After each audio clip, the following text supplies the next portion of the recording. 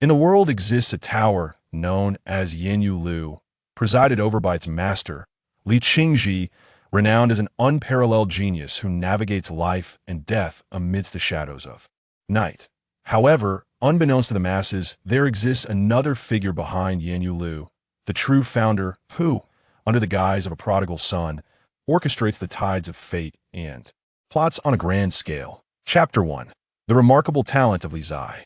Fairy Qin is coming to Yuzhou City.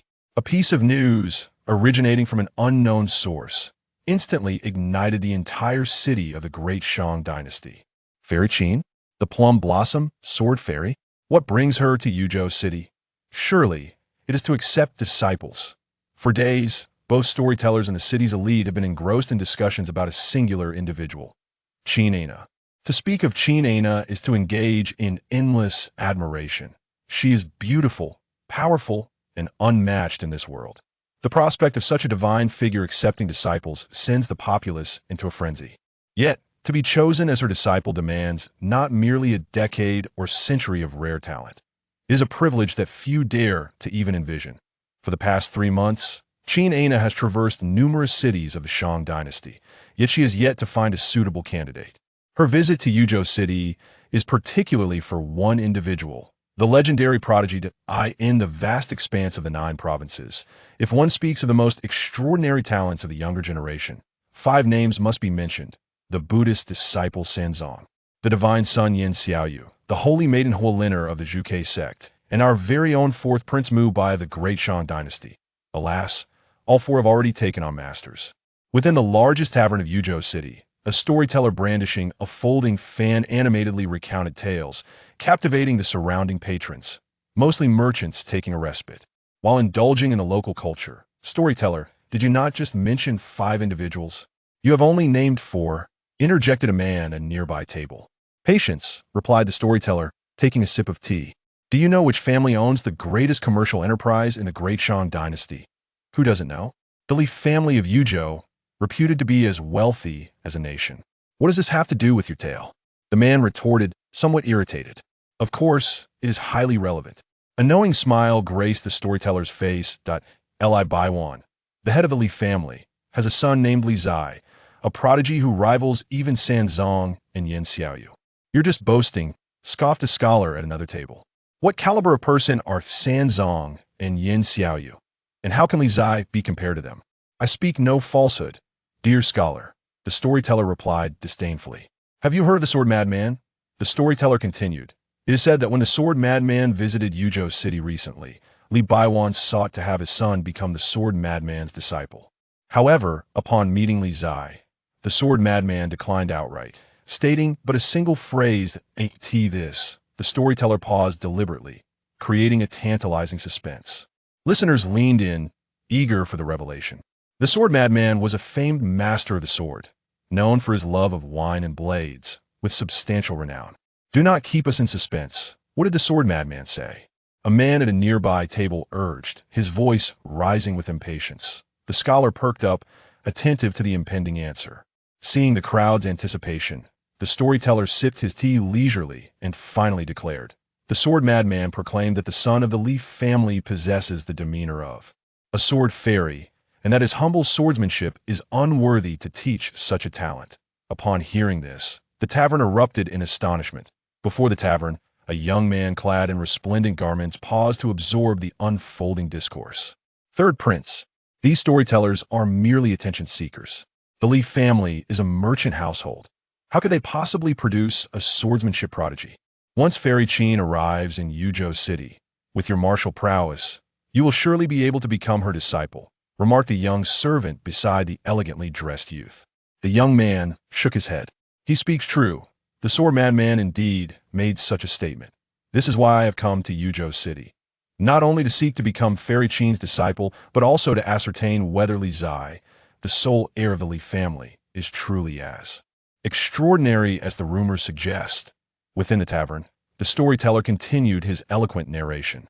The same tales had spread in the days leading up to Yuzhou City, becoming increasingly embellished. Did you hear?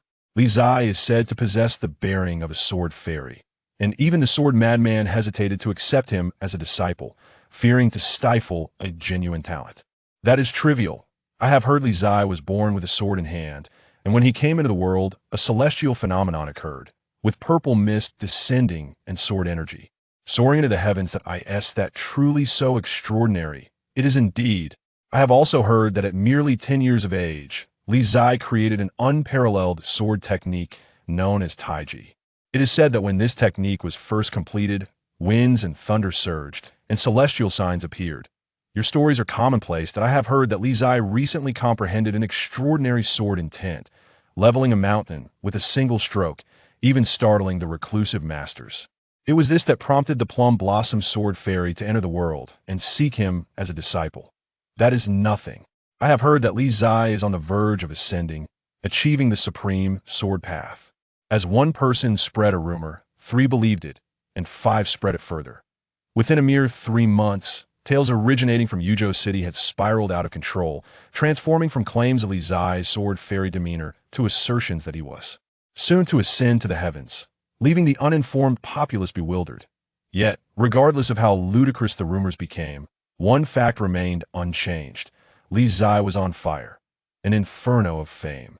At the very center of this whirlwind of rumors stood the Li residence in Yuzhou City, a grand abode rivaling imperial palaces. Rather than merely a residence, it resembled a city unto itself. The Li residence was so vast that one could easily lose their bearings upon entering. The Li family, said to possess wealth rivaling nations, was not merely a claim. It was a staggering reality. It is speculated that the wealth held by the Li family surpasses even that of the great Shang treasury. Though the Li family has thrived in commerce for generations, their monumental transformation into their current stature has occurred only over the past decade. Perfume, glassware, mirrors, soap. Over the course of 10 years, a succession of innovative and immensely popular products has emerged from the Li family's various shops, rapidly accumulating their wealth to truly rival nations. Few know how the Li family developed these novel inventions, yet the family members are well aware. It is all due to the emergence of the young master. Young Master Li Qingzhi was born different, inventing many peculiar items that did not exist in this world, elevating the Li family's commercial empire to new heights. However, despite growing up with a proverbial silver spoon, young Master Li Qingzhi does not seem particularly happy, bearing a hint of sorrow. In the back courtyard of the Li residence, a youth of 16 or 17 sat in a pavilion at the center of a lake, fishing while lost in thought. The young man was strikingly handsome, dressed in exquisite attire woven with gold and silver threads, adorned with precious stones, clearly a scion of wealth. To put it plainly, he was the embodiment of nouveau riche. This youth was none other than the now-renowned Li Qingzhi, whose fame had spread throughout Yuzhou City and even the entire Great Shang dynasty. "Old Li, you wouldn't go back on your promise of 10 jars of Zehua wine, would you?" asked a disheveled old man, slightly inebriated, casting a glance at a rotund middle-aged man beside him.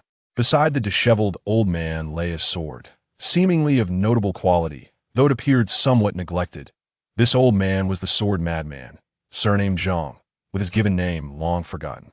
Familiar acquaintances often referred to him simply as Old Zhang or Zhang the Disheveled. Despite his unkempt appearance and notorious fondness for wine, no one could deny that this scruffy elder was a formidable figure renowned throughout the realm.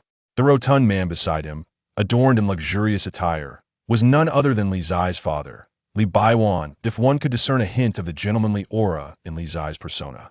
Then Li Baiwan epitomizes the quintessential nouveau riche, adorned in the exquisite cloud brocade of Nanjiang, embellished with the jade of the north, seated upon a tiger bone chair from the western regions, and clasping a black pearl from the eastern sea. His attire alone is worth no less than a fortune. Had it not been for the constraints of his opulent accessories, Li Baiwan would have relished the opportunity to drape himself in gold and jade, fearful that others might remain oblivious to his wealth. Of course not. He replied with a smile to the disheveled elder's inquiry. "Old Zhang, do you think that Qin Ana could genuinely believe the rumors circulating in the city?" "I cannot say. Do not ask me," Zhang Lada replied, taking a swig from his wine jug. "I have done what you asked. Whether she believes it or not is beyond my concern." "Ah," Li Baiwan sighed, his gaze drifting towards his only son in the pavilion on the lake, a frown etched upon his face. "Old Zhang, do you truly believe my son lacks the talent for martial arts?" "He does. Zhang Lada answered decisively this time, that I in the center of the lake. Li Zai appeared to have overheard the conversation, turning to the disheveled elder and inquiring, Old Zhang, with your extensive experience, do you believe there exists a miraculous technique or elixir capable of transforming someone into a martial arts genius? Ha! Zhang Lada responded, setting down his wine jug.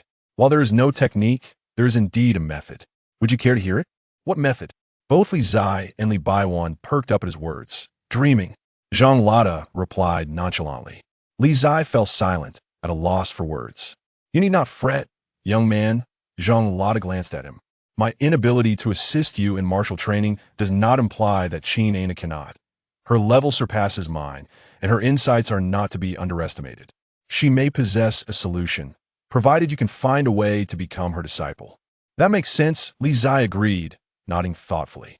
As a sword fairy, she must possess abilities beyond the ordinary. I have not fulfilled my duties as a father, Li Baiwan lamented with guilt. In the center of the lake, Li Zai boarded a small boat, standing at the bow with his hands clasped behind his back, while a beautiful maid rowed, creating a picturesque scene of talent and grace. On the shore, Zhang Lada observed the scene, shaking his head. This young man is only pleasing to the eye. He now regretted whether it was worth it to have uttered such words for 10 jars of drunken flower brew. As the small boat docked, Li Zai stepped ashore and gently patted Li Baiwan's shoulder, murmuring, It's all right. Upon hearing Li Zai's consolation, Li Baiwan felt an even deeper sense of guilt, sighing, I am a useless father. I am so sorry for you. Aside from wealth, I can offer you nothing. Father, I do not blame you. Li Zai gazed pensively across the lake, saying, Wealth can indeed wield power. Did not old Zhang capitulate? When old Qin arrives, we shall offer whatever is needed. If she refuses, we can simply shower her with gold and silver until she is swayed. 3 days later, outside Yuzhou City, a surge of sword energy surged forth, spanning 30 zhang. Then, amidst a flurry of plum blossoms, a figure of ethereal beauty descended upon a sword, exuding an imposing presence and grandeur. Wow, the plum blossom sword fairy has arrived.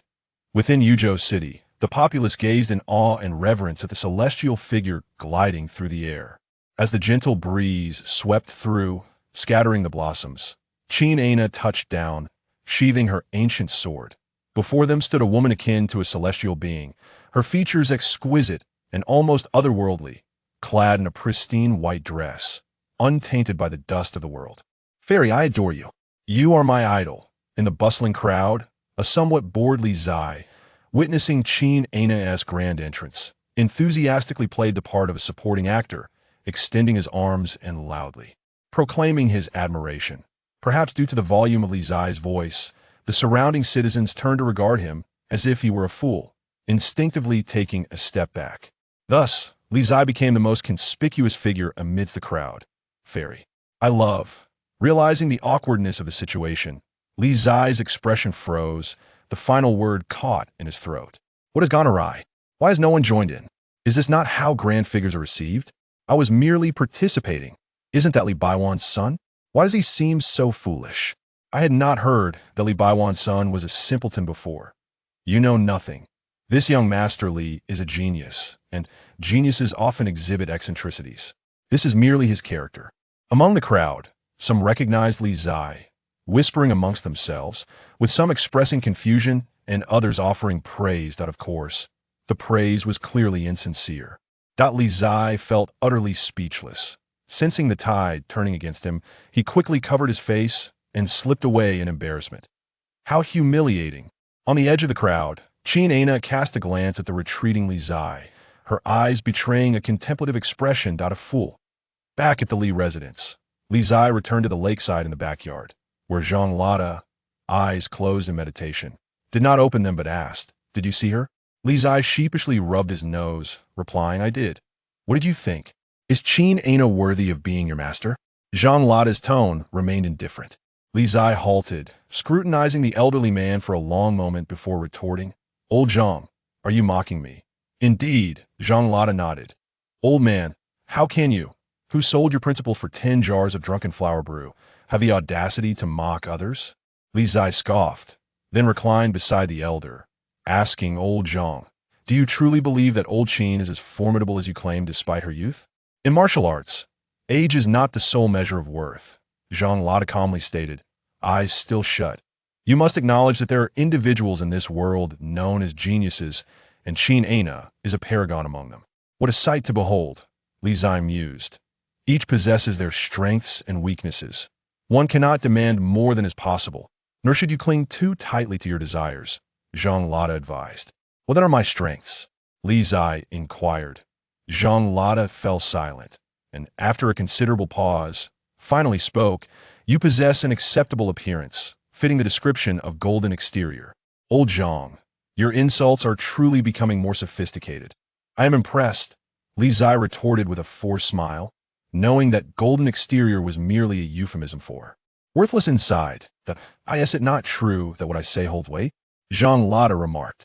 I heard that just last night, a maid from the manor willingly entered your room. So, is your innocence still intact? Get lost. Li Qingzhi snapped. It's not my fault I look good. I find it quite troublesome myself. That statement invites a well-deserved rebuke, Zhang Lada countered. Old Zhang, I have made a decision. Li Qingzhi suddenly straightened, determination radiating from him. I will definitely become a disciple of old Qin, embark on the path of martial arts. And then, I shall be renowned across the land, invincible to all. Zhang Lada opened his eyes, observing the young man before him for a long while before asking, Are you serious? Absolutely, Li Qingzhi affirmed with a nod. Youth is such a treasure, Zhang Lada remarked wistfully. Even daydreams are articulated with such fervor. This old man is quite incorrigible, Li Qingzhi thought, choosing to ignore him. Young master, the master requests your presence. A servant hurriedly approached, urgency in his voice. What is it? Li Qingzhi inquired. The sword fairy, the plum blossom sword fairy has arrived, the servant announced. Old Qin? Li Qingzhi exclaimed, leaping to his feet, astonished. So soon. Without delay, he hurried toward the front courtyard. Indeed, young people are truly impatient. By the lakeside, Zhang Lada once again closed his eyes, speaking with an air of calmness. I in the front courtyard, within the grand hall. Li Baiwan wore an expression reminiscent of a sycophant as he accompanied Qin Aina. For the sake of his son's apprenticeship, dignity was a trifling matter. Fairy, this tea surely suits your palate. Fairy, I also have some exquisite Yinwu tea. Fairy, do you fancy a drink? I possess a decade-aged Zuihua wine and 20-year-old newer Hong. Fairy.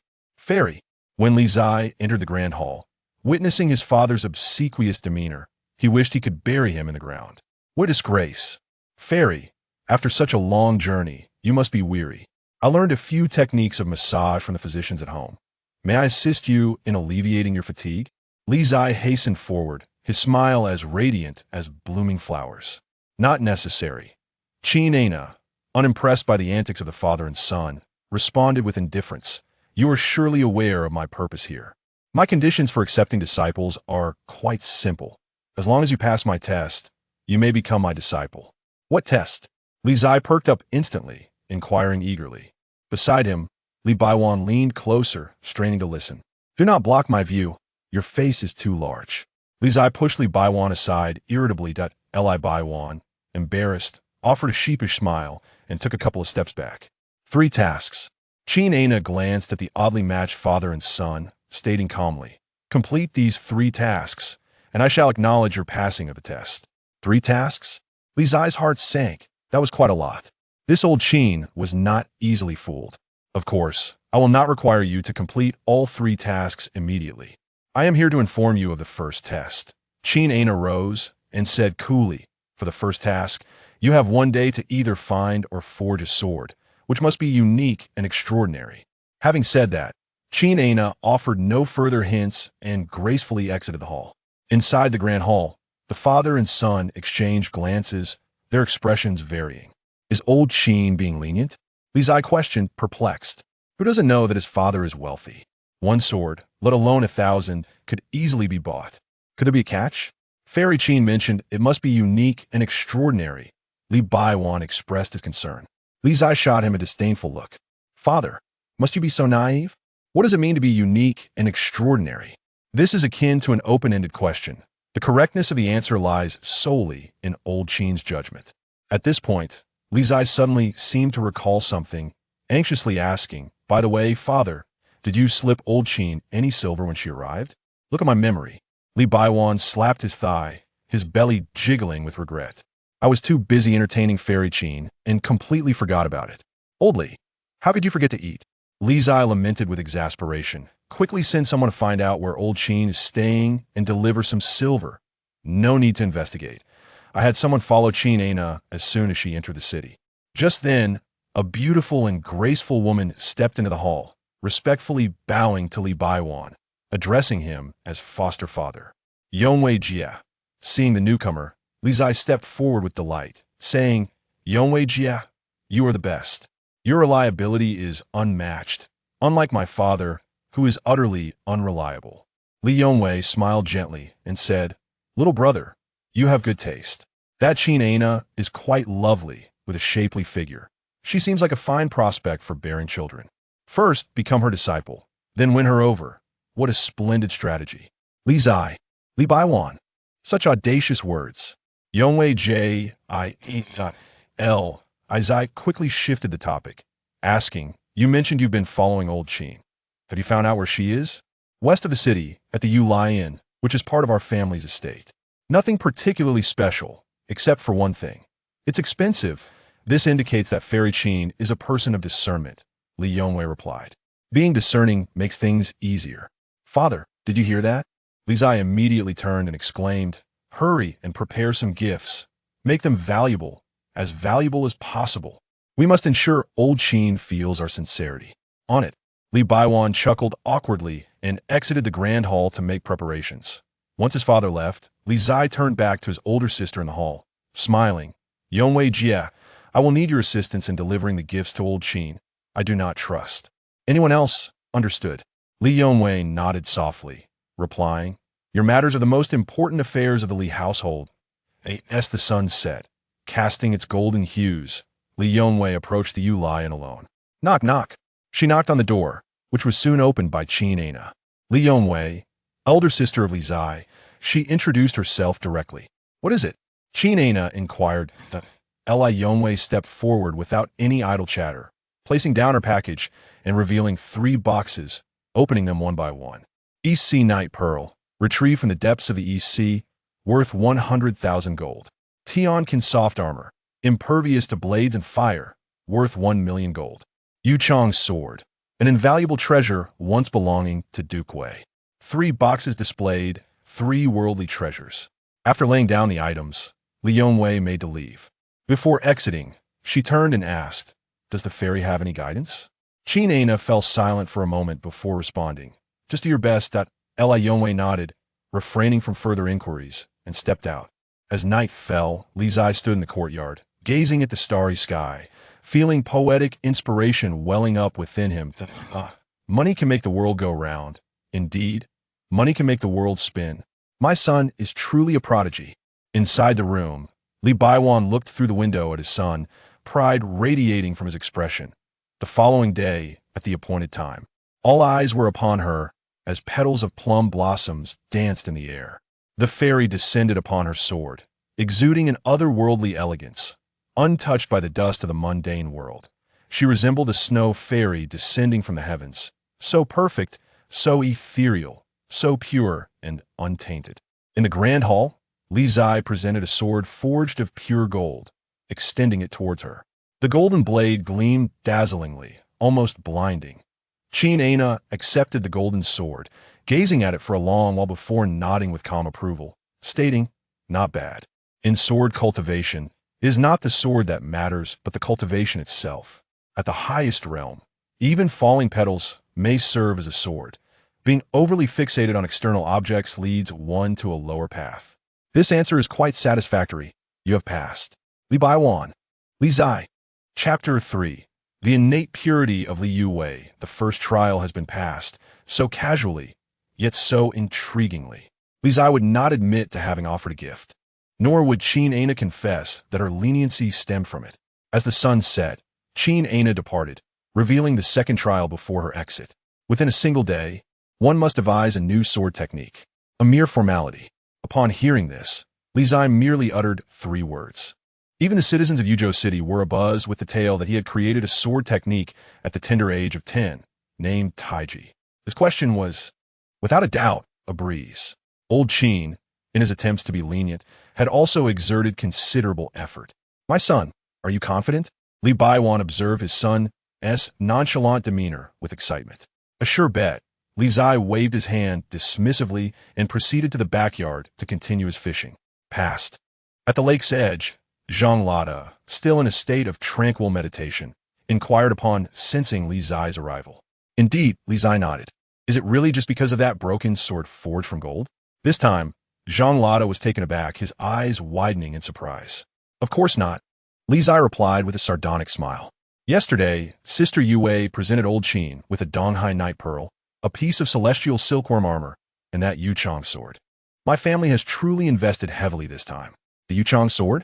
Zhang Lada sat up abruptly, astonished. "It's actually within the Li residence?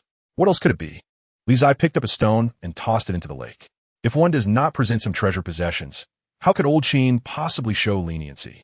"Impressive, truly impressive," Zhang Lada admitted, genuinely awed. Indeed, wealth can compel even the most exceptional of individuals, and Qin Ana, such an extraordinary figure, is not exempt from this rule. After all, we are all human. Why pretend to be pure? Old Qin is certainly not an ordinary person, Li Zai smiled. Thus our offer is anything but ordinary. "And what is the second trial?" Zhang Lada asked with curiosity. "To devise a sword technique within a single day," Li Zai replied. Zhang Lada fell silent. He may have had doubts earlier, but now he was certain that Qin Ana was indeed being lenient. "I do not understand." Zhang Lada gazed at the shimmering surface of the lake.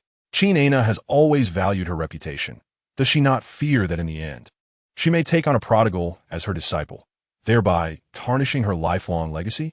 She certainly fears it. Otherwise, why has she traveled half the great Shang dynasty without making a decision?" Li Zia Shukulat Sufli. "The effort I exerted to spread rumors was not merely a frivolous expenditure of wealth." "And what of that?" Zan Kalata frowned. "Qin Ana would not simply believe you to be the legendary prodigy based on mere rumors. She has come, which indicates some level of belief, at least partially." Li Zai remarked with a peculiar smile. "Old Zhang, you fail to grasp the concept of psychological suggestion. Why have so many inept rulers persisted throughout history? It is not due to an inability to discern right from wrong. Rather, they are swayed by the slanders of treacherous ministers and the whispers of favored consorts. Often, even disbelief can lead to belief." At this point, Li Zai picked up another stone and cast it into the lake. In truth, the question Old Qin posed today is already influenced by the rumors. To create a sword technique within a single day, even a master of the sword would find it challenging. Old Qin harbors doubts and naturally wishes to ascertain the truth. If it is true, a talent such as mine, who also demonstrates understanding, would be most worthy of being taken as a disciple. Beside him, Zhang Lada listened to the young man's words and fell into contemplation. After a prolonged silence, he finally spoke. "Young man, I previously underestimated you. Your strengths extend beyond mere appearance and lineage. This ability to gauge the hearts of others is indeed formidable. It is not that Qin Ana is being lenient. Rather, this lad is skillfully guiding her to do so. In truth, Old Zhang, you did not truly underestimate me," Li Zai chuckled. "Most matters in this world can be resolved with money. For those issues that cannot, I still possess this facade. Look at my appearance. It is rather imposing. There's a saying, good looks can open many doors. If I were to stand on the street and declare myself a talentless waste, who would believe me?" As he spoke, Li Zai stood tall by the lake, the gentle breeze tousling his dark hair. His brows were sharp, and his gaze sparkled like stars, embodying the essence of a distinguished gentleman. Zhang Lada fell silent. Indeed, the youth spoke truthfully. Judging by appearance alone, he was indeed impressive, and it was no wonder he had been underestimated before. Practitioners of martial arts, aside from the brutish ones who merely train their bodies, typically possess appealing looks, especially those favored by celestial families. Moreover, even if one's appearance is lacking, the accumulated aura from years of practice is often sufficient to compensate. Like me, Zhang Lada mused, recalling his own youthful days when he had captivated many a maiden's heart. He took a sip of wine, feeling a sense of schadenfreude. Qin Ana is bound to stumble. This is indeed a delightful prospect. Who does not wish to see a celestial being lose her composure or a ruler be brought low? I can scarcely imagine the expression on Qin Ana's face when she learns that this young man cannot cultivate martial arts. By the way, old Zhang, what that matter I discussed with you earlier? Have you given it some thought? Li Qingzhi changed the subject. To enter the Li residence and become a high-ranking official? Zhang Kalata smiled faintly. Young man, the Li family indeed possesses considerable wealth and fine wines, but I have grown accustomed to my freedom. No matter how splendid a place may be, I cannot remain there for long. Furthermore, your family primarily engages in commerce, and the hired hands are more than sufficient to handle most troubles. Why would you spend exorbitant sums to support an old man like me? That was in the past.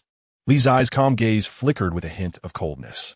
A tree that stands out in the forest will surely be uprooted by the wind. 10 years ago, the Li family was merely a relatively wealthy merchant household, unnoticed by many. However, the current Li residence possesses wealth that has garnered the envy of many, including the lord of the Shang dynasty seated in the Feng Tian Palace. The latest intelligence indicates that the third prince Mu Yao has arrived in Yuzhou City, likely seeking an opportunity to target my Li family. Given what you say, the Li residence indeed faces some peril. In light of this, I must give it further consideration, Zhang Lada remarked, taking a sip of his wine. Being under the royal family's watch is no trivial matter. Your father is no longer young, and you, as his son, seem to be idling about, never managing the affairs of the household. Should anything happen to your father, relying solely on your seemingly pure-hearted sister will hardly sustain the vast Li family. Inatadipure, Li Qingzhi was momentarily taken aback. Then a peculiar expression crossed his face. Sister Yue, what a fitting description. In the study of the Li residence, Li Baiwan reviewed the meticulously prepared ledgers presented by Li Yue, glancing through them before setting them aside. Well done, he smiled. You have worked hard over the years. Your business acumen has surpassed even my own. It is all thanks to my younger brother, Li Yue replied softly. Were it not for his inventions of perfume, soap, and mirrors, things that did not exist in this world, the Li family would still be just an ordinary merchant household. Alas, Lizias aspirations Liechtenstein el Sawara, Li Baiwan siga sufli. Since childhood, he has yearned to tread the path of martial arts, showing little interest in commerce. Whatever my brother desires, even if it be the stars in the sky, I would strive to obtain them for him, Li Yue replied slowly. You are always so indulgent with him, Li Baiwan remarked helplessly. Yue, are you aware of the third prince, Mu Yao's arrival in Yuzhou City? Yamaware, Li Yuri nodded. His visit is likely at the behest of the great Shang Emperor to probe into our Li family's foundation. He will uncover nothing, Li Yue stated calmly. Additionally, Li Baiwan continued, Mu Yao is skilled in swordplay and likely wishes to take Qin Ana as his master. Upon hearing this, the previously calm gaze of Li Yue turned icy, and she enunciated each word deliberately. I shall send someone to eliminate him, ensuring it is done cleanly, leaving not a trace behind. Li Baiwan forced a smile and said, Do not be so impulsive when mentioning the matter of Zai. He must have already known about it, and his silence indicates he is confident in defeating the third prince. What you must do is to exercise caution, so as not to let this person uncover matters we wish to keep hidden from the royal family. Understood, adoptive father, Li Yue nodded, ceasing further debate. As night fell, the moon shone brightly, casting a captivating glow over the night. At the Yulai Inn, a knock echoed through the air, followed by the entrance of a young man clad in resplendent attire, his handsome visage unmistakable. The visitor was none other than the third prince of the Shang, Mu Yao. In his hands, he cradled a wooden box, within which lay an ancient sword, its cold glimmer barely discernible within its sheath. Fairy, this is my answer, Mu Yao declared earnestly. Name sword, Hongguang, Qin Ana remarked, casting a cursory glance at the ancient sword within the box before replying calmly. The third prince's skills are indeed remarkable. You have passed this test. Though Mu Yao felt a surge of joy within, his countenance remained composed, as delight and anger did not betray his demeanor. This first trial was not particularly arduous. The crucial factor lay in the disposition of the Meihua sword fairy. Should she be willing, even a piece of scrap iron might suffice. As a prince of Deshang, even the Meihua sword fairy would grant him some regard. Thus, the first trial would not be excessively challenging. His offering of the famed sword Hongguang was intended to leave a favorable impression, laying the groundwork for the subsequent 2 trials. You should also be aware of the second trial, Mu Yao continued. Qin Ana fixed her gaze upon the third prince, responding calmly, Before sunset tomorrow, await me at Li Fu. Li Fu? Mu Yao's expression shifted. His thoughts momentarily halted, yet he swallowed his words, bowing respectfully before departing the room. Inside the chamber, the candlelight flickered as Qin Ana stood by the window, gazing out at the tranquil night enveloping Yuzhou City, her stunning beauty untouched by the mundane world. Behind her, two wooden boxes rested quietly on the table, containing the swords Han Guang and Yu Chong, their chilling aura palpable beneath the candlelight. The night stretched on in silence. The following day, the sun ascended, veiled by thin clouds. Li Fu welcomed its most esteemed guest in history, the third prince of Dashang, Mu Yao. What honor! What a magnificent honor! In the front hall, Li Baiwan personally greeted him, his face beaming with joy, his belly shaking with laughter. Mu Yao observed the wealthiest man in the Dashang dynasty before responding with equal courtesy and a smile. After conversing for some time, Mu Yao glanced outside and smiled. I wonder if your esteemed son is within the estate? My son? Li Baiwan's smile broadened as he replied, My son is unworthy. I was concerned that his impetuousness might startle your highness, so I did not invite him to the front courtyard. Since your highness wishes to see him, I shall summon him immediately. With that, Li Baiwan rose, calling out to the servants, Bring my son here. Say, is the third prince who summons him? Yes. A servant hurriedly exited the hall towards the backyard. The third prince wishes to see me? In the backyard, by the lakeside, Li Zai, who was fishing, heard the servant's report and smiled broadly, his joy radiant as a blooming flower. Chapter 4. The Taiji sword bestowed by the immortal in the front hall of Li Fu. Li Zai arrived, adorned in resplendent garments from Yinzhou, a jade stone from the EC at his waist, his face like a polished gem, exuding an otherworldly elegance. Judging by his exterior and demeanor, Li Zai truly embodied the essence of an exceptional talent, far removed from the mundane. Even the holy sons and daughters of those celestial gates would likely pale in comparison. In short, Li Zai appeared striking, exceptional, and impressive. Within the hall, upon witnessing Li Zai's extraordinary demeanor, Mu Yao's eyes flickered with a hint of surprise. What a remarkable talent from the Li family. The rumors of Yuzhou City and throughout the Shang dynasty were not unfounded. You must be Zai, brother, Mu Yao said, rising before Li Zai could speak, a smile gracing his face as he greeted him with utmost politeness. Commoner Li Zai pays respects to the third prince, Li Zai replied, his expression one of trepidation as he prepared to bow, adjusting the hem of his attire with a graceful flourish, appearing as if he would prostrate himself.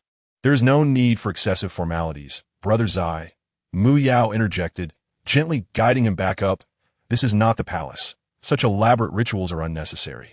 This is Li Fu, and I could not allow the young master of the Li family to perform such grand gestures. Thank you, third prince. Li Ziya, who had not intended to bow, straightened up, his smile radiant. Brother Zai, please. Mu Yao motioned for him to take a seat, returning to his own place. I had heard of your illustrious reputation before arriving in Yuzhou City, and having met you today, I see your exceptional charm is well-deserved. Third prince, you flatter me. Your esteemed name is already renowned throughout the land. I have long admired you, Li Zai replied softly. Their pleasantries, though seemingly sincere, were laced with the underlying tension of being rivals vying to study under Qin Ana. It is said that brother Zai possesses remarkable swordsmanship. Might I request your guidance? Mu Yao sipped his tea and inquired. In the presence of the third prince, how could a commoner claim to understand the sword? Li Ziya smiled.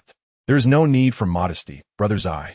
Nearly everyone in Dashang knows you to be a swordsmanship prodigy, having created your own sword technique by the age of 10. Even that sword fanatic elder has praised your talent, Mu Yao remarked softly. Rumors are merely that. Rumors. Li Zai replied with a smile. You, however, are the true master of the sword. How could a mere firefly like me dare to compete with the brilliance of the moon? At the head of the table, Li Baiwan listened to their exchange, merely smiling without interjecting. Mu Yao discreetly set down his teacup, his brow furrowing slightly. This father-son duo was indeed difficult to engage with. Third prince, may I inquire how many divine songs you have opened? Li Zai suddenly asked after taking a sip of tea. In the path of martial arts, one must focus on self-cultivation, as humans possess 5 organs, which govern the 5 energies. Practitioners refer to this as the 5 divine sa. It is said that those great cultivators who have opened all 5 divine zhang possess the ability to traverse mountains and oceans. The second divine sa, Mu Yao answered candidly. without any concealment. Li Zai's expression revealed envy. What a disparity. And what of you, Brother Zai? Mu Yao inquired. Not a single divine zong has been opened. Li Zai replied with a smile. Mu Yao appeared slightly taken aback. Surely you jest, Brother Zai, in the presence of the third prince. How could a commoner dare to jest? Li Zai replied with a smile. That is precisely why I am so eager to study under the Meihua Sword Fairy. I hope the third prince can facilitate this. Upon hearing this, Mu Yao's eyes narrowed slightly, and after a moment, he smiled indifferently. This matter must be decided by Fairy Qin herself. It is not for either of us to influence, is it? Your Highness speaks most wisely. Li Zai set down his teacup, smiling. Regardless of the outcome, I hope you will remain in Yuzhou City for a few more days, allowing Li Fu to extend its hospitality. Respectfully, I shall comply. Mu Yao did not refuse, responding courteously. His visit had not been intended to be so easily concluded. Over the past decade, the Li family's rapid development in Yuzhou City had indeed become a cause for concern within the court, and he needed to ascertain whether there were any secrets the Li family had yet to reveal. As for Li Zai, had he truly not opened a single divine song, as he claimed? Why? Across from him, Li Zai observed the contemplative expression on the third prince's face, a subtle smile gracing his lips. The cunning old fox of the Shang royal family indeed sought to exert influence over the Li family. Thus, during these days, he must ensure that the Li family fulfills its role as gracious hosts. As they exchanged knowing smiles, they sipped their tea in silence, each harboring their own thoughts. In the lengthy wait to the west, the sun began its descent. At that moment, above Li Fu, plum blossoms began to fall like snow. She has arrived, Li Zai remarked, witnessing the spectacle. Li Baiwan and Mu Yao turned to see the flurry of plum blossoms, immediately rising to greet her. A moment later, a surge of sword energy filled the air as the plum blossom fairy descended upon her sword, her attire billowing gracefully, appearing ethereal and majestic. Li Zai gazed at the enchanting entrance of Qin Ana, his admiration unmistakable. He does not aspire to martial arts to engage in combat. Rather, his intention is to display a certain flair. Much like Lao Qin, wherever he goes, he seeks to attract attention. Moments later, amidst a flurry of sword energy, Qin Inua descended gracefully from the heavens, approaching the trio. The celestial maiden, Li Baiwan, with an expression reminiscent of an eager admirer, approached with a beaming smile plastered on his rotund face, bowing respectfully. Mu Yao, on the other hand, adopted a more solemn demeanor, offering a polite bow that exuded royal grace. The term Old Celestial nearly slipped from his lips, causing Li Ziyi to shudder in trepidation and hastily swallow his words. Performing a respectful salute. Beside him, Li Baiwan also broke into a cold sweat, his legs trembling, observing the father and son's reaction. Qin Inua furrowed her brows slightly, though she did not inquire further, stating calmly, "There is no need for pleasantries. Let us begin." Mu Yao and Li Ziyi exchanged glances, with Mu Yao saying, "Brother Ziyi, please, you go first." "I wouldn't dare." "You should proceed, third prince." Li Ziyi replied courteously. "Very well." Mu Yao accepted without further ado, taking a sword from one of his attendants. The moment he grasped the sword, his aura transformed, shifting from the refined demeanor of a prince to that of sharp blade. The sword moved like thunder and a rainbow, and in the blink of an eye, Mu Yao unleashed a series of 10 strikes that flowed like a silken thread of azure light. "Son, how does his swordplay fare?" Li Ba Ivan discreetly nudget liziese arm, inwiding quietly. "I cannot comprehend it, but it appears quite formidable," Li Ziyi replied in a similarly hushed tone. "The sword resembles a startled swan. Indeed, it is impressive." Qin Inua, seemingly catching the exchange, remarked calmly, "The third prince of Deshang possesses the potential of a sword immortal." Li Ziyi and Li Baiwan exchanged astonished glances, both filled with apprehension. It seemed that Lao Qin held the third prince in high regard, which was troubling. Could Lao Qin have taken a liking to this third prince? That would not do. However, just as their thoughts stirred, Qin Inua shifted her tone, providing an honest assessment. Though the swordplay is commendable, regrettably, most of the techniques are traceable and not of original creation. Ahem, martial arts around the world share common paths. Similarities are not surprising. I trust that the third prince has indeed devoted considerable effort to these techniques. Noticing a change in Lao Qin's tone, Li Ziyi cleared his throat and hypocritically praised the third prince, showcasing his magnanimity. Qin Inua glanced at him for a moment before turning her gaze away, nodding. Perhaps, since you speak in his favor, I shall consider this hurdle passed. Slap! Li Ziye's lips twitched, and he immediately struck himself in reprimand. Serves you right for your loose tongue. It is now your turn. A slight smile graced Qin Inua's lips as she spoke. Li Ziyi, shaken from his self-reproach, took a sword from the attendant behind him and stepped forward. At that moment, Mu Yao sheathed his sword and approached. As the two brushed past each other, their gazes clashed fiercely, yet neither uttered a word. Under the scrutinizing eyes of onlookers, Li Ziyi drew his sword, his expression turning serious. With that, the sword was raised. In a backyard by the lake, Zhang Lata lifted his head, gazing towards the front courtyard with a calm smile. Taiji could be deemed the sword of a master. Had he not witnessed it with his own eyes, he would never have believed that such an unparalleled sword technique originated from that lad. Did that boy create Taiji? Perhaps so, perhaps not. In any case, the old man did not believe it. There must be some hidden intricacies, yet without the boy's explanation, he could not discern them. Sineno, do not be deceived by this lad. In the front courtyard, as Taiji was initiated, the sword displayed a roundness devoid of desire or conflict, exemplifying the demeanor of a master. Amidst the swordplay, Li Ziye's steps transformed, alternating between swift and slow at exquisitely precise moments. Mu Yao stood transfixed, astonished and incredulous. How could this be? Taiji. Qin Inua softly uttered the words, her expression equally filled with shock. Is this indeed the swordplay spoken of in the rumors? Under their astonished gazes, the sword in Li Ziye's hand accelerated, becoming an impenetrable defense while attacking with the swiftness of lightning. Dimly, thunder and wind roared above Li Ziyi, the clouds swirling and shimmering. Qin Inua looked up, observing the extraordinary phenomenon in the sky that eluded the notice of ordinary people, her countenance increasingly awestruck. Heaven and earth bear witness. Such phenomena had not graced her eyes in many years. The last time she witnessed such an occurrence was when the master of the western region's Tian Yu temple revealed the divine scriptures. On that day, the temple was alive with thunder and wind, shaking the heavens and earth. In comparison, the current phenomenon, while lacking in intensity, should be noted that the master of the Tian Yu temple was a practitioner who had opened 5 divine repositories. This child possesses extraordinary talent, and his future is boundless. Qin Inua gazed at Li Ziyi beneath the tempestuous spectacle, her heart affirming her conviction. After a long while, amidst the gaze of all, Li Ziyi sheathed his sword, and the thunderous phenomenon dissipated. Is this swordplay truly of your creation? Qin Inua, regaining her composure from her astonishment, inquired. In a dream, it was imparted by an immortal, Li Ziyi replied with a smile, a blend of truth and embellishment. Qin Inua nodded, having heard enough, refraining from further inquiries. In this world, there are no true immortals. Even sword immortals are not the same as those of legend. Celestial maiden, have I passed? Li Baiwan asked with hopeful anticipation. You have passed, Qin Inua affirmed, her gaze sweeping over Li Ziyi and Mu Yao, stating slowly, the final trial.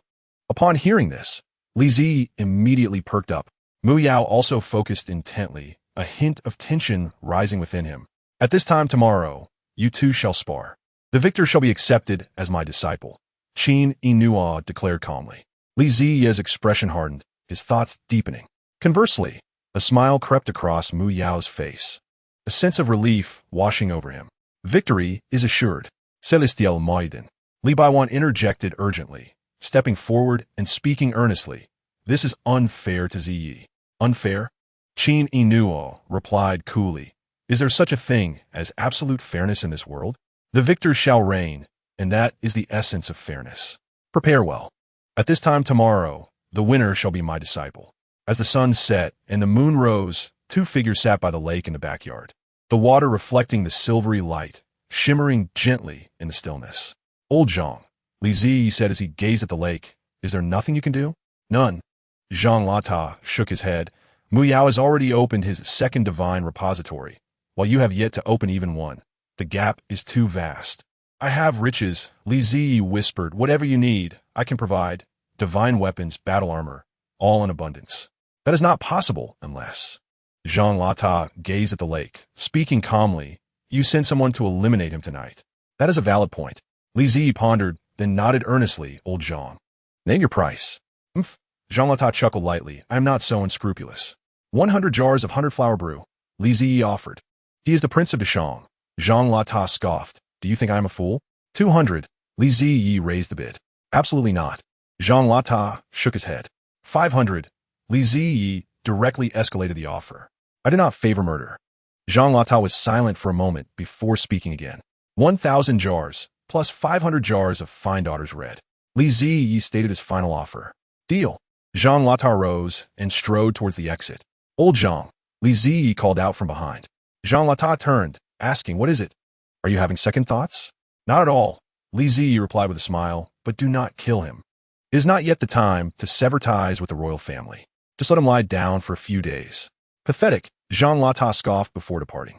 As night deepened, in a room at the Yulai Inn, Mu Yao sat beneath the candlelight, quietly polishing his sword. In front of the bed, an attendant had prepared the bedding and spoke. Your Highness, you should rest early. Mu Yao nodded and replied, you may leave now. The young servant, having received his command, was about to depart when he hesitated, a look of concern crossing his face. Your Highness, do you not wish to contact the authorities of Yuzhou City? I fear that the Li family may pose a threat to you. There is no need. Mu Yao responded with a faint smile. They are all astute individuals who understand the rules. The Li family surely comprehends that if anything were to happen to me here, they would not escape culpability. Upon hearing this, the young servant finally felt at ease and exited the room. Mu Yao sheathed his sword, preparing to extinguish the candlelight and retire to bed. Suddenly, a cold gust of wind swept through, causing the flame to flicker violently. Mu Yao shuddered, and upon regaining his composure, his expression changed dramatically.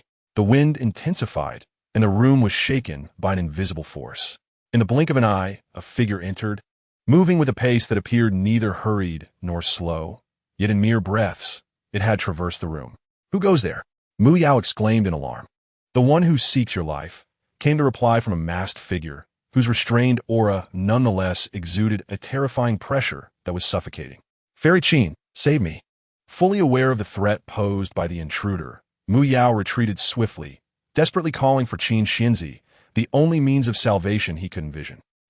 Is it Qin Yinua? The masked figure, Jean Lata, smiled faintly, his form gliding forward as he seized Mu Yao by the throat. On the third floor, Qin Yinua heard the cries for help from below, her eyes narrowing slightly. In an instant, she vanished from her room. On the second floor, Jean Lata tightened his grip on the third prince's throat, applying pressure slowly. I am the third prince of the Deshang dynasty.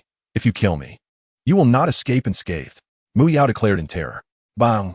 Without uttering a word, Jean Lata delivered a powerful punch to Mu Yao's chest. Puff!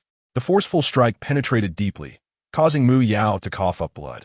Just then, a streak of sword energy sliced through the air behind them. Sensing the danger, Jean Lata released his grip and evaded the blade.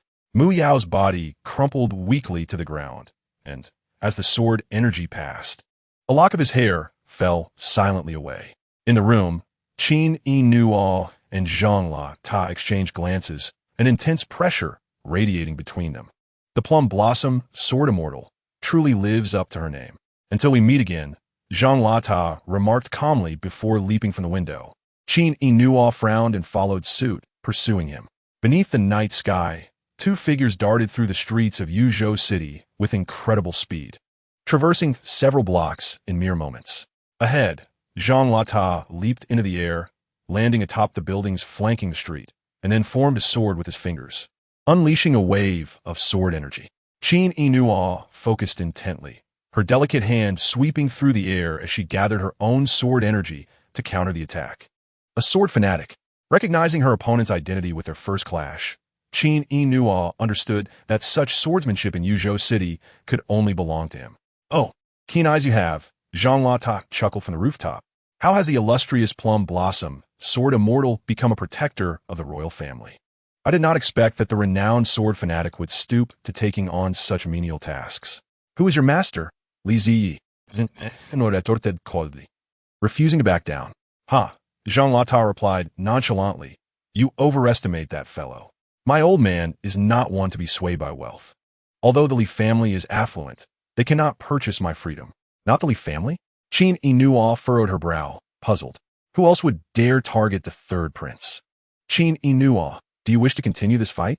If not, I shall take my leave, Zhang Lata said with a carefree smile, stepping away. Standing on the street, Qin Yinua's eyes glimmered with intrigue, yet she chose not to pursue further. Their cultivation levels were closely matched, and unless it was a life-or-death struggle, it would be challenging to detain him. Who could possibly command such a sword fanatic? Back in the Li estate's rear courtyard, Lizia awaited patiently. Just then, a figure swept past, removing his mask. Old Zhang. Upon seeing him, Li Ziyi quickly approached and inquired, "Did you succeed?" "With my old man intervening, how could it possibly fail?" Zhang Lata replied with a grin. "However, that third prince will need at least 10 days to recover before he can rise again. But do you not fear the royal family's retaliation for your actions?" "Of course I do," Li Ziyi chuckled. "Yet the court has been subtly probing and suppressing the Li family for years. It is merely a matter of time before they strike. To dare to oppose the royal family. I must admit, I underestimated the Li household," Zhang Lata observed, his eyes narrowing. "Today, even if I do not intervene, someone from the third prince's side will likely take action. Who knows? Perhaps the heavens will not stand idly by and will send some chivalrous souls to help diminish the royal family's prestige." Li Ziyi smiled. 1,000 jars of Zue Hua wine, along with 500 jars of New Air Hong. Not a single jar less, Zhang Lata insisted. "No problem," Li Ziyi responded with a grin. "As long as you wish to drink, I will always have it ready for you. I must go. The longer I stay with you, the more I feel I might be schemed against." Zhang Lata waved his hand and headed toward his room. After Zhang Lata returned to his quarters, Li Ziyi did not linger either and turned to leave. The door creaked open as Li Ziyi entered his room, where he was greeted by a gentle smile from a woman. "Sister Yue, what brings you here?" "I was waiting for you," she replied. In the flickering candlelight, Li Yue's enchanting beauty was captivating. "Waiting for me?" Li Ziyi stepped closer and asked, "Is there something you need?" "This is for you." Li Yue pushed a wooden box toward him, within which lay a long sword resting quietly. "What is this?" Li Ziyi queried, puzzled. "A sword laced with poison," she stated calmly. "It is colorless and tasteless. It activates upon contact with blood, disrupting one's true energy.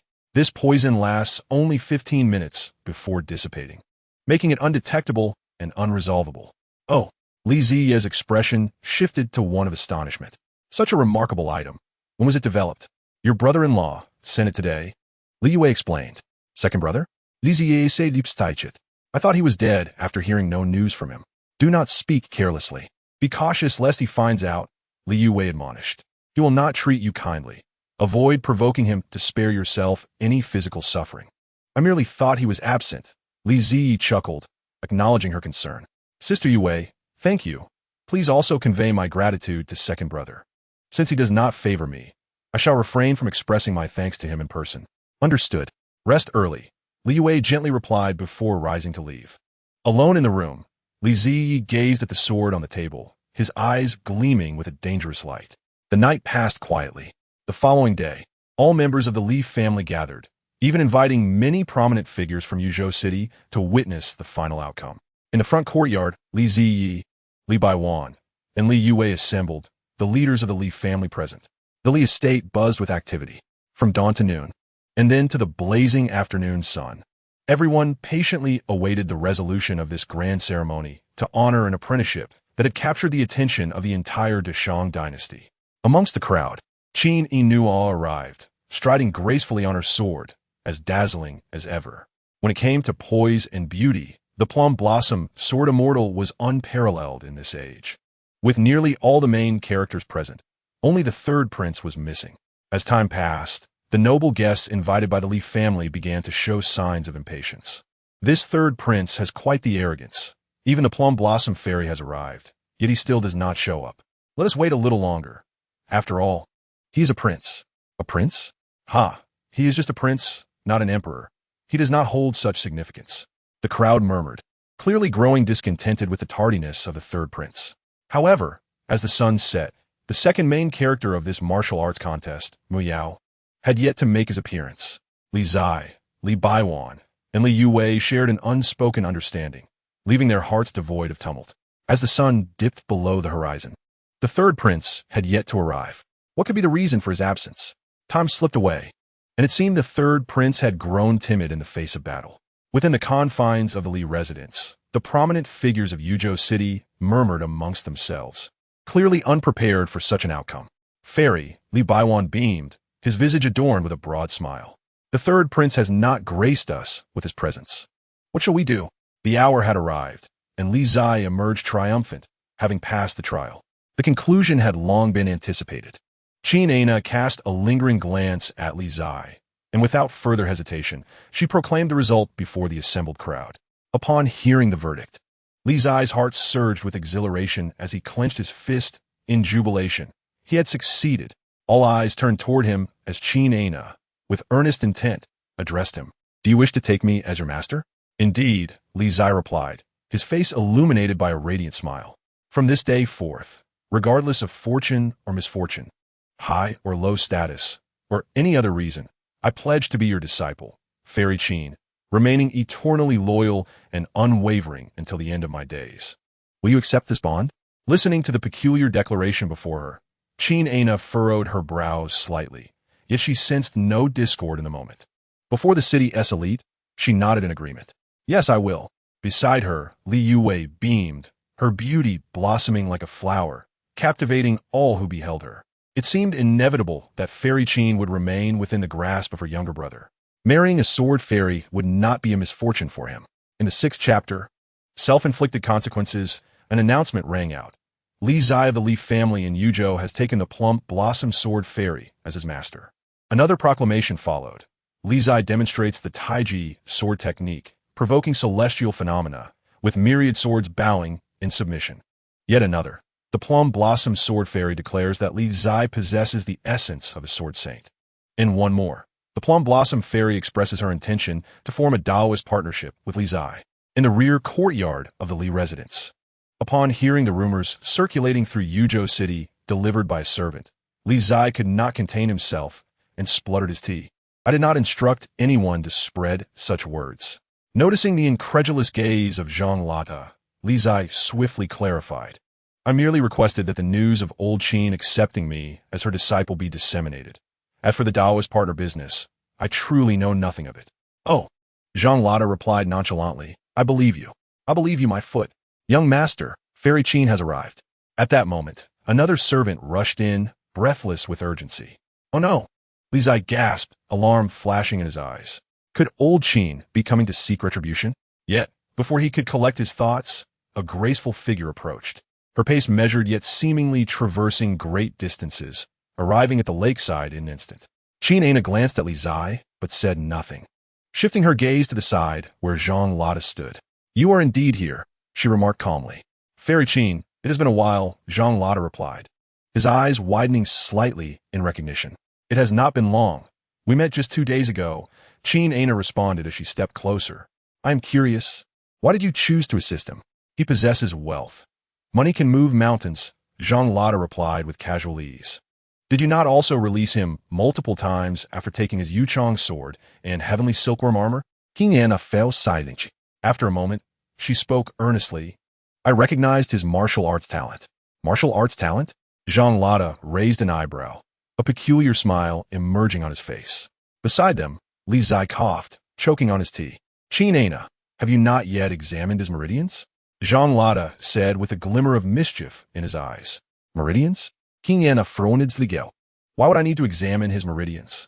I observe that his martial bones are extraordinary, his internal organs and vital energy robust. The potential within him surely surpasses that of ordinary individuals." "I used to think the same," Zhang Lata replied with a sardonic grin. Upon hearing this, Qin Ana sensed something amiss and immediately stepped forward, seizing Li Zai's arm. Gradually, her expression transformed. "Ha ha!" Zhang Lata could no longer contain his laughter, reveling in the moment he had awaited for so long. "All 8 meridians are blocked. True energy cannot circulate. What does it matter if his internal organs and vital energy are strong? As this young man puts it, to practice until he becomes a bomb for self-detonation? You two have conspired against me." Qin Ana withdrew her hand, her eyes filled with a rising chill as she spoke coldly. "We have not deceived you," Zhang Lata chuckled. "From beginning to end, Neither I nor this young man spoke a word. It is merely that you placed too much faith in your own eyes and believed those rumors. Li Qingzhi felt a hint of embarrassment wash over him as he rubbed his nose, sensing the weight of the truth. This was hardly a matter of pride. Qin Ana clenched her delicate hands, her chest heaving with anger as she glared at the two. King Ana, you publicly announced before all of Yuzhou City that you would take this young man as your disciple. It is too late to have any second thoughts now. Zhang Lada relished her predicament. Or perhaps you could devise a way to help him unblock his 8 meridians. Wouldn't that be more challenging than simply accepting a genius as your disciple? Fayi, Lizia interjecta sincerely. As long as you can help me unblock my 8 meridians and successfully embark on the path of martial arts, I would pay any price. The Li family lacks nothing but silver. Hearing the words of the youth before her, Qin Ana gradually regained her composure from her fury. The die had been cast. It was too late to lament. I did not know the method to unblock the 8 meridians, Qin Ana said through gritted teeth, suppressing her rage. At these words, Li Qingzhi trembled slightly, his expression darkening. If even Qin Ana was unaware of how to unblock the 8 meridians, did that not imply he was truly fated to be estranged from martial arts? There is one more matter I must disclose, Qin Ana continued with a chilling smile. The reason I was so eager to take on a disciple is due to a wager with the old sect master of the Zhuge sect. 3 years hence, my disciple must compete against his disciple, and if I lose, the consequences may be beyond your comprehension. Who is the disciple of the old sect master of the Zhuge sect? Li Qingzhi inquired, casting a wary glance at old Zhang, his throat tightening with unease. Guolina. Zhang Lada grinned widely. One of the 4 great prodigies of the world, far stronger than that third prince. Upon hearing this, Li Qingzhi shuddered. He felt doomed. A gentle breeze swept across the lakeside, and an uncomfortable silence enveloped the 3. A deadlock ensued. Qin Ana did not anticipate that she had accepted a disciple rendered useless, while Li Qingzhi was equally taken aback by Qin Ana's hidden wager. Who had deceived whom? In that moment, all 3 were at a loss for words. Do not save me, Li Qingzhi, regaining his wits, exclaimed before plunging into the lake with a splash. Let me drown, on the shore. Qin Ana and Zhang Lada exchanged glances before silently averting their eyes. Fairy Qin, you ought to think of a solution. This young man has no boundaries. If you neglect him, he might very well concede defeat in the competition 3 years hence. He is capable of audacious actions, Zhang Lada cautioned. Boundaries? This young man's boundary is precisely the absence of one. This lad has never played by the rules. What kind of person would dare to have someone incapacitate a prince the night before a contest? Qin Ana narrowed her eyes, contemplating for a long while before finally suggesting. Let him focus on physical training. Cultivating external skills may be one option. Physical training? Zanklata chuckled softly. Do you truly believe he can achieve anything significant with his slender arms and legs? Without true energy to refine him, even physical training will yield little. Qin Ana fell silent, her eyes betraying a hint of contemplation. After an indeterminate time, she spoke slowly, then there is but one method. With that, Qin Ana's gaze fixed on the center of the lake, a chilling glint dancing in her eyes. Forcefully break through his meridians. Upon hearing this, Zhang Lada's expression tightened. Do you wish to kill him? The meridians of an ordinary person are exceedingly fragile. Forcibly breaking through them would surely result in death. Qin Ina let out a cold laugh and said, Ordinary people cannot accomplish this, but he may be capable. Do not forget, the Li residence is wealthy, overflowing with riches. For every inch of his body that is harmed, they can use hundreds of potent medicines to restore him, until all his meridians are shattered. It is truly the most dreadful method. A flicker of unusual expression crossed Zhang Lata's eyes as he replied, Are you certain it will be his meridians that break first, rather than him succumbing to your torment? Even with a mountain of potent medicines, there is no guarantee he can endure the agony of shattered meridians, which is not something an ordinary person can withstand, let alone endure it hundreds or even thousands of times. It is only through trial that we will know. As the two conversed, the center of the lake remained tranquil. Where's that boy gone? Zhang Lata suddenly snapped back to reality, looking towards the center of the lake with concern. He hasn't truly drowned, has he? Qin Ina furrowed her brows and also directed her gaze to the center of the lake. We must save him. Jean Lata immediately rose, exclaiming, "There is no need for such trouble." Qin Inuo waved her hand, wielding her sword. With a resounding roar, her true energy surged as she struck the surface of the lake. Boom! In an instant, the sword cleaved the heavens, and the entire lake parted as if a waterfall were turned upside down, dividing into two. Splash!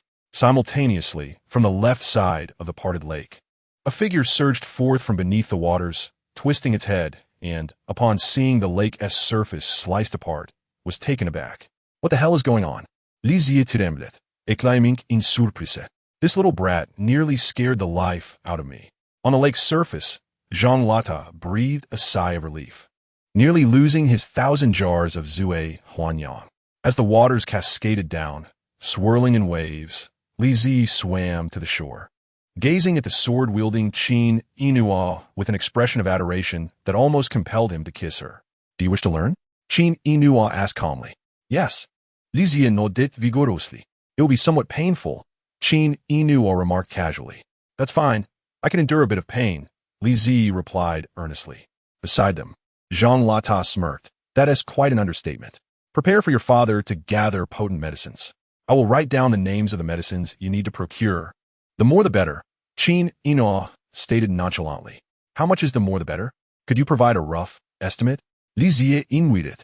After a moment of contemplation, Qin Inuo turned and pointed to a room behind her, saying, "Fill that room to the brim." My goodness! This time, even the well-informed and affluent Li Zi could not help but exclaim in astonishment. Does old Qin think potent medicines are cabbages? You can choose not to prepare.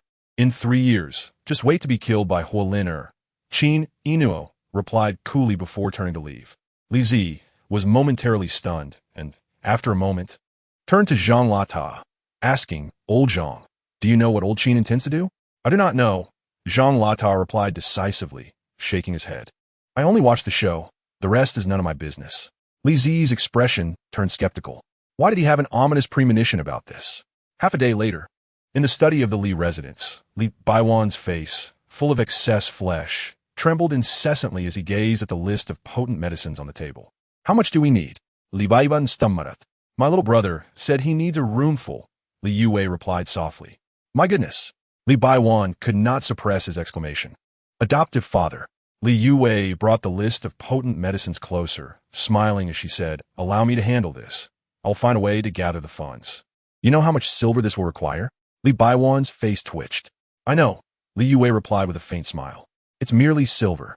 How can it compare to my little brother's dreams?" "You?" Li Baiwan shook his head helplessly. "Fine, I will leave this matter to you." Li Yue smiled and said nothing more, turning to leave the study. 2 hours later, at the Baijiao apothecary in Yuzhou City, all the potent medicines were swept clean. The next day, in 3 neighboring cities of Yuzhou, hundreds of pharmacies were visited by mysterious buyers, who cleared out all the potent medicines. 10 days later, half of the great merchant dynasty cities were devoid of potent medicines for sale. The terrifying wealth of the Li family in Yuzhou revealed its fangs, shocking the world. Meanwhile, Li Ziyi was drinking tea at the Yulai Inn, not with Qin Inuo, but with the third prince of the great merchant dynasty. "Third prince, please." Li Ziyi raised his cup with a smile in the third prince's chamber. Chapter 7. A little pain does not kill in the guest room on the 2nd floor of the Yulai Inn. Li Ziyi came to visit the third prince Mu Yao, his concerned expression strikingly earnest. "I heard that the third prince was attacked and injured.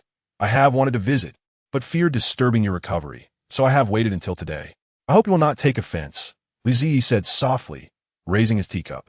"Brother Li, you are too polite," Mu Yao thought coldly to himself, yet his face did not betray this sentiment as he smiled. "I'm very pleased that Brother Li could come."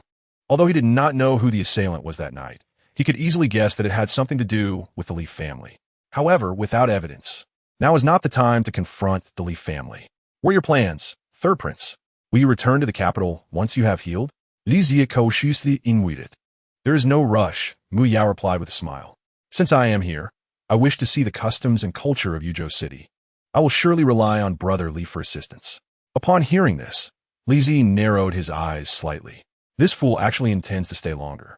No trouble at all. How can I say it's a bother? Your Highness is welcome to stay. I could not wish for more. Li Zi responded with a sincere smile. "Thank you." Mu Yao nodded, hesitating for a moment before asking, "By the way, there's something I've always been curious about. I heard in the capital that the perfume, glass, and soap businesses of the Li family originated from an invention of yours in your youth. Is that true?" "Of course not." Li Qingzhi laughed heartily. "Why would your highness still believe such rumors? The Li family's perfume business has been running for 10 years. 10 years ago, I was just a naive child. How could I have invented these things? These tales are merely tricks used by storytellers to deceive the ignorant populace." Heh, Muyao chuckled lightly. "It seems I too have been deceived by these storytellers."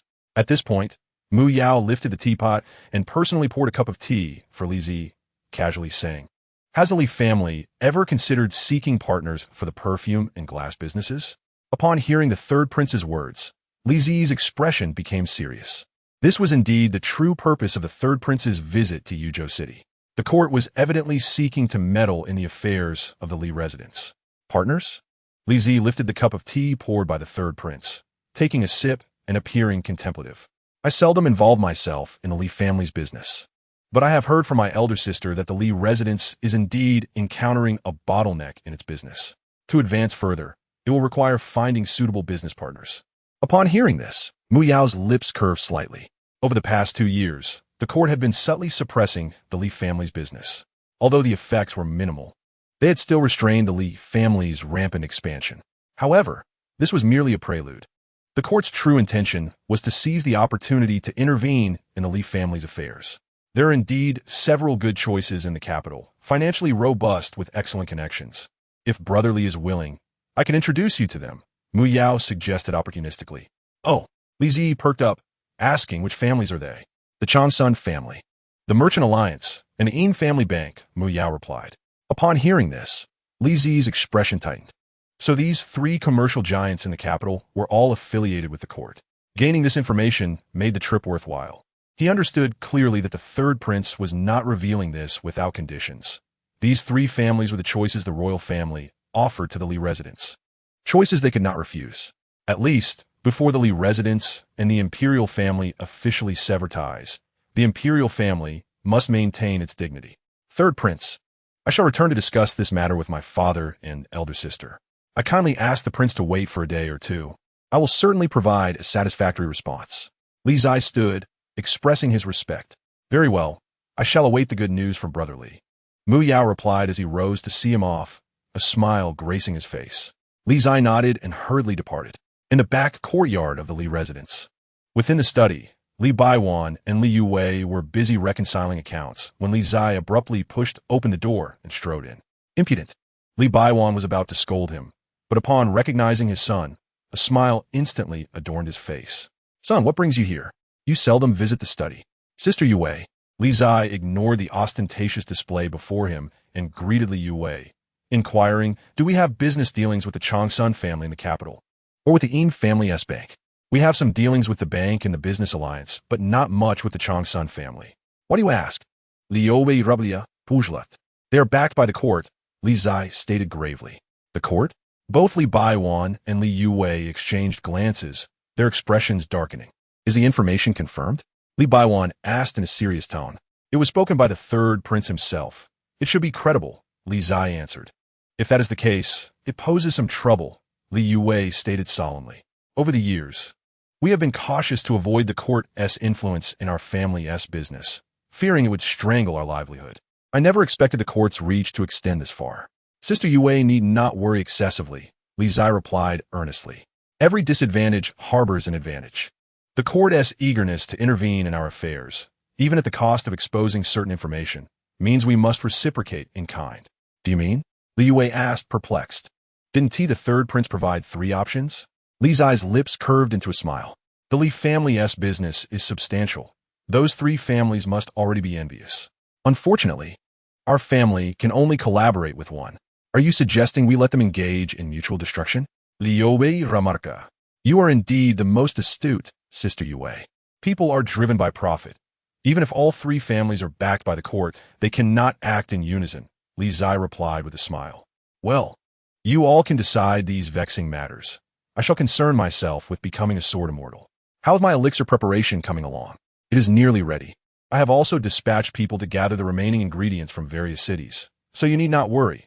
Little brother," Li Yue assured him softly. Huh. Sister Yue is the best to me. A hug, please. Li Zai stepped forward and embraced his elder sister, his mood instantly lifting. Enough. Go find your wife. Li Yue gently tapped his forehead and laughed. My wife? Li Zai released her, then quickly realized, are you referring to Lao Qin? Indeed. I shall ask her when she will begin her cultivation. I am on the verge of becoming a sword immortal. Ha ha ha. With a wild and exuberant laugh, Li Zai left the study in search of Qin Ana. Once he departed, the warm smile on the Yue's face vanished, her tone turning cold. Foster father, I believe my brother's suggestion is sound. Let those 3 imperial lackeys tear each other apart while we observe from a distance, seizing the opportunity to erode their power and buy ourselves some time. Indeed, is a good plan. Li Baiwan Nudda. If necessary, let Qingzhi act in the shadows to deepen the mistrust among the 3 families. Second brother? Li Yue pondered briefly before nodding. There have been many occurrences at the residence lately.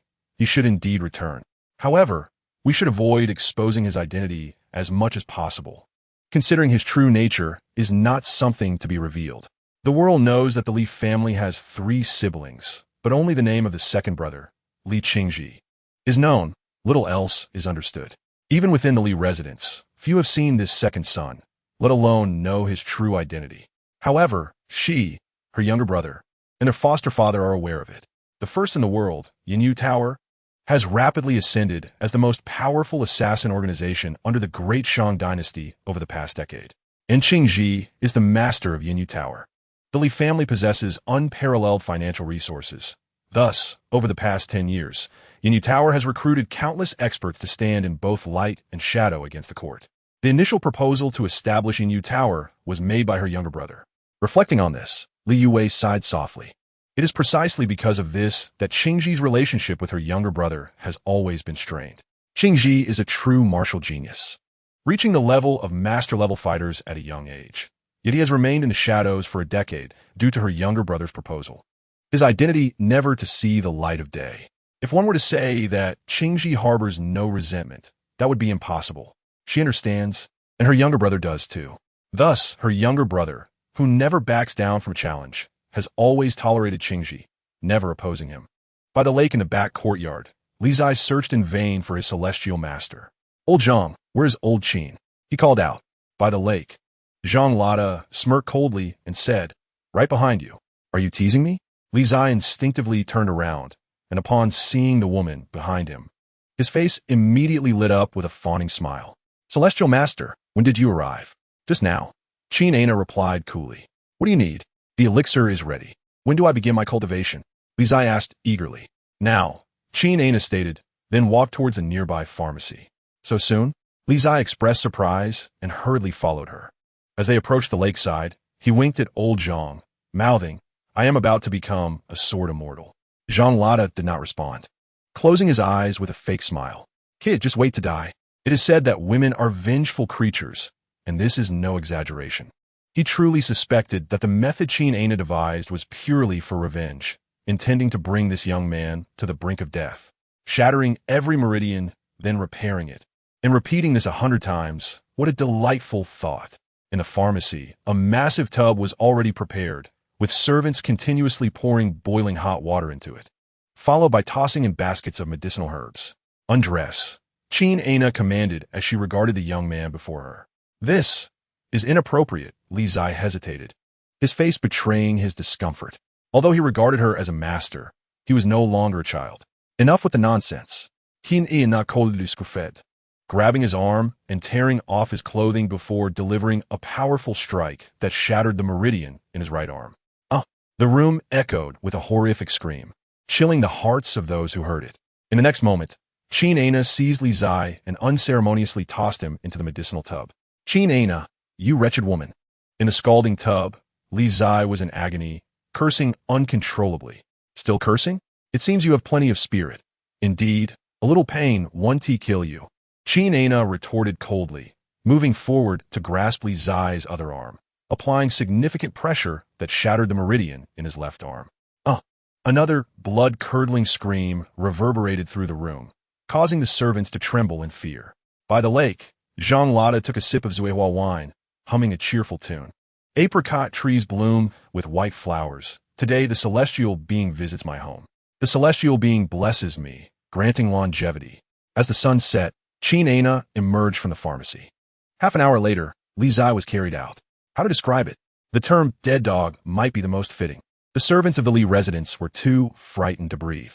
For it was the first time they had seen the young master in such a pitiful state after all these years. Li Baiwan and Li Yue hurried to Li Qingzhi's chamber upon hearing the news, accompanied by the physician of the household. The young master had merely fainted from the pain and was not gravely harmed. After examining Li Qingzhi's meridians, the physician spoke, and upon hearing this, Li Baiwan let out a slight breath of relief. Li Yue, seated by the bedside, gazed with concern at her unconscious brother. A flicker of anger towards Qin Ana igniting within her. How could Qin Ana be so cruel, not employing a gentler method to clear her brother's meridians? Seeing that Li Qingzhi was out of danger, Li Baiwan and the physician departed, leaving only Li Yue to vigil by the bed until deep into the night. Yutiya, Li Qingzhi murmured as he awakened in the stillness of the night, struggling to open his eyes and recognizing the figure beside him. You are awake, Li Yue replied, her face lighting up with joy. Do you still feel pain? It no longer hurts, Li Qingzhi replied with feigned ease. Yue Jia, it is late. You should return to rest. No hurry, I have prepared your favorite lotus seed porridge, Li Yue responded, rising to fetch a bowl from the table and gently feeding it to him. As Li Qingzhi consumed the porridge silently, a pang of sorrow enveloped his heart. In the Li residence, if anyone treated him with genuine kindness, it was undoubtedly this elder sister. Even his biological father, Lao Li, often paled in comparison. Furthermore, over the years, it was Li Yue who had managed the family's business, enduring considerable hardship, while he, the legitimate son of the Li family, squandered his days in idleness. Indulging in dreams of becoming an immortal swordsman, he felt an overwhelming sense of guilt towards his devoted sister. Yue Jia, he began, wishing to express his thoughts. Rest early and do not dwell on such matters, Li Yue softly interjected, seemingly sensing his turmoil. As long as you are happy, your elder sister shall find joy. With that, she took her leave, exiting the room. Li Qingzhi lay quietly on the bed, a newfound determination blossoming within him. He understood the precarious situation facing the Li residents. The court had begun to target them, and given their current strength, they could not truly contend with the authorities. However, if the Li family could produce one or two immortal swordsmen, the dynamics would shift dramatically. Therefore, despite the arduous path ahead, he resolved to persevere.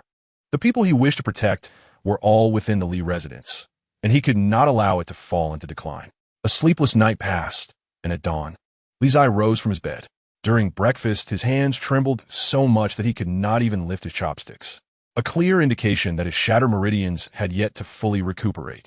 Do not rush, little brother, Li Yue comforted, placing dishes before him. Li Qingzhi nodded, hastily consuming a few bites before departing. What is the matter with him? Li Baiwan inquired, perplexa. His burdens weigh heavier than we imagined. Li Yue sighed softly. Not far from the lakeside, Li Qingzhi arrived at Qin Ana's door, knocking firmly and calling out, Master Qingzhi.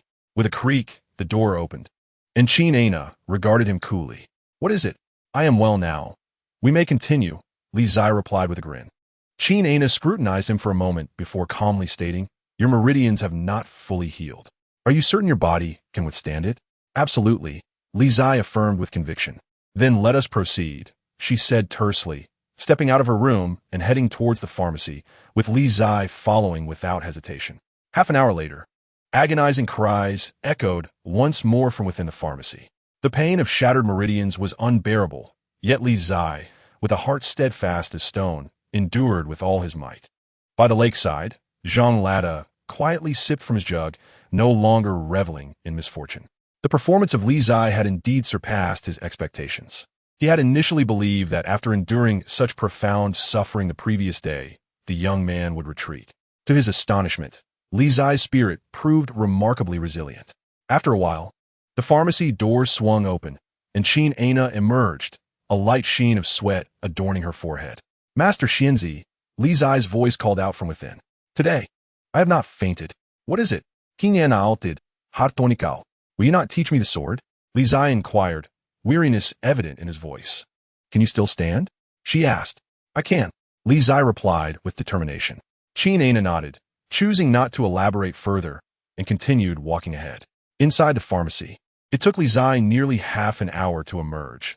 Having bathed in medicinal waters, his attire arranged, long hair tied back, exuding an extraordinary grace.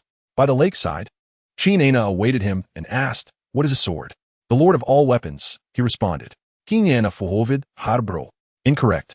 Try again. "A sword is the king of weapons," he answered once more. Still incorrect. Try again. Qin Ana Stoni Grel Markedli Stirni. Li Qingzhi fell silent, contemplating for a long while before finally stating, "A sword is a tool for killing." Correct. Qin Ana approved, and in an instant, her aura shifted. The air crackled with sword intent, causing ripples upon the tranquil lake's surface. A sword is a tool for killing. Thus, every intricate technique ultimately serves but one purpose. As she spoke, Qin Ana's right hand grasped the air, summoning a sword from a nearby room. With a swift motion, she swung the blade, and in an instant, the sword energy surged forth, cleaving the lake's waters with a resounding crash. Li Qingzhi gazed at this astonishing display, his heart racing despite having witnessed it before.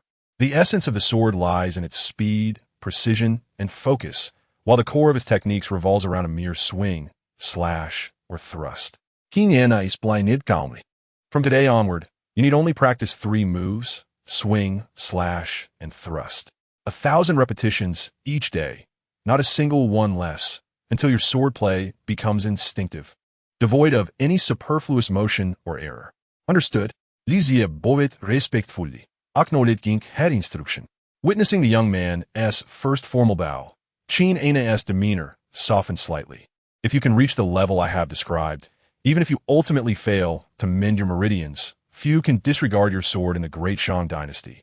Aside from a handful of martial masters. Not far away, Zhang Lada quietly drank, saying nothing. Qin Ana's words held merit, yet few could attain such mastery over the sword. Although the ambition painted was grand, it at least offered the young man a glimmer of hope. By the lakeside, Li Qingzhi felt his confidence bolstered after hearing Qin Ana's words. "This sword is named Qing. You may borrow it for now," she said, handing him the ancient blade. "However, every swordsman must have their own sword, so you must soon seek one that truly belongs to you." Li Qingzhi accepted the Qing sword, nodding appreciatively. "Thank you, Master Qingzhi." Qin Ana nodded in response, offering no further words, and turned to leave. Li Qingzhi stood by the lakeside, beginning to practice each move diligently. "You would lend him your sword. He must hold a special place in your heart," Zhang Lada remarked, taking a sip of his drink. "I did not expect you to recognize him so soon." Once he emerged from the pharmacy, "He qualified to learn the sword from me," Qin Ana replied coolly. "Do you truly believe he can embark on the path of martial arts?" Zhang Lada inquired earnestly. "I do not know," Qin Ana replied, her tone calm. "However, judging from his performance today, unless he truly perishes, he will not yield. What a waste of a pampered youth. Why pursue martial arts and invite suffering?" Zhang Lada scoffed lightly, saying no more. Qin Ana remained silent, her gaze fixed on the young man ahead. Everyone possesses their own convictions. Perhaps he, too, has something worth protecting, which drives him to strive so fervently. As the sun rose, on the banks of the lake, Li Qingzhi continued to practice diligently, drenched in sweat, his clothes and hair clinging to his body. The meridians in his arms had yet to fully recover, and with each swing of his sword, pain penetrated to the very marrow of his bones. Gradually, blood seeped out, staining his sleeves crimson. In the distance, Li Yue observed this scene with a heavy heart. Yet she understood her younger brother's character and refrained from intervening. By the time the sun had set, after completing 1,000 repetitions, Li Qingzhi stumbled back to his room, collapsing onto his bed, his consciousness becoming hazy. As twilight descended, Zhang Lada, preparing to retire for the night, suddenly felt a chill run down his spine.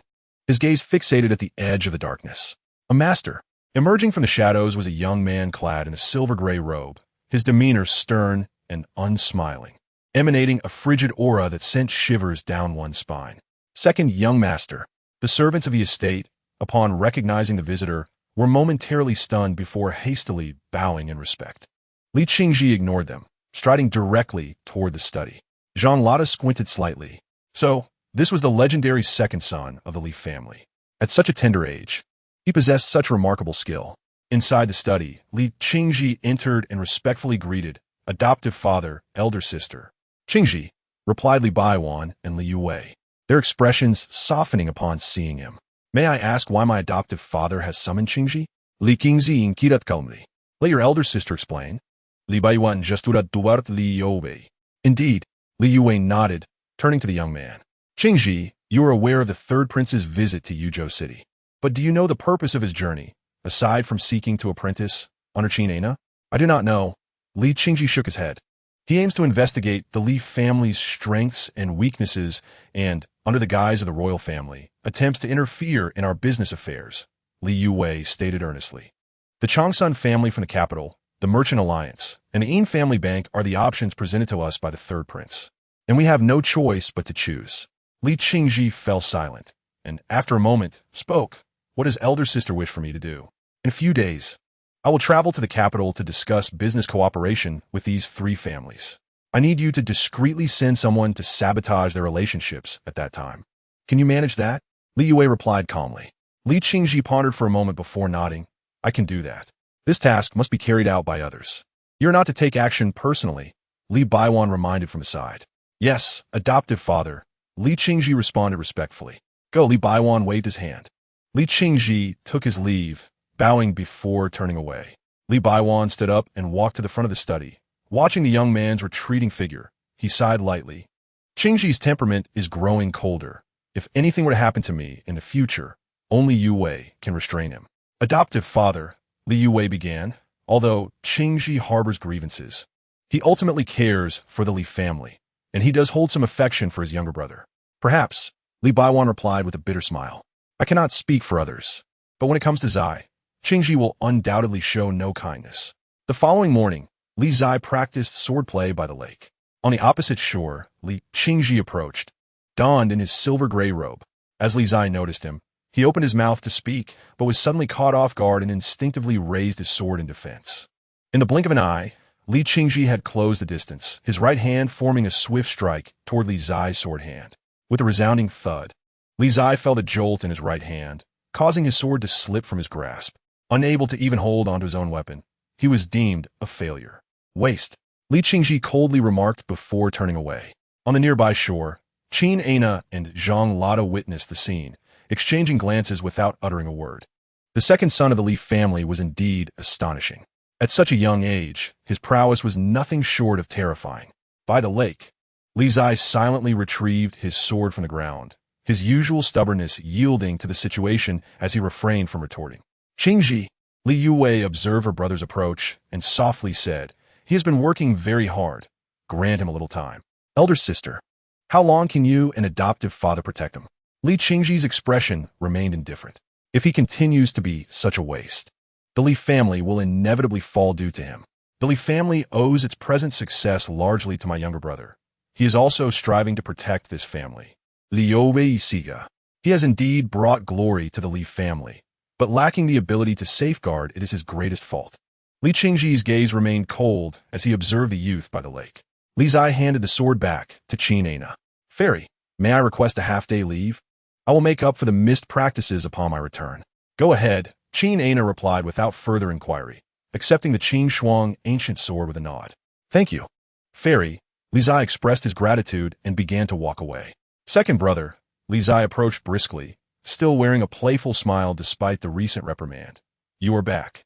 Li Qingzhi looked at the young man before him and replied coolly, have you finished your sword practice? Not yet. I promised the third prince I would provide him with a response in the next couple of days, Li Zai answered. Your elder sister is going to the capital. Are you aware of this? Li Qingzhi asked. I know, Li Zai nodded. The waters in the capital are deep. This matter should have been your responsibility as the legitimate heir, but due to your negligence, it has fallen to your elder sister. Do you understand? Li Qingzhi's tone was icy. You are right, second brother. Li Zai humbly accepted the criticism. Your elder sister will go to the capital, and I will secretly accompany her. You will be in charge here in Yuzhou City, Li Qingzhi said flatly. Rest assured, second brother, Li Zai nodded vigorously, appearing exceptionally obedient, a stark contrast to his usual rebellious nature. Be cautious. The third prince is quite scheming. Li Qingzhi's expression softened slightly as he offered this warning. Thank you for your concern, second brother. I will be careful, Li Zai replied cheerfully, delighted by the rare show of care from his elder brother, and he quickly departed. You are too harsh on him, Li Yue remarked helplessly as she watched him leave. In truth, he respects you greatly. He always feels joyful whenever you return. As the only legitimate heir of the Li family, he should bear a heavier burden than others. It is his fate, Li Qingzhi stated calmly. By the way, I will keep an eye out for a suitable sword for him. I have heard that a few excellent ancient swords have surfaced in Donghai and Nanjing. If time permits, I will personally visit, Li Qingzhi added. You're always tough on the outside, but soft on the inside, Li Yue said softly. At the Welai Inn, on the second floor, the third Prince Mu Yao tidied his hair and garments before descending the stairs. Outside the inn, Li Zai awaited his arrival. Your Highness, please. As the prince approached, Li Zai offered a polite greeting. Li brother, please. Mu Yao reciprocated with equal courtesy. The two exchanged smiles before walking side by side. The customs of Yuzhou City differed from those of the capital, with its simplicity and relative boldness. The streets bustled with life. Children playing and laughing as they wove through the crowd. I am curious about your thoughts on the suggestion I provided, Li brother. Mu Yao inquired casually as he observed the local scenery. The good intentions of the third prince are certainly welcomed by the Li family. My elder sister will be visiting the capital soon to discuss cooperation with those three families, Li Zai replied. Oh, Mu Yao's expression shifted to one of surprise. Is it your elder sister? Why is Li brother not accompanying her? I have never involved myself in the family business. It is managed by my elder sister and father. As my father is advanced in years and cannot travel far, my elder sister is going in his stead, Li Zai explained with a smile. That is truly unfortunate. Mu Yao remarked with a hint of regret. I had hoped to extend my hospitality in the capital and share a drink with Li brother. Given the opportunity, I shall certainly visit Sandianxia in the capital, Li Zai remarked. Mu Yao nodded, a slight smile gracing his lips, and refrained from further comment. It is indeed regrettable that the legitimate heir of the Li family will not accompany us this time. However, it is said that the siblings of the Li family share an exceptionally close bond. Whenever Li Yue encounters trouble, there is no doubt that this young man will hasten to the capital. The two strolled for quite some time, and Mu Yao turned to the youth beside him, inquiring, By the way, when will your elder sister depart? In just a few days, Li Zai replied. That is good. I have been away from the capital for a while. It is time for me to return, Mu Yao said. As it happens, I shall set off for the capital with your elder sister, ensuring there is someone to look after her along the way. That would be splendid. I appreciate your consideration. Sandianxia, Li Zai smiled. No need for such politeness, Mu Yao responded. Once the matters of substance were concluded, the two engaged in trivial exchanges, each posing questions and providing answers, subtly probing for useful information. Both were astute individuals, and thus, despite the superficiality of their conversation, they maintained the demeanor of old friends enjoying a pleasant reunion. After noon, Li Zai bid farewell to the third prince and returned to their respective homes. In the back courtyard of the Li residence, Li Zai approached and sat beside the old man Zhang, wiping the sweat from his brow, preparing to rest for a while. What is the matter? Did a stroll exhaust you so? Zhang Laotu inquired. Conversing with someone as cunning as Sandianxia is indeed tiring, Li Zai sighed. You dare speak of others' cunning? I reckon you are the most cunning one in Yuzhou City, Zhang Laotu retorted with a smirk. Old Zhang, you hold a grave misunderstanding of me, Li Zai responded earnestly. I have always treated others with sincerity. Huh, Zhang Laotu scoffed. Not even the dogs in Yuzhou City would believe that. Li Zai opened his mouth to retort, but was suddenly startled by a chill on his back as an ancient sword flew towards him, landing with a clang before him. Finished practicing? Came a cool voice from behind. Although melodious, it sent shivers down one's spine. In a moment, Li Zai promptly rose, drawing the sword before him to continue his training. Zhang Laotu took a sip of wine, a smirk playing on his lips. Observing the young man not far off, a glimmer of contemplation in her eyes. Sword fanatic, what do you think about finding him a sparring partner? She eventually asked. Are you trying to get him killed? Zhang Laotu replied incredulously. He has only been practicing for a few days. Even with your daily infusion of true energy and potent medicines to nurture his meridians, he remains untrained. Moreover, swords are blind. Seeking a sparring partner now would be courting disaster. Qin Ana fell silent for a moment before responding. Without refining the jade, it cannot become a gem. If he continues like this, in 10 years, he will still fall short of Huoliner. To hasten his progress, he must engage in real combat. I have heard that there are many bandits in the mountains north of Yuzhou City. In a few days, let him venture there. Zhang Laota's lips twitched at this. It seemed she truly wished to put the young man in peril. Those bandits were fierce, and given his current strength, going there would be tantamount to signing his own death warrant. Unbeknownst to Li Qingzhi, who was blissfully practicing his swordsmanship, he was about to face a grim fate. Meanwhile, others in the residence were busily preparing for Li Youwei's journey to the capital. Over the next 7 days, Li Qingzhi immersed himself in medicinal baths and sword practice, enduring extreme fatigue, nearly collapsing several times. However, through this rigorous regimen, his meridians and physical strength rapidly improved, surpassing the ordinary and drawing ever closer to the realm of true martial artists. Finally, on the 7th day, Li Youwei was ready to depart. Li Baiwan personally went to see her off, accompanying her all the way to the outskirts of Yuzhou City. Yet, Li Qingzhi, who shared the deepest bond with Li Youwei, did not make an appearance. "Are you not going to see your elder sister off?" Zhang Laotu casually inquired, observing the youth diligently training by the lakeside. "No. My second brother will protect her in secret. Sister Youwei is quite safe," Li Qingzhi replied while continuing his practice. Zhang Laotu chuckled, noting the boy's peculiar disposition. At that moment, Qin Ana approached and said, "Come with me." "Where to?" "Lizia Alta, Pujlat. I have prepared some trials for you," Qin Ana answered. "Is it dangerous?" Li Qingzhi instinctively asked. "Just a minor trial, nothing dangerous," she replied casually. Of course, it was not dangerous for her, but who knew how it would fare for the young man? Hearing this, Li Qingzhi sheathed his sword and eagerly followed her. Zhang Laotu, seated by the lake, watched the two depart, a gleeful expression on his face. How had he not noticed before that this seemingly ethereal Meihua sword fairy possessed such a cunning nature? Truly, like attracts like. To the north of Yuzhou City, before Qilian Mountain, a carriage rumbled forth. Qin Ana stepped down from the carriage, gazing at the cliff in the distance. On that cliff, there lies a blood ginseng, a precious herb that will greatly aid in restoring your meridians. If you can procure it, I am confident I can open one of your meridians in a short time. Really? Behind her, Li Qingzhi disembarked from the carriage, excitement shining in his eyes as he looked towards the cliff. He had been unable to cultivate due to his 8 blocked meridians. If he could open even one, although he would still be inferior to the geniuses, at least he could begin to attempt cultivation. Indeed, Qin Ana nodded, her tone nonchalant. "All right, I shall go now." With that, Li Qingzhi immediately set off towards the mountains. "Wait," Qin Ana handed him a sword, saying, "Take this." "But I am merely gathering herbs. A sword is unnecessary." "Lizia raplia, surpresa." "Just take it," Qin Ana insisted without further explanation. Confused, Li Qingzhi accepted the sword without giving it much thought and turned to enter the mountains. Outside Qilian Mountain, Qin Ana watched his retreating figure, a faint smile gracing her lips. Then, with a swift step, she leaped gracefully into the forest, seemingly as ethereal as a celestial being, darting towards the depths of the mountains.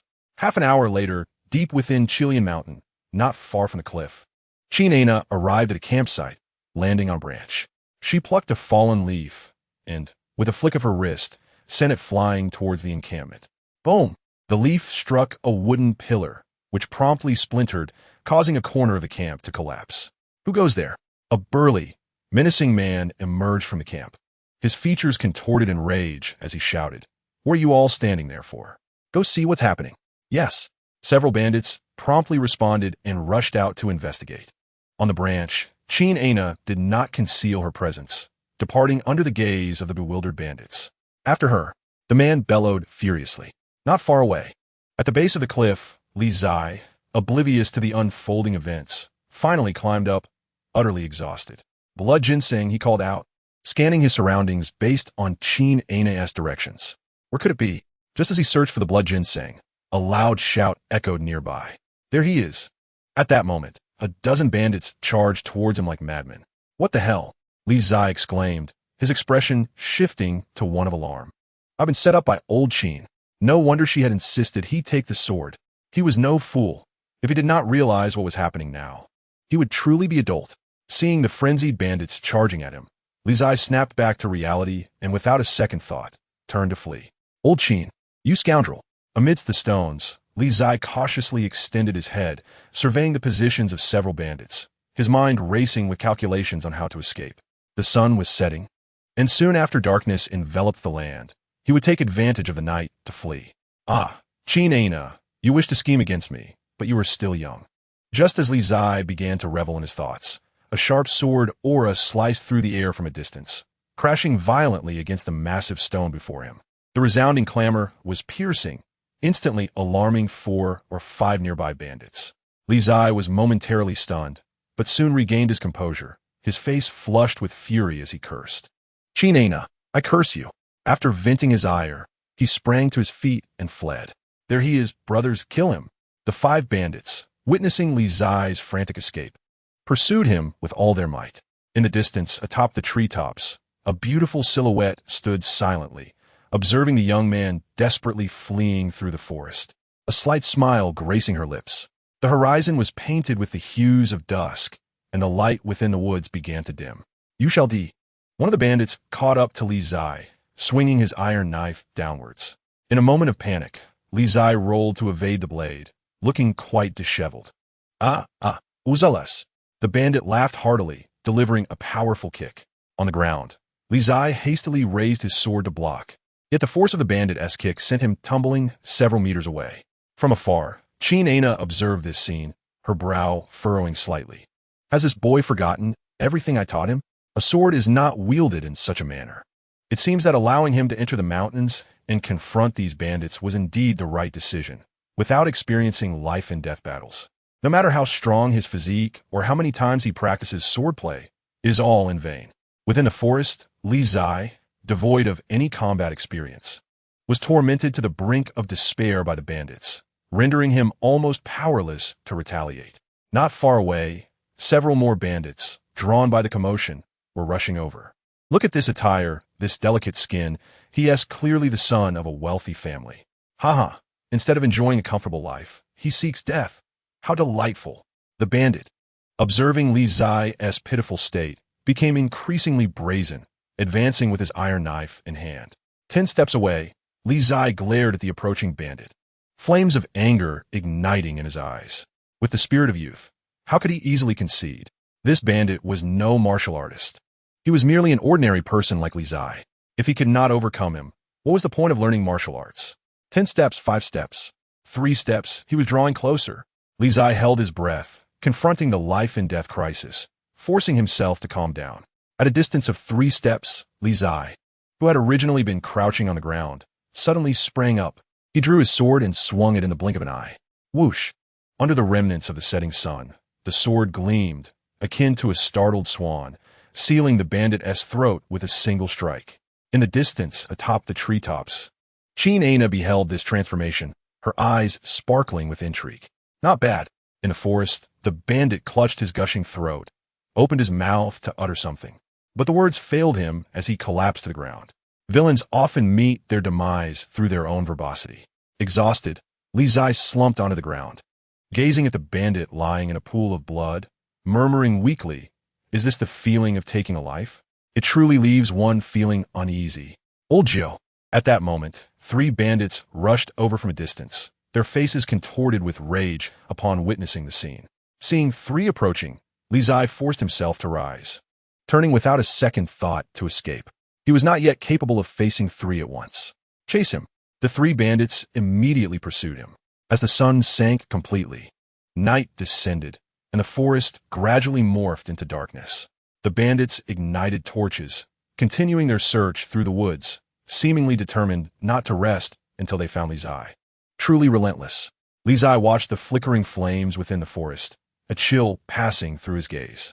Facing multiple bandits at once was indeed somewhat challenging for him.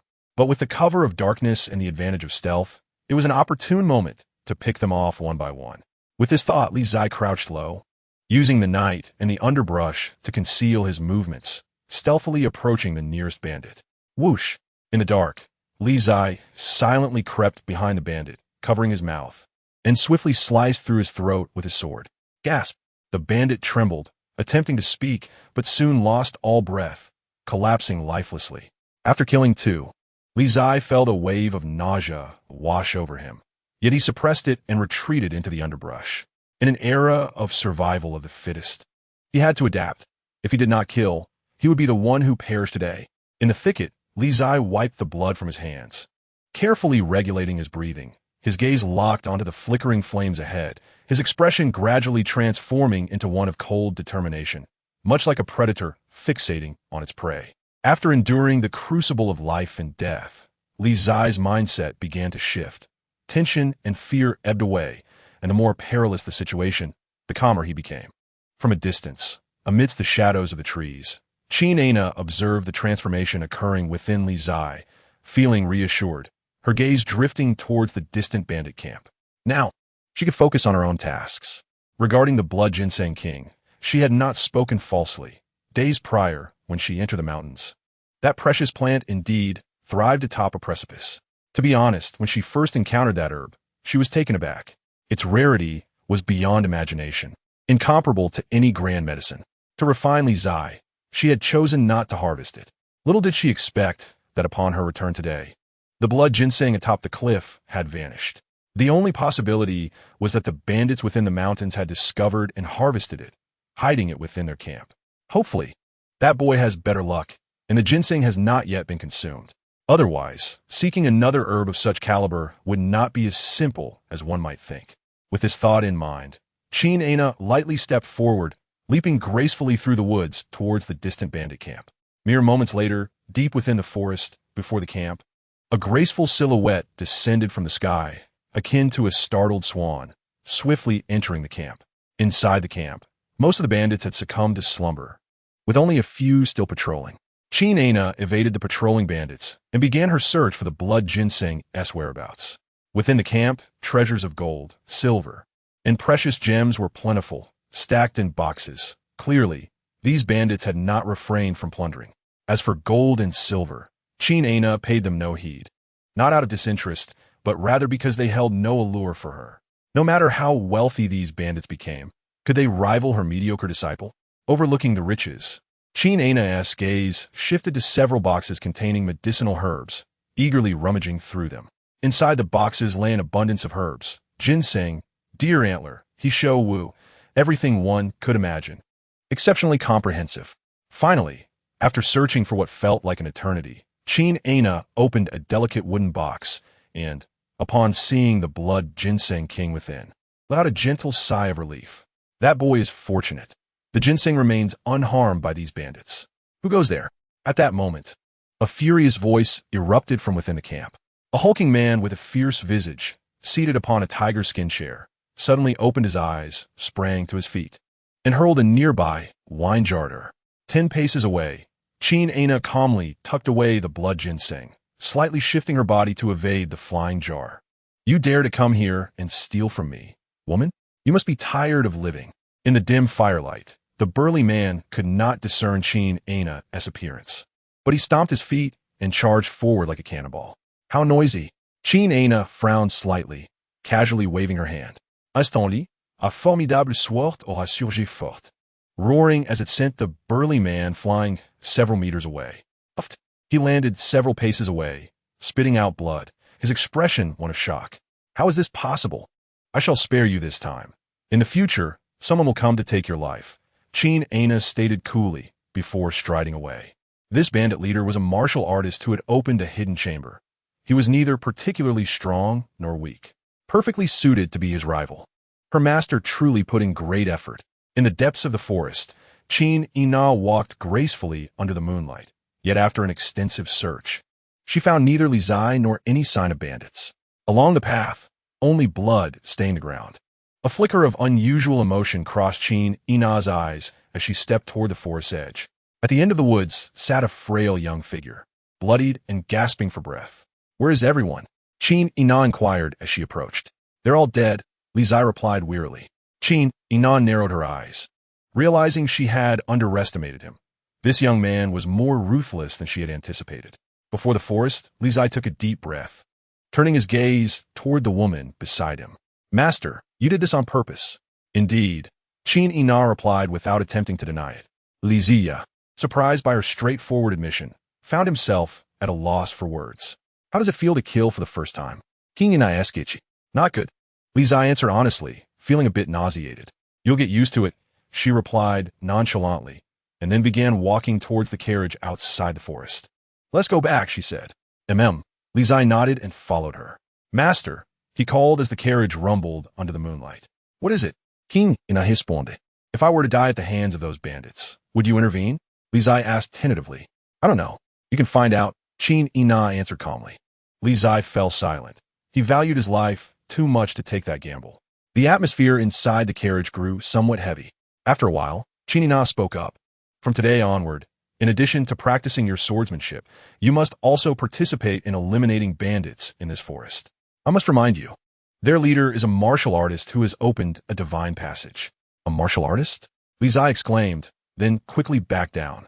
Master, I believe my strength is insufficient. Perhaps the authorities should handle the bandits.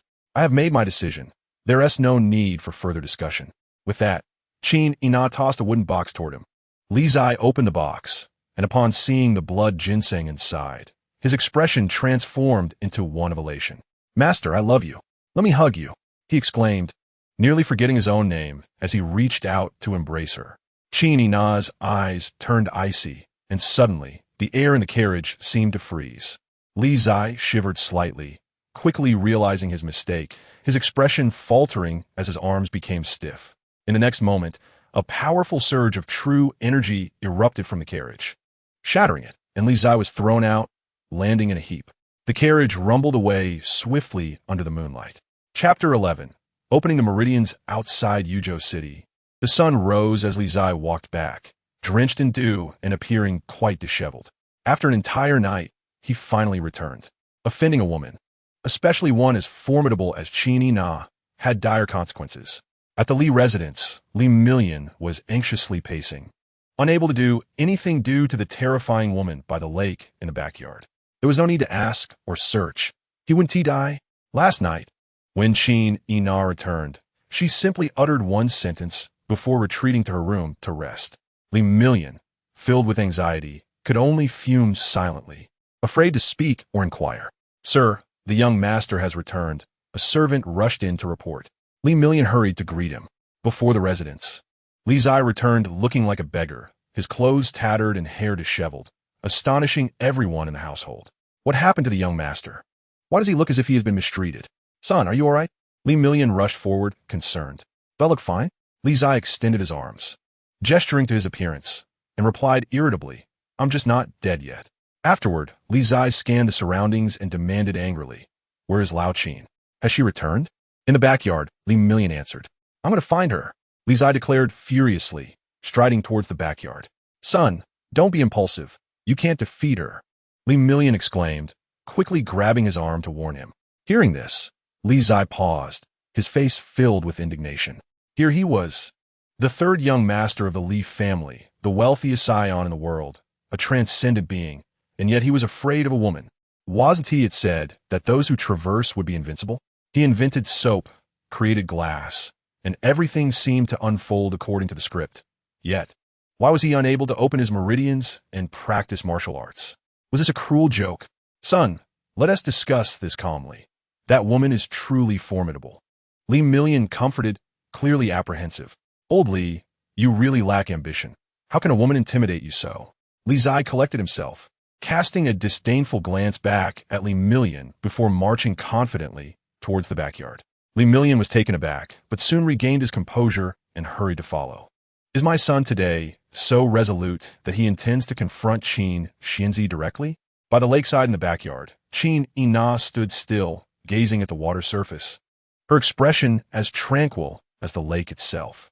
Nearby, Zhang Lada lay languidly, sipping wine and appearing utterly relaxed. At that moment, Li Qingzhi strode purposefully toward them, head held high, his aura commanding, and despite his disheveled appearance, he exuded an air of fearless determination. Oh, this lad still possesses some spirit, Zhang Lada remarked, opening his eyes to admire the determined Li Qingzhi. Fight! Let's see a good show, he thought, relishing the spectacle. As Li Qingzhi approached, Zhang Lada could barely contain his excitement. At the lakeshore, Li Qingzhi walked forth with an imposing presence, gathering momentum. How could he fear a woman? A man's true nature is neither servile nor arrogant. The moment he approached the lake, Qin Ina turned to face him, her gaze utterly calm and devoid of any emotion. Yet this very indifference felt more threatening than any overt display of menace. Li Ziya's body trembled, as if struck by lightning, and the fierce demeanor he had moments ago vanished without a trace. "Master, I'm back. Did you sleep well last night?" He greeted with a forced smile. Jean Lotta turned away in disbelief, feeling embarrassed. Did he actually hope this young man would show some backbone? He must have drunk too much. His mind was muddled. "Go practice your swordsmanship," Qin Ina said coolly. "All right," Li Ziya obediently, then scampered off to begin his training. Did he truly, single-handedly kill those bandits? "Are you certain you didn't help him?" Zankalata inquired skeptically. "No," Qin Ina replied calmly. "He is a prodigy." "A prodigy? Him?" Jean Lotta scoffed, dismissing the notion of someone incapable of opening their meridians. "What I mean is, he possesses a talent for killing." Qin Ina continued. "How long did it take you to adapt to killing for the first time?" Jean Lotta pondered for a moment before responding. "A day. Killing isn't a pleasant feeling. Even now, I don't enjoy it. Last night, he killed over 10 people. And when I saw him, he was still able to joke. Could you have done that in your youth?" "Qin Ina asked calmly. "Couldn't," Zankalata replied, his expression growing solemn as he grasped Qin Ina's point. This young man, whether born cold and unfeeling or possessing an unwavering heart, was remarkably adaptable. The Li family indeed harbored no ordinary individuals. Zankalata sighed, realizing that what he had once considered a useless person had turned out to be the most formidable of them all. A resolute heart is an invaluable virtue in the pursuit of martial arts. "I eagerly anticipate the achievements he will unlock after traversing all 8 meridians," Qin Ina softly remarked, gazing at the youth in the distance. "It is indeed challenging," Jean Lotta mused. "Even with an abundance of potent herbs and a singular herb king, one could only facilitate the opening of a single meridian at best. A person possesses 8 meridians. Where would one find so many herb kings? Without the herb kings, relying solely on those potent herbs, judging by the current pace, it would be impossible to unlock all 8 meridians within 3 to 5 years. The herb king is not a mere commodity. Such treasures are rare and elusive, even with the Li family's immense wealth. Locating so many herb kings in one breath is an arduous task. He and Qin Ina have underestimated the difficulty of reconstructing the extraordinary 8 meridians. As this endeavor has never been attempted before, there is no rush regarding the herb kings, Qin Ina stated calmly. "I have heard that the Taishua Palace in the capital possesses a millennium-old Hisho Wu. If all else fails, I shall make a journey to the capital." "The Taishua Palace?" Jean Lotta's expression grew serious upon hearing this. "Are you certain you wish to go there? That old fellow within the Taishua Palace is quite formidable. Even for you, if you were to resort to force, there is no guarantee you could leave unscathed. In this world, there are countless strong individuals, and it is challenging to rank them. However, that old man in the Taishua Palace is undeniably recognized as one of the top 3, perhaps even the strongest. Taishua Rushi, Gongqi, unless absolutely necessary, I shall not resort to force," Qin Ina replied softly. As their conversation unfolded by the lakeside, Li Zai continued to practice his swordplay, perspiring profusely. After the fierce battle of the previous night, his sword now bore an even more pronounced aura of severity. "Fairy, are you ready?" At that moment, a servant from the Li residence approached briskly, bowing respectfully. Qin Ina nodded, turning her gaze towards the youth ahead. "Li Ziya, cease your practice for now and come with me." With that, she strode towards the medicinal chamber. Li Zai, puzzled, sheathed his sword and quickly followed. In the medicinal chamber, a massive vat emitted steaming vapor, and today, the water temperature seemed significantly elevated. "Enter," King Anna instructed. Upon hearing this, Li Zai promptly removed his outer garments and, with familiarity, stepped into the vat. Instantly, an unbearable heat mingled with the medicinal essence surged around him. At the forefront of the vat, Qin Ina approached without uttering a word, delivering a powerful strike to his chest. In an instant, a wretched scream echoed, reminiscent of a slaughtered pig. Within the vat, Li Zai curled up in agony, his body trembling violently, cold sweat pouring down his face. Outside, the servants, upon hearing the harrowing cries from the medicinal chamber, were filled with trepidation, too fearful to draw near. Inside, Qin Ina opened a wooden box containing the blood ginseng herb king and extracted it. At this moment, her usually tranquil demeanor grew solemn. The validity of her conjecture would be revealed today. Reconstructing the meridians had never been attempted before. Only the Li family possessed the vast financial resources to amass countless potent herbs, and with the addition of this herb king, perhaps a miracle could indeed manifest within this young man. Regardless of the ensuing pain, he must endure. Qingzhi cautioned with a serious expression, then unleashed her true energy, shaking the blood ginseng apart. The essence of the crimson herb transformed into a continuous stream of blood mist enveloping Li Zai's chest, mending his shattered meridians. In mere moments, a thin sheen of sweat appeared on her forehead, clearly indicating the strain she was under. Within the vat, Li Zai gritted his teeth, his body trembling violently. The pain of shattered meridians and broken bones was not something an ordinary person could withstand. Outside the medicinal chamber by the lakeside, Zhang Lada consumed one cup of wine after another, swiftly finishing a jar. He promptly opened another jar, and at that moment, even the sword enthusiast himself seemed unaware that his hand gripping the jar had begun to tremble slightly with anxiety. Time dragged on interminably.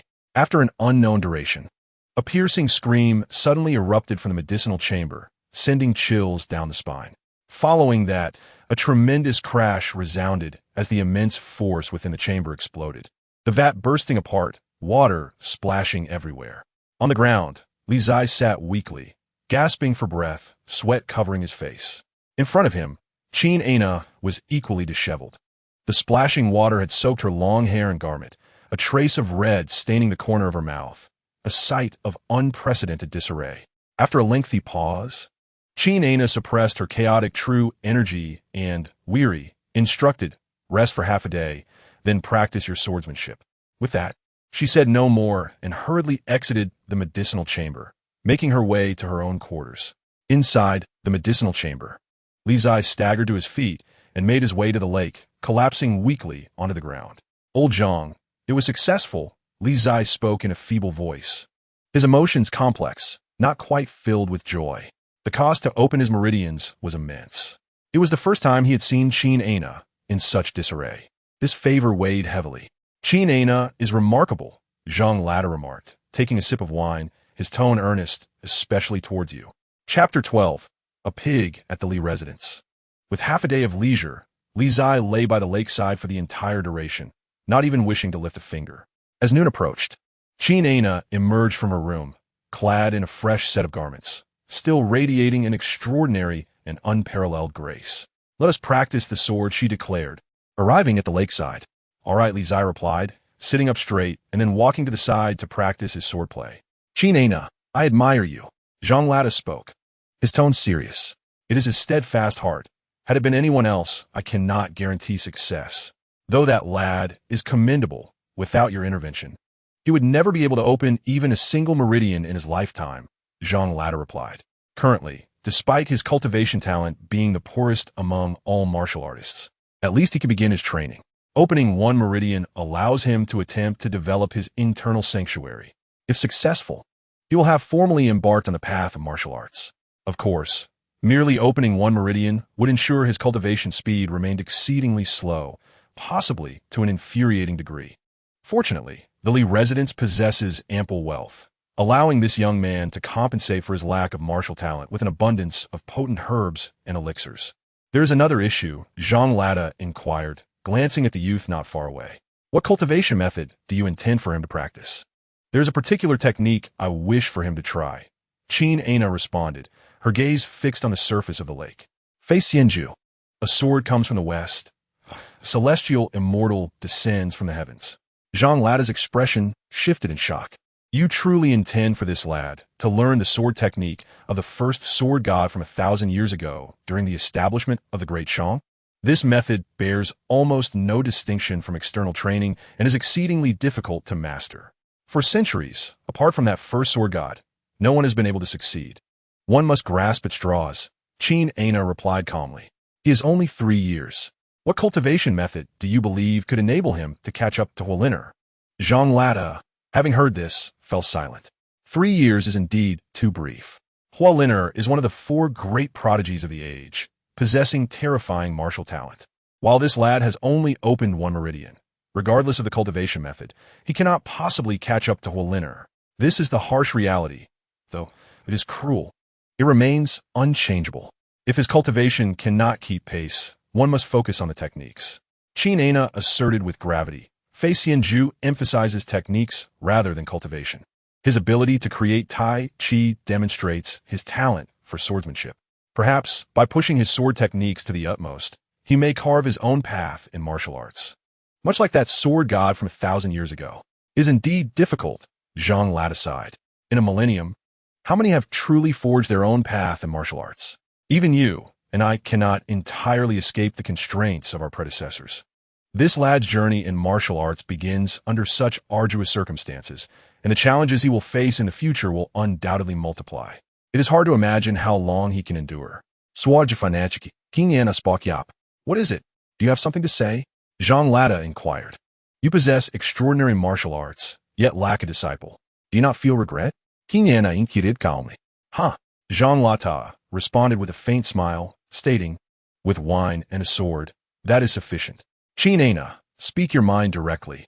There is no need for circumlocution. Let us join forces to impart the Fei Xianju to him. The techniques of the sword god cannot be fully replicated by my efforts alone, Qin Ana proposed. I never expected you, the plum blossom sword immortal, to seek assistance. Zhang Lada took a sip of wine, a sardonic smile gracing his lips, and asked, why should I help you, or rather, assist this lad? As fellow sword cultivators, do you not wish to see if in this lifetime, anyone can replicate the splendor of the original sword god, perhaps even surpass him? Qingyan replied earnestly. Your ambitions are indeed grand. To speak frankly, I hold little hope for him. However, Zhang Lata's tone shifted, and with a slight smile, he continued, I find your proposal intriguing. If we combine our efforts to teach him, supplemented by the endless resources of the Li family, along with the Fei Xianju of the original sword god, even a pig should awaken its potential. Upon finishing his drink, Zhang Lata felt a rare surge of excitement within him. To be honest, having lived for so long, he had encountered all kinds of geniuses, but it was his first time meeting a talent so utterly devoid of connection like Li Qingzhi. This challenge thrilled him. Undoubtedly, the alliance between him and Qin Ana would be the most extravagant arrangement in the world. Two sword immortals, the strongest techniques, combined with infinite elixirs and herbs. He cannot believe they would be unable to defy this so-called destiny. Meanwhile, Qin Ana, having heard the words of the sword enthusiast, displayed a flicker of interest in her beautiful eyes. At their level of cultivation, there were indeed few matters that posed a challenge. But raising a waist like Li Qingzhi was undoubtedly the greatest challenge in the world. With this in mind, Qin Ana called out to a pig not far away. Li Qingzhi, come here. Coming. Li Qingzhi responded eagerly, trotting over. Zhang Lata and Qin Ana exchanged glances as they beheld the approaching pig, nodding to each other. From this day forth, they would join forces to defy this so-called destiny. Li Qingzhi. After retracting their gazes, Qin Ana calmly asked, have you heard of the Fei Xianju? I have. Li Qingzhi nodded vigorously, stating, it is said to be the foremost cultivation method in the world. Extremely difficult to master. Apart from the original sword god during the establishment of the Deshang dynasty, no one has been able to succeed. Do you know why? Qin Ana continued her inquiry. I do not. Li Qingzhi shook his head. Because the Fei Xianju contains only a scant few chapters on the cultivation of true qi, which are not only lacking in finesse, but are also inferior to those of mediocre methods. Consequently, progress is exceedingly slow. As for the remaining chapters of the Fei Xianju, they solely record techniques, which are indeed exquisite, but without a foundation of true qi. Even the most brilliant techniques cannot be effectively wielded. Qin Ana explained it. Is it not possible to first cultivate another method, and once one possesses powerful abilities, then practice the techniques of the Fei Xianju? Li Qingzhi inquired curiously. It is not possible. Qin Ana shook her head, stating, many have attempted your method, practicing other techniques before attempting the techniques of the Fei Xianju, which has proven nearly useless. Some who were obsessed with this path ultimately fell into madness. Then, will my progress with the techniques of the Fei Xianju also be as slow as those individuals? Li Qingzhi expressed his concerns. By the lakeside, Zhang Lata chuckled derisively, saying, rest assured, slowness is inevitable. You need not worry about this. For a prodigious waste like you, who is only connected to a single meridian, practicing any technique yields little room for improvement. Li Qingzhi felt an urge to thrust his sword through this old man. The sword enthusiast spoke the truth. Qingzhi added swiftly, considering for a moment before offering some consolation. However, the Li family possesses abundant wealth, with countless rare treasures and elixirs. Coupled with my and the sword enthusiast guidance, perhaps you may have a glimmer of hope for success. Li's eye still preferred to remain silent. Suddenly, he snapped back to reality, glancing at the old man by the lake, and asked in astonishment, "Old Zhang, will you also teach me to practice swordsmanship?" "What? Is it not possible?" Zhang Lata replied with a sardonic smile. "Boy, laugh quietly. How many prodigies have sought my guidance without success? You are fortunate to have both me and Qingzhi as your mentors. Strive to achieve something. If you end up with no accomplishments, I and Qingzhi will lose face. I will do my best." Li Zai offered an awkward smile. His lack of talent was not his fault. He too wished to cultivate at an astonishing pace like those exceptional individuals, becoming invincible in the world, but alas, reality did not permit it. First, memorize the heart method of the Fei Xianju and practice it every morning and evening. Qingzhi tossed a scroll of sheepskin to him, stating, "As for the techniques, the sword enthusiast, and I will teach you." Li Zai received the sheepskin and diligently began to memorize the cultivation methods within. After a dozen breaths, he raised his head and declared, "I remember it." "So soon?" Zhang Lata exclaimed, astonished, remarking that such a short period was barely enough for a single reading. "Good memory. A natural talent." Li Zai grinned widely, revealing 8 gleaming white teeth. "Huh, at least you possess some merit." Zhang Lata responded with a faint smile. "Pay attention." Meanwhile, Qingzhi, witnessing this, calmly stated, before stepping forward and brushing past Li Zai. In a moment of distraction, he realized that the Qing Shuang sword in his hand had vanished. Qingzhi retrieved her sword and strode forward. The next instant, in the backyard of the Li family, the fairy danced with her sword, petals and leaves swirling in the air. A single Qing Shuang, its cold light blinding, the sword energy stretching across 300 zhang. By the lakeside, Li Zai gazed at this scene, his expression one of astonishment. The flowers intoxicate 3,000 guests. A single sword's frost chills 14 provinces. This is the sword. Is this the sword immortal? Haha boy, pay close attention. Zhang Lata laughed heartily, brandishing his sword, the 3-foot Qing Feng in hand. Striding like a meteor, a jug of wine, a sword in hand, overflowing with heroic spirit, the sword energy soaring into the sky. The indescribable spectacle became one of Li Zai's most unforgettable memories, as the two sword immortals, with their swords, moved like thunder and wind, their blades like stars, recreating the unparalleled grace of the sword god from a millennium ago. A quarter of an hour later, the wind ceased, the leaves fell, the sword light dissipated, and tranquility returned. Qingzhi departed, while Zhang Lata returned to the lakeside to continue drinking, leaving Li Zai, who was deeply immersed in shock, undisturbed. It was unclear how much time had passed when Li Zai finally regained his senses and turned to Zhang Lata, his voice hoarse as he asked, "Old Zhang, how long will it take for me to reach your level?" 30 years. Zhang Lata took a sip of wine, responding calmly. "To catch up to the original sword god?" Li Zai inquired once more. 300 years. Zhang Lata replied, then added, "Assuming you can live that long without perishing." She, as the master, is indifferent, and he is even less concerned. Living is a matter of luck, dying is fate. It all depends on whether that young lad is fortunate enough. In Qilianshan, under the bright moon, the usually tranquil forest is now bustling with activity. Beneath the night sky, a young figure desperately flees, pursued by a dozen bandits, turning the peaceful woods into a chaotic scene. Li Zai's luck has truly been rather unfortunate. He initially intended to take advantage of the darkness to practice against a few patrolling bandits, only to inadvertently alert their leader. To make matters worse, perhaps due to Qingzhi stealing the blood ginseng, the bandit leader, filled with rage and in need of an outlet, has personally led his men in pursuit of Li Zai. Consequently, the entire forest has erupted into chaos. Search for him. Even if we have to dig 3 feet into the ground, we must find that lad. After an unknown length of time, the bandit leader, surveying the empty forest ahead, shouted angrily, "Yes, chief." Behind him, more than 20 bandits spread out, brandishing torches as they searched high and low. In the darkness, Li Zai hides among the weeds, feeling overwhelmed as he observes the mass of bandits. How can he fight them all at once? Moreover, the bandit leader is a warrior who has unlocked the divine abode. Gripping his sword tightly, Li Zai cautiously retreats in the direction away from the bandit leader. For now, he cannot confront this scoundrel. It is best to evade. He will reclaim his dignity when he has unlocked his divine abode. After retreating for over 100 feet, Li Zai spots two nearby bandits and suddenly springs into action. With a swift motion, he unsheathes Qing Shuang, a cascade of cold light dazzling the eyes. The two bandits barely have time to react before blood spurts from their throats, staining the night crimson.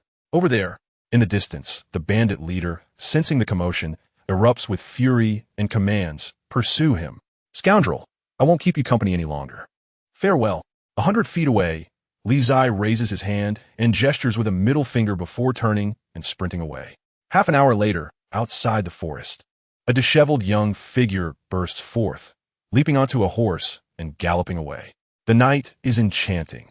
As Li Zai returns to Yuzhou City, dawn is approaching. At the very moment the city gates open, he enters, riding back to the Li residence. The servants, accustomed to his disheveled returns, react with indifference. Several beautiful maidens even cast flirtatious glances at Li Zai, shy yet inviting. When the young master has time, let us discuss life. Li Zai grins in response to the maidens' glances, then hastily heads to the rear courtyard. By the lakeside in the courtyard, Zhang Lada has yet to claim a spot, and Qin Ana remains in her room, busy with her grooming. Thus, Li Zai quickly occupies the best position by the lake, sitting cross-legged to begin practicing the flying immortal technique. Old Qin said that the most suitable time for practicing the flying immortal technique is at dawn and dusk. With his lack of talent, if he doesn't work hard, he will never catch up to those prodigies. Contemplating this, a wave of sorrow washes over Li Zai. He is, after all, the favored child of the heavens. Why does he feel so overlooked? Look at those so-called divine sons and Buddhas. Their names resonate loudly. While he feels like a mere shadow, the more he thinks about it, the angrier he becomes. With his eyes closed, he grits his teeth and channels the heart method of the flying immortal technique. Just then, the door of a nearby room creaks open, and Qin Ana steps out. Upon seeing Li Zai practicing by the lake, a hint of satisfaction crosses her face. He is quite diligent. Regardless, hard work can compensate for a lack of talent. If one is less gifted, they must put in more effort. However, before she can finish her thoughts, she suddenly trembles, a look of astonishment dawning on her face. Something is amiss. At that moment, Zhang Lada burst through the door of the adjacent room, his gaze fixed on the figure by the lake, surprise flashing in his eyes. Qin Ana, did you not tell him that during cultivation one must maintain a calm mind, free of any emotions? Zhang Lada said in a low voice. I assumed he knew. Qin Ana replied, her expression darkening. This is common knowledge in martial arts. I did not think it necessary to mention. This could be troublesome. Zhang Lada clenches fists, saying, I hope this lad has a strong fate and does not go into a frenzy. By the lakeside, as Li Zai continues to practice the flying immortal technique, his anger simmers.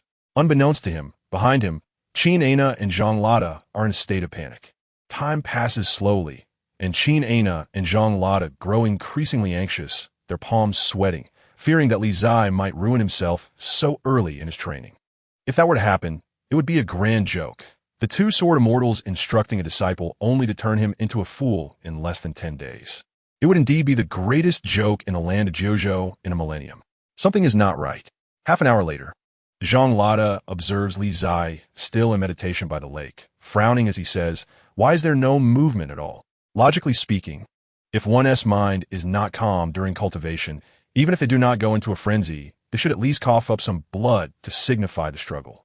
The current situation is too strange, too silent. Should we wake him? Zhang Lada suggested. No. Qin Ana shook her head, her expression grave. Forcing him awake could lead to worse consequences. Let's wait and see. Zhang Lada nodded, patiently enduring as they continued to wait. In the east, the sun gradually rises, the first rays of dawn illuminating the earth and dispelling the cold of the night. Under their watchful eyes, suddenly, centered around Li Zai, the lakeshore stirs without wind, waves surging on the water surface. Qin Ana and Zhang Lada's expressions shift as they gaze in astonishment. Impossible. At that moment, within Li Zai's chest, his divine abode roars like 1,000 thunders, while boundless spiritual energy from heaven and earth surges forth, continuously streaming into his divine abode. The astonishing scene leaves the two seasoned sword immortals in shock, unable to comprehend what is unfolding before them. Is this lad not only just beginning to unlock a meridian?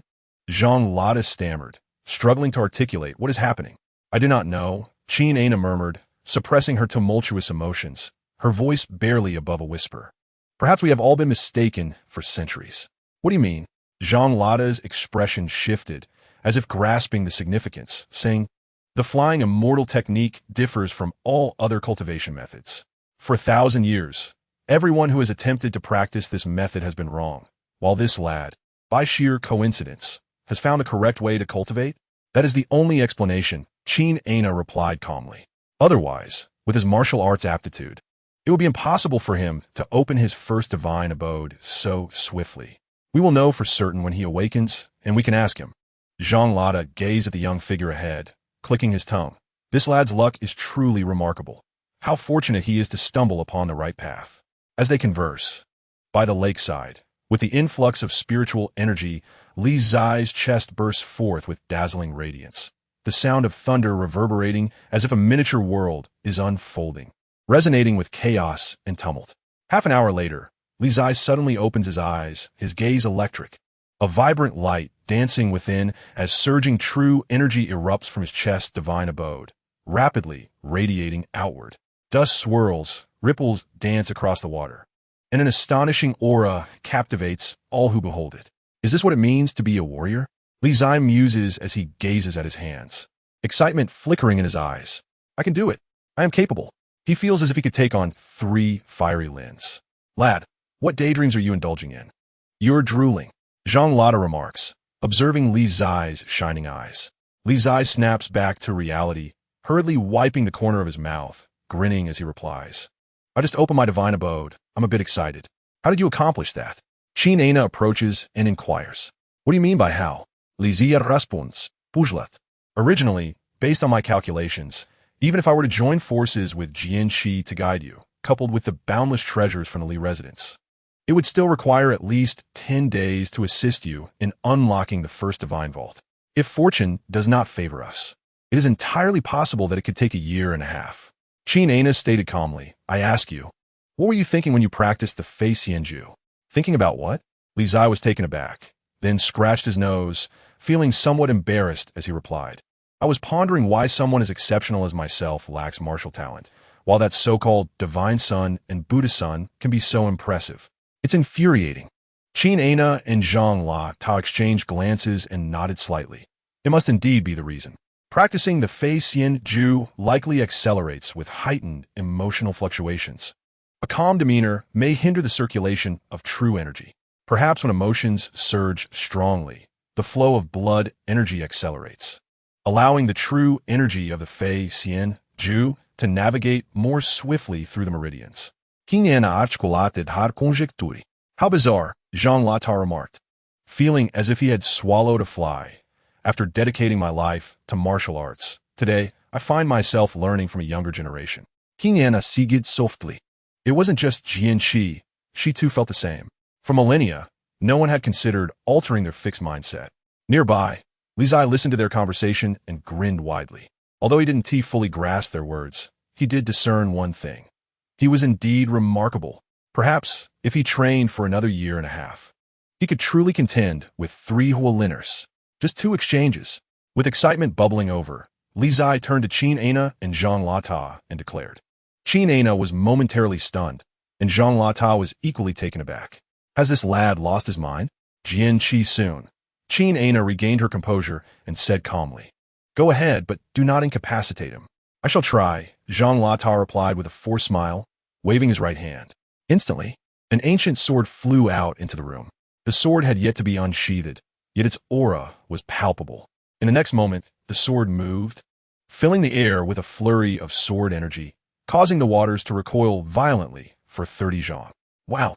Upon witnessing this, Li Zai's eyes widened, and he spun around to flee. However, it was already too late. With a thunderous crash, Zhang Lotta sheathed his sword, and the waves in the lake subsided. On the courtyard wall, a human-shaped indentation appeared, with Li Zai being slammed into it, disheveled and in a pitiful state. Author's note. Recently, there is an event on Fanxia. with a top 10 on the gift leaderboard will receive promotion on Douyin. We are currently around 10th place, not far off.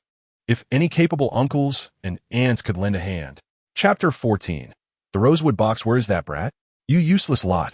As night fell, Li Qingzhi, still seething from a severe reprimand by Jian Shi, stormed into the Chilean mountains to vent his frustrations on the bandits residing therein. Consequently, the forest erupted into commotion once more.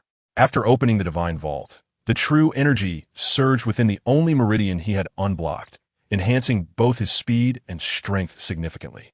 Chief, someone is running west. A bandit rushed forward, breathlessly reporting. What are you waiting for? Chase after him at once. The bandit leader barked angrily. Yes, this time, aside from a few who remained to guard the camp, the rest all surged forward in a dark mass, pursuing him. In the forest, Li Qingzhi led a throng of bandits in evasive maneuvers, circling the Chilean mountains for nearly 2 hours.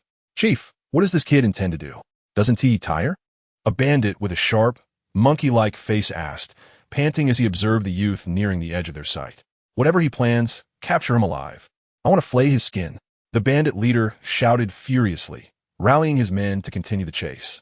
Deep within the forest, after leading the bandits for half the night, Li Qingzhi stealthily circled back to the bandits' main camp.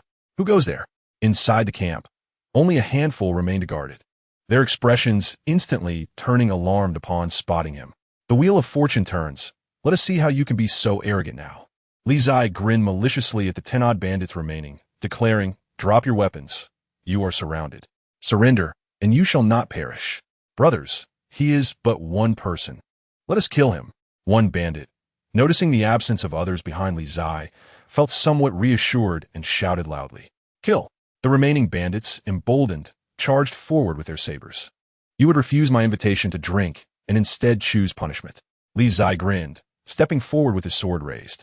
Although fierce, the bandits were merely a threat to the unarmed civilians. Li Qingzhi was a monster far more fearsome than the bandits.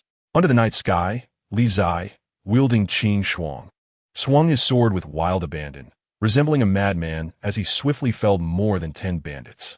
Having opened the divine vault, he was now a martial artist, a far cry from his previous self, and the sabers wielded by the bandits were no match for the plum blossom sword immortal's Qing Shuang. Thus, Li Qingzhi finally fulfilled his dream from his past life, effortlessly dispatching groups of foes. Ha ha! Standing amidst the fallen bandits, Li Qingzhi erupted into triumphant laughter. A bunch of weaklings. Chief, there he is. However, before Li Qingzhi could revel in his triumph for long, from a distant elevation, a keen-eyed bandit spotted his whereabouts and shouted urgently. He has headed for our camp. Not good. He has leading us away. Quickly, return with me. The bandit leader exclaimed, alarmed, and immediately led his men back. Inside the bandit camp, Li Qingzhi kicked open the main door and surveyed the treasures hidden within, casually rifling through them before quickly losing interest. Just some gold, silver, and jewels. How mundane. These bandits are woefully impoverished, lacking any decent treasures.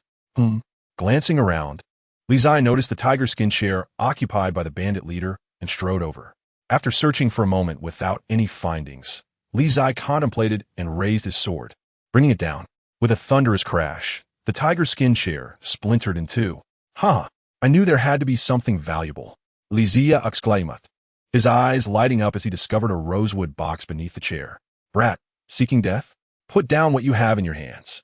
At this moment, outside the camp, the bandit leader returned with his subordinates, and upon seeing the youth before the broken chair, his expression changed drastically, shouting in anger. If you want it, come and take it from me.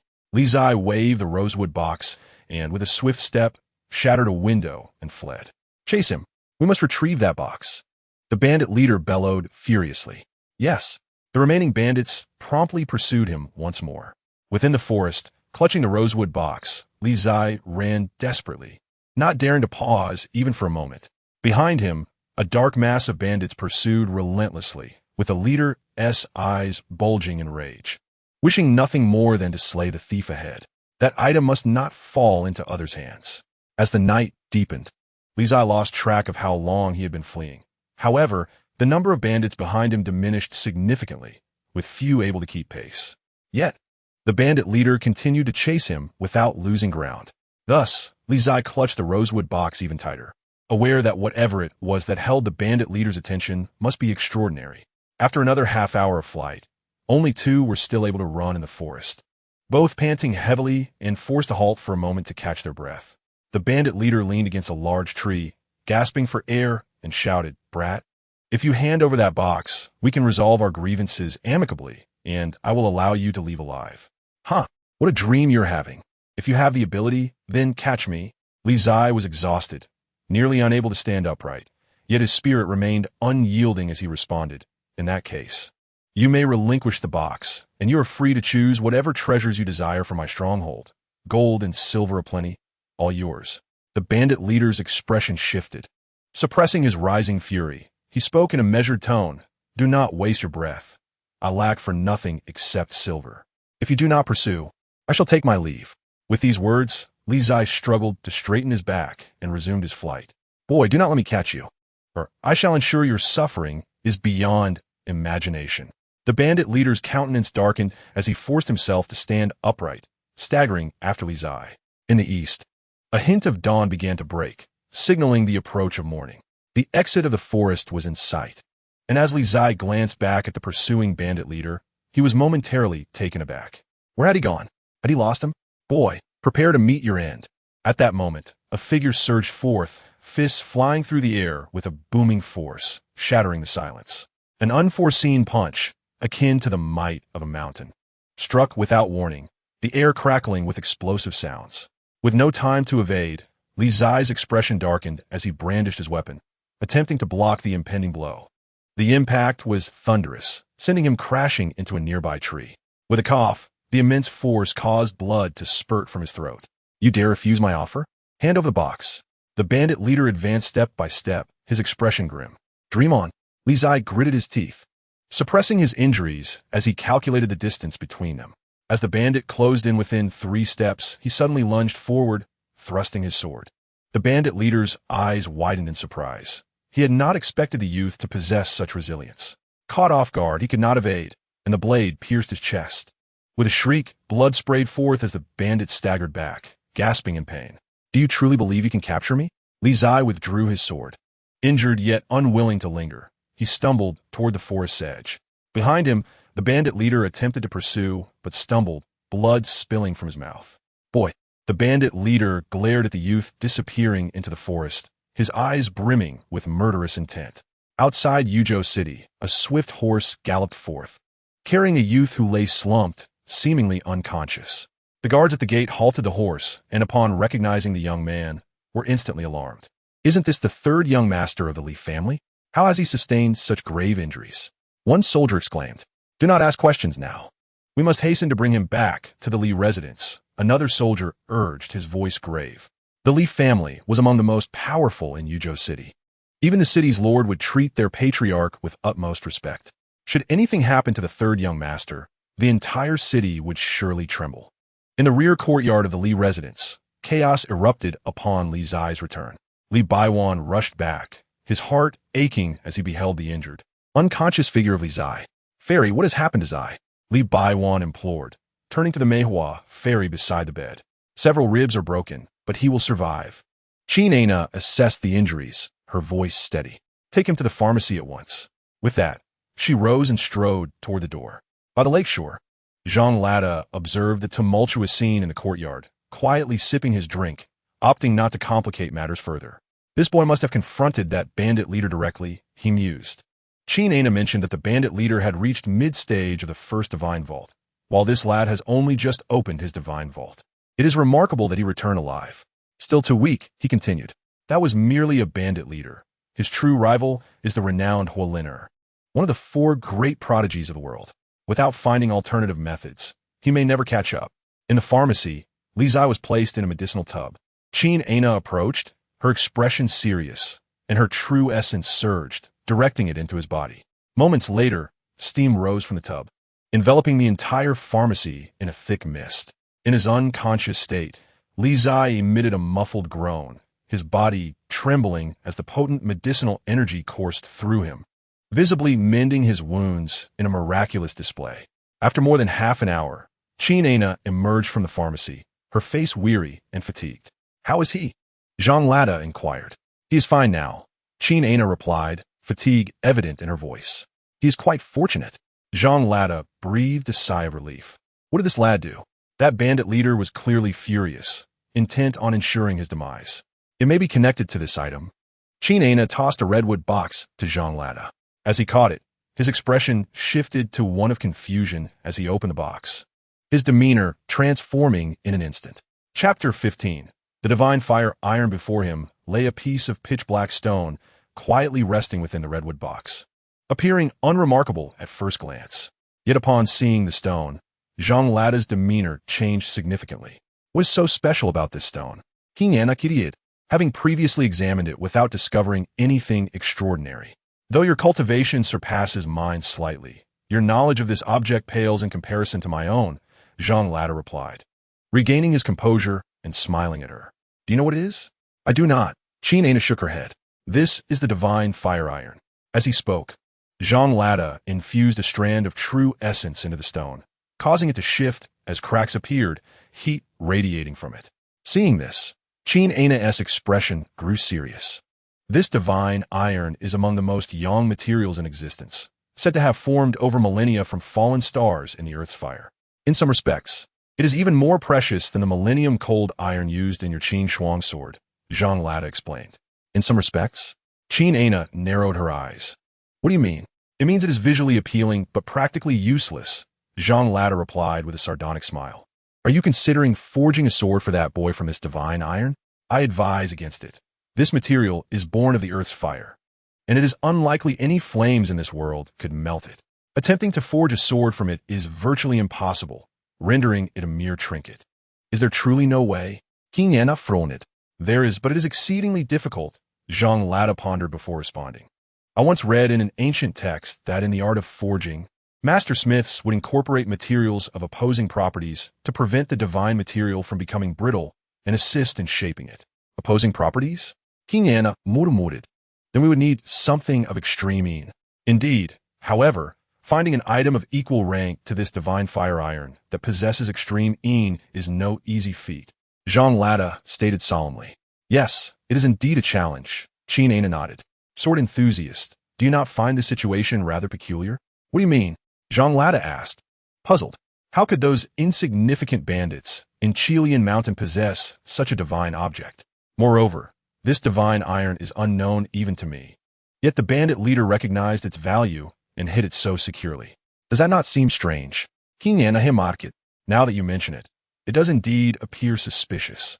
Zhang Lada furrowed his brow and remarked, if this treasure were acquired by chance, it would be understandable. However, for an ordinary person to encounter it and merely perceive it as a mere stone is unlikely. The bandit leader's ability to recognize it as a treasure suggests that, unless someone guided him, the only plausible explanation is that he has long been aware of its true nature. A common man is innocent, yet possessing a precious object can bring about misfortune. If he received guidance, the bandit leader would not be able to retain this divine artifact. King Ana responded calmly. It is highly probable that he has already known the stone's value. This implies that the bandit leader is no ordinary individual. Zhang Lada nodded, saying, I did not expect such hidden talents to abound in this small city of Yuzhou. Even the bandits in the mountains outside the city are not to be underestimated. Perhaps we should seek an item with attributes opposite to that of the Chihua divine iron from the bandit leader, suggested Qin Ana. That is reasonable, Zhang Lada agreed, smiling. So, are you planning to take action yourself? I am not inclined to engage in such underhanded dealings. Since the divine iron was obtained by Li Qingzhi, it is best that he handles the subsequent matters himself, Qin Ana stated. The bandit leader is not an overly formidable opponent. With some effort, Li Qingzhi should be able to catch up. As they conversed in the pharmacy, a dazed Li Qingzhi slowly opened his eyes. As he attempted to rise, a sharp, agonizing pain shot through his chest, causing his body to tremble. After a considerable amount of time, he took a deep breath and cautiously crawled out of the medicine barrel. Ouch! He winced as he inadvertently brushed against his still-healing sternum, grimacing in pain. After nearly half an hour of struggle, Li Qingzhi finally exited the pharmacy and spotted the two by the lakeside. Gritting his teeth, he made his way over step by step. Oh, you're still alive. How delightful, Zhang Lada remarked, casting a glance at him. I thought you might have perished if you took any longer. What bad luck. I am perfectly alive and will not die so easily, Li Qingzhi retorted, finally reaching the lakeside and sitting down, grimacing as he said, however, I was perilously close to death. Well, a true martial artist is not as simple as you might imagine, Zhang Lada commented. Indeed, he is quite formidable, Li Qingzhi nodded. Had he not been careless and taken a blow from my sword, I might not have returned. What transpired? Zhang Lada inquired curiously. Let me recount, Li Qingzhi replied, detailing the events of the previous night. Zhang Lada and Qin Ana listened attentively, exchanging astonished glances upon the conclusion of his tale. This young man's reflexes are impressive. Zhang Lada remarked, you acted wisely. Even though you managed to strike the bandit leader, had you lingered in battle, it would have been you who perished. Well done for not being blinded by temporary victory. You are indeed teachable. Stay humble, Li Qingzhi smiled. I simply sensed that the bandit leader was strong, and I did not have confidence in defeating him. Very soon, you shall be ready, Qin Ana interjected calmly. In the coming days, focus on cultivating the mental techniques of the Fei Xianju. Once your injuries have healed further, I will devote myself to teaching you the sword techniques of Fei Xianju. Really? Thank you, Master Xianzi, Li Qingzhi exclaimed, excitement bubbling within him. However, just as he began to revel in his elation, he inadvertently aggravated his wound, causing him to gasp in pain. As Li Qingzhi embarked on his journey along the path of martial arts, to the west of the grand city of Dashang, the sound of rumbling carriages echoed. After days of travel, Li Yue and the third prince's entourage finally arrived at the capital. The bustling capital, resilient over a millennium, has withstood countless storms and still stands unshaken, a testament to the enduring legacy of Dashang. Even the invincible sword immortal must temper their brilliance upon entering this city, reflecting the profound heritage of the foremost city of 1,000 years. At the capital's entrance, Li Yue lifted the curtain of the carriage, gazing at the ancient city that had stood for a millennium, a hint of solemnity gracing her beautiful features. At last, we have arrived. For years, the Li family had diligently avoided entanglements with the power of this imperial city, yet the current situation no longer allowed for such avoidance. The clash between the Li family and the forces of the capital had become inevitable. Before Li Yue, the third prince Mu Yao gazed at the imperial city, a faint smile gracing his lips. This journey has not been in vain. He considered his task accomplished. His greatest fear was that the Li family would refuse to arrive, leaving him without a viable course of action, especially as the Li family held dominion in Yuzhou. With Li Yue's arrival, it would not be long before Li Qingzhi followed. Let us proceed. Enter the city, he commanded, lowering the curtain. Yes, the carriage rumbled forward, gradually entering the heart of Dashang. At that moment, within the various estates of the capital, a flurry of secret reports made their way in, and it wasn't long before news of the Li family's arrival spread. In the imperial palace, a remarkably beautiful maiden, radiant as a flower, heard the news from a young eunuch and smiled slightly. The Li family has finally arrived. In recent years, she had heard her brothers mention the Li family on numerous occasions. Even her father had referenced the Li family from Yuzhou multiple times. This indicated the Li family's growing significance within the Dashang dynasty. However, over the years, the Li family had refrained from engaging in the capital, leaving her without the chance to meet them. Your Highness, the fourth prince has arrived, a young eunuch reported, hurrying over. My brother? Quick, invite him in, the maiden instructed. Yes, the eunuch obeyed, swiftly departing. Before long, a man clad in white approached, his demeanor stern and devoid of a smile. His gait was deliberate, each step measured and precise, exuding an unspoken pressure simply by his presence. The fourth Prince Mu Bai was one of the four great prodigies of the world, renowned alongside the divine son of Tianyu Hall and the Buddhist disciple of the monastery, as well as the Fire Lin of Zhukei's sect. His mere presence commanded an indescribable aura. Brother, the maiden greeted respectfully, performing a courteous bow. Mu Rong, your third brother has returned, Mu Bai stated calmly. Will you not go to greet him? But you have not gone either, brother, Mu Rong replied, straightening up and smiling sweetly. Speaking with the third prince is rather exhausting. It is far more pleasant to remain in the palace. I have heard that the Li family has arrived. Is it the Li family's legitimate son? Mu Bai inquired. It is said that Li Qingzhi has become the disciple of the Meihua Sword Immortal. I look forward to a spar with him when the opportunity arises. Your Highness may be disappointed, Mu Rong chuckled. According to my intelligence, the Li family has sent their eldest daughter, Li Yue, but the legitimate son is not present. Upon hearing this, Mu Bai's brow furrowed slightly. That is indeed unfortunate. Not at all, Mu Rong replied with a slight smile. With the eldest daughter of the Li family present, Li Zai will surely follow soon. What do you mean? Mu Bai asked. Sister, you do not favor the intrigues of court politics, so I shall not elaborate. Mu Rong smiled. In any case, I assure you that Li Zai will come. You need only wait with patience. Very well. I shall take my leave. Mu Bai nodded before turning to depart. As Mu Bai's figure receded, Mu Rong gazed after him. A hint of helplessness crossing her beautiful features. Her brother's personality was undeniably peculiar. Aside from sword practice, he showed little interest in anything else. Such a disposition was indeed rare within the power struggles of the royal family. Yet her brother's disinterest did not equate to being uninvolved. If her intuition served her right. Once the legitimate son of the Li family arrived at the capital, the clash between the royal family and the Li family, as well as the underlying rivalries among the princes, would officially commence. Chapter 16. Fei Xianju at the Li estate. 5 days had passed since Li Zai had been grievously beaten by the bandit leader. Throughout these 5 days, aside from enduring Qin Ana's relentless treatment and daily immersing himself in medicinal baths, he devoted himself entirely to cultivating the mental techniques of Fei Xianju. As Zhang Lada and Qin Ana had surmised, despite Li Zai inadvertently discovering the correct method to cultivate Fei Xianju and having access to an abundance of potent herbs, his progress remained excruciatingly slow. Exceedingly slow. So slow that it was utterly infuriating. Characters as extraordinary as Qin Ana have contemplated severing ties with their disciples on multiple occasions. Were it not for Li Zai's tenacity in pleading for mercy, coupled with the public nature of their master-disciple relationship, Qin Ana would have reached her breaking point and departed. Calm down, this was anticipated, remarked Zhang Lada by the lakeside, reveling in the misfortune. At this pace, even a century of cultivation won't allow him to catch up to Huoliner. We must find a way to swiftly open up his other meridians, Qin Ana asserted, suppressing her anger. It is indeed a daunting task, Zhang Lada replied. The Li residence is abundant in silver and possesses ample medicinal resources. Yet, as you can see, his body has begun to resist these potent herbs. Their efficacy is diminishing, and at this rate, even if we were to gather every great medicine in the land, it would not suffice to open all 8 of his meridians. This lad is akin to a human-shaped medicine chest.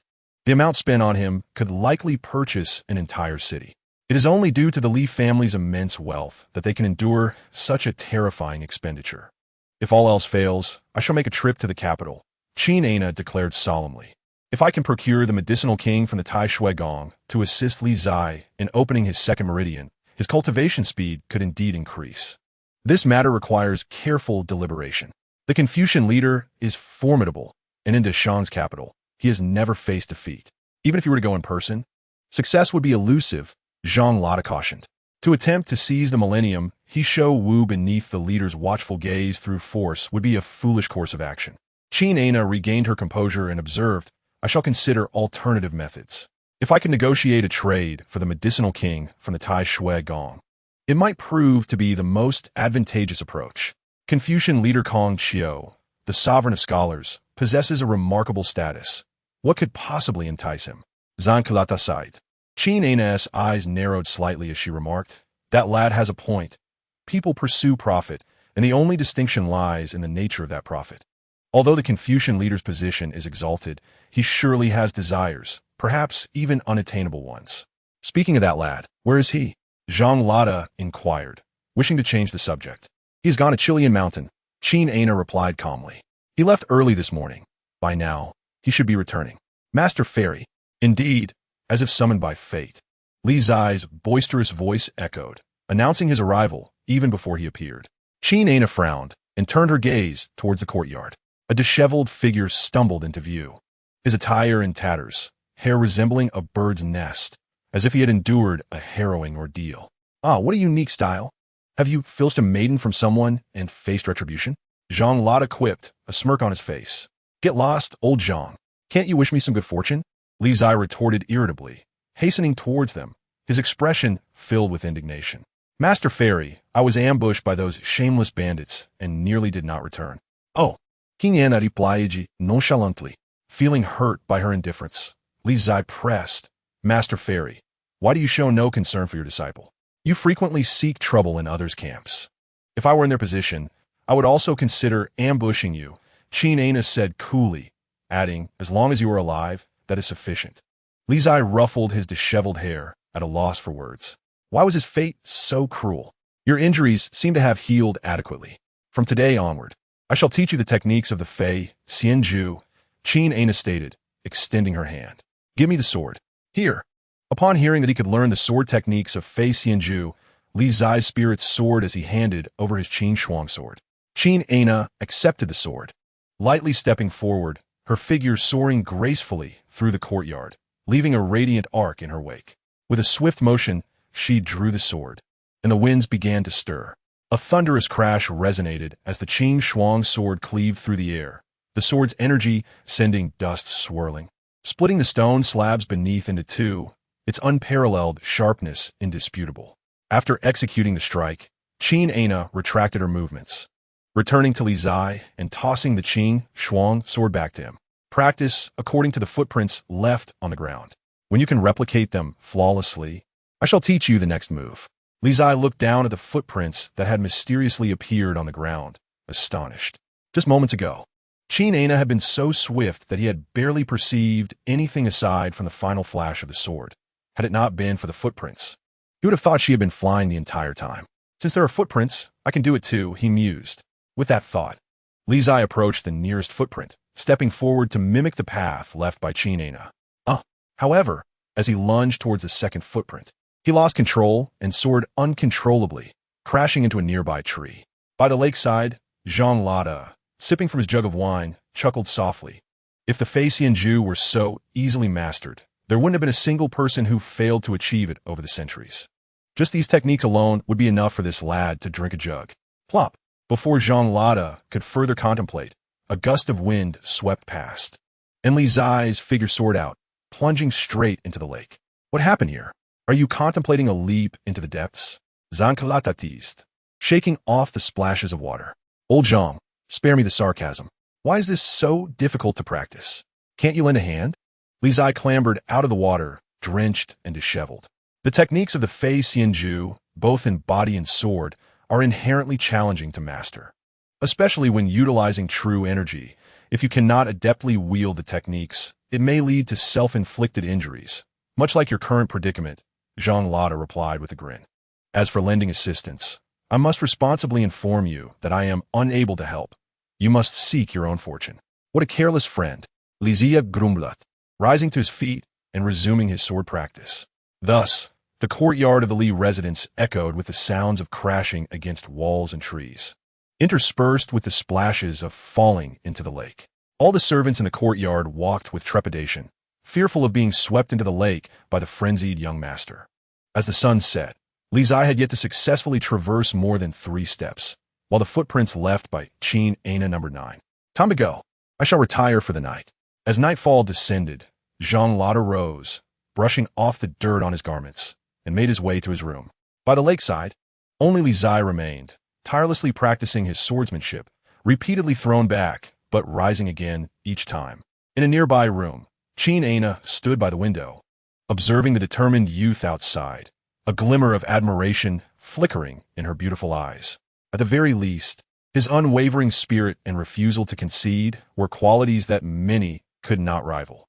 Were it anyone else, not only would they struggle to endure the rigorous training of the Fei Xianju, but they would likely fail to even surpass the first hurdle of opening their meridians. The agony of shattering and then repairing meridians, repeated daily, is a torment that few can withstand. The reason she remained in the Li residence was due to her appreciation for this boy's indomitable spirit. Talents may be common, but those with great perseverance are rare. The path of cultivation is ultimately a protracted tug of war. How many prodigies boast an extraordinary start, yet fade into obscurity due to a lack of tenacity? Li Qingzhi is quite commendable. Perhaps his journey in martial arts has not commenced as favorably as others, yet if he can rectify this inherent shortcoming, one day his brilliance will undoubtedly astonish the world. The night stretched on, and all in the Li residence fell into slumber, while the slender figure of the young boy in the courtyard continued his relentless sword practice. He refused to be outdone by anyone. even when two sword immortals had declared him incapable. Plop! Once more, Li Qingzhi tumbled into the lake, only to clamber out, breathless, and collapse onto the grass. Jianxian, what a captivating title it is. He must succeed. With a path ahead of him, he shall continue onward, undeterred by hardship. After all, is it not a significant improvement compared to a time when he faced a dead end? Li Qingzhi encouraged himself inwardly, then resolutely rose to his feet to practice his swordsmanship once more. As dawn broke, heralded by the crowing of roosters, all members of the Li family awakened. Yet the silhouette of the young man in the courtyard had already vanished. With the completion of his training in the Feishinju at daybreak, Li Qingzhi set off for Chilean Mountain. In the courtyard, Qin Ina gazed silently at the myriad of chaotic footprints on the ground. The fifth step? Indeed, diligence can compensate for inadequacy. Perhaps, before long, he would completely master the first move of the Feishinju. Meanwhile, in the grand city of Dashi, as Li Yue entered the city, various factions began to send representatives to engage with the eldest daughter of the Li family. The Li family of Yuzhou had already become a legend throughout the Dashi Empire, rising from an ordinary merchant clan to a status rivaling nations within a decade, earning the respect even of the imperial court. Thus, the arrival of the Li family in the city piqued the interest of many, especially the ministers and factions allied with the four princes of Dashi, who were particularly keen on the arrival of the Li clan. While the Dashi Empire boasted numerous princes, only four truly possessed the capability to vie for the throne. The first Prince Mu Yuan, the third Prince Mu Yao, the fourth Prince Mu Bai, and the 11th Prince Mu Qing. The rivalry among these four, whether overt or covert, voluntary or involuntary, had persisted for many years and was commonly referred to as the battle for the throne among the four princes. However, the first individual from the imperial family to seek an audience with Li Yue was none other than the most illustrious jewel of the Dashi dynasty, renowned for her beauty that surpassed even the most exquisite flowers. So much so that even the stringent historians of Dashi could not refrain from documenting her in the annals of history. The most beautiful woman of the Dashi dynasty, the ninth princess, Mu Rong. Author's note: the gift list has dropped.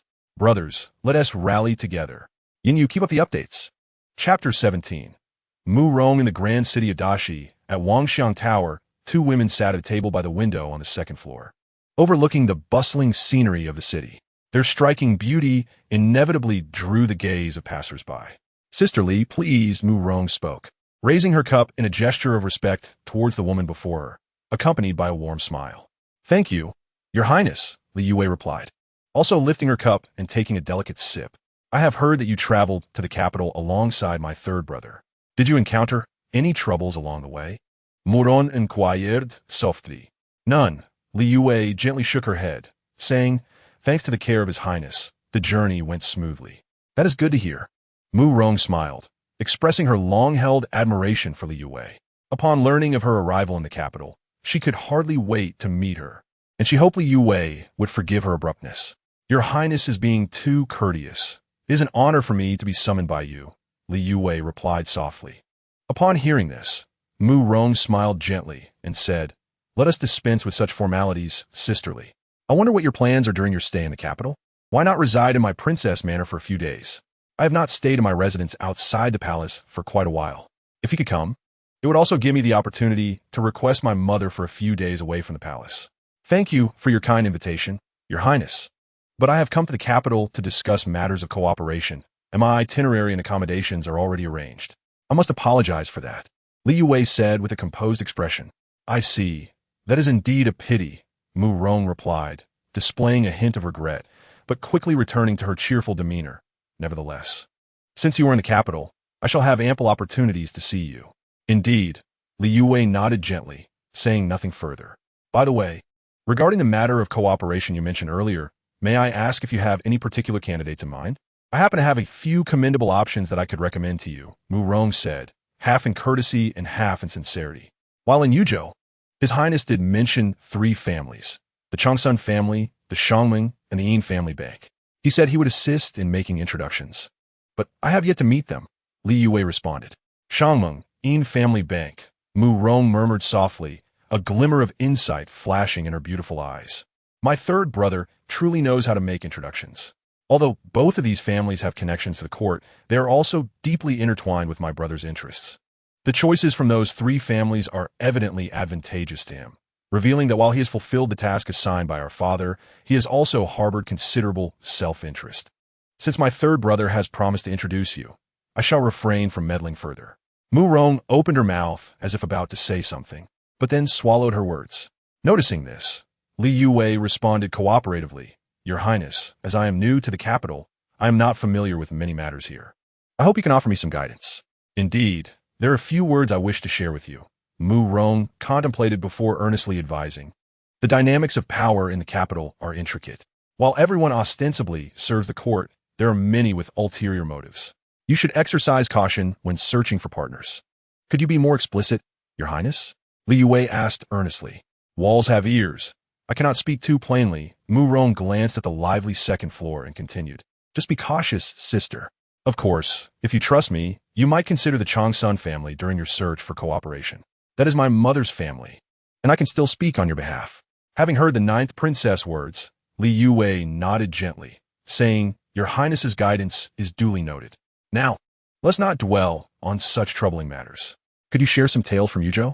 I have never been outside the capital, and am quite curious about the world beyond. Mu Rong suggested, intentionally shifting the conversation to dispel any lingering apprehension. Indeed, upon hearing the ninth princess divert the topic away from cooperation, the tension on Li Yue's face diminished significantly, and her tone relaxed as she replied, What would you like to know, Your Highness? Tell me about the Li family. It has become quite a legend in the capital, especially with the peculiar inventions it has created, which I have never heard of before, Mu Rong inquired. Li Yue smiled and responded, Are you referring to perfume, glassware, and soap? These were learned by an esteemed elder in our manor during his travels overseas. The Li family is fortunate to have received his assistance in producing these items. Oh, I have heard that these innovations were conceived by the third young master of the Li family. Am I mistaken? Mu Rong asked, revealing a hint of surprise. Those are merely rumors, Li Yue chuckled. When we began our endeavors in perfume and soap, my younger brother was barely 7 years old. How could he have invented such things? Indeed, that makes sense, Mu Rong nodded, though she remained somewhat skeptical. After all, rumors are not always without foundation. And the third young master of the Li family is shrouded in too much legend, whether true or fabricated, to go unnoticed by the imperial family. Li Yue observed the expression of the ninth princess before offering a gentle smile, choosing not to elaborate further. She understood the purpose of this meeting, but acknowledged that her presence in the capital would inevitably lead to interactions with members of the imperial family. Meeting with the ninth princess would provide her with insight into the reactions of others. Reflecting on the matter, the ninth princess indeed lived up to her reputation, possessing unparalleled beauty that could only be described as breathtaking. If she were to marry into the Li family as a daughter-in-law, it would be a most splendid outcome. With this thought, a smile graced Li Yue's lips, and her gaze toward the young woman softened. However, upon perceiving the sudden warmth in Li Yue's expression, Mu Rong felt an inexplicable tremor within her, accompanied by an unnameable sensation rising within her heart. As Li Yue was once again searching for a bride for her younger brother, Li Zai, amidst the treacherous mountains of Chilean Shan, suddenly felt a chill creeping up his spine. Had someone caught up with him? He quickly glanced over his shoulder, relieved to find no sign of bandits. No one was there. Thank goodness. It seems these bandits are becoming increasingly inept. They cannot even keep up. Meanwhile, a distance of about a mile away, several bandits were panting heavily, exhausted and nearly unable to rise from the ground.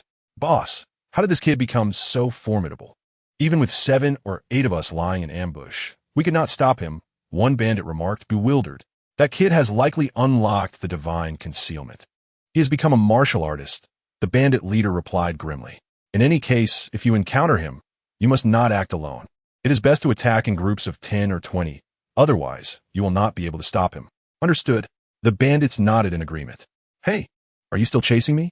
At this moment, Li Zai, who had seemingly vanished, unexpectedly returned, standing atop a rock and shouting loudly. Kid, if I catch you, I will surely skin you alive. The bandit leader's face turned crimson with fury at the provocation. Big guy, I have heard that threat so many times. It's almost wore my ears out. So, are you pursuing me or not? If not, I shall take my leave, Li Zai retorted, hands on his hips. Shouting like a shrew. Brothers, chase after him. The bandit leader, infuriated, commanded, leading his men in pursuit once more. Seeing this, Li Qingzhi chuckled heartily and turned to flee again. It was impossible for one person to take on a group, but if someone strayed alone or in small numbers, he might consider it. As the sun began its descent, the number of pursuers dwindled, and by sunset, only Li Qingzhi and the bandit leader remained capable of continuing the chase. "Kid, do you dare to stop and fight me?" The bandit leader, bent over and gasping for breath, proposed as they neared the edge of the forest. Upon hearing this, Li Qingzhi halted, turned to face the bandit leader, and replied, "A duel is not out of the question. However, if I win, you must answer me 3 questions." "What questions?" The bandit leader's expression darkened. "First, you must agree." Li Qingzhi smilat. "Fine, I agree, but you must win first." Before his words had fully escaped his lips, the bandit leader's gaze turned icy as he lunged forward. Li Qingzhi had long been prepared. He stepped back a few paces, his movements fluid and ethereal, akin to a celestial being, with the bandit leader's attack missing. He pressed forward again, but Li Qingzhi remained unperturbed, gracefully evading to a distance. The flying immortal technique, the unrivaled martial art, not only excelled in swordplay, but also in agility. After a day and night, Li Qingzhi had only mastered 5 steps, far from complete, yet sufficient to handle the bandit leader. After retreating twice, Li Qingzhi leaped off a tree, pivoting midair, drawing his sword, Qingxuan. With a swift motion, the blade glimmered like frost, seemingly simple, yet striking precisely at the bandit leader's heart. As danger approached, the bandit leader felt a rush of adrenaline and instinctively rolled away. The sound of tearing fabric erupted, revealing a deep wound on the bandit leader's chest, blood splattering and staining his clothes. "You are defeated." As he attempted to rise, he suddenly found a cold blade at his throat. "This is impossible." The bandit leader gasped in shock. "What's wrong? Are you unwilling to accept defeat?" Li Qingzhi tonta, wiggling the sword. "Shall I make a few more holes in you before you concede?" "I concede." The bandit leader's expression darkened. "Speak, what do you wish to know?" "Very simple." Li Qingzhi grinned, his smile radiant.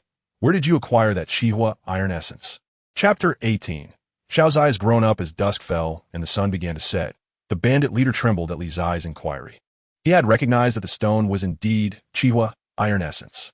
"How did you know?" he asked, looking at the young man before him with a solemn tone. "Now it is my turn to ask you." Li Qingzhi waved his sword. "You had better cooperate. My patience is limited." "Yin family." The bandit leader clenched his fists. "I stole the Qihua iron essence from the Yin family." "Yin family?" Li Qingzhi furrowed his brow, suddenly reminded of something. "Are you referring to the Yin family of the money house in the capital?" He recalled that among the 3 options given to him by the 3rd prince, there was indeed the Yin family. "Yes," the bandit leader answered darkly, falling silent thereafter. Given the Yin family's influence, it was nearly impossible for an ordinary person to steal such a treasure. "What is your connection to the Yin family?" Li Qingzhi pressa. "Is that your second question?" The bandit leader inquired, his voice deep. "Consider it so," Li Qingzhi responded. The bandit leader took a deep breath, saying, "The Yin family is my enemy. They caused my mother's death." "That answer is as good as saying nothing," Li Qingzhi replied coldly. "Be more specific." The bandit leader's face flushed with anger as he prepared to argue, but seeing the sword before him, he swallowed his words, fists clenched tightly. "My mother was the concubine of the Yin family's matriarch. It was this woman who caused my mother's demise." Upon hearing this, Li Qingzhi quickly grasped the situation and asked, "Are you a bastard child of the Yin family?" At the mention of bastard, the bandit leader's eyes widened in fury. "So what if I am? Shouldn't I be allowed to live?" "This world does not adhere to such notions of right and wrong," Li Qingzhi replied calmly. "As long as you possess skill, no one can belittle you. However, if you choose to become a bandit, you cannot blame others for looking down on you. If I could escape, who would willingly hide in these mountains, scraping by?" The bandit leader raged. "That vile woman from the Yin family has been sending people to search for me. If she discovers I am alive, she will not rest." "That makes sense," Li Qingzhi mused, stroking his chin. "Perhaps I can assist you." "You can help me?" The bandit leader's body trembled in disbelief. "How will you help me, and why would you help me?" "Do not concern yourself with how I will help you. Just know that I can. As for why, there is no reason. I simply wish to." Li Qingzhi grinned. "My happiness is priceless. I can help you evade the matriarch's eyes in her pursuit, but in return, you must serve me for 10 years. 10 years? Absolutely not." The bandit leader retorted angrily. 7 years. Li Qingzhi decided to compromise. The bandit leader seethed with anger, unwilling to relent. 5 years, no less, Li Qingzhi insisted. Helping you evade pursuit comes at a cost. Coming from the Yin family, you should understand. In business, if there is no return, no one is willing to engage. 3 years at most, the bandit leader declared firmly. Deal. Li Qingzhi sheathed his sword and extended a friendly hand to the bandit leader. Biting his teeth, the bandit leader reluctantly reached out his hand. He couldn't shake the feeling that he had been duped. Li Qingzhi pulled him up, asking, by the way, "What is your name?" "Yin Quang," the bandit leader replied. "Silver Mine? Quite a grand name," Li Qingzhi remarked appreciatively. Upon hearing this, Yin Quang's expression darkened once more, wishing he could strike Li Qingzhi dead. Just joking. Seeing the imposing figure before him about to erupt, Li Qingzhi hastily shifted the topic, asking, "There is another question. Since the Yin family possesses the divine artifact known as Qi Hua Tieshing, do you know of any object of equal caliber that embodies extreme Yin?" Yin Quang furrowed his brow, pondering for a moment before responding, "I have not heard of anything like that. However, there exists a fragment in the Yin family's treasury titled Tiangong Yao Shu, which documents many rare wonders of the world. Perhaps you could find your answer there." Tiangong Yao Shu? Li Qingzhi narrowed his eyes slightly, realizing that this would compel him to travel to the capital. To be frank, he had no desire to go there. That city was the epicenter of power for the Deshang, where countless individuals eagerly awaited the arrival of the scion of the Li family. Having been accustomed to the intrigues of power struggles in his previous life, he knew with his eyes closed that the current Li family was but a thorn in the royal family's side. If they could be utilized, it would be advantageous. But if not, they would surely seek to eliminate him swiftly. His identity as the Li family's legitimate heir was akin to a glaring beacon, attracting the gaze of many, making it difficult to remain inconspicuous. Once he set foot in the Deshang capital, returning would likely be a formidable challenge. "I've said all I need to say. May I be allowed to leave?" Yin Quang regarded the individual before him and spoke in a deep tone. "Yes, you may return for now. I will make arrangements promptly, and before long, you shall be free to roam the Deshang dynasty," Li Qingzhi replied with a grin. "I hope what you say is true."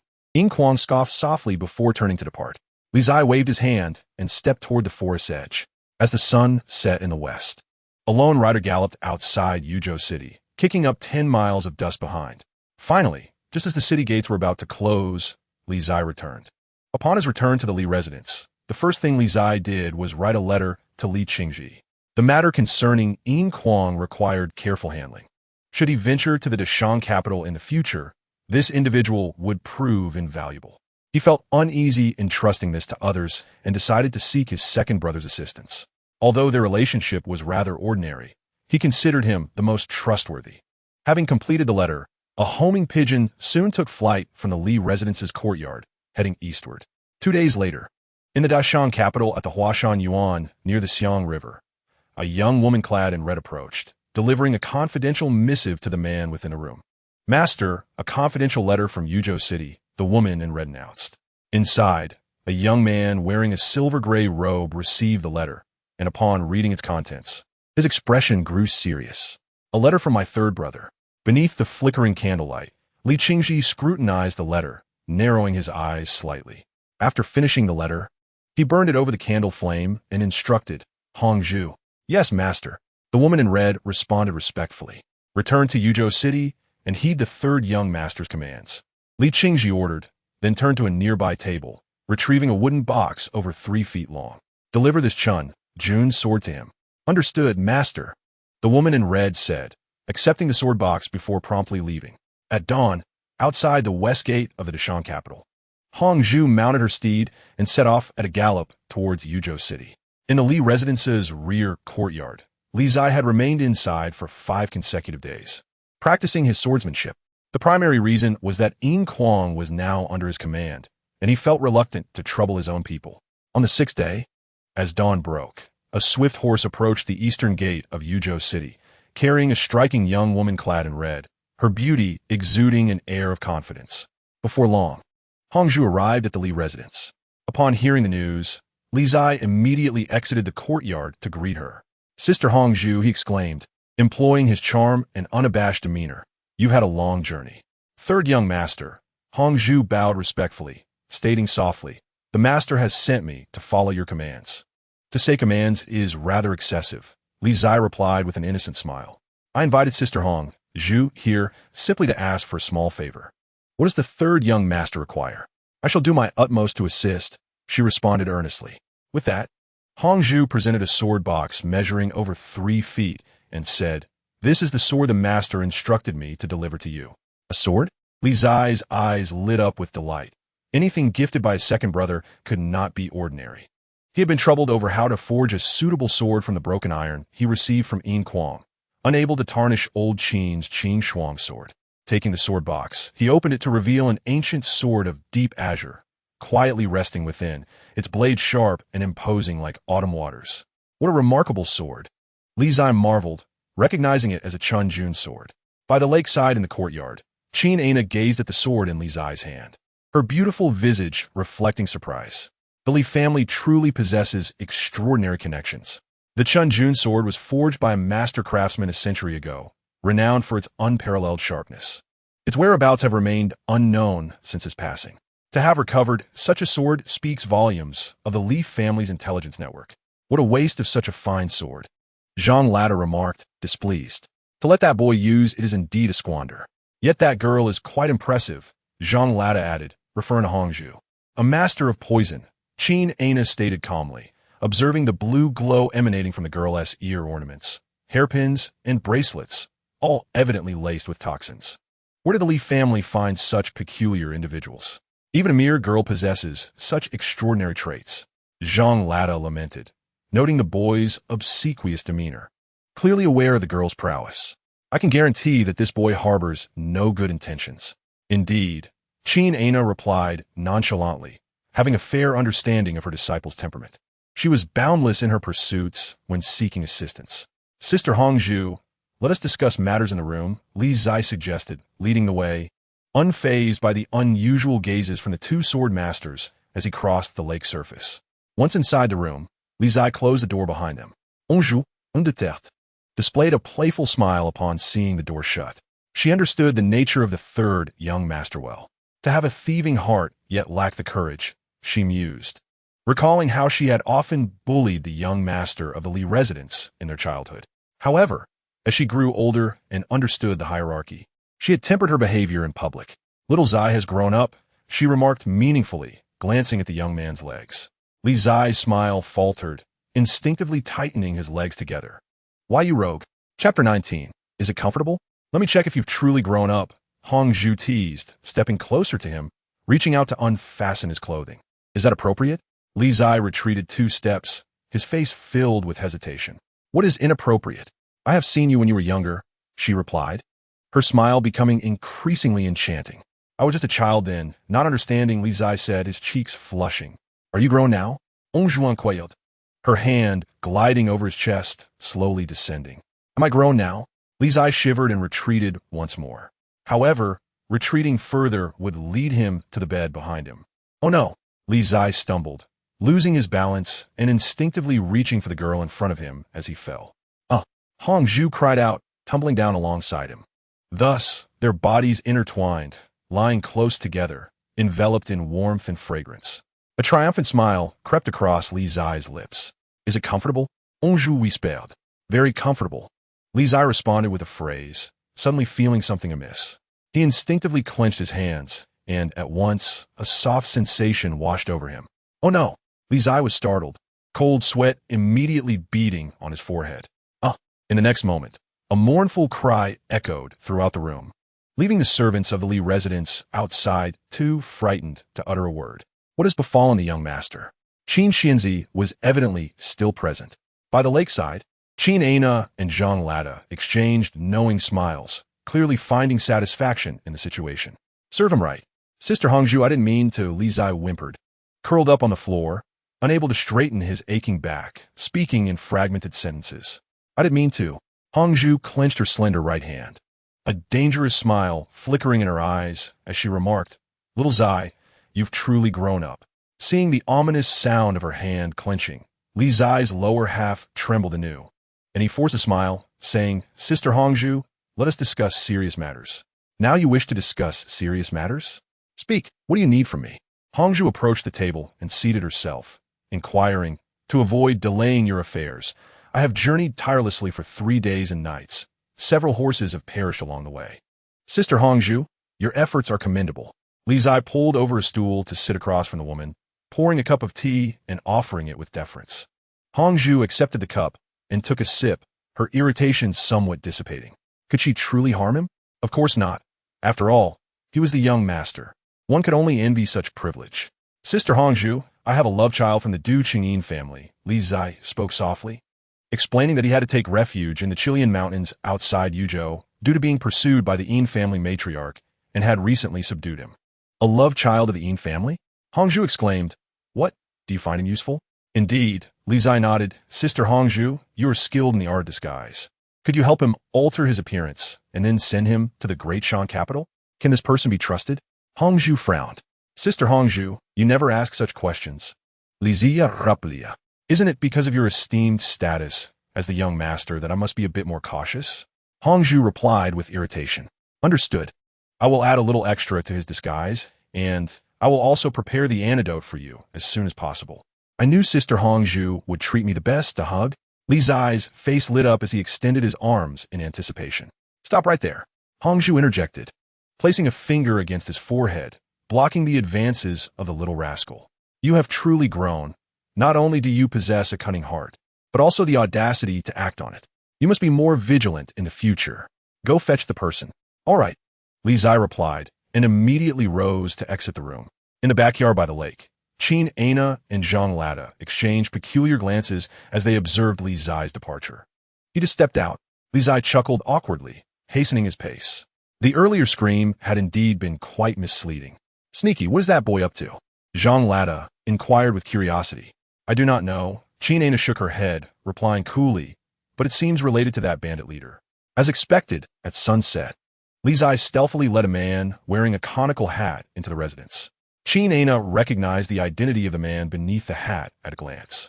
It was indeed him. Inside the room, as Li Qingzhi brought Yin Quang in, Hongzhu was at the vanity organizing various colorful bottles and jars, a vibrant array. Sister Hongzhu, I leave him in your capable hands, Li Qingzhi stated. Hongzhu nodded, replying coolly, you may go attend to your own affairs. Li Qingzhi cast a look of mischief at the man before him and then exited the room. Yin Quang sensed the malicious glee in the former's gaze and involuntarily felt a chill run down his spine. By the lake, after Li Qingzhi left the room, he walked straight over. Kid, not bad. You managed to subdue that bandit leader, Zhang Lada remarked. Just a trivial matter, Li Qingzhi grinned. But what did you learn? King Ana asked Ichi. His name is Yin Quang, affiliated with the Yin family's moneylender in the capital. That fiery iron essence was stolen from the Yin family's treasury, Li Qingzhi recounted, adding, however, he is unaware of any items of equal caliber to the fiery iron essence.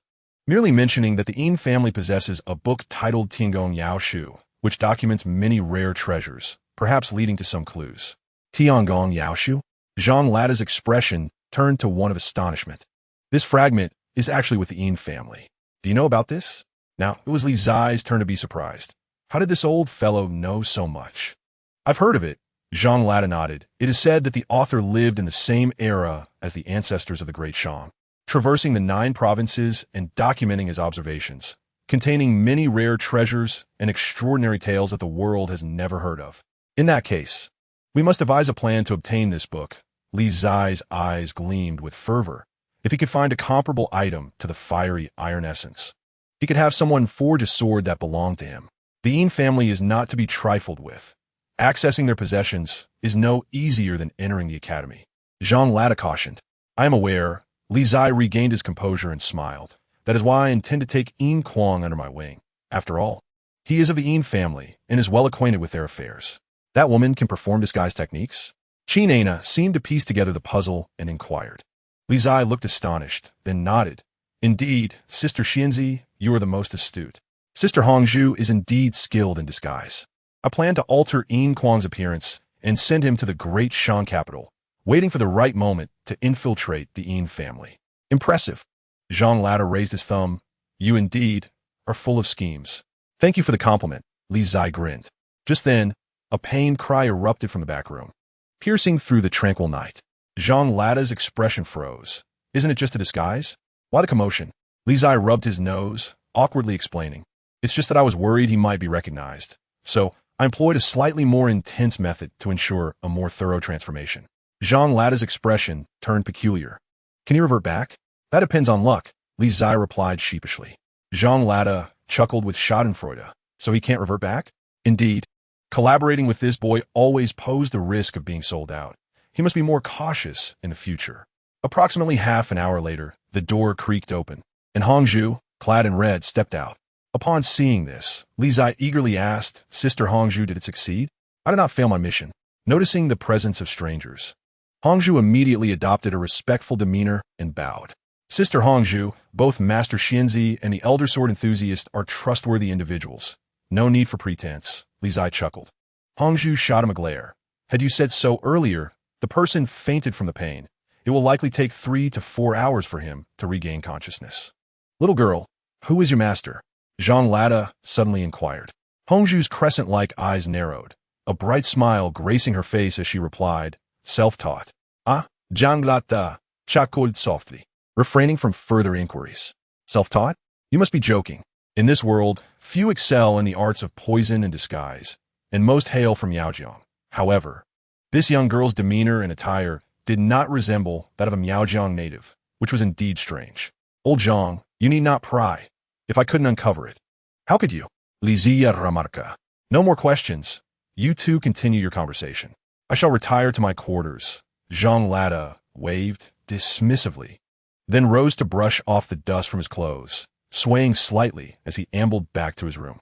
Exercise moderation and channel more energy into sword training. Beside them, Qin Ana offered a gentle reminder before turning to leave. Li Qingzhi, taken aback by her words, quickly regained his composure and, feeling quite wronged, exclaimed, Fairy Master, you misunderstand me. What do you mean by that? Hongzhu interrupted, her tone exasperated. Are you saying that I am unworthy of you? Why the urgency to defend yourself? No, that's not it. Li Qingzhi hastily shook his head, realizing he had unwittingly stepped into a perilous situation, for indeed, he had done nothing wrong. Little Qingzhi, are you planning to head to the capital? Hongzhu changed the subject, not wanting to press the young man too hard.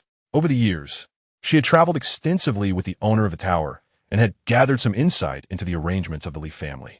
Although the Li family was reluctant to entangle themselves too deeply with the forces in the capital, they had already begun to position their own spies within the city. I don't wish to go, Li Qingzhi sighed, but it seems I may have no choice. Chapter 20. The scholar, Kong Qiu the Knight, was enchanting, and so were the people within it. By the lakeside, a gentle breeze caressed the air, and Hongzhu, clad in a flowing red garment, sat quietly, her profile flawless and captivating.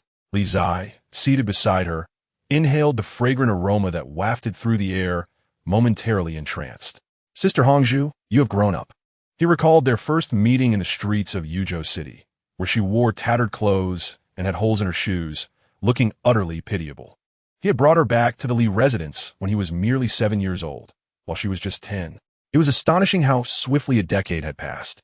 Sister Hongzhu, have you ever thought about going home? Li Qingzhi asked softly.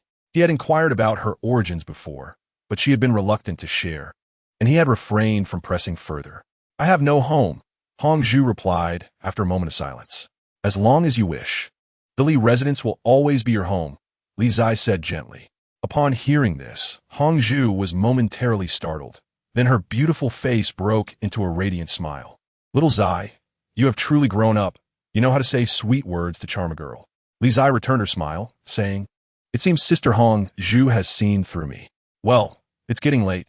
You should return to your room and rest, Hongzhu said as she stood, brushing her long hair behind her ear. Tomorrow morning, I will take that Yin Kuang back to the capital. So soon? Li Qingzhi exclaimed, surpresa. Your second brother is in need of manpower at this time. Our foundation in the capital is still too weak. If we want to achieve something, we must expedite our arrangements. Hongzhu continued, and this is all for you to pave the way in the capital. You must strive harder in your training. The waters there are deep, and if anything were to happen, even your second brother and I may not be able to protect you. Rest assured, Sister Hongzhu, Li Qingzhi nuda earnestly. I will ensure that the Li family produces a sword immortal renowned throughout the world. Such bold words, Hongzhu chuckled, saying no more as she turned to return to her room. By the lakeside, Li Qingzhi watched her retreating figure for a long time before picking up his sword and resuming his practice. Under the moonlight, the sword's glimmer was as frost, and he flew through the air time and again, falling to the ground only to rise again. The first form of the Fei Xianju involved only 9 steps. It appeared simple, yet was exceedingly difficult to master. Li Qingzhi practiced day and night for many days, yet he could not complete the final step. Time passed, and the bright moon sailed westward. The night was deepening. With a clang, the sword tip struck the ground, and Li Qingzhi knelt, gasping for breath, sweat streaming down his face even in the chill of autumn. He refused to believe that he could not succeed in this final step. The tenacious spirit of youth would not yield, and Li Qingzhi struggled to his feet, beginning his practice anew. The night grew darker, and in the east, a hint of white appeared, heralding dawn's approach. From a nearby room, the door opened, and Hongzhu stepped out. In the adjacent room, a stranger also emerged, his appearance and stature markedly different from before. At that moment, in the courtyard, Li Qingzhi's figure flashed by like a startled swan, as swift as thunder, covering the 8 steps in an instant. On the last step, he leapt into the air, channeling his energy downward, leaving a footprint an inch deep in the ground. In that instant, the sword was drawn, and heaven and earth aligned. Boom!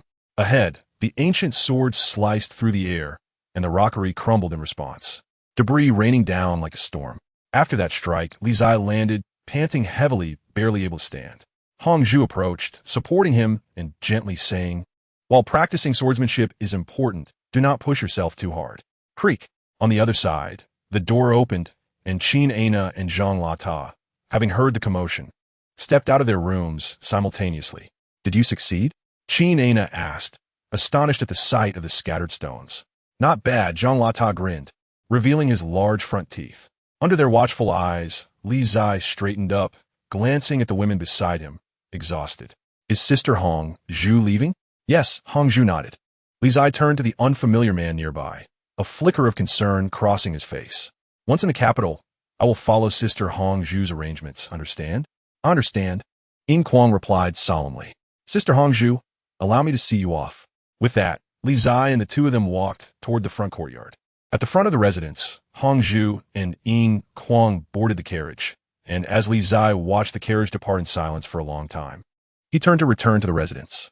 In the backyard, Qin Ana awaited his return. Upon seeing him, she glanced at Zhang Lata and said, "Sword fanatic, you teach the second move. Alahite, Zan Lata no dead. Little one, watch closely." With that, Zhang Lata swung his sword, drank from his cup, and his form darted out like a swimming dragon. His unpredictable movements made it difficult to foresee his next step. After 18 steps, the sword intent reached its peak, and Zhang Lata gripped the sword with both hands, unleashing a strike that shattered the heavens. Boom! A thunderous sound erupted as a towering tree fell in response, splitting in two, leaving all in shock. Li Qingzhi, witnessing this astonishing display, could hardly find his voice. "I'm getting old," Zhang Lata said, sheathing his sword and taking another swig of liquor, reflecting, "If I were a few years younger, I could cleave half of the Li residence with one sword. That would be truly impressive. Let us leave it at that." Li Qingzhi snapped back to reality, observing the chaos around him, and smiled wryly. "You're already quite formidable." "Practice diligently," Zhang Lata said as he walked back to the lakeside, patting Li Qingzhi on the shoulder. "The technique has 9 forms, and the difficulty multiplies, especially the last 3 forms, which even Qin Ana and I cannot teach you. I hope to witness you recreate the astonishing Fei Xianju before I pass away." "I will do my best," Li Qingzhi replied, a dry smile on his face. "Go practice your sword," Qin Ana suggested softly. "Yes," Li Qingzhi replied, then took his sword and resumed his training. "Sword fanatic, this pace is not sustainable," Qin Ana murmured. "It's too slow, while the first 2 forms are manageable. The third consists of 27 steps, and the fourth has 36 steps. At his current speed, who knows how many years it will take for him to master them." Zhang Lata fell silent for long, while before sighing, "He is already working hard, but he has only opened 1 meridian. His training speed and bodily control are limited." "I will go to the capital," Qin Ana said resolutely. "I'll leave this to you." Zhang Lata was taken aback. "Are you truly going to Tai Shui Gong?" "I have to try," Qin Ana replied earnestly. "As of now, we only know the whereabouts of this medicinal king. We have no other options." "When you plan to set off?" Zhang Lata inquired with a sigh. "Today, King Ana ons virid." Jean Lata frowned, but offered no further counsel, nodding instead. I will take care of matters here at the Li residence. Thank you. King Anna did a phrase, drawing forth the Qing Shuang sword from beside her, and promptly stepped toward the back courtyard. In the distance, Li Zai, struggling with the initial 3 steps of the second form, awkwardly rose from the ground. Upon seeing Qin Ana depart, he inquired with confusion, "Where has Lao Qin gone?" "To the capital," replied Jean Lata with a casual tone. "To the capital? What purpose does he have there?" Li Zi exclaimed in surprise. "To fetch medicine for you."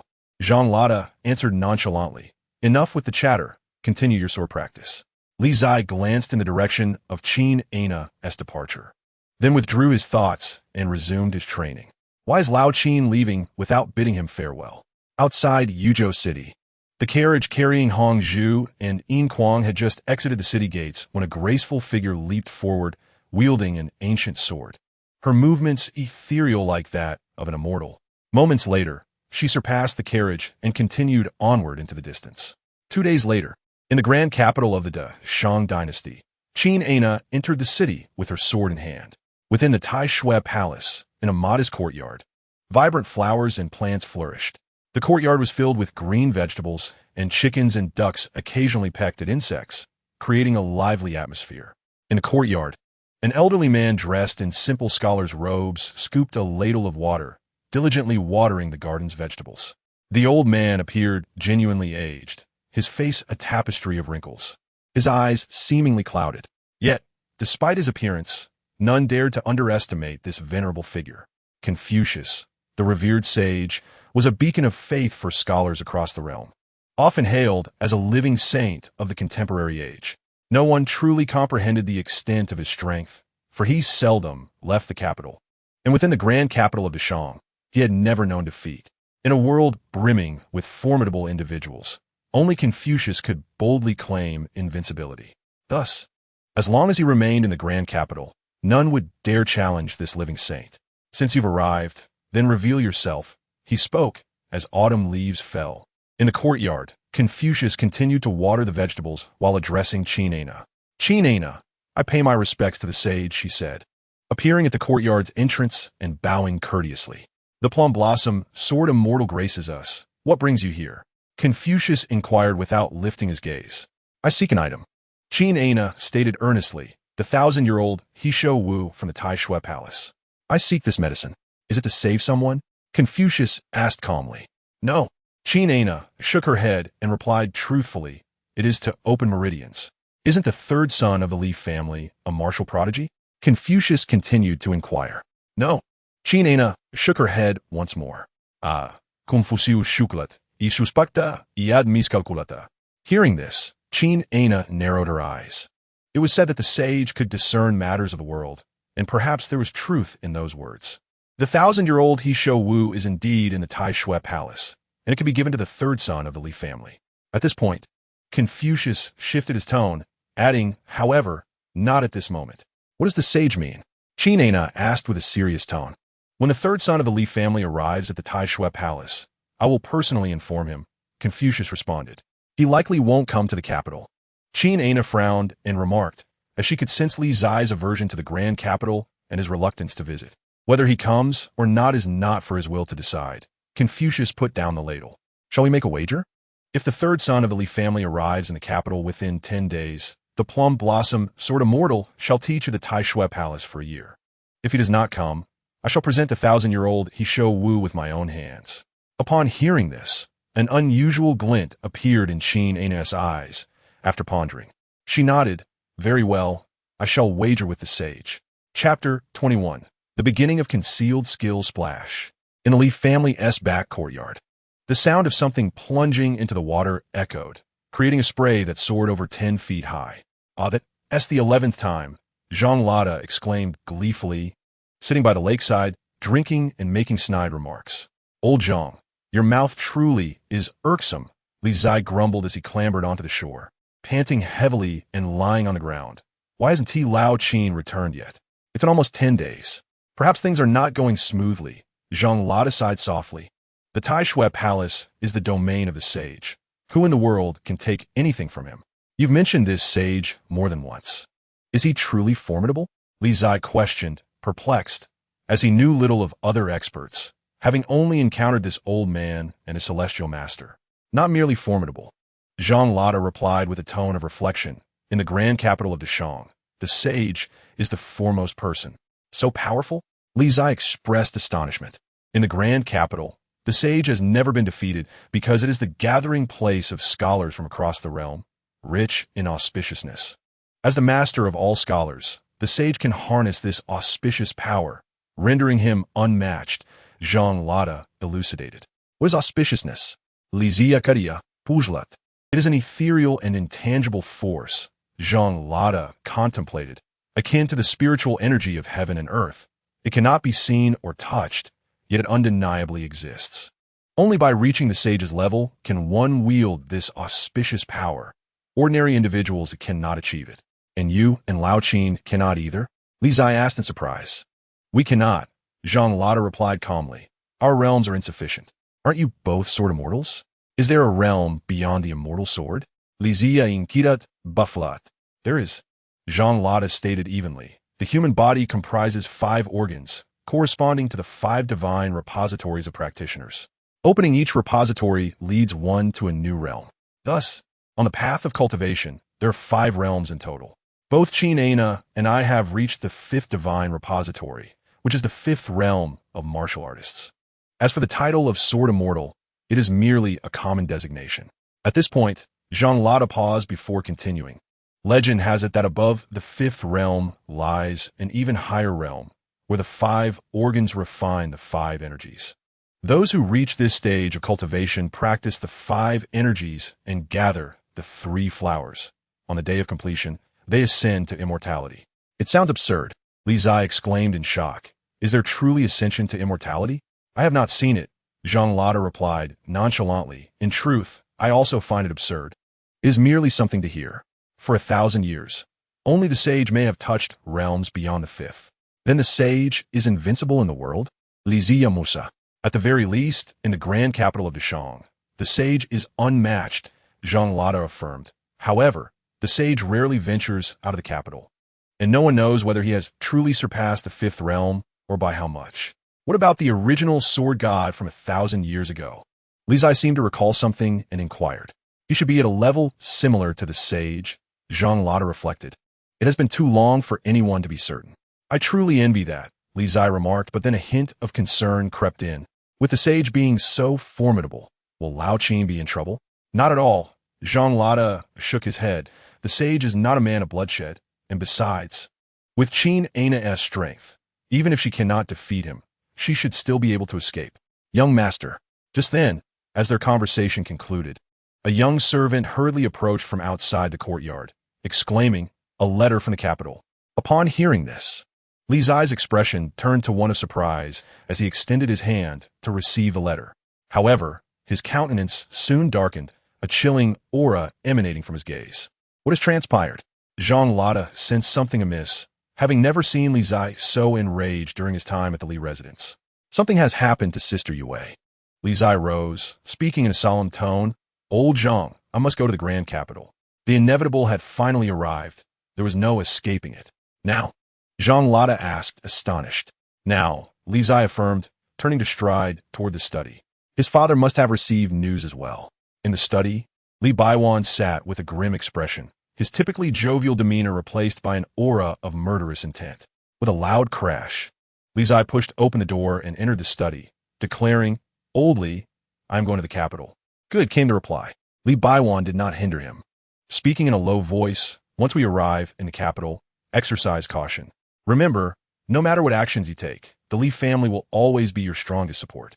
I understand, Li Zai replied, just as he was about to depart when he was called back. So, Li Baiwan summoned, inquiring, will you continue to hide? Of course. Li Zai halted, his expression calm, as he stated, this journey to the capital will reveal the true nature of the Li family's legitimate heir. Not only is he not the genius the world claims him to be, but merely a self-assured son of a wealthy merchant, possessing some visible cleverness, yet largely just self-deception without real strength, provoking trouble everywhere. Humans often derive a sense of accomplishment from uncovering lies. When they see the true face of the Li family's heir, they will become even more convinced. At this point, Li Qingzhi paused and continued. Even if my actions are outrageous, some will not feel threatened, but rather more tolerant. What future can a self-proclaimed genius possibly have?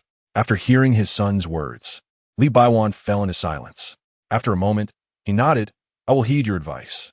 Ever since Jun Sheng departed, Zai's approach to matters had evidently become more cautious. Nearly a decade had passed, and there was still no news of their second uncle. Thinking of this, Li Baiwan opened his mouth, hesitatingly saying, Son, your second uncle, do not mention him. Li Zai's expression turned cold as he turned to leave. Half an hour later, in front of the Li residence, a convoy of horse-drawn carriages assembled. Aside from the foremost carriage belonging to Li Qingzhi, every following carriage was filled with medicinal herbs and treasures. Of course, there was also a carriage packed with fine wine, prepared for Zhang Latu. My old man is destined to toil all his life. Zhang Latu grumbled as he watched the barrels of fine wine being loaded onto the carriage. Old Zhang, there are even more exquisite wines in the capital. As long as you wish to drink, I will procure them all for you, Li Qingzhi promised earnestly in front of the carriage. At least you have some conscience. Zhang Latu sighed, then climbed aboard the carriage. Li Qingzhi followed suit, and the convoy set off, grandly heading toward Yuzhou City. Li Baiwan stood before the Li residence, gazing at the departing convoy with a complex expression. Both he and Zai understood the dangers of the capital. However, the current situation could no longer be endured in silence.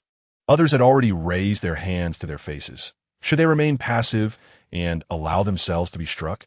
The Li family did not wish to provoke trouble, yet they were not afraid of it either. Half a day later, outside Yuzhou City, the convoy rumbled past. Within the foremost carriage, two individuals sat facing each other, both silent. Zhang Latu continued to drink his own wine, as his sole purpose for this journey was to ensure the young one's safety, disregarding all else. Li Qingzhi closed his eyes, utilizing the travel time to continue practicing the heart method of the Fei Xianju. It had been half a month since he opened his first divine abode, yet he still lingered in the early stage, far from breaking through to the mid-stage. The sound of the rumbling carriages stirred up dust behind the convoy. Everyone accompanying them were the Li family's trusted confidants. Even the most ordinary maidservants had their backgrounds thoroughly investigated by the Li family. Although Li Qingzhi had always resisted going to the capital, he was not entirely unprepared. He did not wish to go, yet he had been continuously making plans for this day. In the sky, the sun moved westward, the sunset approached, and nightfall was imminent. The convoy halted to set up camp. Among the team, a dozen men took turns patrolling, vigilant for any potential mishaps. The wilderness night was cold, and bonfires were lit within the camp for warmth. Li Qingzhi sat before the fire, watching the flickering flames in silence.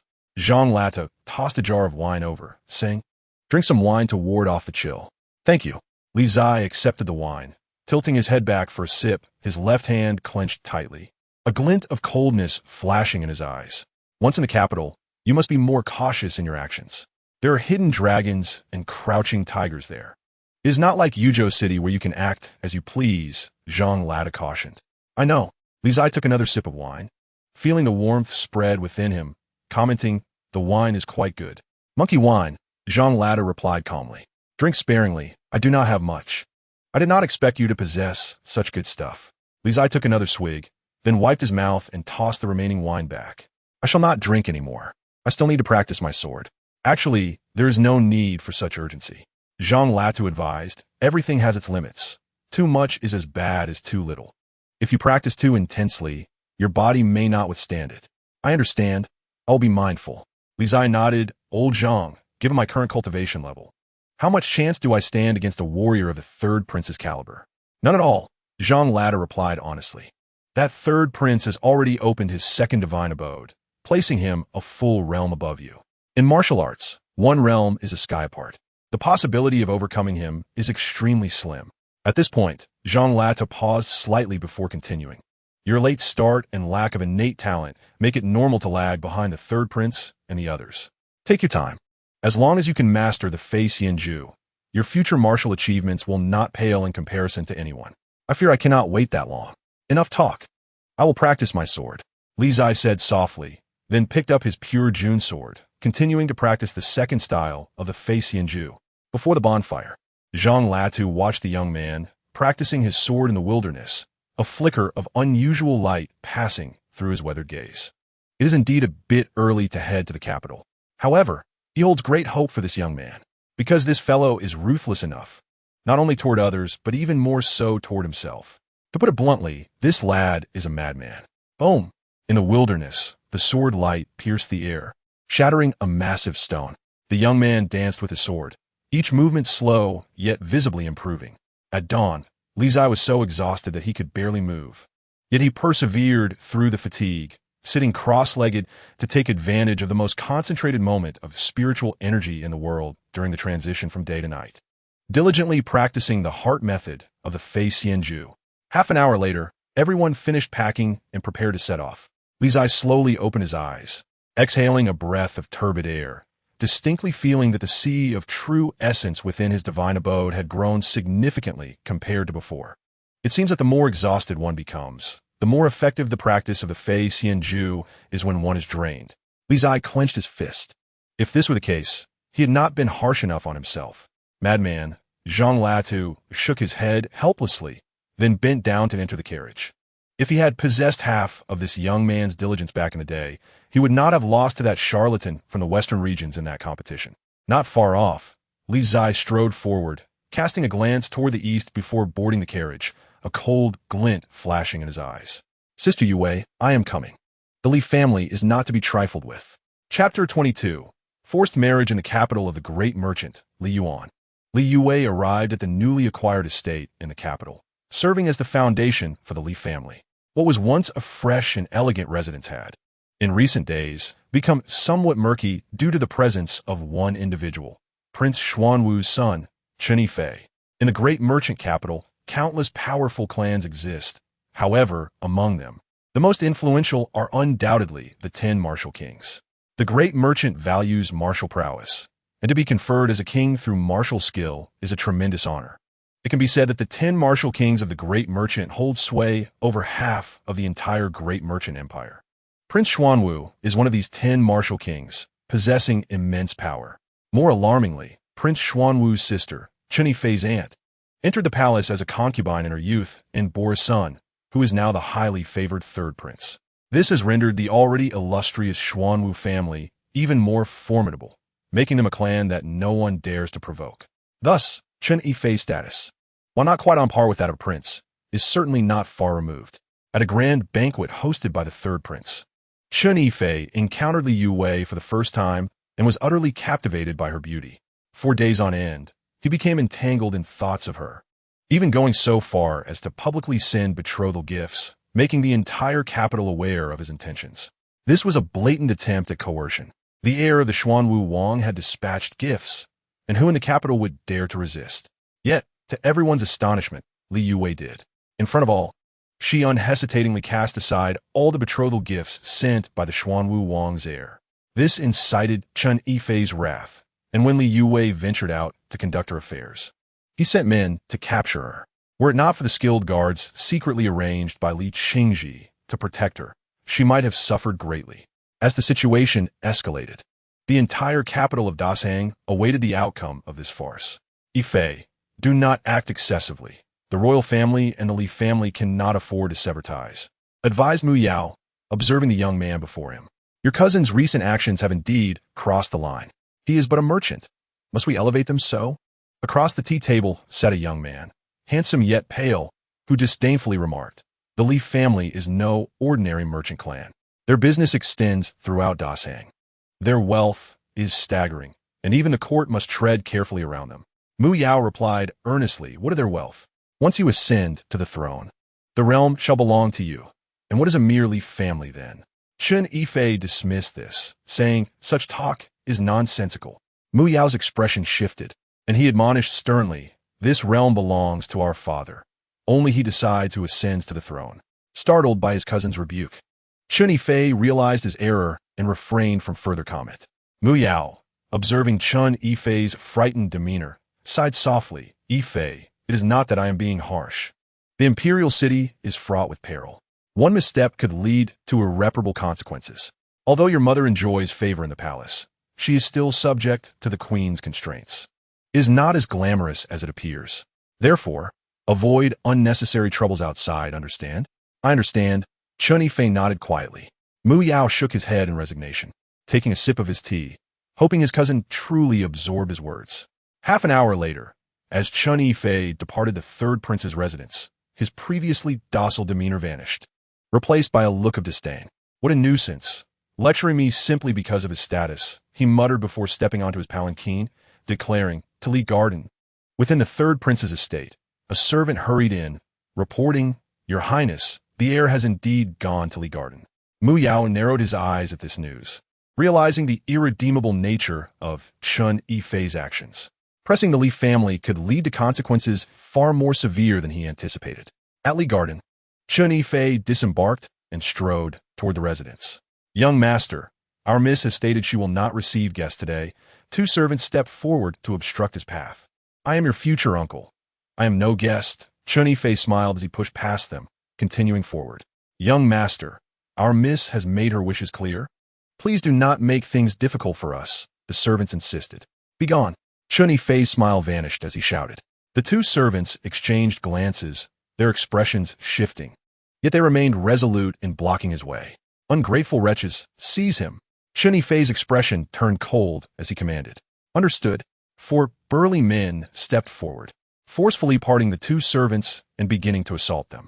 With a cold snort, Chen Yifei advanced into the residence. In Li Garden's main hall, Li Yue was occupied with financial accounts when a maid rushed in, breathless. Miss, the heir of Xuanwu Wang has barged in again. Li Yue furrowed her brow at this news. I see, you may leave. Yes. The maid complied and exited. Should I intervene and send him away? A young woman in red asked casually from behind. No need. Li Yue shook her head. He is the heir of Xuanwu Wang. If you resort to violence against him, we will encounter troubles of our own. The young woman nodded, her eyes gleaming with coldness. This heir was indeed persistent. Had it not been for the intervention of the Lord's people last time, Li Yue might have been in peril.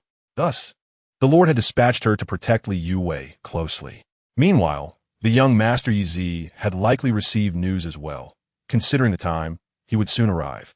That little rascal was far less agreeable than she was. Yue, I have arrived. Why do you always hide from me? That annoying voice echoed from outside the main hall, followed by Chen Yifei's frivolous entrance, reaching for Li Yue. Young master, please maintain your decorum. Li Yue retreated slightly, avoiding his grasp. This is Li Garden, not your royal palace. Li Garden has its own customs, and I hope you will not overstep. Customs? Huh. Chen Yifei laughed heartily, in the capital of Dasang. No one has ever lectured me, Chen Yifei, on customs. Li Ganang, you are indeed extraordinary. What have you decided regarding my proposal? Just nod, and I will immediately arrange for your grand wedding. I have made my intentions clear. I have no plans to marry yet. Please leave, young master, Li Yue replied calmly. Refusing my invitation will only result in consequences. Chen Yifei's countenance darkened. Seize this ungrateful woman and take her back to the palace. Yes, with that command. Four burly men entered the hall, ready to apprehend her. Seeing this, Hongzhu stepped forward, her expression indifferent. Young master, are you certain you wish to resort to violence? Only then did Chen Yifei notice the woman behind Li Yue, his gaze revealing astonishment. The young woman in red was no less striking than Li Yue, and he wondered where such beauty had emerged from. May I inquire your name, fair lady? Chen Yifei inquired with a smirk. Hongzhu, she replied coolly. Hongzhu, a lovely name. How about accompanying me back to the palace? If you serve me well, I shall ensure you have whatever you desire, he proposed, reaching out to caress her lovely face. Hongzhu smiled brightly at this, not shying away, her gaze drifting behind him as she softly remarked, that is acceptable, but you must seek his approval first. His? Chen Yifei was taken aback, instinctively glancing behind him. There, in the Li Garden, a young man clad in exquisite silk appeared, quietly approaching the main hall. Behind him trailed a scruffy old man who seemed unremarkable. Frowning, Chen Yifei scoffed, who is this wild brat? Do not waste my time with your nonsense. Li Zai paid him no mind, walking into the main hall and joining Li Yue and Hongzhu, softly asking, everything well? All is well, Li Yue replied with a gentle smile.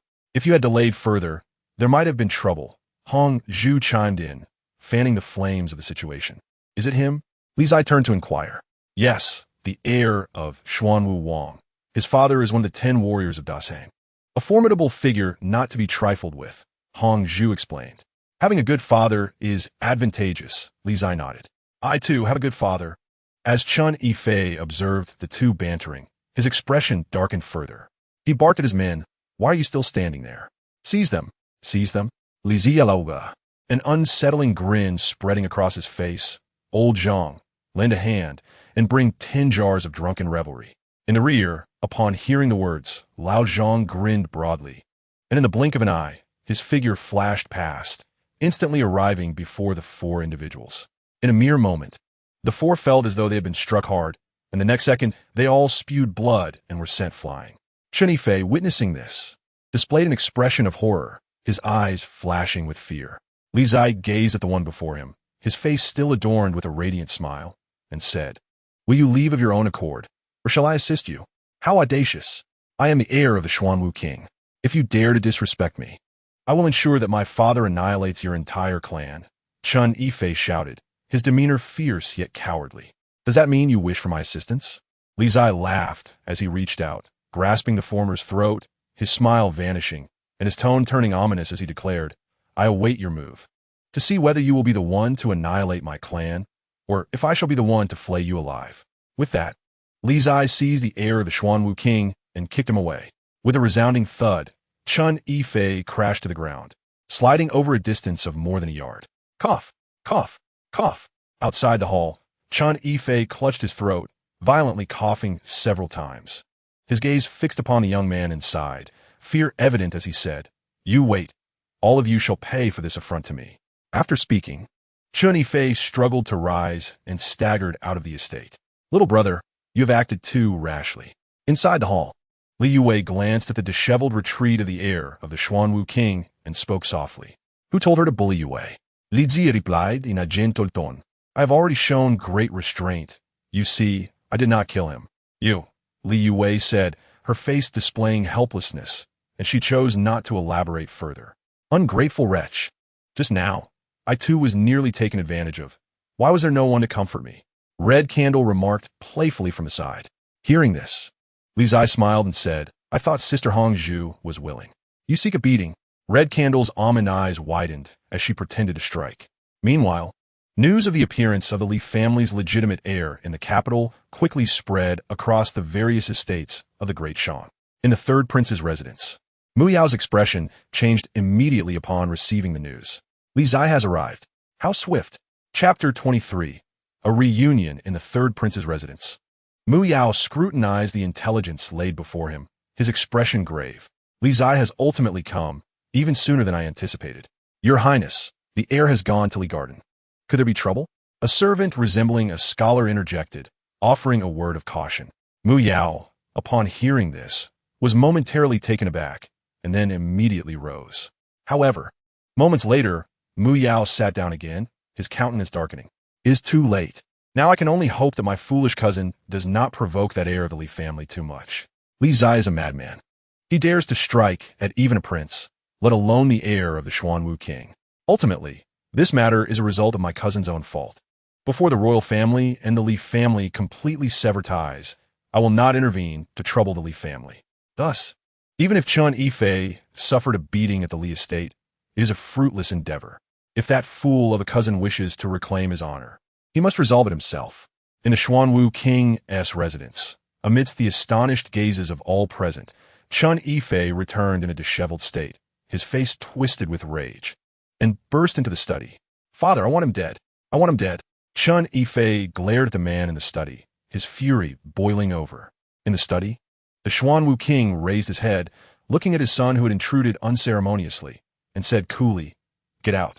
Father, Chun Yifei retorted, panic and anger in his voice. Get out.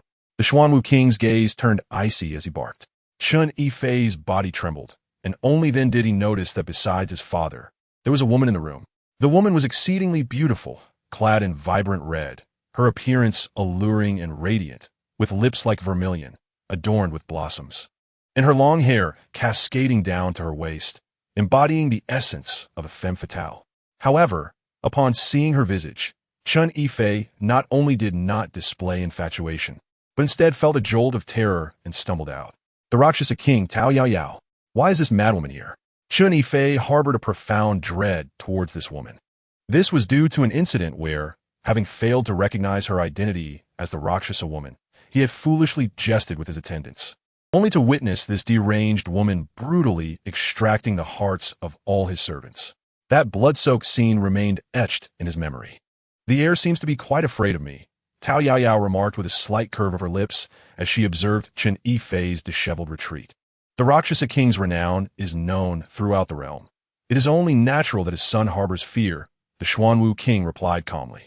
This woman, one of the 10 martial kings, though a female, was not to be trifled with. She was the smiling Rakshasa with a heart as venomous as a serpentess. Judging by the heir's demeanor, it seems he has suffered considerable losses. Thus, it appears that the heir of the Li family is not one to be lenient. Matters of the younger generation will resolve themselves, the Xuanwu king stated in a solemn tone. Let us return to the important matters at hand, Rakshasa king. I shall not discuss it further. With your son's interference, I truly lack the interest. Perhaps we can speak another day, Tao Yao Yao replied casually, stretching her limbs lazily before departing the study. The Xuanwu king watched her departing figure, his expression growing increasingly somber. This Rakshasa woman clearly did not regard him with any respect. Father. Outside the study, Chun Yifei, seeing the Rakshasa king leave, re-entered, wearing a face of grievance as he implored, "You must stand up for your son." Useless wretch, the Xuanwu king snorted coldly. I have long told you not to provoke those of the Li family, yet you refuse to listen. Now that you have suffered, you expect me to intervene? Do you wish for me, the Xuanwu king of the great Shang, to trouble those young heirs of the Li family? Father, am I to suffer this loss in vain? Chun Yifei pleaded anxiously. Resolve it yourself, the Xuanwu king replied coolly. You have plenty of friends. Now is the time to call upon them. Upon hearing this, Chun Yifei's eyes brightened with realization as he expressed his gratitude. Thank you for the reminder, father. After saying this, Chun Yifei hurriedly exited the study. The Xuanwu king watched his son's lack of ambition with a shake of his head, lamenting that if only his son possessed half the cunning of his cousin, this matter would not be so troublesome. Just as the heir of the Xuanwu king sought his friends to reclaim his honor, Li Zai had just arrived at Li Garden, where he was soon greeted by his first esteemed guest, third Prince Mu Yao.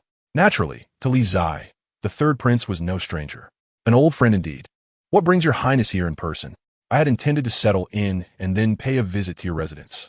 In the main hall, Li Zai and Mu Yao sat facing each other, tea steaming between them. I heard that brother Li has arrived in the capital, so I came to take a look. Mu Yao feigned annoyance. What, am I unwelcome? How could that be? Lysias milat apologetically. Your highness's presence truly elevates Li Garden. Beside them, Red Candle poured the freshly brewed tea for the two, her red attire complementing her exquisite beauty. Mu Yao glanced at the woman before him, a flicker of astonishment crossing his eyes, but he quickly averted his gaze, maintaining his decorum. This woman exuded an extraordinary aura, unlike ordinary maids. Onju, you may step down. I have some matters to discuss with the third prince, Li Zai instructed. Yes. Red Candle responded respectfully before rising to leave. Once she departed, only the two remained in the hall. Mu Yao looked at the young man before him and said apologetically, regarding Chun Yifei, I must offer my apologies to Brother Li. My cousin is rather impulsive and has offended Miss Li. I hope Brother Li can overlook it. This is not your highness's fault, so there is no need for apologies. Li Zia raplia calmly. As for the heir of the Xuanwu king, I fear this is no longer a matter of whether I can overlook it. He certainly will not let this matter rest. And of course, I do not wish for Chun Yifei to calm down. Otherwise, how would I have a reason to eliminate that fool? Mu Yao had heard the words, sighed softly, and said, I comprehend Brother Li's intention. Upon my return, I shall persuade Yifei to refrain from causing further trouble. That would indeed be for the best, Li Zai replied with a smile. Well then, your highness, as this is my first visit to Dushang, might you be so kind as to show me around when you have some leisure time? Upon hearing this, Mu Yao was momentarily taken aback, but soon regained his composure, smiling as he said, What better day than today? Shall we go now? Today?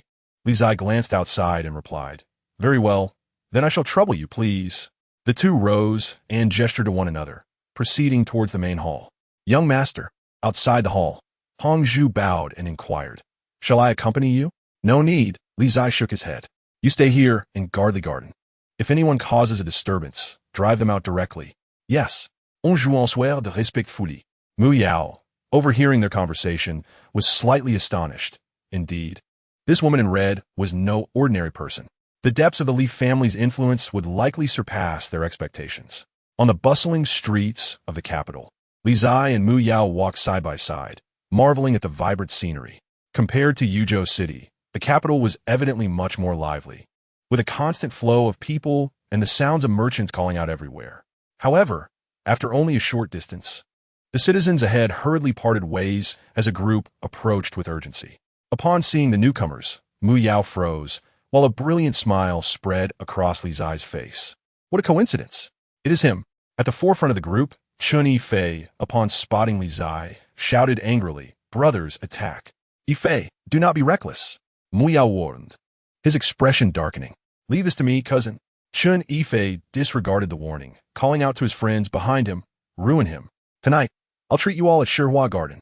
"Haha, since the young master has spoken, we must avenge him."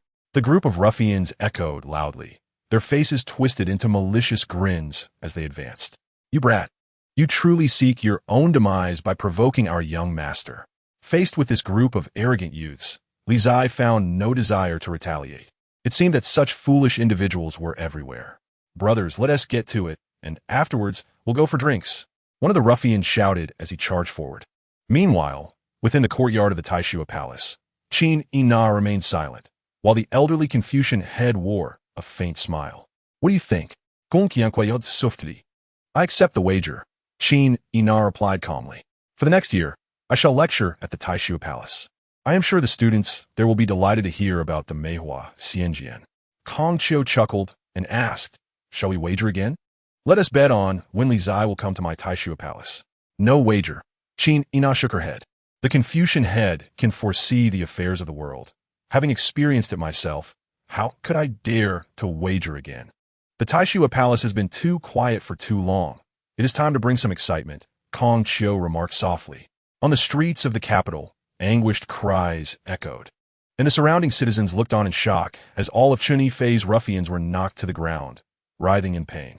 Behind them, Chun Yifei stood pale and trembling, struggling to maintain his stance. Yet he continued to threaten, "You will regret this. You have struck a student of the Taishua Palace. They will not let you off easily." "Third prince, let us depart," Li Zai said, ignoring the commotion and turning to the third prince beside him. Indeed, Mu Yao sighed and nodded in agreement.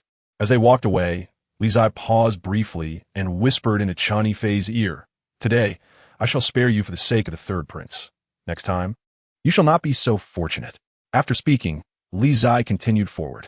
Chun Yifei trembled, his face growing even paler. "Thank you, Brother Li."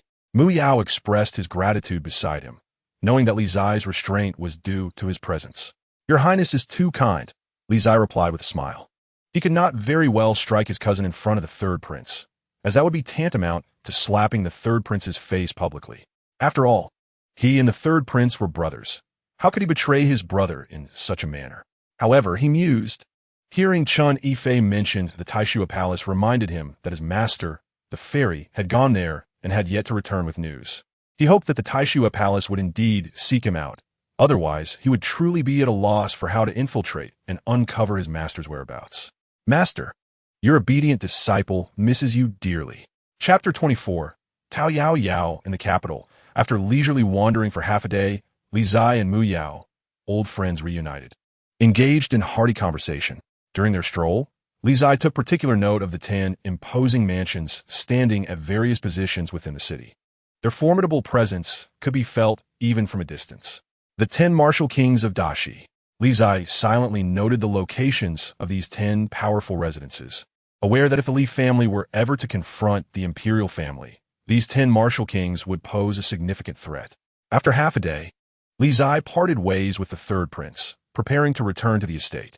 However, as he passed by one of the martial king's mansions, a woman approached from the opposite direction, dressed in vibrant red, her face adorned with rosy hues and lips like vermilion. Her striking beauty was almost overwhelming, making it difficult to gaze upon her for long. Upon seeing her, Li Zai instinctively felt a profound sense of danger. The Rakshasa woman, he thought, his heart sinking.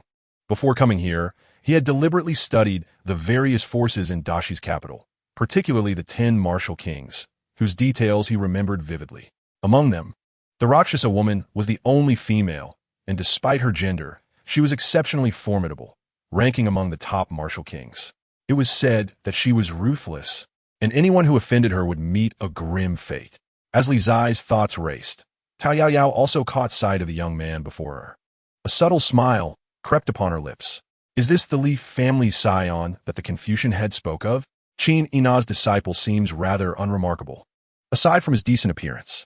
At the entrance of the Rakshasa king's mansion, Li Zai suppressed the turmoil within him, remaining silent as he continued walking forward. Observing this, Tao Yaoyao wore a teasing smile, convinced that he recognized her identity. As they passed each other, she paused and said with a smile, "So you are the scion of the Li family?" Li Zai chose to ignore her, quickening his pace to escape this troublesome encounter. He had no desire to confront a martial king so soon. Li Ziya, seeing him hasten away, Tao Yaoyao gracefully stepped in front of him like a shooting star. Li Zai was taken aback, but he quickly quelled his internal unease and feigned ignorance, asking, "And you are?" With a charming smile, Tao Yaoyao pointed to the mansion beside them and said, "This royal residence belongs to me." Li Zai's expression shifted to one of shock as he hurriedly bowed, saying, "So it is the Rakshasa king? I beg your pardon." "Stop pretending," Tao Yaoyao scoffed. "You're not convincing at all.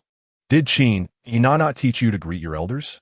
I truly did not recognize your identity, Rakshasa king." "My sincerest apologies," Li Zai insisted, still refusing to acknowledge her. "Do you know my master?" "Not merely acquainted," Tao Yaoyao replied nonchalantly. "She is my enemy." Upon hearing this, Li Zai felt a chill run down his spine. Could I truly be so unfortunate? "Old Qin, are you trying to get me killed? Are you afraid?" Tao Yaoyao jestingly remarked. "Rest assured, I would not resort to troubling a junior such as yourself." The Lord of the Rakshasa, with an air of grandeur, replied, "I am in awe of you."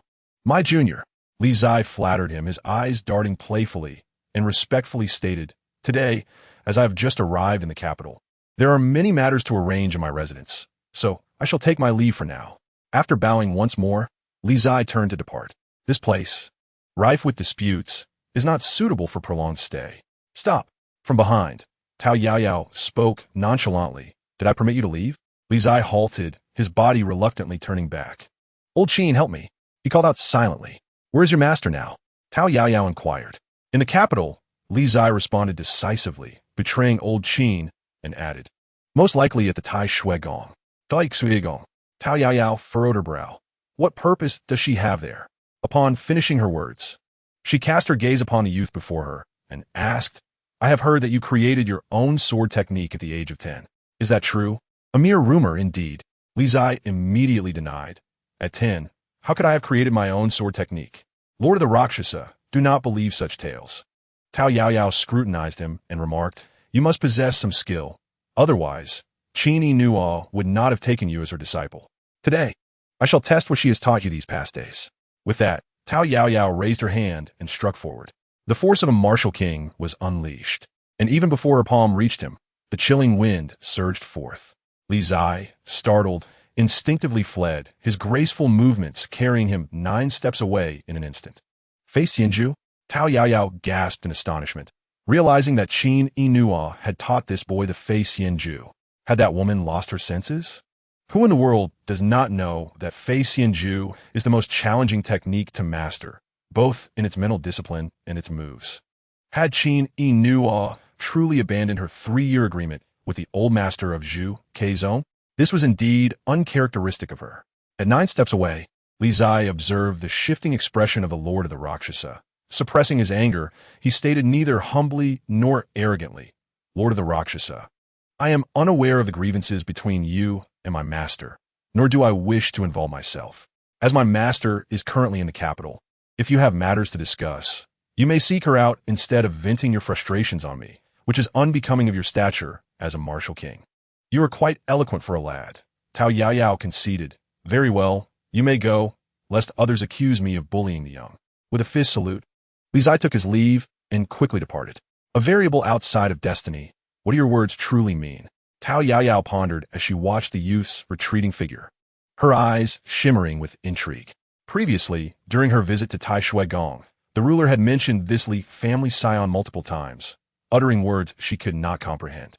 Thus, her interest in him was piqued. In this world, few could capture the attention of the ruler, and the last individual to be mentioned so frequently was that scholar, Fu Jinglun, a once passionate and erudite young man, now the esteemed leader of the Tian Yushin Dian, the greatest sect in the western regions, renowned throughout the 9 provinces as the second most powerful figure. This Li family scion had been mentioned even more than Fu Jingluan, suggesting that his future accomplishments may surpass those of Fu Jingluan.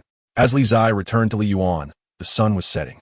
A thin sheen of cold sweat still lingered on his brow, clearly indicating that his encounter with the Lord of the Rakshasa had been unexpected. "Brother, what has happened?" In the inner courtyard, Li Yue noticed his unusual demeanor and inquired with concern. "I encountered the Lord of the Rakshasa on my way back," Li Zai replied candidly. After one exchange, had she not merely sought to test me, I would not have returned today. "The Lord of the Rakshasa?" Li Yue's expression shifted in shock. "Why did she attack you?" "It seems to be related to a grudge with Qin Inuo," Li Zai answered, then asked Sister Yue, "How goes the discussion regarding our collaboration?" "We're still in talks. Your second brother is investigating the Changsun family, the Merchant Alliance, and the forces behind the Yin family bank. However, it is certain that all 3 have deep ties to the royal family." Li Yue replied solemnly, "You guessed correctly. The royal family intends to interfere with the Li family's business, seeking to dismantle it without bloodshed. Collaborating with a tiger is indeed fraught with peril." Li Zia Nudda. "What of my second brother? Has he taken action?" "Not yet," Li Yue shook her head. "He is likely waiting for an opportunity. The day after tomorrow, I have arranged to continue discussions regarding the collaboration. Since you, the Li family scion, have arrived, you should accompany me. We must avoid giving them a reason to claim disrespect for sending a woman to negotiate." "Agreed," Li Zai replied, a cold glint flashing in his eyes. "I shall seize this opportunity to meet those prominent figures of the capital." "Have you finished yet?" At that moment, a disheveled voice rang out from the inner courtyard. "Once you are done, come over to attend to business." "Sister Yue, I must go now," Li Zai said. "Of course." Li Yue nodded in response. As Li Zai stepped into the room ahead, he was greeted by the sight of steaming mist and a pungent medicinal aroma. "What Qin Inuo? We have arrived in the capital, yet she still has not returned," Zhang Lada complained, tossing herbs into a wooden tub as he grumbled now. "I must bear all the dirty work alone." "I too am searching for old Qin," Li Zai replied helplessly. "In the coming days, I shall seek an opportunity to visit Tai Shuigong and see if I can find any clues about old Qin. You shall have to endure a bit longer." "It can't be helped, then get on with it," Zhang Lada said displeased. Li Zai nodded, swiftly removing his outer garments before stepping into the medicinal tub. "Ah!" The next moment, a chilling scream echoed through the room, amplifying the eerie silence of the night. However, the servants of Li Yuan, having been brought from the Li residence in Yuzhou, were already accustomed to such sounds. Indeed, if they did not hear the young master's cries daily, they would feel something was amiss and find it difficult to sleep. Half an hour later, Zhang Lada emerged from the room, drenched in sweat and looking utterly exhausted as if he had engaged in a grueling task. A quarter of an hour later, Li Zai staggered out, barely able to maintain his footing. The night passed in silence, and the following day, as dawn broke, 4 young scholars appeared before Li Yuan, indicating their desire to speak with Li Zai. In the inner courtyard, upon hearing the servant's report, Li Zai was taken aback. "Scholars? From Tai Shuigong? Their speed is truly remarkable." Li Zai stepped out of Li Yuan, and upon seeing him, the 4 scholars greeted him politely, saying, "We request that young Master Li accompany us to Tai Shuigong. Lead the way," was Li Zai's immediate response, not even inquiring further. The 4 scholars were momentarily stunned, having anticipated resistance or even a violent reaction from the Li family scion. They had sent 4 individuals to ensure there were no complications. Regaining composure, the leading scholar courteously said, "Young Master Li, please." Li Zai nodded and proceeded forward. At Tai Shuigong, within the law enforcement hall, 4 presiding officials sat in silence, the foremost seat remaining unoccupied. Above them sat the chief authority, yet typically, the chief would not appear for ordinary matters. Before long, the 4 scholars escorted Li Zai in, offering a respectful bow before promptly retreating. Inside the law enforcement hall, Li Zai looked at the 4 presiding officials, smiling broadly, and then half-bowed, clasping his hands in greeting. I am Li Qingzhi, here to meet the 4 presiding officials. Chapter 25, The Law Scholar's Chief. At Tai Shuigong's law enforcement hall, the atmosphere was tense, almost oppressive. The 4 presiding officials wore icy expressions, feigning sternness, without uttering a word. An order had come from above to deliberately provoke and create trouble. Was this not a means to make things difficult for others? In the enforcement hall, after Li Qingzhi performed his salutations, he straightened up and gazed at the 4 individuals before him with a smile, standing there calmly without any sense of urgency. Go on. Pretend all you want. I do not believe you can remain silent forever. Indeed, it was not long before one of the 4 commandants snorted coldly and spoke up. Li Qingzhi, do you acknowledge your crime? I do not, replied Li Qingzhi with a smile. What crime could a junior like me possibly have? The private use of punishment and assaulting the students of our Tai Shuigong is a grave offense. Another commandant interjected sternly. Assault? Li Qingzhi shukulat legally. The citizens of the entire capital can testify. I acted solely in self-defense. How can this be considered assault? Your martial prowess far exceeds theirs. You could have merely subdued them, yet you chose to be ruthless. Is this not assault? A third commandant from the Confucian sect remarked coldly. Ah, Li Qingzhi skufa. If I follow your logic, then on a day when foreign enemies invade our Dashang, occupying our territory and slaughtering our citizens, should we merely frighten them off without retaliating? What sort of reasoning is that? Yesterday, I distinctly heard those individuals proclaim their intent to maim me. Had I been truly ruthless, their fate would not merely be a few days of recuperation. Clever words and crafty arguments. The 4th commandant huffed. National affairs cannot be equated to personal grievances. Li Qingzhi, we initially summoned you merely to administer a light punishment as a warning, but it seems you harbor no remorse. If we do not punish you severely, who knows what calamities may arise in the future? Guards, present, outside the enforcement hall, for Confucian students entered, bowing respectfully. Bring the disciplinary rod, ordered the 4th commandant calmly. Yes, the 4 students responded. Before long, they returned with the disciplinary rod, their expressions solemn. Within the enforcement hall, Li Qingzhi exhibited no sign of panic and calmly regarded the 4 commandants, saying, Gentlemen, I am not a student of Tai Shuigong. Even if judgment is to be rendered, it is not for Tai Shuigong to decide. Has Tai Shuigong now surpassed the laws of Dashang, allowing it to administer punishment at will? Do not speak such nonsense. The commandant's expressions shifted, and they retorted vehemently. This accusation cannot be borne by Tai Shuigong. Even the laws of the Shang dynasty do not stipulate that self-defense warrants punishment. Yet Tai Shuigong seeks to forcefully place the blame on others due to the misconduct of its own students, even resorting to private punishment. How audacious! If I were not the scion of the Li family, but an ordinary commoner, would I not be allowed to be beaten to death here without anyone daring to speak out? Has Tai Shuigong truly reached such a level of power in this capital? Li Qingzhi snadat. You, young man, do not speak carelessly. The commandants, increasingly alarmed, felt cold sweat trickling down their faces as they spoke in hushed tones.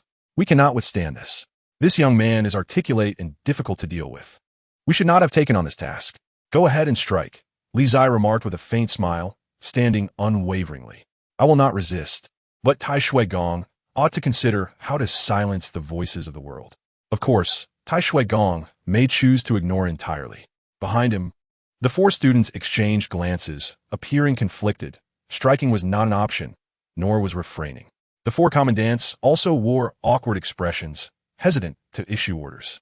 They were well aware of the influence of the Li family. If this matter were to spread, the Confucian sect would undoubtedly find itself in a precarious position. They had not intended to make things overly difficult for this child of the Li family. They merely had orders from above to test the young fellow, never anticipating it would escalate to this extent. Suddenly, applause resounded from outside the enforcement hall, and a man, appearing to be around 40 years of age and clad in a Confucian robe, strode in, his demeanor serious as he approached the main seat of the enforcement hall. Greetings, Master Zhang. The 4 commandants rose immediately, bowing respectfully upon seeing the newcomer. Li Qingzhi also turned his gaze to the middle-aged man, narrowing his eyes slightly. Master Fa Ru, the head of the Confucian enforcement hall, and one of the 4 esteemed ones of the sect. Everyone, please leave, Master Fa Ru stated calmly. Yes, the 4 students complied, turning to exit. And you 4, Go and receive your disciplinary punishment, he added, directing his gaze towards the 4 kneeling commandants. Yes, master. They exchanged glances, their expressions shifting before they once again bowed respectfully and departed. Once everyone had left, only Master Fa Ru and Li Qingzhi remained within the enforcement hall. The atmosphere was profoundly quiet, as if a pin could be heard dropping. Li Qingzhi, after a lengthy pause, Master Fa Ru spoke, his tone composed. The Confucian sect has acted discourteously. I hope you will not take offense. Master is being too polite, Li Qingzhi replied, bowing slightly indeed. I may have been a bit heavy-handed yesterday. One does not strike a smiling face. Master Fa Ru lowered his stance, and Li Qingzhi knew he could not press his advantage. After all, Elder Qin might still be within Tai Shui Gong. Li Qingzhi, would you be willing to join our Tai Shui Gong? Master Fa Ru stated directly, without any preamble. Join Tai Shui Gong? Li Qingzhi furrowed his brow. Is it not too early for Tai Shui Gong to recruit students? I can make an exception for you. Master Fa Ru replied. Why? Li Qingzhi asked, perplexed. He did not consider himself a prodigy worthy of such an invitation from Tai Shui Gong. There must be some ulterior motive at play. He needed to tread carefully to avoid being sold without realizing it. This is an order from the head of the Confucian sect. I'm uncertain of the reasoning behind it. Master Fa Ru stated calmly.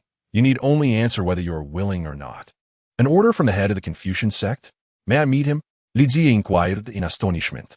No, the head did not express a desire to meet you. However, should you join Tai Shui Gong, you may have the opportunity to see him.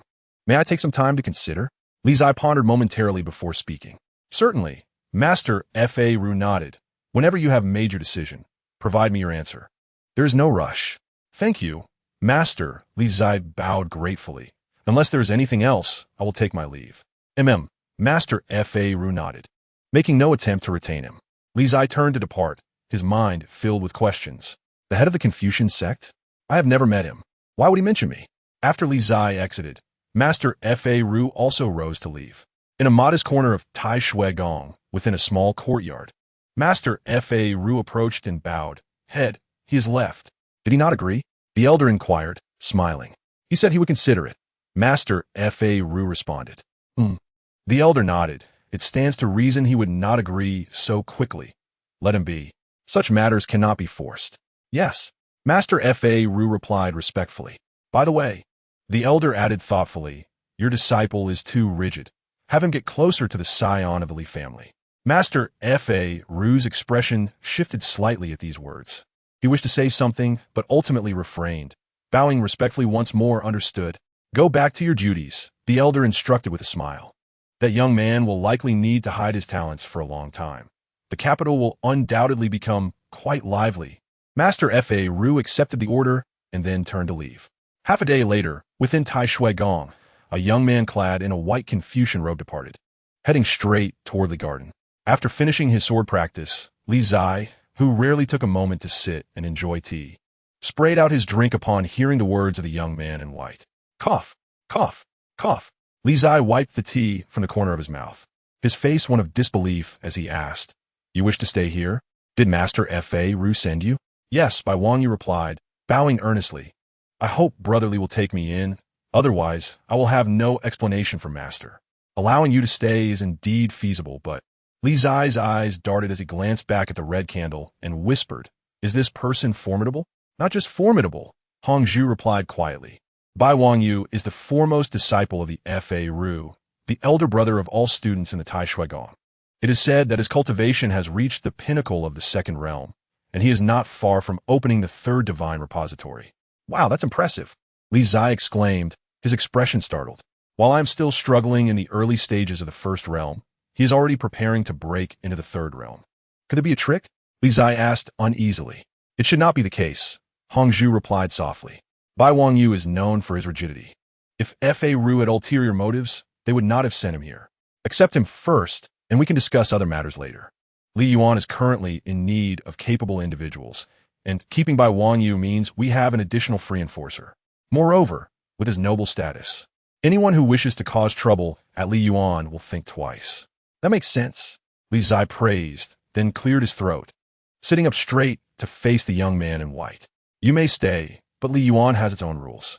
If you wish to reside here, You must abide by our regulations. I shall comply with Brother Li's arrangements. Bai Wangyu replied earnestly. Well said. Li Zai expressed satisfaction, realizing he truly needed a capable and obedient enforcer. Finally, it seemed that heaven had remembered him, granting him a bit of fortune. Gulme, I will show you to your room. Li Zai rose, personally leading Bai Wangyu to his quarters. Thank you, Brother Li, Bai Wangyu responded respectfully, then stepped forward to follow. In the West Chamber, as Li Zai escorted Bai Wangyu, he seized the opportunity to discuss terms. Brother Bai, I have been lacking opponents in my sword practice lately. Perhaps we could spar when the opportunity arises? If Brother Li wishes to spar, I shall certainly oblige, Bai Wangyu replied. Ah, but you need not exert yourself fully, Li Zai said awkwardly. In our sparring, perhaps you could limit your cultivation to the early stages of the first realm to avoid injuring each other. Wouldn't you agree? What Brother Li says is reasonable. Bai Wangyu nodded in agreement, chuckling awkwardly at the sight of the refined Confucian elder brother before him. Li Zai felt a twinge of guilt, as if he were a cunning wolf deceiving Little Red Riding Hood. The following morning, just as dawn broke, Li Zai hurried to the West Chamber to challenge Bai Wangyu to a spar. However, it turned out to be unnecessary. The Fei Xianju that Brother Li just employed is one of the most difficult techniques to master. I have heard that you have only practiced this method for less than a month, yet you have achieved such a level of skill, even in just 3 exchanges. You have matched me despite suppressing your cultivation. Truly, you are a prodigious talent, Bai Wangyu remarked earnestly. Li Zai sat on the ground, drenched in sweat, feeling on the verge of tears. If it weren't for Bai Wangyu's sincere demeanor, he would have suspected that this fellow was mocking him in a roundabout manner. 3 exchanges, and that was under the condition of Bai Wangyu holding back his cultivation. Little brother, it is time to go, came a reminder from the entrance where Li Yue approached. Upon hearing this, Li Zai sprang to his feet, nearly forgetting the important matters at hand. After taking a couple of steps, he paused again, turning to the young man in white, and with a wolfish grin, said, Brother Bai, shall we go together? Bai Wangyu nodded lightly, not inquiring about their destination. To the commercial alliance, in the apricot garden. The autumn breeze caressed the garden, and the leaves of the apricot trees had turned a brilliant gold, a sight to behold. All 3 families' representatives had gathered, accompanied by some younger members eager to broaden their horizons. The Changsun family, the commercial alliance, and the Yin family's money house were the 3 wealthiest families in the capital, each boasting remarkable backgrounds, particularly the Changsun family, whose lineage traced back to the current empress of the Great Shang dynasty, wielded immense power. Despite starting their commercial endeavors later than others, their growth was rapid. The commercial alliance and the Yin family's money house also had the backing of court influence, making them formidable forces. Today, the 3 families convened to delineate the commercial landscape of the capital. The Li family representatives have arrived, announced a voice, silencing the lively banquet instantly. All eyes turned toward the entrance.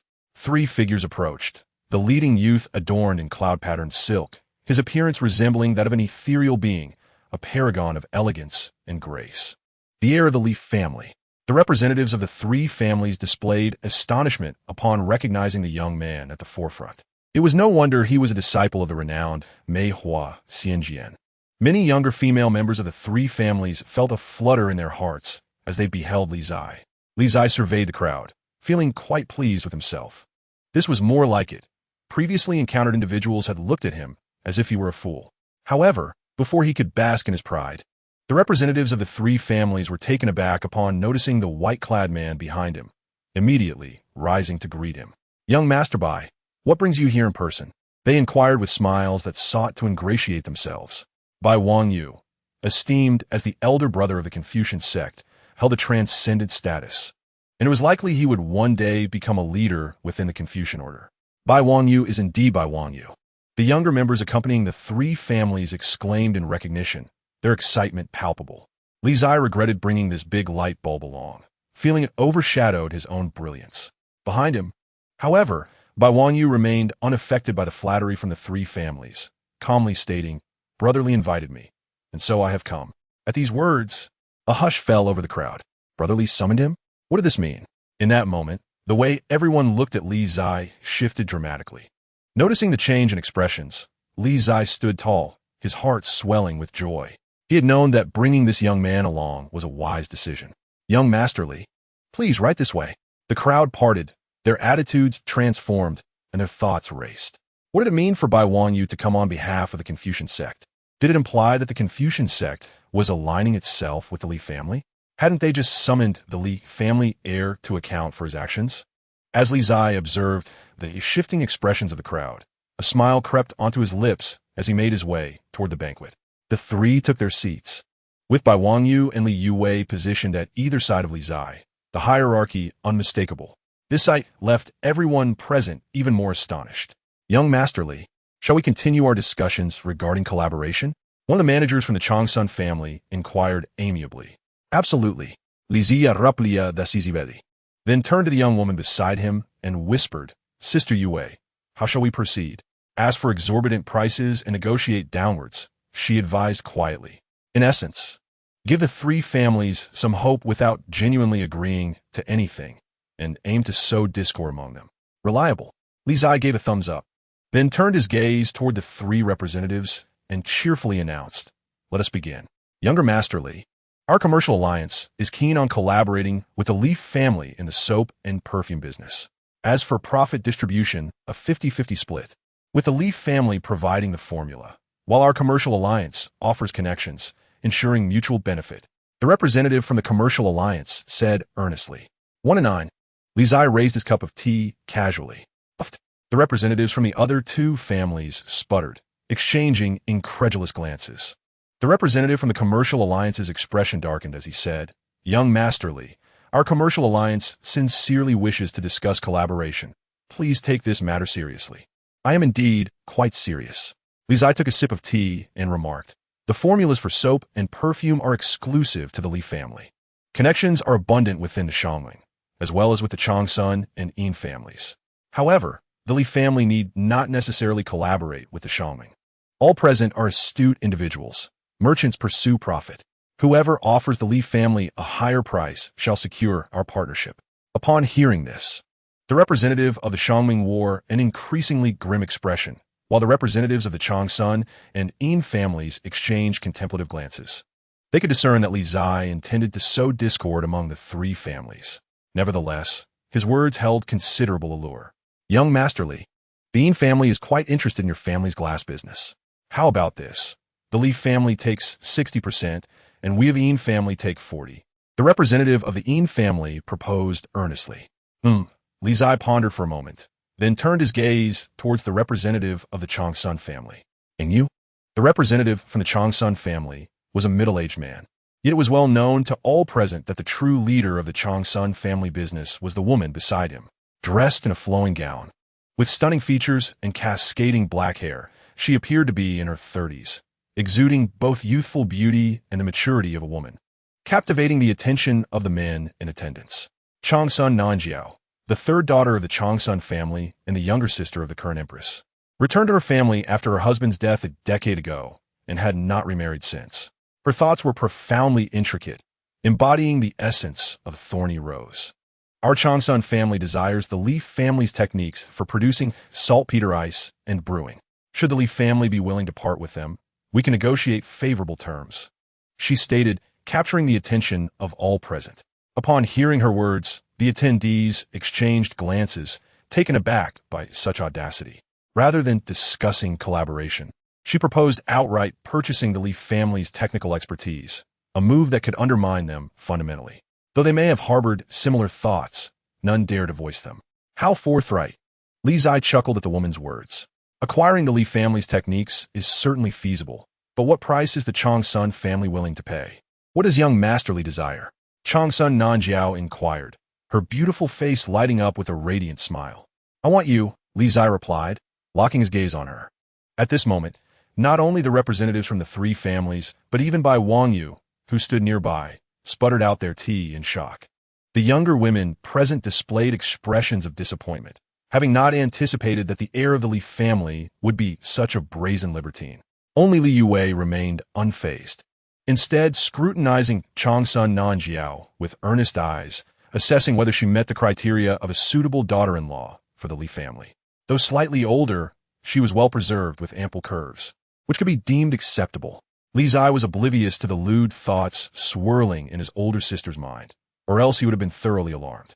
The atmosphere at the banquet grew increasingly peculiar due to Li Zai's words. Very well. Just as everyone steadied themselves with their tea, preparing to regain composure, Changsun Nanjiao, with a beaming smile, responded, as long as the Li family is willing to part with their techniques. Young Master Li's conditions are certainly negotiable. This prompted another round of tea spewing among the attendees. Could this negotiation still proceed properly? What began as a business discussion had devolved into a flirtation. Yet, upon hearing Changsun Nanjiao's statement, the smile faded from Li Zai's face, replaced by a serious demeanor. This woman was no easy opponent. Enough of jesting. I shall express the Li family's stance. Li Zai surveyed the crowd and stated calmly, the Li family indeed seeks a partner, but we require just one. Be it in perfume, soap, or glass, we are open to collaboration, but we demand 70% of the profits. 70%? The attendees gasped in disbelief. Such a demand was exorbitant. Even though the Li family possessed all the techniques, they could not be so brazen. My words have been spoken. Consider them carefully. With that, Li Zai disregarded the reactions of those present and rose to leave. I will see you off, young Master Li, Changsun Nanjiao offered, standing to accompany him. The guests cast dark expressions at this development. Did Changsun Nanjiao truly intend to monopolize the Li family's business? In the courtyard, as Changsun Nanjiao walked alongside Li Zai, Bai Wangyu, lacking discernment, attempted to follow, only to be restrained by Li Yue. Have some sense, Li Yue softly admonished. Bai Wangyu paused, refraining from retort, and quietly fell behind. Ahead, Changsun Nanjiao regarded the young man beside her with a gentle expression. Young Master Li, I have heard that these rare innovations of the Li family were all conceived by you. Is that correct? Not all, Li Zai replied succinctly. Do not trust rumors. Instead of disappointment, Changsun Nanjiao's face brightened with a smile. Young Master Li, your earlier conditions are indeed worthy of discussion. Chapter 27. Changsun Nanjiao outside the courtyard. Changsun Nanjiao's words left Li Zai at a loss for a response. Are all women so audacious nowadays? I'm still young. Could we not wait a few years? Li Zai replied, a hint of shyness creeping onto his face. You are not so young anymore, Changsun Nanjiao assessed him, smiling. At 17, one can wed in the Dashi dynasty. Pray tell, does young Master Li find me too aged, or is it my status as a widow that bothers you? Li Zai's head spun at her words. What a predicament he had created for himself by engaging with this woman. Seeing the young man's awkwardness, Changsun Nanjiao chuckled. All right, I shall cease teasing you. Let us discuss matters of collaboration. The Changsun family is very interested in all your businesses. Please present a condition. As I mentioned at the banquet, Li Zai replied, Young Master Li, let us speak plainly. The Li family's demand for 70% profit is unacceptable to any of the three families. Changsun Nanjiao stated earnestly, 60% is the Changsun family's bottom line, with the Li family taking that share, but there must be participation from our side in the production techniques. That is impossible, Li Zai firmly rejected. The Li family will never allow anyone to participate in our manufacturing techniques. Please do not be too hasty in your refusal, Changsun Nanjiao calmly replied. The Li family has been independently conducting these businesses for a decade, and many techniques are no longer secrets. Even with stringent protection, in a few years, these skills will inevitably be thoroughly studied by artisans from other families, at which point the Li family's advantages will cease to exist. Changsun's sister has mentioned that this is a matter for several years hence. Li Zai smiled brightly. In those years, the Li family will have ample time to expand our business manifold. By then, even if others manage to replicate our techniques, we will have monopolized all business channels in the Dashi dynasty. No matter how authentically they imitate, the world will only acknowledge the Li family's brand. Does young Master Li genuinely believe that the court will allow the Li family to develop so unrestrainedly? Changsun Nanjiao said, her tone laced with subtle irony. Surely you understand the adage about tall trees attracting the wind? I am fully aware. Which is precisely why I came to the Li family at the first opportunity after the third prince presented us with choices. Li Zai smiled. However, I know that the Changsun family, the Shangmeng, and the Yin family do not belong to the same faction. The Li family can choose the Changsun family, or the Shangmeng and the Yin family. Changsun Nanjiao's eyes narrowed slightly at his words. Young Master Li is quite perceptive. I admire that. Mutual admiration. Li Zia raplia calmly. Changsun's sister must have heard that I share a decent rapport with the third prince. He has repeatedly recommended the Shangmeng and the Yin family to me.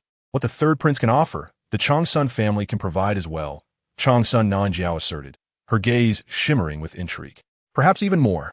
Truthfully, I am indeed more inclined towards the Changsun family. Li Zai flashed a grin and remarked, after all, who wouldn't desire to spend some more time with a beauty like Changsun Jiejia? However, the conditions set by Changsun Jiejia are simply unacceptable for the Li family. Since you have called me sister, can I not make one more concession? Changsun Nanxiao cast a glance at the young lad before her and said, as for profit distribution, the Li family shall still receive 60%, while my Changsun family will take 40%. Regarding the craftsmanship of the Li family, my Changsun family will not interfere. Does that suffice? Well, I shall consider it, Li Zai chuckled, adding, perhaps the Yin family bank and the merchant alliance will truly accept my previous terms. You.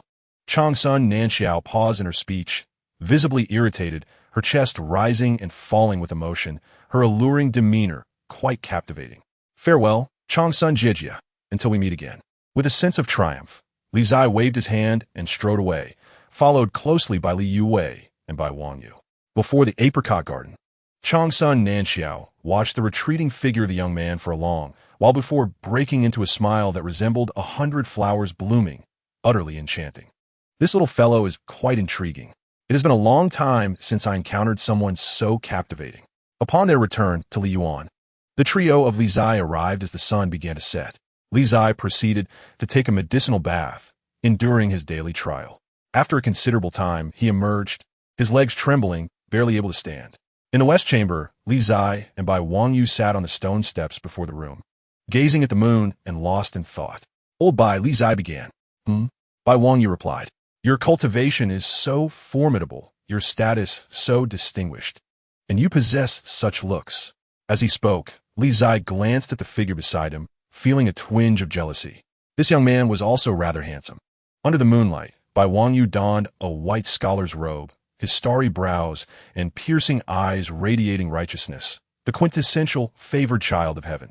Feeling a pang of envy, Li Zai withdrew his gaze and inquired, Do you not have any worries? Worries? Bai Wangyu pondered seriously, then answered, Indeed, I do. What worries? Li Zai perked up, eager to know. The master and the ruler of scholars said that with my comprehension, reaching the fifth realm is not an issue. However, surpassing the fifth realm will be quite challenging, Bai Wangyu explained. Li Ziya's enthusiasm banat. Surpassing the fifth realm? While others were contemplating such matters, he was still grappling with the early stages of the first realm, unaware of when he might progress further. Old Bai, yes, I feel like giving up. Their conversation meandered, and before Bai Wangyu, Li Zai finally understood what it meant to be someone else's child. Old Bai, do you truly not know the whereabouts of my master? Li Zai asked again. I do not, Bai Wangyu shook his head. With the cultivation of the Meihua, sword immortal, if she wishes to conceal her whereabouts, even the four esteemed masters would find it challenging to discover her. You can only inquire with the ruler of scholars.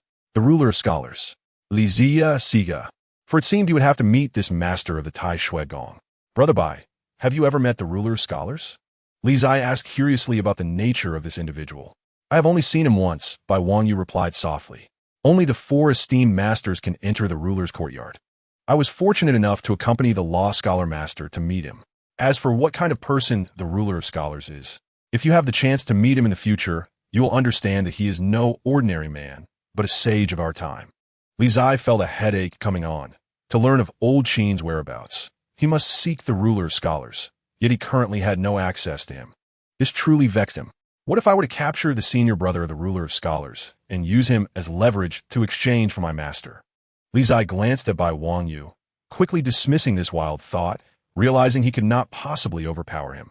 Feeling fatigued, Li Zai reclined on the stone steps, gazing at the moon, and casually remarked, Old Bai, does the ruler of scholars have any accelerated martial arts to teach me a few moves?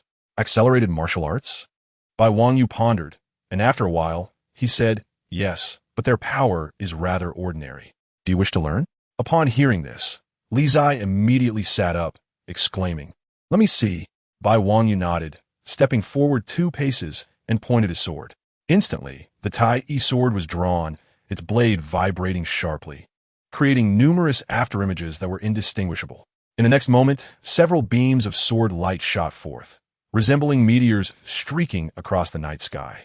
With a thunderous crash, as the sword light passed, A massive stone before them shattered, debris scattering everywhere. Li Qingzhi stood behind, mouth agape in astonishment, trembling as he exclaimed, "You call that ordinary power?" Indeed, Bai Wangyu sheathed his sword, nodding. "It may appear impressive, but in a duel, it holds little practical use." Li Qingzhi felt as if 1,000 troops had trampled through his mind, receiving yet another blow. Why was there no angelic sister to take him under her wing? If brotherly believes it to be useless, then do not learn it. After all, the flying immortal decision you practice is the foremost technique in the world, unmatched by any other martial arts, Bai Wangyu stated solemnly. Wait, how can I not learn? Upon hearing this, Li Qingzhi hurriedly stood up, saying, "It is always good to learn more. What is this move called?" His meager, flying immortal decision was still uncertain in its progress, so he wanted to learn something to bolster his skills. "Wind leaves traces," Bai Wangyu replied, and then proceeded to elaborate on each detail of the technique. Li Qingzhi attentively absorbed every word, fearful of missing any nuance. After approximately half an hour of Bai Wangyu's patient instruction, Li Qingzhi finally grasped the essence of the move. "Ha, I did it!" Li Qingzhi beamed at the motion of the pure June sword before him, laughing like a fool. Meanwhile, Bai Wangyu wiped the sweat from his brow, secretly exhaling a sigh of relief. Was this move truly so difficult? He recalled learning it effortlessly after one glance. Why did it seem to require so much effort for Brotherly? Perhaps Brotherly was not suited for the sword techniques of the ruler of scholars. Bai Wangyu naturally found an excuse for Li Qingzhi, for after all, how could one with such potential as chosen by the Meihua, sword immortal, lack martial talent? "Come on, old Bai, I am in high spirits today. I will treat you to some fun." After mastering a move, Li Qingzhi felt elated, throwing his arm around Bai Wangyu's neck as they headed out of Liyuan. Having been in the capital for several days, it was time to visit his second brother and gather some information about the Yin family. He also wished to obtain that volume of Tiangong Yao Shu as soon as possible. "Where are we going?" Bai Wangyu, feeling slightly uncomfortable with Li Qingzhi's affectionate gesture, asked, his expression somewhat awkward. "The Shihua Garden," Li Qingzhi replied. "That is the brothel." "The brothel?" Bai Wangyu's expression shifted at the mention, "Brother Li. That is not appropriate. I am a disciple of the ruler of scholars. How could I venture into such a place of indulgence? Is it written in the rules of the ruler of scholars?" Li Qingzhi. Bai Wangyu thought for a moment and shook his head. "Not specifically." "Well then," Li Qingzhi grinned, "since there is no regulation against it, and you previously agreed to follow my lead, let us not waste time." With that, Li Qingzhi dragged Bai Wangyu along, heading towards the Shihua Garden. Chapter 28. The land of indulgence. As the night breeze gently caressed, the Xiang River flowed abundantly, with flower boats moored in the water and blossoms competing for beauty along the riverbank. The Shihua Garden, a renowned place of pleasure by the Xiang River, was frequented by officials and nobles alike, who would lavish gold in pursuit of a beauty smile. As the moon rose high, Li Qingzhi tugged Bai Wangyu along, pulling him into the Shihua Garden. Inside, the ambience was lively, with music and dance filling the air. On the elevated platform of the first floor, dancers gracefully swayed, holding pipa, their figures enchanting and alluring, leaving onlookers parched with desire. "Welcome, esteemed gentlemen. Please come in. Are there any ladies you fancy?" As they entered, a heavily made-up woman approached, holding a painted fan, her face beaming with smiles. Upon his inaugural visit, Li Qingzhi, brimming with bravado, commanded without hesitation. No need for idle chatter, swiftly summoned 2 courtesans. "Ordinary cosmetics hold no allure for my esteemed brother. Rest assured, the silver shall not be lacking." He nonchalantly presented a hefty ingot of gleaming silver to the matron, exuding audacity. "Indeed, young master is truly generous." The courtesan, her eyes gleaming at the sight of the silver, could hardly contain her delight and called out, "Quickly, bring down Xinghua and Lihua to attend to our honored guest." Xinghua and Lihua? At the mention of these names, Li Qingzhi nearly erupted with laughter. Could they not choose more refined stage names? Li Xiong, Bai Wangyu, observing the surrounding scene of flirtation, felt a bead of sweat forming on his brow and urged, "Shall we take our leave?" "Why the haste?" Li Qingzhi raturta, pulling him to an empty table. "It is a rare occasion. We must indulge and unwind before departing." "Young master, we have arrived." At that moment, 2 resplendent maidens descended from the second floor, their figures alluring as they swayed, almost as if their waists might snap. "Gentlemen, what do you think?" the courtesan inquired. leading the two young women forth with a smile. Courtesans? Li's eye regarded the two alluring figures with skepticism. Fear not, they're indeed untouched maidens. The courtesan assured with a radiant smile. Though Li's eye's expression revealed doubt, he refrained from further questioning, for he could not jeopardize his own business. He glanced at the two maidens and gestured towards by Wang Yu, grinning as he said, "Ladies, please attend to my esteemed brother. Your compensation will be ample." "Certainly." Xinghua and Li Hua exchanged glances before positioning themselves beside by Wang Yu, their bodies conforming to him like serpentine water. "Ladies, this is inappropriate. Such proximity between men and women is contrary to decorum." Bai Wang Yu stammered, squirming under their attention. Li's eye, witnessing this, felt a wave of satisfaction. "You, who perpetually wear that aloof demeanor, are flustered now, aren't you? Even the children of others have their moments." He chuckled heartily, unable to contain his amusement. "Young master, will you not seek a lady's company as well?" The courtesan, recognizing the true patron among the duo, enhanced her flattery with an even broader smile. "Patience. Let us wait a while," Li Zai replied with a grin. "I have heard that the renowned courtesan Li Qingzhi, famed for her unparalleled skills in both music and dance, will grace Shihua Garden with her presence tonight. Is this indeed true?" "Indeed. She is en route and shall arrive shortly," the courtesan confirmed, her smile unwavering. "Excellent," Li Zai remarked, lifting his cup to sip quietly, preferring to remain taciturn thereafter. Perceptively, the courtesan refrained from further interruption, signaling to the two maidens to attend to the honored guest before departing.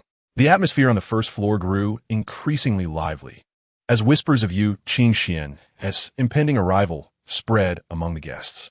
As the illustrious courtesan of the capital, her identity shrouded in mystery, none were privy to her background. 3 years prior, she had captivated the audience at the courtesan competition with her mesmerizing performance, causing noblemen throughout the city to lose their minds, spending lavishly in hopes of earning her smile. On the second floor, noble guests awaited her appearance in their private chambers. Meanwhile, on the third floor of Shihua Garden, a solitary figure clad in a silver-gray robe surveyed the assembly below with a composed countenance, unruffled by the commotion. Little brother, Li Qingzhi beheld the youthful silhouette on the first floor, his typically indifferent demeanor softening momentarily before quickly reverting to his usual stoic facade. Arriving before Li Qingzhuan's entrance was prudent, ensuring he would not attract undue suspicion. Suddenly, ethereal melodies akin to celestial music resonated from the second floor, silencing the entire establishment. The notes, poignant and urgent, emanated from a private room directly facing the staircase. A silhouette, enchanting yet elusive, emerged from behind the beaded curtain, leaving an indelible impression of her beauty upon all who beheld her. Draped in azure, her hair meticulously styled, with features that seemed to be painted by the finest artist, she exuded an aura of elegance, reminiscent of a celestial being, untouched by the mundanity of the world. Gradually, the pace of the music quickened, akin to the shattering of a silver vase, as if an army were charging forth. "Oberi!" The guests on the first floor, entranced, erupted in applause. 10 directions, ambush? Li Zai initially paused, then smirked, muttering under his breath, "Mediocre at best. What a pity to use a guqin for such a fine piece." With a sudden halt, the music ceased abruptly, akin to the tearing of silk, catching all in attendance off guard, plunging the hall into silence. Thus, Li Zai, unable to restrain his critique, spoke softly, yet loud enough for all to hear. From behind the curtain on the second floor, Li Qingzhi rose abruptly, her gaze fixated on the young man, drawing attention on the first floor, shock evident on her visage. Who is this audacious youth, daring to critique the music? Does he understand the art? On the first floor, numerous young nobles, incensed by the perceived slander against their beloved goddess, erupted in outrage. How dare he feign knowledge? Does he not fear the consequences? Who is he? Does anyone recognize this fool? Throw him out, someone shouted, and the chorus of indignation grew louder, as Li Zai's earlier remarks ignited the fury of the crowd. On the second floor, amused laughter resonated from the private chambers, as the unknown youth became the focus of disdain. Who is this brash young man, so unafraid to speak? Your Highness, he is the third son of the Li family. A voice from within one of the chambers interjected. Oh, a scion of the Li family? A man in his 30s, shrouded in a half-drawn curtain, inquired with curiosity. This man appeared rather ordinary compared to the other princes of the Dashang dynasty, his legs covered with a thick blanket, hinting at some ailment. Crown Prince Mu Yuan, born with a disability, relied on a wheelchair for mobility. Typically, a prince born of a common concubine would have no chance of inheriting the throne. However, due to his mother's noble lineage and his status as the royal firstborn, even with his disability, he had garnered a following.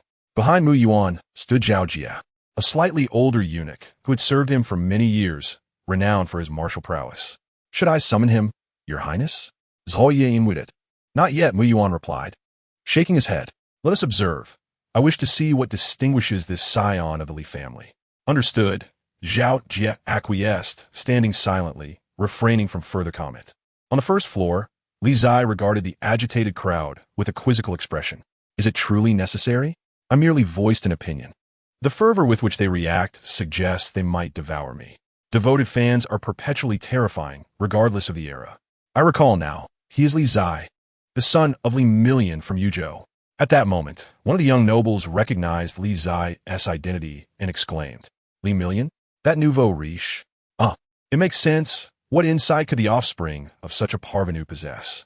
A country bumpkin, lacking worldly experience. How embarrassing for him." As Li Zai's identity was unveiled, laughter erupted anew, echoing through the hall, as the young nobles reveled in their sense of superiority, their chins raised high. "Senior brother." Amidst the escalating ridicule, a young noble noticed the scholar entangled with the two maidens, momentarily taken aback before exclaiming, "Senior brother, what brings you here?" As the words fell, the gazes of the crowd instinctively turned towards the young man in white beside Li Zai. Moments later, astonishment swept across their faces. "This is by Wang Yu, the foremost disciple of the master of Confucianism?" Surrounded by the soft fragrance of pear and apricot blossoms, Bai Wang Yu, noticing the astonished stares around him, revealed a hint of embarrassment and nodded in acknowledgement to the crowd. "Master brother, what brings you here?" A student from the Taishiwei rose, disbelief evident in his expression as he inquired. "I accompany Brother Li," Bai Wang Yu replied awkwardly. "Brother Li?" The Taishiwei student was momentarily taken aback, then turned to glare at the now-resented Li Zai, his fists clenched and his face increasingly furious. How could this person bring Master Brother to such a place? Master Brother is the pride of the entire Taishiwei palace. Feeling the murderous stares directed at him, Li Zai could not help but touch his nose. What right do these people have to judge him for seeking enjoyment in a brothel? On the second floor, pairs of eyes watched the unfolding scene below, eagerly anticipating the spectacle. The scion of the Li family had actually brought the master brother of the Confucian sect to this place of fleeting pleasures. I wonder how the master of Confucianism will react upon hearing this. As the atmosphere on the first floor grew increasingly charged, from behind the beaded curtain on the second floor, Li Qingzhi suppressed the turmoil within her heart and spoke, "Young Master Li, may I invite you to the second floor for a moment?" At her words, all noise in the hall below ceased immediately, creating an eerie silence where even a falling needle could be heard. The crowd was stunned, momentarily at a loss for words. An invitation from a fairy. How could I refuse? Li Zai grinned widely and rose to ascend to the second floor. However, just as he reached the third step, he paused, turned back to the crowd below, and grinned. "A bunch of bumpkins. How dare a bumpkin mock us? Get out of the capital, you nouveau riche." The hall erupted once more due to Li Zai's words, the young masters of noble families seething with rage, eager to rush forward and eliminate this interloper from Yuzhou. "Huh." Li Zai replied to the crowd with a disdainful, arrogant smile, laced with mockery, before turning to proceed upstairs. In the grand hall, the onlookers gritted their teeth with fury. Yet, due to the presence of Li Qingzhi, they refrained from taking action to maintain their decorum. On the second floor, Li Zai strode forward, directly parting the beaded curtain and entering the private room. The two locked eyes, and Li Qingzhi, usually composed, felt a surge of nervousness. She had been searching for the owner of that peep score and did not expect to encounter him here. The 10 sides ambush is a peep score, not a Guqin score. Only the owner of the score would know this, as she had modified it for easier performance on the Guqin, allowing her to remain undiscovered by those well-versed in music for years. Inside the private room, the atmosphere was palpably quiet, and Li Qingzhi's eyes betrayed her anxiety. However, Li Zai was not particularly interested in the woman before him. He had come here to find his second brother. Were it not for her calling him out in front of so many, he would not have come up. Hey, miss, what is it that you seek from me? Li Zai, reluctant to engage in prolonged conversation with her, revealed the demeanor befitting a spoiled rich heir. Li Qingzhi was momentarily taken aback, quickly regaining her composure. And with a graceful bow, she said, I sincerely apologize for the abrupt invitation to young Master Li. No need for apologies, Li Zai replied dismissively. Just speak your mind. Li Qingzhi found his attitude rather disconcerting, but maintained her calm demeanor, softly asking, May I inquire how you discern that the piece I played was a pipa score rather than a guqin score? Just a wild guess, Li Zai grinned. He certainly could not disclose that he had memorized the score of the 10 sides ambush. Revealing such would fuel the bizarre suspicions that some individuals had started to harbor regarding the rare oddities of the Li family being inventions of his own. It was best to keep his identity as the third son of the Li family concealed. He understood the dangers of attracting too much attention. Young master, Qingzhi means no harm. She merely wishes to find the owner of this pipa score to express her gratitude in person. Li Qingzhi insisted earnestly. Then you have mistaken your man. I know nothing of music, Li Zai replied with a roguish smile. However, I am well versed in the ways of life. Miss, the night is long and sleep eludes me. Shall we converse about life? Li Qingzhi frowned, her gaze fixed on the young man before her, attempting to glean something from his expression. However, she was left disappointed. All she could see was a smug grin on Li Zai's face. Youthful master. Li Qingzhi gently clenched her hands, forcing down her discomfort. I kindly ask you to conduct yourself with decorum. I am not the kind of person you might imagine. What a pity. Li Zai appraised the woman before him, and indeed, she was quite agreeable in appearance. Li Qingzhi felt increasingly uncomfortable under his scrutinizing gaze, and said, Young master, it is getting late. You should take your leave. Leave? Absolutely not. Li Zai shook his head vigorously, his smile oddly peculiar. It has only been a quarter of an hour. That is far too soon. I cannot leave so quickly. It would be embarrassing. And what does young master mean by that? The naive Li Qingzhi failed to grasp the roguish undertones in his words, frowning slightly as she asked, Let's chat about life. Li Zai nonchalantly seated himself at the table, pouring himself a cup of tea, and grinned, Since I have nothing better to do, I might as well pass the time for an hour. Otherwise, where would I put the face of the third son of the Li family? Whether it was fast or slow was secondary. The main concern was that there were far too many people on the first floor. If he went down now, those fellows would surely pounce on him. He would first let the little red hat shield him from the crowd's ire. Li Qingzhi observed his shameless demeanor, her impression of him worsening, and she restrained her anger, saying, If young master does not leave, then I shall take my leave. With that, Li Qingzhi began to put away her guqin, preparing to depart. That would be improper, Li Zai exclaimed, setting down his teacup and raising his voice. Li Qingzhi's body trembled, her eyes glaring at him in disbelief. How could this person be so shameless? Sit down and let us chat, Li Zai grinned, or I shall continue shouting. Li Qingzhi's body shook with fury, and after a long moment, she forced down her anger, placed her guqin down, and reluctantly took a seat. Li Zia chocolat, remaining silent as he sipped his tea, passing the time. He planned to wait until the crowd below grew impatient and dispersed before making his exit. He wondered if he would still have a chance to see his second brother. Tonight had proven to be somewhat of a miscalculation. He had not anticipated that this woman would disrupt his plans. As silence enveloped the room once more, Li Qingzhi sat there, her expression shifting numerous times.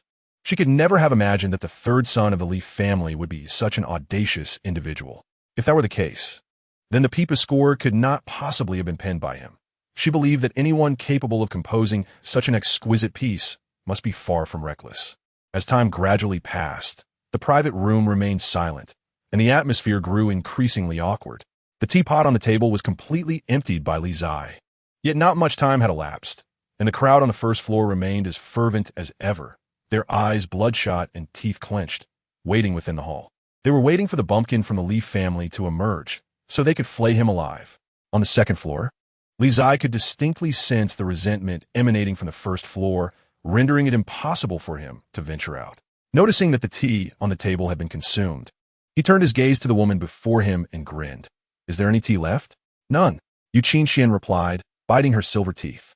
My dear, Li Zai began, but upon sensing the murderous intent in her gaze, he quickly altered his address. Miss you, is it? You summoned me here and thrust me into the limelight. Surely you must bear some responsibility? What does young Master Li desire?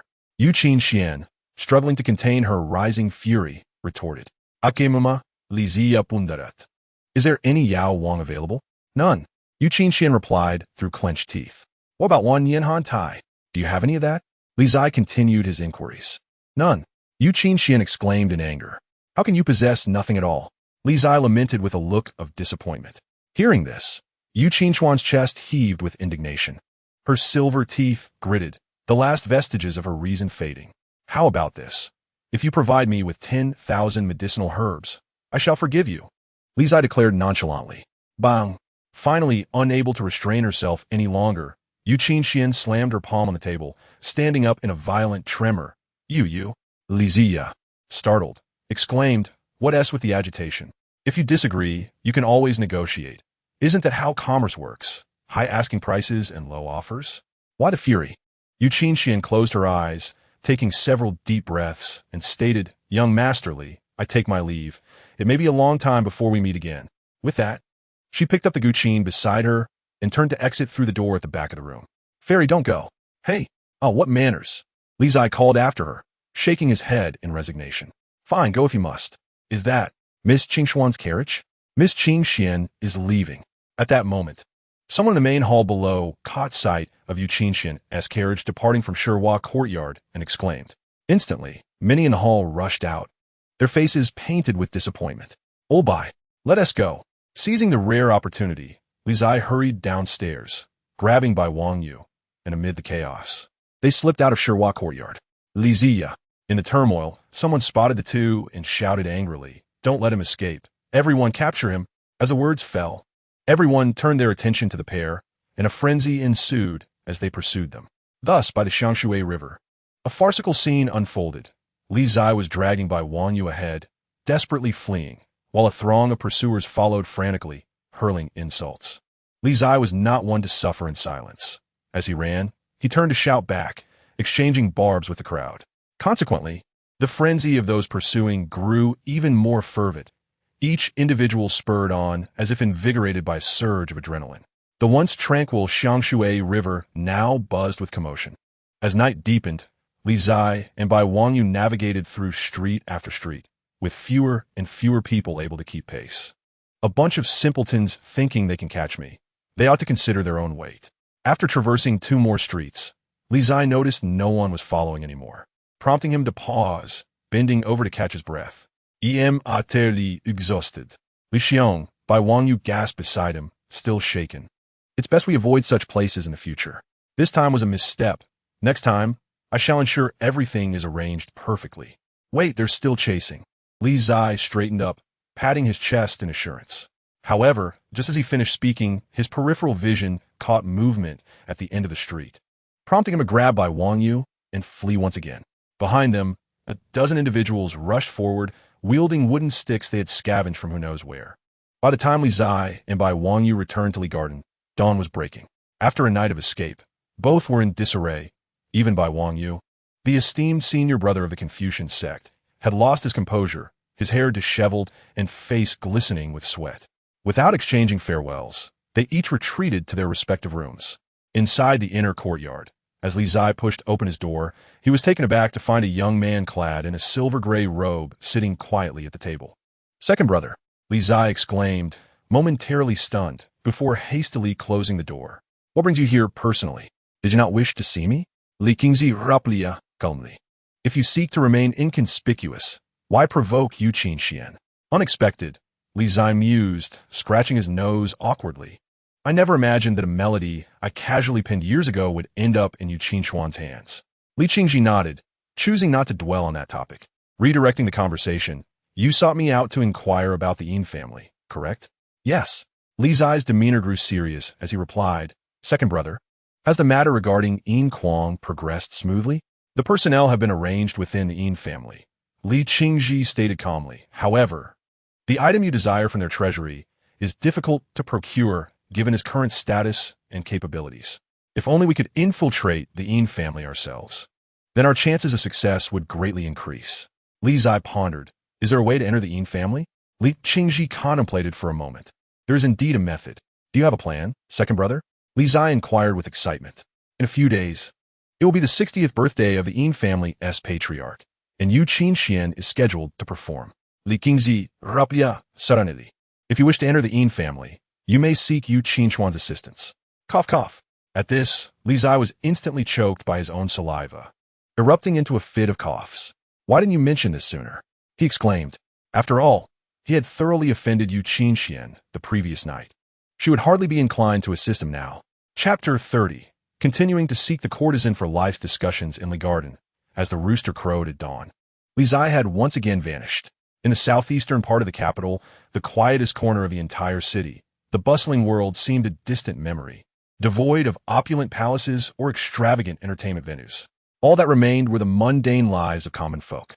Yet, in this unremarkable locale, within an equally modest courtyard, a woman arose early to water her flowers before heading out for her morning exercise. Yu Qingxian, whose health had been frail in her youth, had been advised by physicians to engage in more physical activity, thus maintaining her morning exercise routine over the years. The noble offspring of the capital could hardly fathom that the celestial being they revered resided in such an inconspicuous place. However, Li Zai was well aware, for it was Li Qingzhi who had informed him. "Miss you, what a coincidence!" By the banks of Shangshui River, clad in a green outfit, Yu Qingxian was just about to commence her morning practice when that irksome voice rang out from behind. Turning around, she beheld Li Zai approaching in a light jog, his sun-kissed face radiant with a charming smile, appearing so delicate and endearing.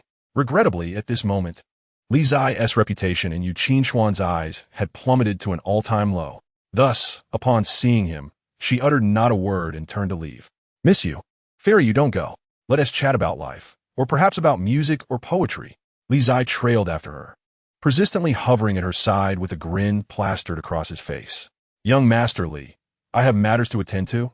Let us talk another day," Yu Qingxian replied curtly, quickening her pace in an attempt to evade the annoying pest. Unbeknownst to Li Zai, he had become a bothersome fly in her eyes. He continued to press. "Miss you. I came to apologize. It was all by Wang Yu's fault for dragging me to Shihua Courtyard and insisting I drink. Otherwise, I wouldn't have been intoxicated and caused a scene. Please forgive me." Achoo! In the west wing of the garden, Bai Wang Yu had just stepped out of his room when a sudden sneeze overtook him, leaving him puzzled. Had he caught a chill? Since he had taken up martial arts years ago, he had not suffered from cold in quite some time. What could be the matter today?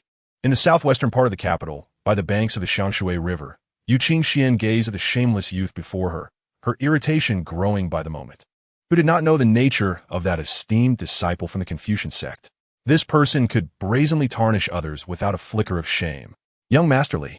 Yu Qingxian halted her steps and stated earnestly, "I have no connection with you.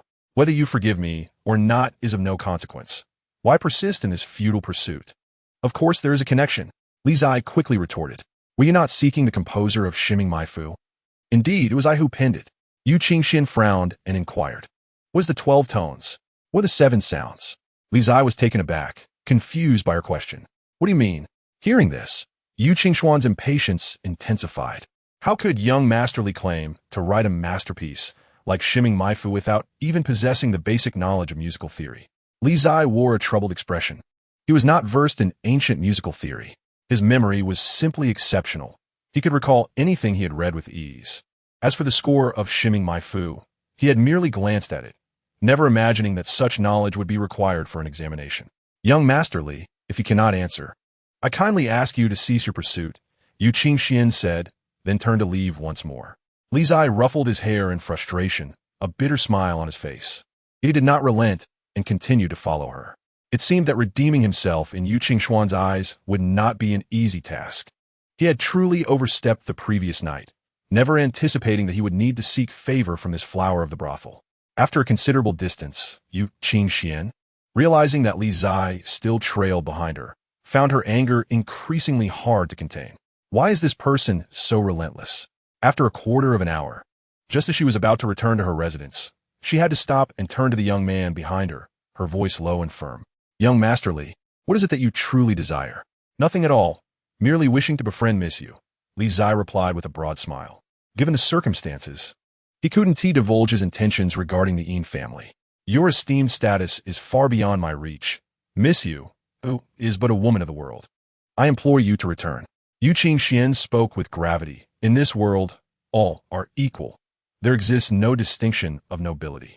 Though you dwell within the realm of pleasure, you remain untainted, far nobler than those who speak of righteousness while committing vile deeds. Li Qingzhi showered her with praise, exhausting every eloquent phrase he could muster in an effort to cultivate a rapport with Li Qingzhi.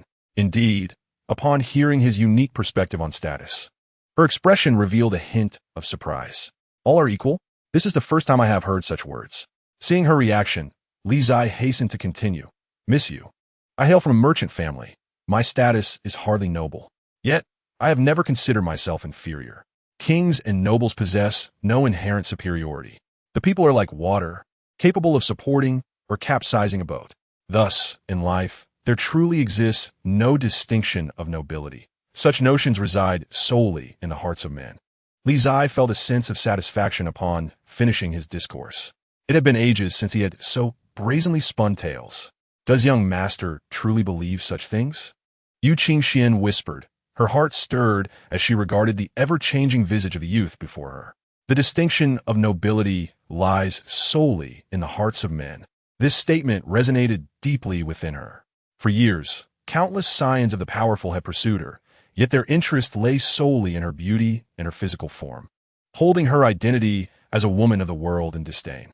This was the societal division of nobility, deeply entrenched and unchangeable. Indeed, Li Qingzhi nuda earnestly. Miss you. As we spend more time together, you shall come to know that I am a man of integrity, kind-hearted, one who values even the smallest of lives. I was simply inebriated last night and spoke out of line. Alas, for the brothers of the underworld, I apologize for any offense caused. You are neither ants nor moths, and it would be remiss of me to harm you. Li Qingzhi, possessing a kind heart, did not wish to hold a grudge and spoke softly. Truly. Li Qingzhi's face brightened, and he stepped forward to grasp her hand, exclaiming, Thank you, miss you. Li Qingzhi's expression shifted, and as she attempted to withdraw, an angry voice rang out from a distance. Scoundrel, release the fairy Qingzhi. Before the words could fully escape his lips, a boy of around 15 or 16, with thick brows and bright eyes, rushed forward, his youthful face flush with indignation. He quickly pushed Li Qingzhi aside, glaring fiercely. Who are you to bully the fairy Qingzhi? Be careful, or I shall ask my father to deal with you. And who might your father be? Li Qingzhi asked, momentarily taken aback. My father is one of the 10 martial kings, the East Lin King. The boy proclaimed, head held high. East Lin King? Li Qingzhi's expression faltered. Another scion of a martial king? When had the esteemed lineage of the Deshang martial kings become so commonplace that their names were invoked at every turn? Was this not a form of intimidation? Are you afraid? If so, you should leave quickly. Otherwise, you shall regret it. Wu Duo, the East Lin King's son, declared, hands on his hips, exuding a false bravado. Young master, Li did not bully me. It was merely a misunderstanding, Li Qingzhi interjected, her heart heavy as she witnessed the misunderstanding escalate. Do not fear, fairy Qingzhi. With me here, he would not dare to harm you. Wu Duo turned, wearing a self-satisfied grin, convinced that his show of heroism would impress her. Such a brave little lad, Li Qingzhi remarked, giving him a thumbs up. Daring to play the hero in front of me. It seems my role as the villain has not been executed well enough. With this thought, Li Qingzhi grinned and approached. What do you intend to do? Wu Duo gasped, instinctively taking 2 steps back. What do I intend to do? Li Qingzhi's face broke into a sinister smile as he seized the boy, his eyes gleaming with menace. So you're the East Lin King's son, are you? Daring to meddle in my affairs. Do you seek to tempt fate? Be careful, or I might toss you into the river. Let me go. Wu Duo squealed, panic-stricken, squirming in fear. Otherwise, my father will not spare you. You best ensure you have a life to see your father. Li Qingzhi smirked, glancing around. There's no one here. What a perfect spot. With that, Li Qingzhi began dragging the boy toward the riverbank. Help! Help! Wu Duo trembled, terror rising within him. Shout all you wish. No one will come to your aid, Li Qingzhi declared arrogantly. Beside them, Li Qingzhi recognized that Li Qingzhi was merely attempting to intimidate the East Lin King's son and could not help but feel exasperated. The temperament of the Li family's 3rd young master was indeed chaotic. At the banks of the Xiangshui River, Li Qingzhi held Wu Duo firmly, a sinister grin on his lips. Will you jump in yourself, or shall I toss you in? No, I don't want to go in. Wu Duo stammered, his voice quaking with fear. Not going in? Li Shukla darkly. What of your heroic rescue? No, I want to save anyone. Wu Duo trembled. Truly not saving anyone? Li Zai inquired once more. Not saving anyone, Wu Duo replied, his voice tinged with a hint of tears. Such lack of resolve. You did not even attempt to stand your ground, Li Zai remarked, a look of boredom crossing his features as he casually tossed the boy toward the river. With a splash, Wu Duo fell, plopping down beside the river, staring into the dark waters with a terror that nearly caused him to wet himself. Miss you. Let us depart, Li Zai suggested. Li Zai turned and approached the woman before him, flashing a grin that revealed 8 teeth, and said, I have a piece titled Guangling San that I wish to present to you, one that shall not pale in comparison to the Peerless score in your hands. Upon hearing this, Yu Qingxuan's eyes flickered with surprise, and she nodded in acknowledgement, saying, Then I invite you, young Master Li, to my humble abode for a discussion. Indeed, Li Zai replied, glancing back at Wu Duo on the riverbank, and smiling widely once more. What a mischievous child, daring to compete with him. Wu Duo sensed the threat in the former's gaze and immediately recoiled, averting his eyes. In the southeast of the capital, where the Xiang River flowed, within a modest courtyard, Li Zai held a brush and painstakingly inscribed the score of Guangling San, a splendid piece.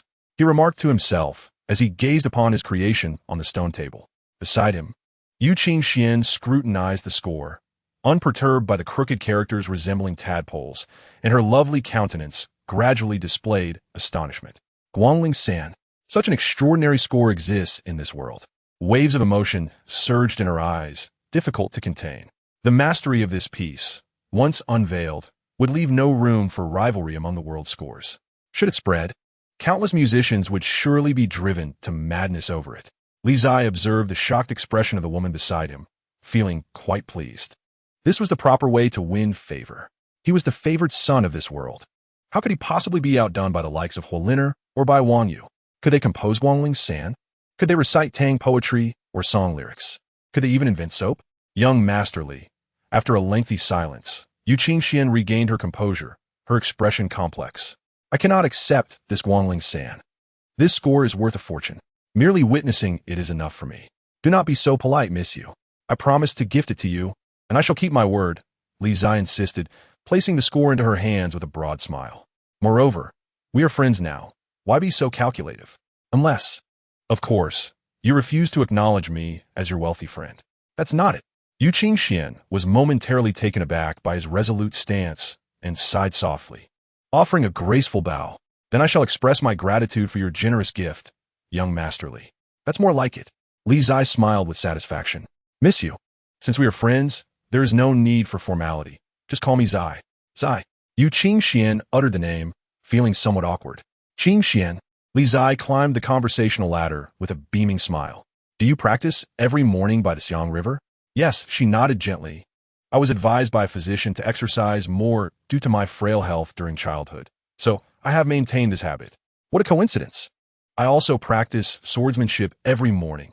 Shall we practice together? Li Zai suggested. Is the garden close to here? Yu Qingxian asked curiously. Very close, replied Li Zai with a grin. It's just within the Deshang capital. One is in the east of the city, the other in the west. Even a horse could traverse it in half an hour. That works, Yu Qingxian said, not suspecting anything, and nodded in agreement. This young Master Li, capable of composing such an unparalleled score as Guangling San, must possess remarkable talent. If she had any questions, it would be wise to seek his counsel.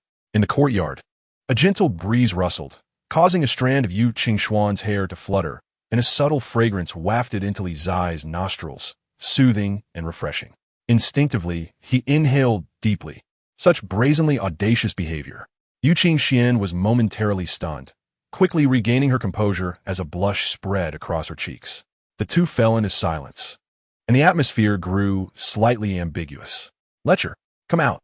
Just then, an urgent voice from outside the courtyard shattered the enchanting moment between them. Li Zai was instantly incensed. Could they not choose a better time? Did they not see him making friends? Outside the courtyard, a group of individuals approached, armed with clubs, led by none other than Wu Duo, the son of the Eastern Lin King, whom Li Zai had recently bested. Woodwood's face was etched with anxiety. fearing that the celestial being he admired was being wronged. Li Qingzhi stepped forward, frowning at the scene outside, and asked, "Young master, what do you intend to do?" "Qingzhi, I am here to rescue you. Have you been bullied by that lecher?" Wu Duo inquired urgently. From behind Li Qingzhi, Li Zai stepped out, his gaze fixed on the youth before him, smiling broadly. "Young Master Wu, have you not heard? There's another troublemaker, like you, who has been dealt with by me recently. His name is, what was it again? Chen Yifei. Young Master." A young man behind Wu Duo's group paled at the mention of the name and hurriedly stepped forward, whispering, "He is the Li Zai from Yuzhou City." Li Zia. The name sent a tremor through Wu Duo, realizing he stood before the one who had struck the son of the Xuanwu king. After a brief shock, Wu Duo suppressed his fear and declared, "Do not be afraid of him.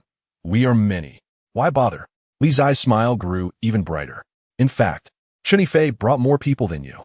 For such low-level nuisances, he could easily handle a crowd. If he could defeat skilled fighters, how could he not manage these idlers and ruffians?" "Oh, Wu Duo, you are here too."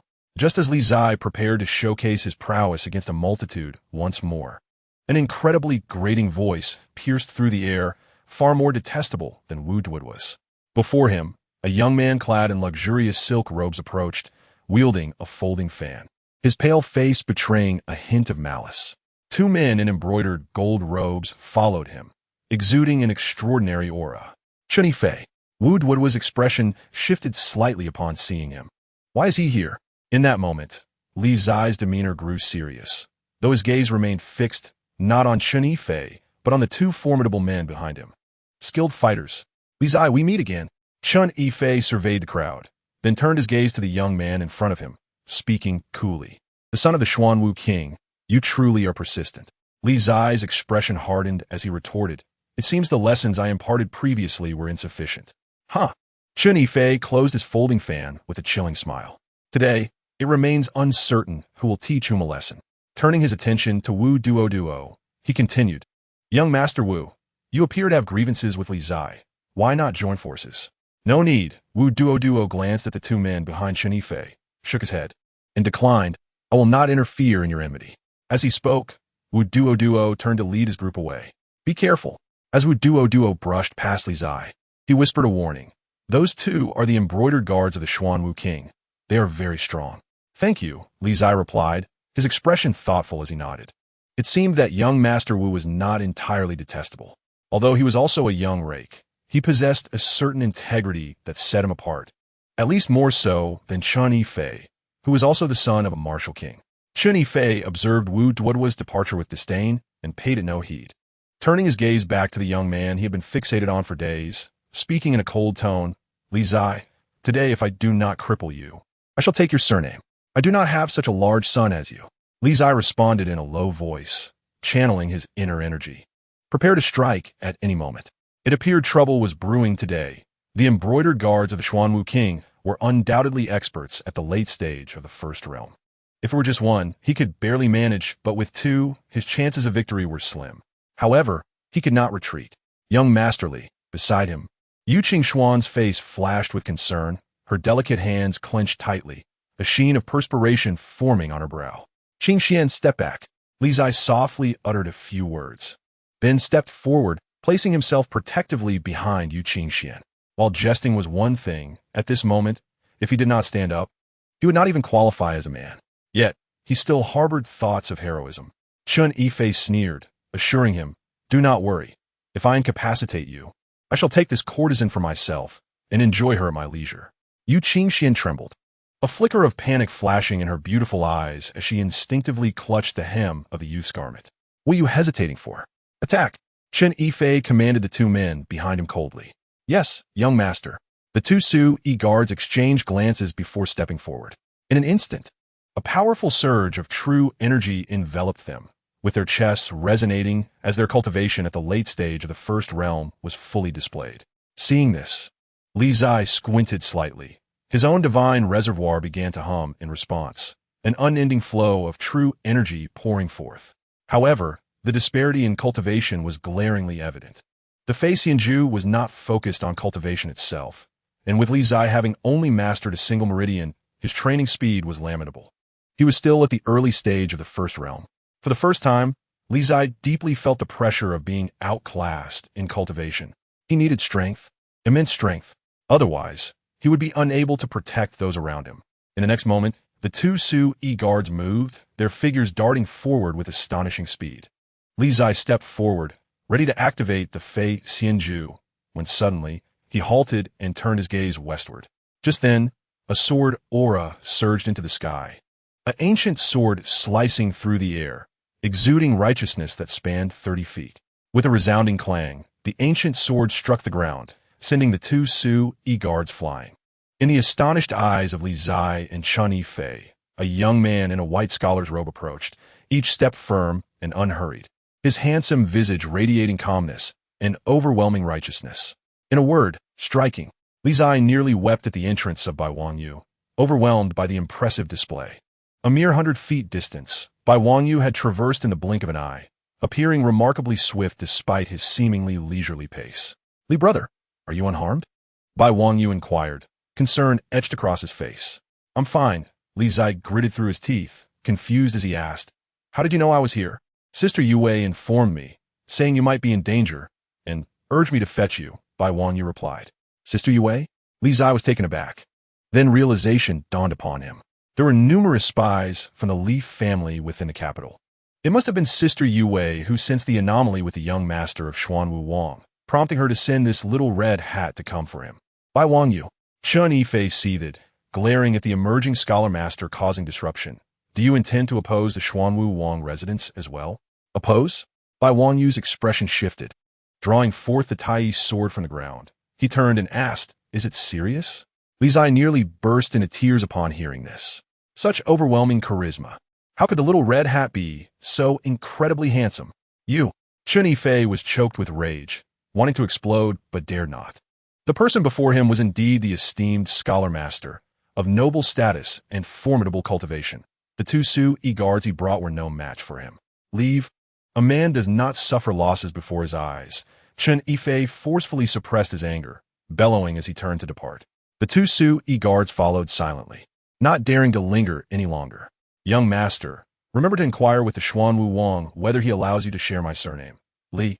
Li Zai taunted as he observed the three retreating figures. Turn back.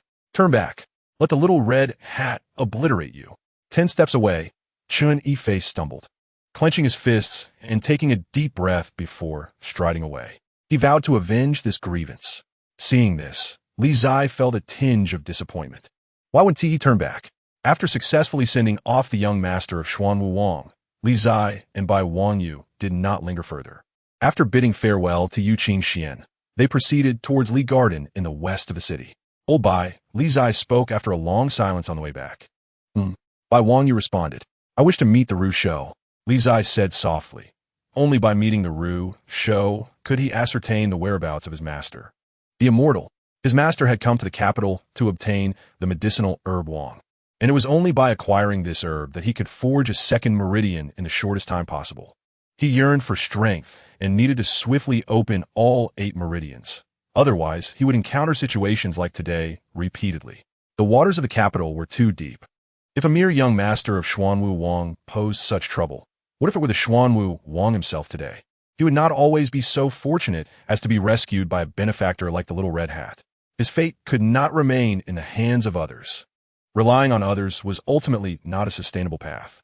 Bai Wangyu, having heard Li Zai's words, wore a solemn expression. To meet the Ru Shou is quite difficult. I understand, thus I hope Brother Bai can assist me.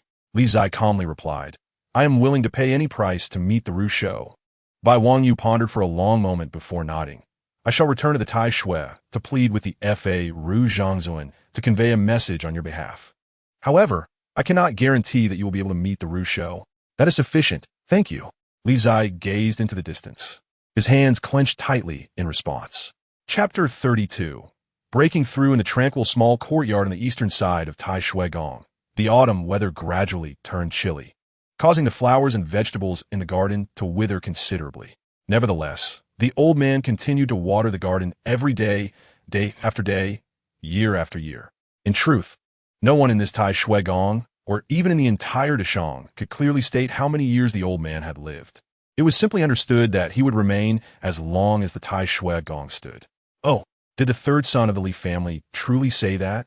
Within the courtyard, Kong Xiu, having heard the words of the Fa Ru Zhongzuan, revealed a serene smile upon his aged countenance, remarking, "It seems he is a bit anxious. Should we meet him, Ru Shou?" The Fa Ru Zhongzuan inquired earnestly. "Not yet." Kong Xiu shook his head, picking up a wooden box from the stone table beside him and tossing it casually. "Let your disciple deliver this to him." "Understood." The Fa Ru Zhongzuan bowed respectfully before turning to leave. "He has left. You may come out now." After the Fa Ru departed, Kong Xiu addressed the back of the wooden house. "Thank you, Ru Shou." Qin Yinua emerged softly. "I initially planned to wait for some time, allowing the third son of the Li family to enter the Tai Shui before presenting He Shou Wu to him. However, since he has come seeking me, I shall send it to him in advance." Kong Xiu's aged face broke into a faint smile, adding, "Moreover, a medicinal herb in exchange for a year's time of the Mei Hua Sword Immortal is worth it. There is one matter I do not comprehend." Qin Yinua stated earnestly, "Ru Shou, having witnessed the affairs of the world, why do you regard Li Zai with such distinction?" "He is different," Kong Xiu replied slowly. "In truth, the rumors of the world are accurate. All the rare treasures of the world have originated from the hands of the third son of the Li family. That only attests to his intelligence. In this world, although talented individuals are few, they are not entirely absent. Mere intelligence does not warrant special attention from the Ru Shou. Zinen no spoke kongli. You are his master. Do you not sense the differences between him and the people of this world?" Gongqi smiled. "Different from the people of this world?" Upon hearing the words of Ru Shou, Qin Yinua's expression turned thoughtful. "What do you mean by that?" "Mei Hua Sword Immortal. Though you have opened 5 divine reservoirs and reached the pinnacle of earthly martial arts, your vision is still inevitably influenced by this grand world, preventing you from perceiving the true essence of heaven and earth." Kong Xiu gazed upward at the sky, asking, "What do you say exists above this firmament?" "Above the firmament?" Qin Yinua, upon hearing this, glanced at the sky and frowned. "Is it not just the heavens?" "What is heaven?" Kong Xiu continued to question. "Heaven?" Qin Yinua frowned. The answer to this question was too ethereal and lacked a definitive conclusion. "In truth, I have pondered these questions for a long time without arriving at an answer." Kong Xiu smiled faintly and said, "Until I beheld the birth of the third son of the Li family." "Li Ziya, what is his connection?" Qin Ana asked in confusion. "At his birth, he shattered the rules that veil this world. In that moment, I glimpsed the true realm beyond this vast expanse," Kong Xiu remarked, gazing at the sky. "It was breathtaking. Though merely a fleeting instant, it remains the most beautiful sight I have ever witnessed." "What does reshape mean?" Qin Ana, having heard the teachings of the Ru leader, expressed her astonishment. "The 3 sons of the Li family are not of this world. Indeed, the Mei Hua Sword Immortal is remarkably astute." Kong Xiu nodded, a glimmer of light passing through his weathered eyes. "He hails from another realm and was born into this world. Thus, at the moment of his arrival, the rules governing this world descended into chaos, allowing me to pierce through the heavy mists and behold the realms beyond." How enlightening! Qin Ana felt increasingly shaken. She had always sensed an inexplicable dissonance in Li Zai, yet she could never articulate its cause. Now she understood that he was not of this realm. No wonder his words and actions were often astonishing, and he seemed indifferent to the conventions and rituals of this world. If the Ru leader's words ring true, then all the peculiar feelings of dissonance can be explained. However, such alarming news is indeed hard to believe. Does the Ru leader believe this individual to be Li Zai? King Anaiskich perplexed. Though he is indeed extraordinary, he is far too weak. It is difficult to imagine him altering this world, let alone safeguarding himself. "Force is not the only solution to problems," Kong Xiu stated, watering the flowers in the garden. Before the birth of the Li family's third son, they were merely common merchants. After his birth, he invented remarkable things, and within a mere decade, the wealth of the Li family has caused even the grand merchant courts to take heed. This is something that brute force cannot achieve. Yet, absolute power remains the most effective means to resolve issues. Qin Ana countered earnestly. No matter how special Li Zai may be, without formidable strength, he cannot truly transform this world, for he would encounter countless obstacles, some of which are powerful to the point of being nearly invincible, such as Fu Jingluan. Indeed, Gongqi no dead. The concerns you voiced are valid. Thus, from the moment you accepted Li Zai as your disciple, I have been awaiting your arrival. Awaiting my arrival? Qingzhi was momentarily taken aback, then realized, astonished, the Ru leader had long foreseen that I would come to the Taishua Palace to seek the millennium Wu. The leader of the Ru sect can truly see so far? His meridians are obstructed. Without the aid of the Medicine King, it would take many years to open them all with mere common herbs. You cannot afford to wait, Kong Qiu replied calmly. Thus, you would inevitably come. I admire the wisdom of the Ru leader. Qingzhi bowed respectfully, her beautiful visage revealing admiration. At the very least, she cannot foresee as far as he. Kong Qiu smiled faintly and said, having lived long, I have merely acquired some insights. In the coming days, remain within the Taishua. The arrival of the Li family's third son is not far off. Will the Ru leader still not meet me? Li Zai gazed at Bai Wangyu, who had just returned from the Taishua Palace, disappointment evident. Yes, Bai Wangyu nodded. The master of the law Ru has conveyed your words. But the Ru leader insists it is not yet time. Not yet time? What does that mean? When will it be considered the right time? Li Zia Kariya, Parplexa. Do the wise always speak in riddles? I cannot comprehend. Is there a way to clarify? I also do not know. Bai Wangyu replied apologetically. The Ru leader's words cannot be contradicted, even by the master of the law Ru. So please, Li Zai, be patient. That is all I can do. Li Zai sighed heavily, turning to head back to the inner courtyard. By the way, Li Zai, the Ru leader instructed me to deliver this to you. At that moment, Bai Wangyu took out a wooden box from her bosom and handed it over. Li Zai was taken aback, accepting the box with curiosity and opening it directly. The millennium Wu. Upon seeing the oddly shaped, rather unsightly wooden lump inside, Li Zai's expression transformed into one of shock. Bai Wangyu's gaze followed. Her typically calm demeanor now tinged with envy. She was aware that this millennium Wu was a rare treasure of the Taishua Palace, exceedingly valuable. The fact that the Ru leader gifted it to Li Zai indicated how highly he was regarded. Li Zai quickly regained his composure, his expression brightening significantly. Oh Bai, in the future, do not take such a deep breath before speaking. You could have revealed it sooner, saving me from such prolonged disappointment. Li Zai stowed away the wooden box, and then patted Bai Wangyu's shoulder with a serious tone. You are right to admonish me, Bai Wangyu nodded, accepting the lesson with humility. Go rest, I shall seek out old Zhang. Pleased with Bai Wangyu's willingness to correct her mistake, Li Zai instructed her, and then walked cheerfully toward the inner courtyard. Old Zhang, barely taking 2 steps, Li Zai shouted at the top of his lungs. Get up and get to work. Shortly thereafter, in the inner courtyard, the young maidens rushed to and fro, bustling with activity.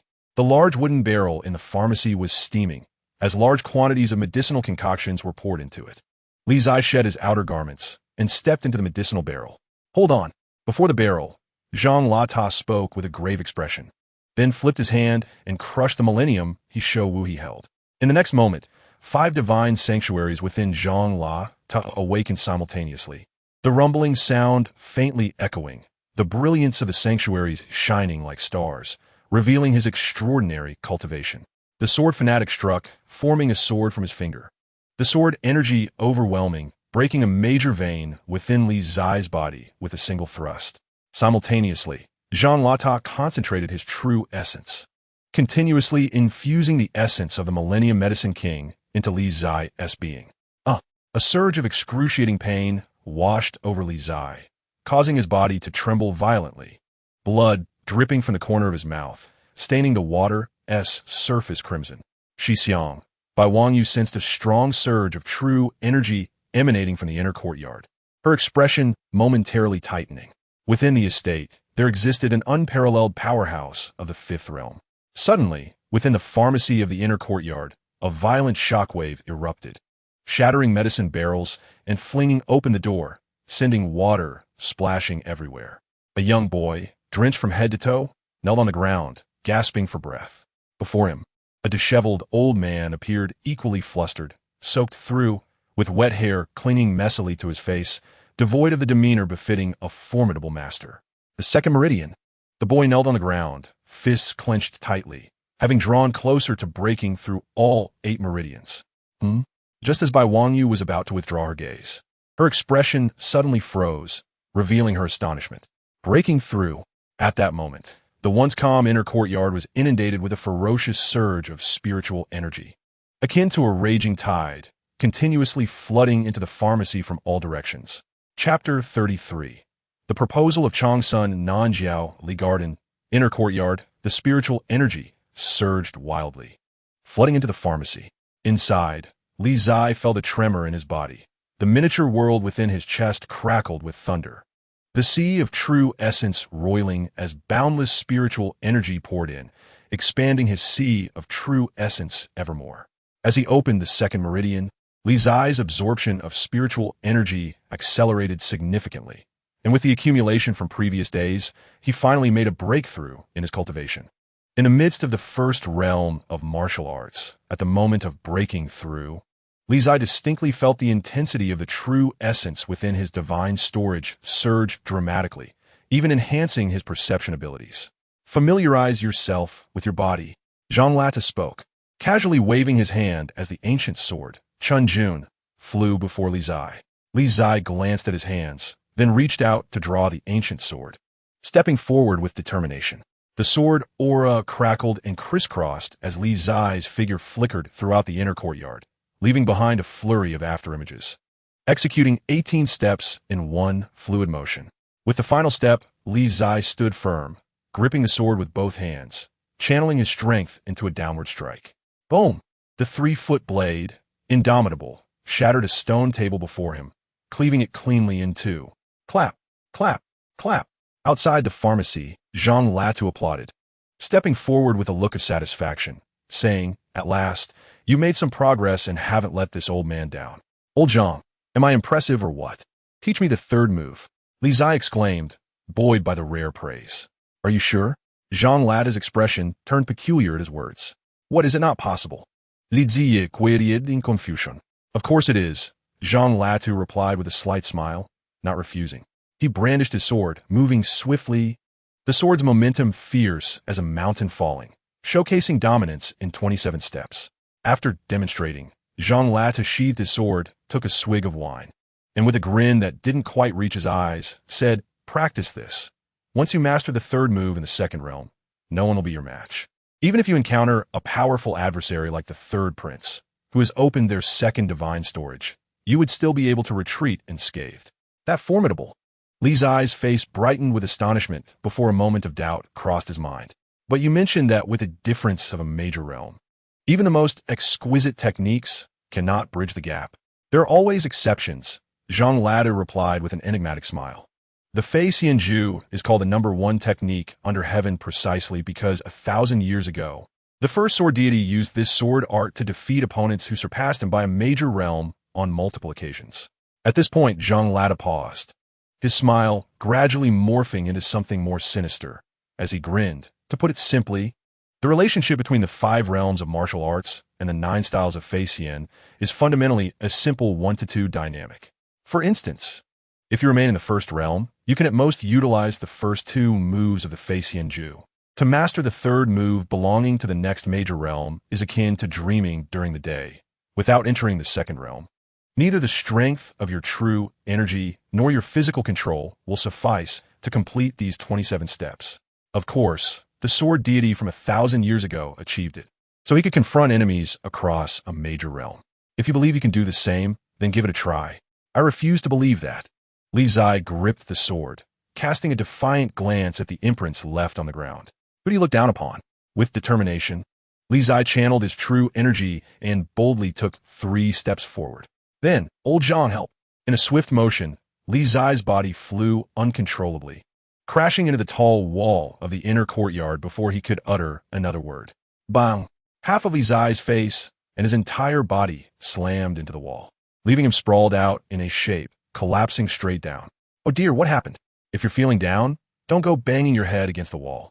Zhang Latu approached, looking at the sprawled youth, grinning as he said, "Keep working hard.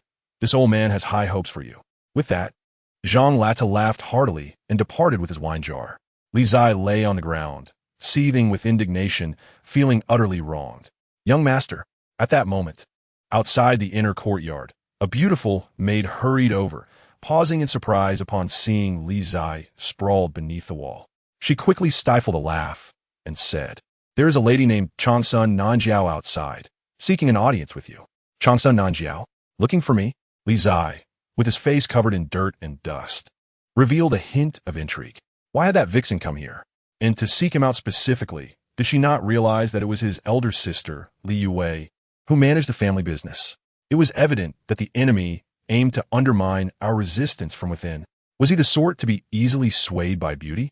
Li Zai's heart burned with indignation, and he jumped up, declaring, "Bring her to the main hall.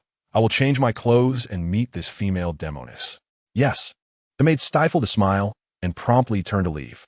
Soon, at the main hall, Changsun Nanjiao, donned in a deep purple gown, strode in, her hair elegantly arranged, with cascading strands framing her exquisite face, a captivating blend of youthful beauty and mature allure. It must be said, Changsun Nanjiao was a remarkably enchanting woman. In the inner courtyard, Li Zai had changed in a fresh attire, tidying himself up to once again embody the demeanor of a refined young master as he approached the main hall. "Sister Nanjiao, what brings you here personally?" Li Zai entered the hall with quick strides, regarding the lady before him with warmth. "If anyone is to pay a visit, it should be I who visits you." Hearing the boy's more affectionate address, Changsun Nanjiao's lips curved into a gentle smile. "Today I had no pressing matters, so I thought to come and see Li Garden. Young Master Li, I wonder how you have considered my previous proposal?" "Proposal?" Upon hearing this, Li Zai feigned confusion, asking, "What proposal?" Changsun Nanjiao's eyes narrowed slightly as she smiled and said, "The collaboration between the Changsun family and the Li family. Surely you haven't forgotten?" "Ah, my memory." Li Zai suddenly understood, but his expression turned troubled as he said, "Sister Nanjiao, you must understand, while I am the legitimate son of the Li family, all business matters are managed by my elder sister. I merely accompanied her to witness the discussions during the last meeting of the four families. Young Master Li, let us speak plainly." Changsun Nanjiao's face lit up with a charming smile. "Though the Li family's business is overseen by Li Yue, I believe that here in the garden, you are the true master, possessing absolute authority. Once you speak, the collaboration between the Li family and the Changsun family will come to fruition naturally. Sister Nanjiao, you truly hold me in high regard." Li Zai lifted a cup of warm tea from the table, savoring a sip before smiling and saying, "The tea is delightful. You should try it." Changsun Nanjiao raised an eyebrow, took the cup, and sipped. "Indeed, it is pleasant. I recall that the Li family's tea business has expanded to every city in the great merchant realm, and even the western regions and the northern deserts now boast Li family shops. Is that so? I usually do not delve into business matters, so I'm not quite aware," Li Zai replied with a smile. Changsun Nanjiao chuckled softly, saying, "Young Master Li, you still have not answered my question. Sister Nanjiao, please do not put me in a difficult position." Li Zai forced a smile and said, "If I were to meddle in the affairs of the Li family, my elder sister would find it quite challenging." The lovely Changsun Nanjiao, with a hint of helplessness flashing across her beautiful visage, soon composed herself and smiled. "I have heard that young Master Li is yet to be married. Would you like me to introduce someone for you? I think my sister would be quite suitable." Li Zai began to jest again, chuckling, "If young Master Li is willing, I have no objections." Changsun Nanjiao laughed sweetly. "I am still young. I shall wait a few more years." Li Zai replied with a hint of shyness. "You are not that young," Changsun Nanjiao remarked, casting a meaningful glance at the space between the young man's legs. Li Zai's smile faltered. "You rogue. I have heard that young Master Li has been spending quite some time with that little courtesan. Be cautious, for I have heard that her background is quite extraordinary. You must not allow yourself to be exploited." Changsun Nanjiao redirected the conversation, offering a warning. "Are you referring to Li Qingzhi?" Li Zai's eyes flickered with curiosity. "Could you elaborate, Sister Nanjiao?" "It is said that Li Qingzhi has met with the Crown Prince several times, and on the night she appeared at the Shihua Garden, the Crown Prince was also present," Changsun Nanjiao explained. "The Crown Prince?" Upon hearing this, Li Zai furrowed his brow. "I have never met the Crown Prince. So how could I be of use to him? Young Master Li is the legitimate son of the Li family, which is wealthier than nations. If I were the Crown Prince, I would certainly seek to win you over." Changsun Nanjiao smiled. "If the Li family could lend their support, the path to contend for the throne would be much smoother." "Sister Nanjiao, do not speak carelessly." Li Zai sipped his tea and replied calmly. "The matter of succession is the emperor's concern. The Li family is merely a common merchant family, and we neither desire nor possess the capability to interfere in such affairs. Although the Li family is still regarded as a merchant family, if young Master Li wishes to ascend further, my Changsun family can assist." Changsun Nanjiao finally revealed her intentions. Her gaze fixed earnestly on the young man, You ought to be aware of the influence my Changsun family holds in the court. With your nod, the Li family could swiftly transition from a merchant family to one of nobility and power. The distinction is something you understand better than anyone. Li Zai fell silent upon hearing her words. This proposition indeed struck at the core of the Li family's challenges. The scholar, farmer, artisan, and merchant classes see officials of the scholar class at the pinnacle of commerce, while merchant families occupy a lower status. This has been the greatest obstacle to the Li family's development thus far, a lack of connections in the court. Thus, the Li family has been relegated to merely a merchant family, not a prestigious noble clan. Li Zai pondered Changsun Nanxiao's proposal seriously, weighing the pros and cons. Changsun Nanxiao did not rush him, quietly sipping her tea. She was confident that the Li family would carefully consider her suggestion. Sure enough, not long after, Li Zai lifted his head, a radiant smile illuminating his face. Observing this, Changsun Nanxiao also smiled. It is settled. Sister Nanxiao, I have decided to become a sword immortal. A political career does not suit me, Li Zai declared with a beaming expression.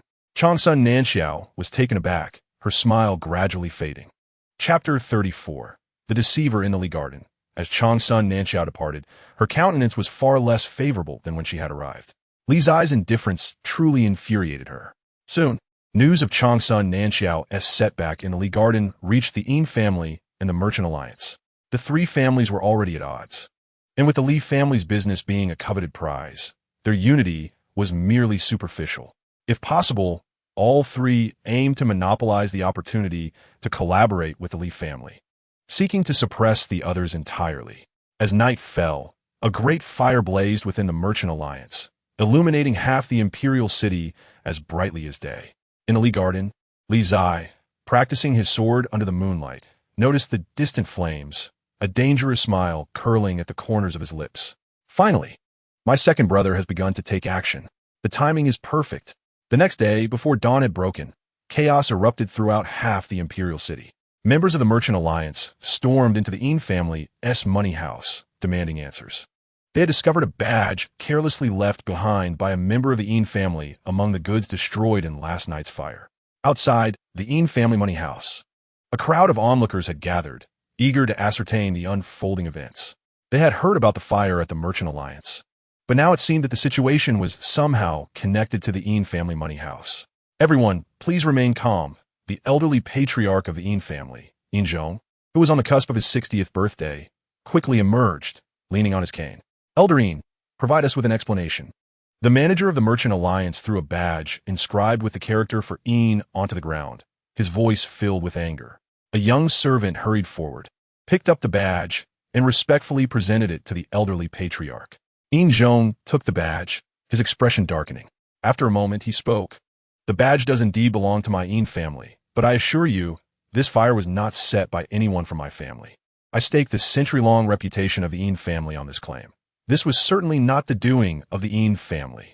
Elder Yin, my Merchant Alliance has suffered significant losses, and your mere words cannot absolve you of responsibility.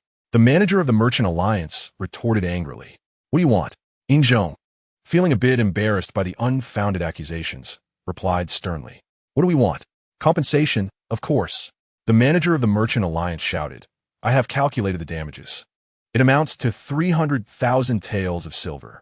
If even a single tael is missing, my Merchant Alliance will pursue your Yin family to the end. Yes, pursue to the end. The Yin family is too oppressive. A voice of outrage emerged from the crowd, abruptly igniting the collective fury of those present. As they turned to look, a young boy stood out, handsome and refined, his demeanor exceptional, exuding an aura of purity amidst the chaos. If Li Zai could describe his appearance, it would be akin to a dictionary of exquisite adjectives. However, at that moment, no one had the leisure to focus on Li Zai's looks. Yes, pursue to the end. This is too much. One person sparked the fire, and soon the crowd erupted, stirred by Li Zai's well-intentioned incitement, their emotions spiraling out of control. Amidst the throng, Li Zai shouted passionately, his face flushed, appearing even more fervent than the members of the Merchant Alliance. The manager of the Merchant Alliance glanced back at the most vocal youth in the crowd, offering him an appreciative nod, recognizing the young man's discernment. Upon returning, we must nurture this promising individual. Have you heard? The goods destroyed last night were a gift from the Merchant Alliance to the Li family, valued at 300,000 taels of silver. Now they have gone up in flames thanks to the Yin family, leading to catastrophic losses for the Merchant Alliance. 300,000 taels for a gift? The Merchant Alliance is quite extravagant. If they could secure a collaboration with the Li family, 300,000 taels would be insignificant. However, with the goods now lost, the Merchant Alliance would find it challenging to pursue a partnership with the Li family. The Yin family had also shown ruthless intent, as they too sought to ally with the Li family, likely fearing that the Merchant Alliance would get ahead. Indeed, with such a significant loss, the Merchant Alliance will not let this slide. Stay tuned for the ensuing drama. Outside the Yin family money house, curious onlookers whispered among themselves, quickly spreading the news throughout the street. Of course, this information had been disseminated by Li Qingzhi's clandestine efforts. Inside the Yin family money house, Yingzhong gazed at the agitated crowd inside and outside, his expression growing increasingly grim. This is troublesome. If this matter is not handled properly, the reputation of the Yin family money house will be tarnished. The money house business relies heavily on its reputation. If it becomes sullied, who would dare to conduct business with the Yin family? Upon reflecting on this, Yingzhong suppressed the anger within him and addressed the manager of the Merchant Alliance before him with a calm and pleasant demeanor. Manager Yao, as you know, our Yin family bank has had no grievances with your Merchant Alliance in the past, nor do we have any enmity in recent times. How could we possibly engage in such self-destructive behavior? Someone must be framing us, and I hope Manager Yao will not be manipulated by others. Manipulated? Are you suggesting that our manager Yao lacks both courage and wisdom? Before the manager of the Merchant Alliance could respond, Li Qingzhi's voice rang out again from the crowd. Sowing discord. Indeed, you've committed an offense and yet seek to shift the blame onto others. You dare not take responsibility while expecting our manager, Yao, to fall for your trickery. Instantly, a young man in green echoed Li Qingzhi's sentiments, further inciting the crowd. Li Qingzhi and the young man exchanged glances before simultaneously averting their gaze, recognizing they had encountered a rival. After their orchestrated provocation, the expression of the Merchant Alliance manager darkened as he turned to the elderly patriarch of the Yin family, stating in a deep voice, "Elder Yin, the material evidence is here. Are you still attempting to argue? Do you wish to escalate this to the authorities before you admit the truth?" Upon hearing the mention of involving the authorities, Yingzhong's expression shifted. He stepped forward and spoke in a low voice. "This matter is indeed not of our Yin family's doing. I implore Manager Yao to grant an old man some face and allow the Yin family 10 days' time. I will ensure that the truth is uncovered and provide a satisfactory explanation to the Merchant Alliance." 10 days? The Merchant Alliance manager scoffed, raising his voice instead of lowering it as Elder Yin had. "You demand 10 days from the outset, intending to give the Yin family time to find a scapegoat? I cannot afford to grant such a favor." In the crowd, Li Qingzhi perked up, overhearing their conversation, and shouted, "Manager Yao speaks the truth. We demand justice today." "Yes, justice." The crowd echoed, fueled by their indignation at the perceived oppression by the Yin family. Nearby, the young man in green joined in, further igniting the flames of unrest. The uproar among the Merchant Alliance members escalated, and the onlookers grew in number, eagerly anticipating a confrontation between the two factions. Sensing the situation had reached a boiling point, Li Qingzhi decided it was time to discreetly withdraw. The young man in green noticed and quietly slipped away from the crowd as well. Exiting, they exchanged a knowing smile and shook hands. "Li Dazhuang," Li Qingzhi introduced himself. "Son Erniu," replied the young man in green, equally earnest. They shook hands briefly before promptly parting ways. Bah, what a farce.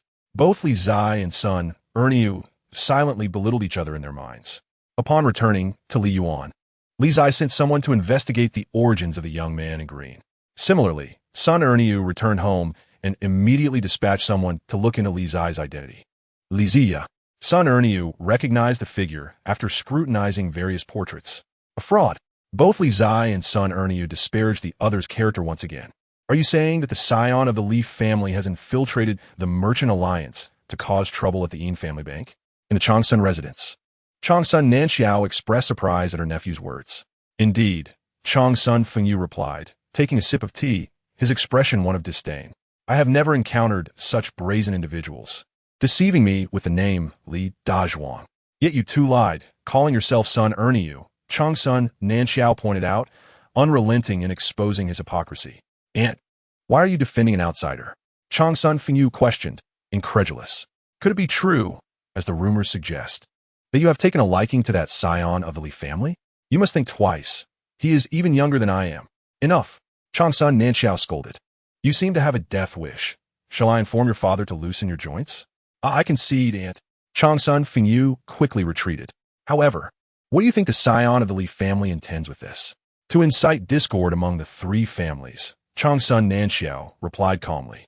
"The Li family's arrival in the capital is compelled by the court, and they are unlikely to concede easily." "Was the large fire in the Merchant Alliance last night also instigated by the Li family?" Changsun Fengyu asked, his tone serious. "Not necessarily." Changsun Nanxiao shook her head. "It could very well be the doing of the Yin family, as I returned from Li Yuan empty-handed. The Merchant Alliance's suffering only benefits the Yin family directly. But if it were indeed the Yin family, why would they leave evidence behind? That does not make sense." Changsun Fengyu expressed his confusion. "Perhaps it was an unintentional oversight." Changsun Nanxiao speculated, a bright smile gracing her lips. "Nevertheless, the Li family also holds some suspicion. Fengyu, that Li Zai is quite intriguing. You should cultivate a closer relationship with him." "Closer?" Changsun Fengyu's lips twitched at the thought. "I fear that if I grow too close, he might end up as my little uncle-in-law." Chapter 35. The affection that cannot be retained in Li Yuan, in the West Wing. Bang! Li Zai once again sought to spar with his senior brother. After 5 exchanges, he was sent flying, landing in a heap. "Bah, I'm done." Seeing the apologetic gaze of the girl in the red hood, Li Zai's mood soured further. Spitting out the dirt from his mouth, he plopped down onto the stone steps. "All young people, all human beings, the heavens are rather unfair," he lamented. "Why should the girl in the red hood be so handsome and skilled?" "Brother Li has indeed made significant progress," Bai Wangyu approached, attempting to console him. "From 3 moves to 5, that is indeed a lot." Li Zai replied with a forced smile. "Old Bai, you must not have taught me well. Admit it, you're hiding your skills." "Brother Li is jesting," Bai Wangyu said helplessly. "Martial arts require gradual progression. It cannot be achieved overnight. I have practiced longer than you, so it is only natural that I possess more skill. Do not be too anxious." Alas, Li Zai sighed heavily, reclining against the stone steps. "But in less than 3 years, I must compete with that Huoliner. How can I not be anxious?"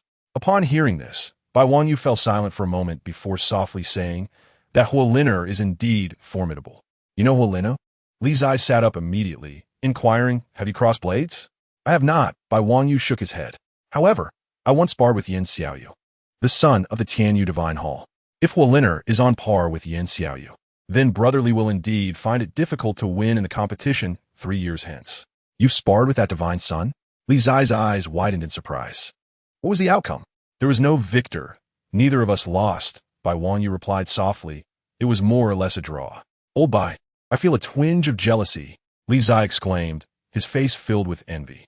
That divine son was renowned as one of the 4 great prodigies of the world, and the girl in the red hood managed to reach a stalemate with him. How infuriating.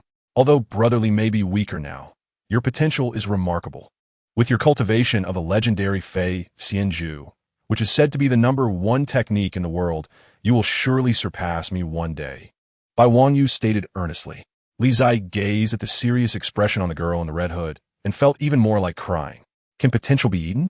Isn't it true that old Qin didn't teach him the Fei Xianju because of his potential, but rather because he had no other options left? Treating a dead horse as if it were a live one? After all, he is slow in every discipline he practices.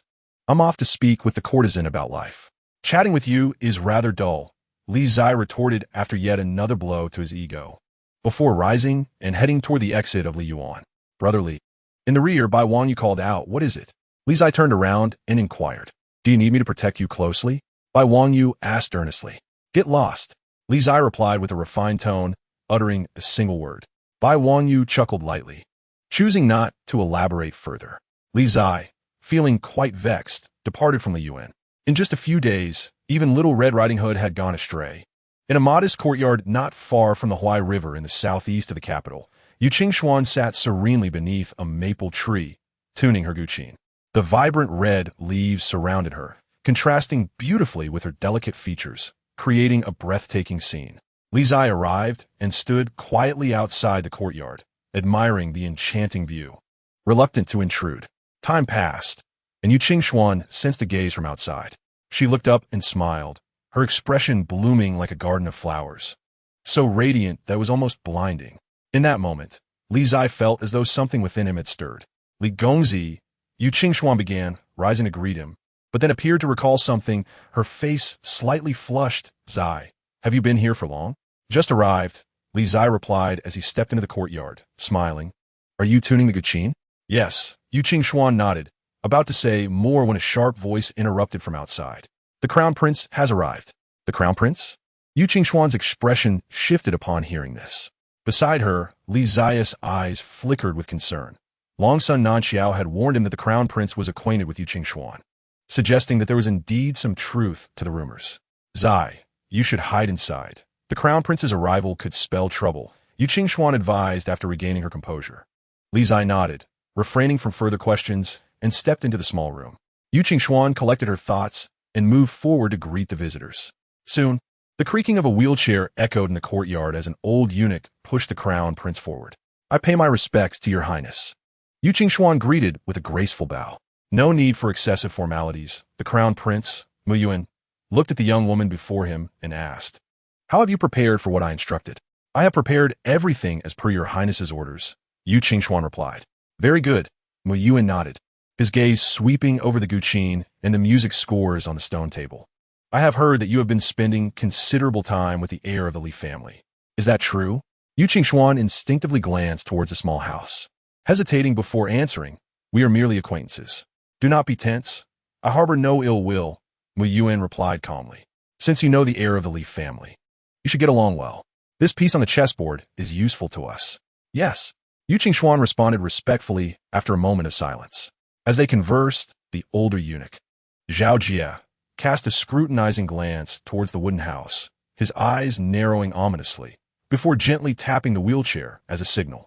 Mu Yuan noticed and turned his gaze towards the wooden house as well.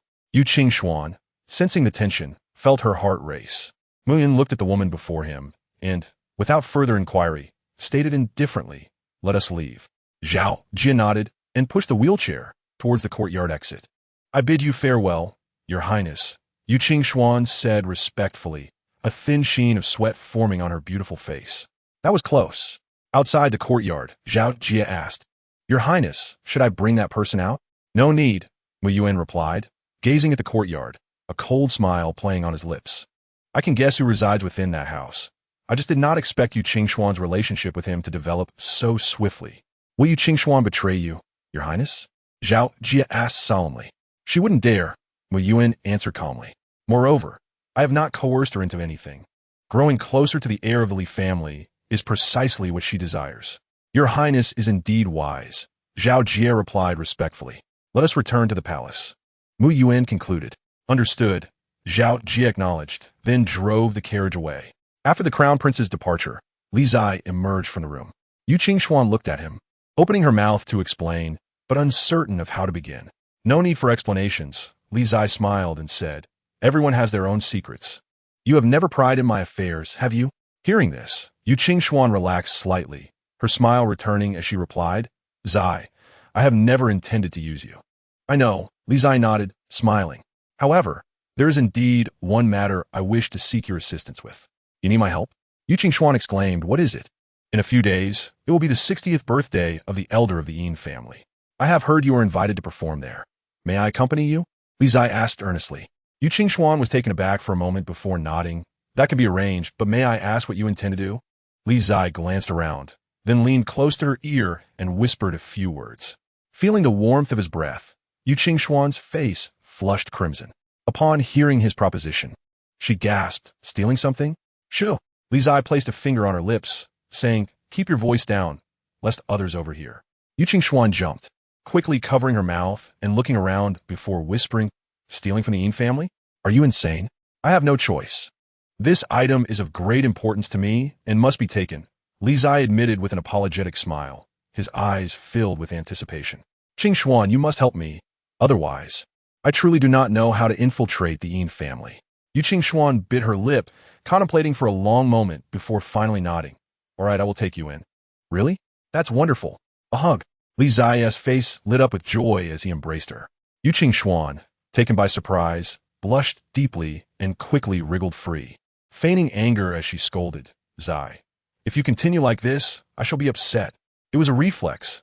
"I did not mean to." Li Zai awkwardly rubbed his nose, saying, "All right, it is getting late, and I must return home.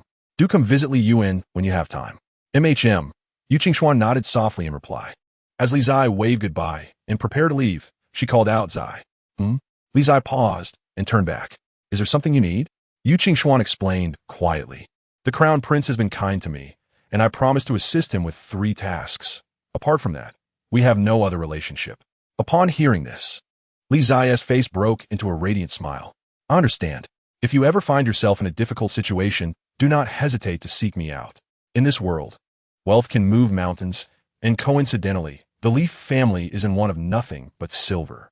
"Indeed," Yu Qingzhi laughed in response, nodding, "if I need silver, I shall surely seek you, the extravagant scion." "Ha, it is a promise." Li Zai laughed heartily, then strode away. At that moment, Li Zai walked slowly, deliberately, making his silhouette appear more imposing. Since ancient times, the sentimental have been left with unfulfilled regrets. Alas, one cannot hold onto everything. Only schemes can win hearts. As expected, within the courtyard, Yu Qingzhi gazed at his retreating figure, her usually tranquil heart stirred with ripples of emotion. This heir of the Li family was truly one of a kind. For the first time in many years, she encountered someone who genuinely disregarded her identity, whether as a courtesan or a pawn of the crown prince. To him, she was simply Yu Qingzhi. With sincerity, she vowed to reciprocate his genuine heart with her own. No matter what transpired in the future, she would forever remember today, yesterday, and the days before, and she would never take any action that would harm him. It is easy to meet, yet challenging to truly know one another. Li Yuan and Xiang. Li Zai was enjoying tea and discussing aspirations with Xiao Hongmao when he suddenly heard Li Yaowei instructing a young maid in the mansion, causing him to spit out his tea. "Yin Xiaoyu is coming to the capital?" Bai Wangyu exclaimed in surprise. "He is bringing a medicinal king?" Li Zai responded with excitement. Bai Wangyu cast a puzzled glance at the young man beside him, noting the unique angle from which Li Xiong approached the issue. Isn't the arrival of the divine son from Tianyu Palace more significant than a mere medicinal plant? In front of them, the beautiful young maid nodded and said that she had just received word that the divine son Yin Xiaoyu was on his way to the capital and should arrive in 10 days. "Old Bai." Li Zai turned to Xiao Hongmao and said, Bai Wangyu replied, confused, "If I were to ask you to ambush Yin Xiaoyu and seize that medicinal king, would you do it?" Li Zai said, rubbing his hands together. Bai Wangyu pretended not to hear, unwilling to respond to such a foolish question. "No loyalty. I will find old Zhang." Li Zai scoffed, immediately rising and rushing toward the inner courtyard. A quarter of an hour later, in the inner courtyard, the deafening voice of Zhang Lada, cursing, could be heard. "Get out! Why don't you let me dig up the ancestral grave of the lord of the temple?" "I was just asking, why are you so agitated?" Li Zai shouted back, his voice lacking confidence, as he quickly retreated from the inner courtyard and returned to Xiang. "Old Bai." Li Zai's smile turned warm as he said, "Isn't the Confucian is supposed to listen to me?" "Li Xiong, Bai Bangyu, Roblia Alplesli." With Yin Xiaoyu coming to the capital, he must be accompanied by numerous experts from the temple. Not to mention me. Even if the Confucian master himself were present, it would be futile. However, if you could persuade the Confucian master to intervene, perhaps there would be hope. "Forget I said anything," Li Zai said angrily, feeling frustrated that he couldn't even meet the Confucian master, let alone ask for his assistance. Why was his life so difficult? Aside from money, he had nothing else. Li Xiong really desires that medicinal king? Bai Wangyu pondered and asked. Very, very much, Li Zai nodded vigorously. "If I'm not mistaken, that medicinal king is a tribute to the court. According to past customs, His Majesty would reward these tributes to the meritorious ministers and favored ladies in the palace.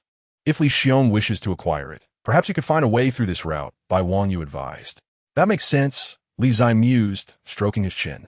The medicinal king was in Yin Xiaoyu's possession, which he could not obtain, but if it were presented to the court, he might have a chance. It seemed he would have to resort to some charm. Half a day later, at the Changsun residence, Changsun Fengyu looked at his aunt and then at the letter on the table, revealing a peculiar expression as he spoke. "Aunt, that young master from the Li family has invited you to go boating outside the city in 3 days. Should you say something?" Changsun Fengyu. I see you are getting restless, Changsun Nanxiao said, her beautiful eyes flashing with a dangerous light.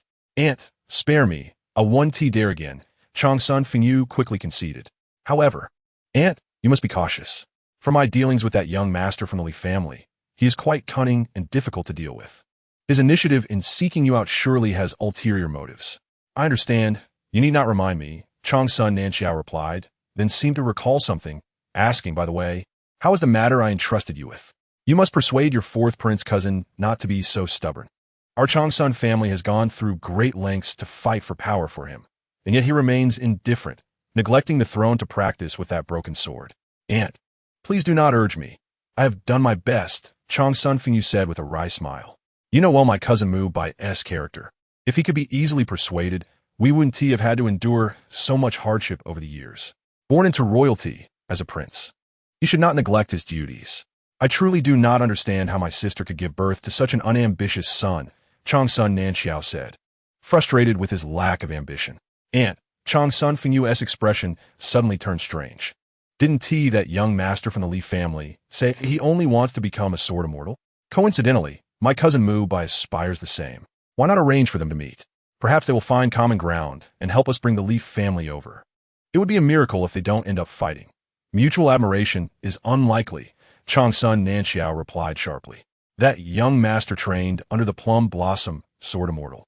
So his swordsmanship is certainly formidable. If either of them gets hurt, it will be a significant problem. Do not entertain such foolish ideas. Go cool off somewhere. Haha, I merely mentioned it casually. You do have a point. I shall not take that risk, Changsun Fengyu replied with a smile. Changsun Nanxiao ignored the foolishness before her and turned her gaze to the letter on the table, a glimmer of intrigue flashing in her beautiful eyes. His sudden invitation had indeed caught her off guard. Could it be that he had changed his mind? In the royal palace, at the 9th princess residence, Mu Rong and Mu Bai were engaged in a game of chess. The girl was as beautiful as a flower, while the boy was sharp as a sword. Despite their royal lineage and esteemed status, their brilliance could not be overshadowed. Brother, you lost again, Mu Rong declared triumphantly, placing her piece and revealing a radiant smile. In chess, I'm no match for you, Mu Bai said, placing down his piece calmly. It is not that my chess skills are inferior, but rather, your mind is not at peace, Mu Rong teased. If it weren't for me dragging you into these games daily, you would have sought out that young master from the Li family to duel by now. He is taught by the plum blossom sword immortal, so his swordplay must be extraordinary. What harm is there in a little competition? Mu Bai replied with a tranquil expression. But I heard that the young master from the Li family does not possess remarkable skills. It seems he has only recently opened his first divine repository, Mu Rong remarked. Skill is not what matters, Mu Bai replied indifferently. If he has only had a short time to cultivate, it is not surprising that his abilities are lacking. We are merely comparing swordsmanship, not competing in cultivation levels. Brother, Mu Rong said with a hint of exasperation, I understand your feelings, but that does not mean others will. Blades and swords are merciless. If you accidentally injure the young master from the Li family, it will undoubtedly lead to rumors that our royal family is deliberately bullying him. Given the sensitive timing of the Li family's arrival in the capital, it would be wise for you to exercise caution. Upon hearing this, Mu Bai furrowed his brow, pondering for a long moment before nodding. I heard that Yin Xiaoyu is also coming to the capital. Mu Rong paused in her actions, looking up at her brother with warning in her beautiful eyes. Brother, you must not act impulsively. Yin Xiaoyu is visiting the court and the Taishua Palace on behalf of Tianyu Palace.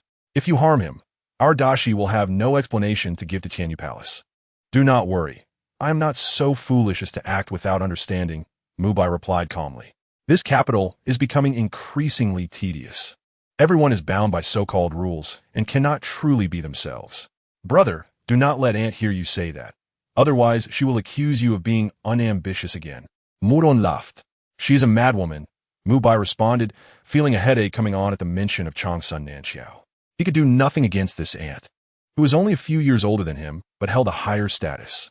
When she got angry, she would not reason, and as a prince, he could only endure her reprimands. Meanwhile, news of the divine son of Tianyu Palace coming to Dashi spread rapidly throughout the capital. This sudden event completely overshadowed the chaos of the Shangmeng and the Yin family bank, becoming the hottest topic in the city. Whether among the powerful or the common folk, or even the storytellers, Everyone was discussing Yin Xiaoyu's visit to the capital. Have you heard? The Divine Sun is coming to the capital to challenge the equally renowned Mubai. Is that true? I heard the Divine Sun is here to visit the Taishua Palace and to exchange martial arts with the great disciple by Wang Yu. You are misled by unreliable sources. If the Shensi of Tianyu Dian had intended to challenge Mubai or by Wang Yu, he would have arrived long ago. There was no need to wait until today. According to credible information, Yin Xiaoyu's objective on this journey does not involve them. If not Mubai and by Wang Yu, then who? Have you forgotten who has been the most talked about person in the capital recently? Are you referring to Li Qingzhi's legitimate son? Yes, indeed, it is Li Ziyi. I have relatives in Yangzhou City, which is quite close to Yuzhou. They have heard of Li Ziyi even in Yangzhou. Said to be an unparalleled genius on par with the four great talents. He was born with a sword in hand and could create his own sword techniques by the age of 10.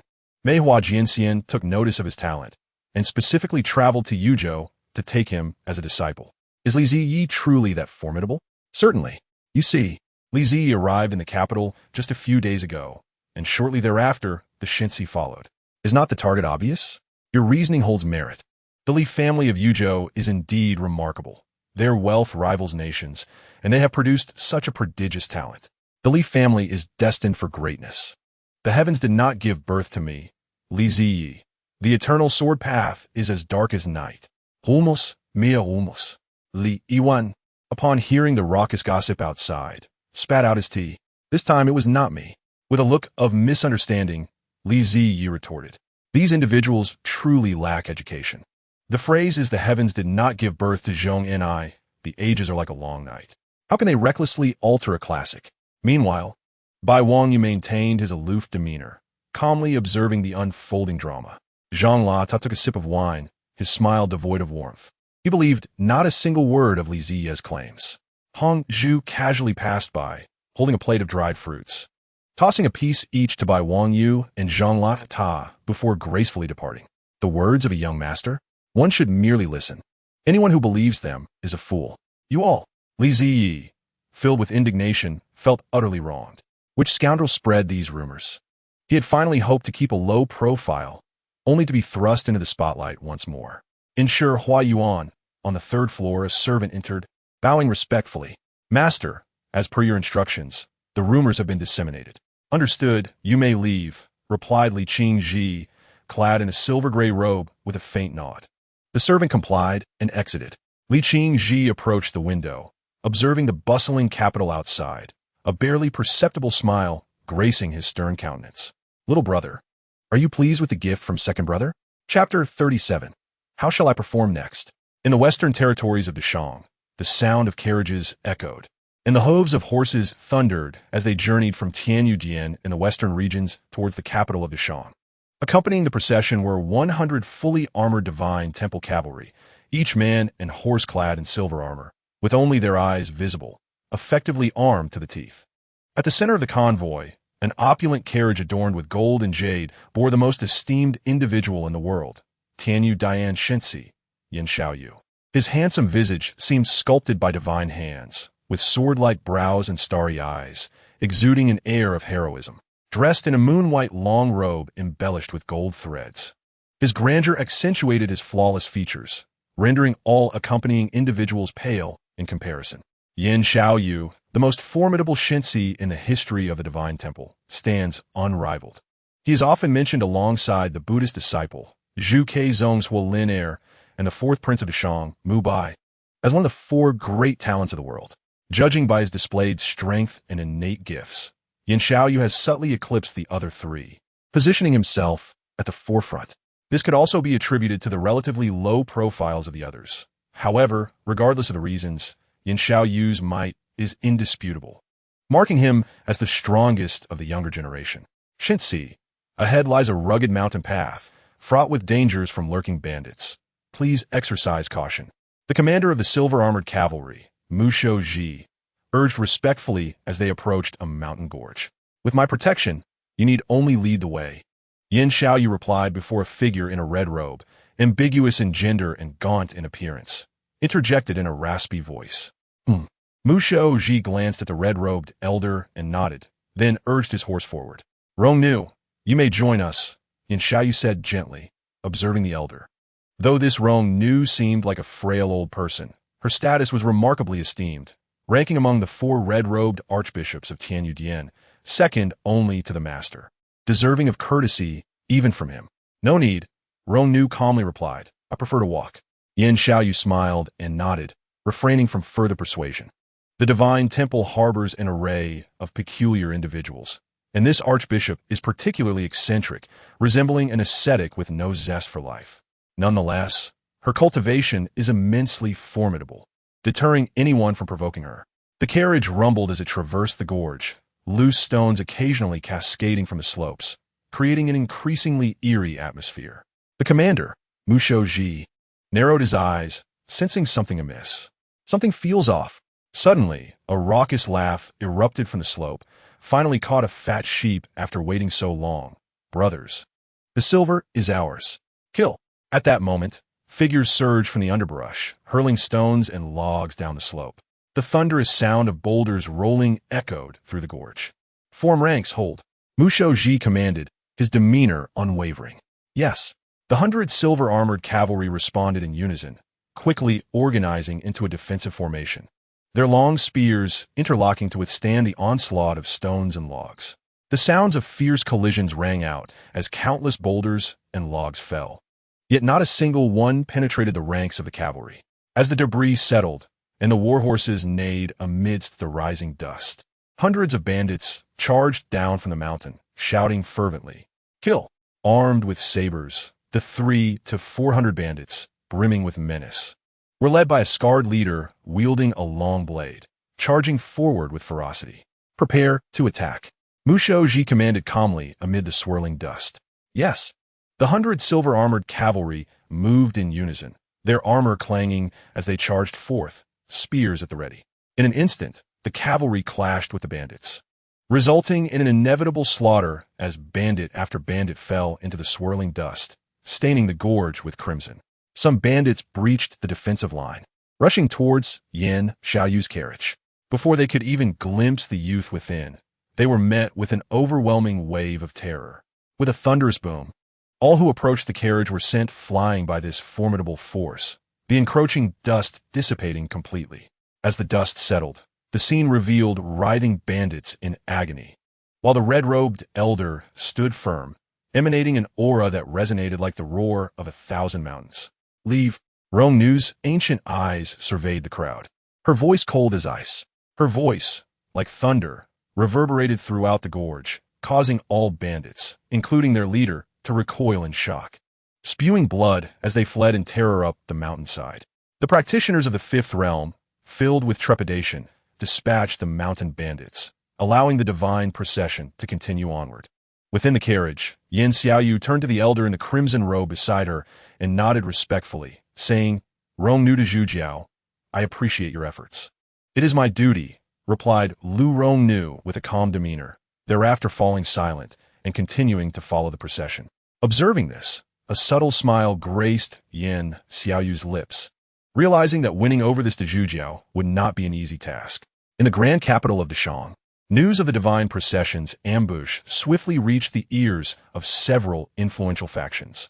Particularly shocking was the formidable power exhibited by the Rong Nu de Zhujiao, which astounded everyone in the capital. The 5th realm indeed. Upon hearing this news, Li Yuan and Li Zai could not refrain from exclaiming in disbelief. The divine temple had actually dispatched a cardinal in red to protect Yin Xiaoyu. What a farce.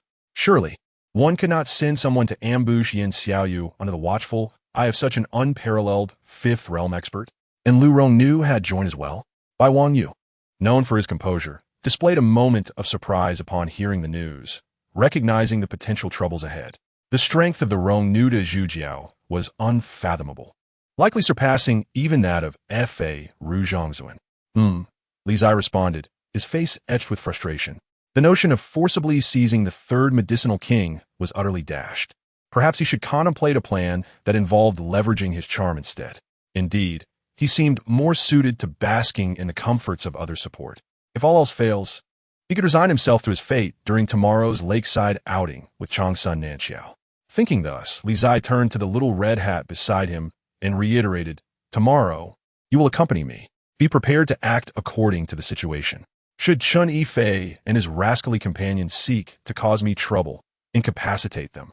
If it is Changsun Nanxiao pressing me, pretend you see nothing. Understand? Bai Wangyu cast a glance at the simpleton beside her, choosing silence, lest she catch the foolishness like a contagion.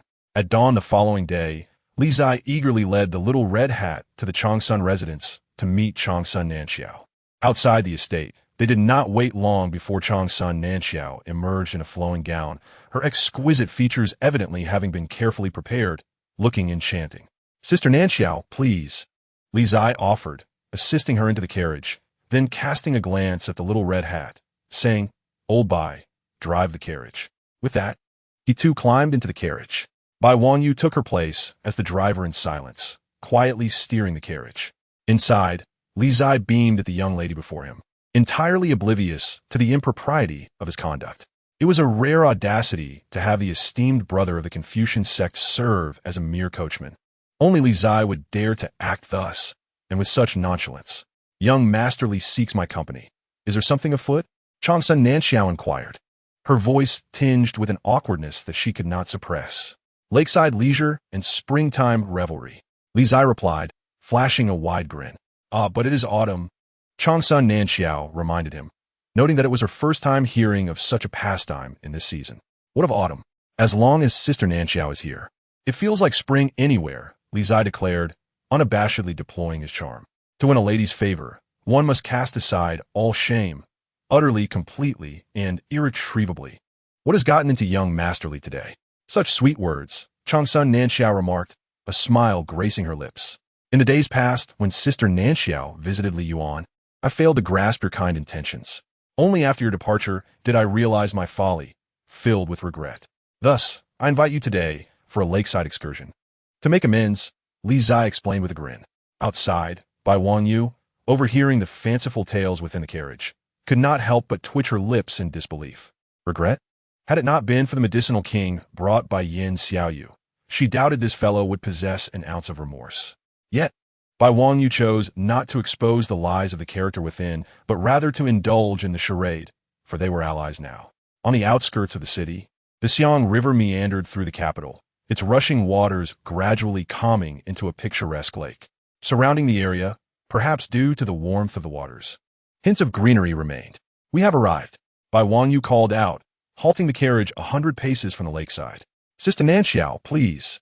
Within the carriage, Li Zai gallantly assisted Changsun Nanxiao as she disembarked, casting a distant glance at the scenic view before stepping onto the grassy expanse, walking ahead.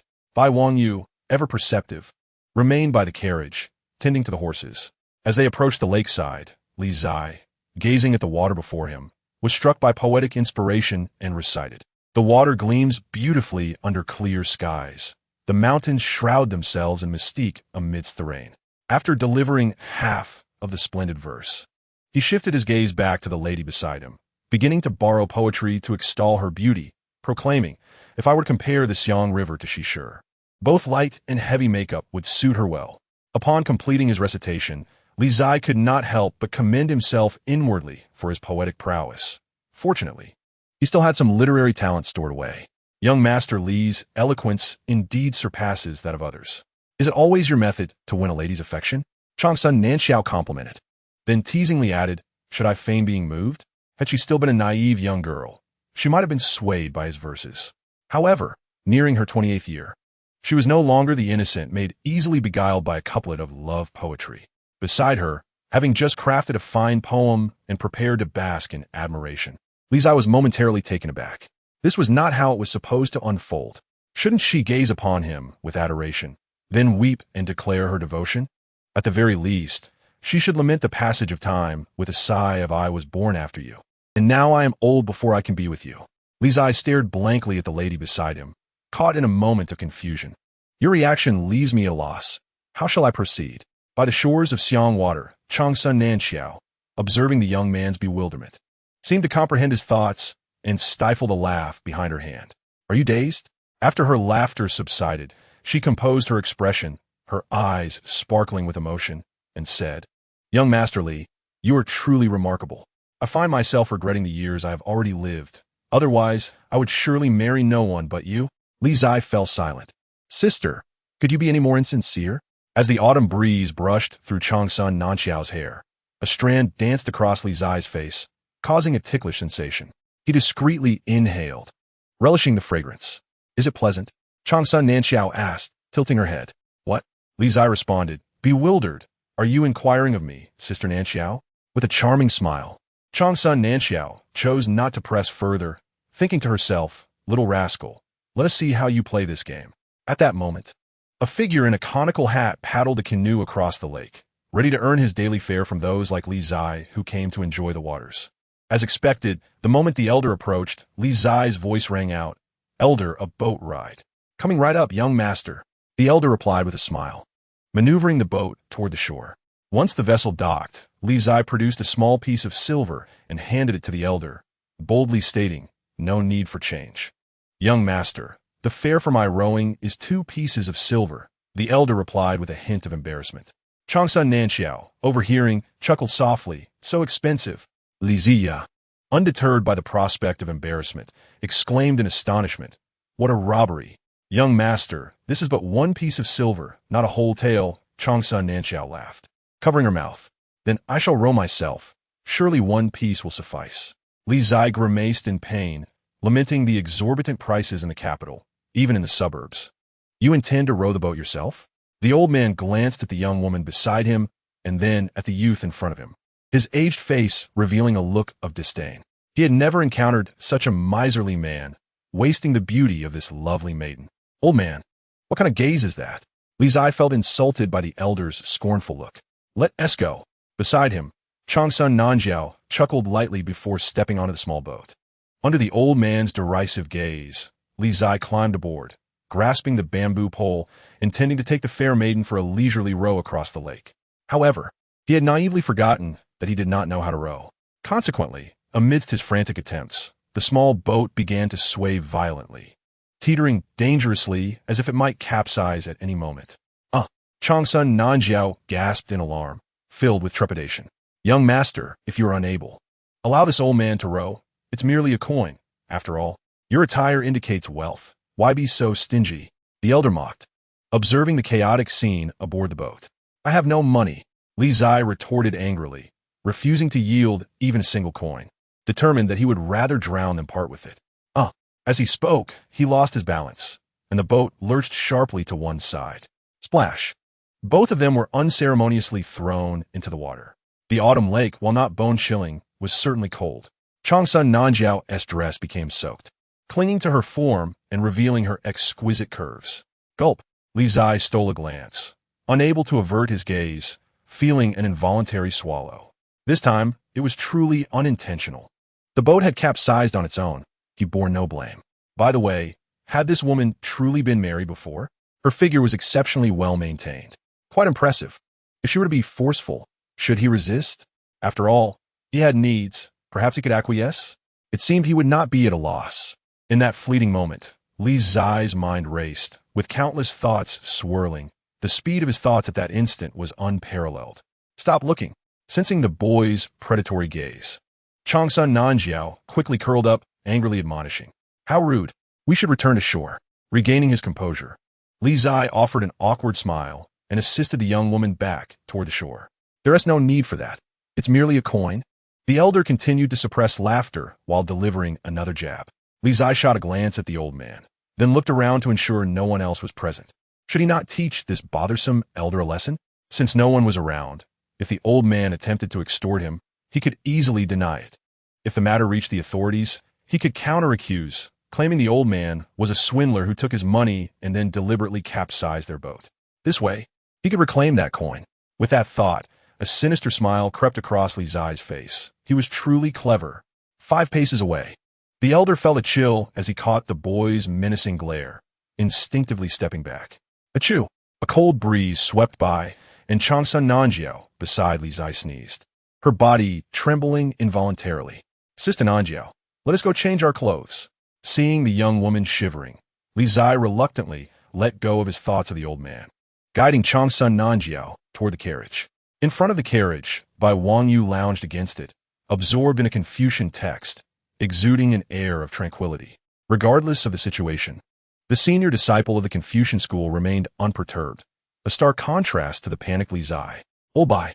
As if summoned, Li Qingzhi approached, calling out, "Are there any spare clothes in the carriage?" "None," Bai Wanyu replied flatly. "None?" Li Qingzhi paused, taken aback. "Why didn't you prepare any dry garments?" "I didn't think you could fall into the lake while rowing," Bai Wanyu stated seriously. "Oh, bye." Li Qingzhi gritted his teeth, squeezing out the words. "Do you believe I will strip you of your clothes?"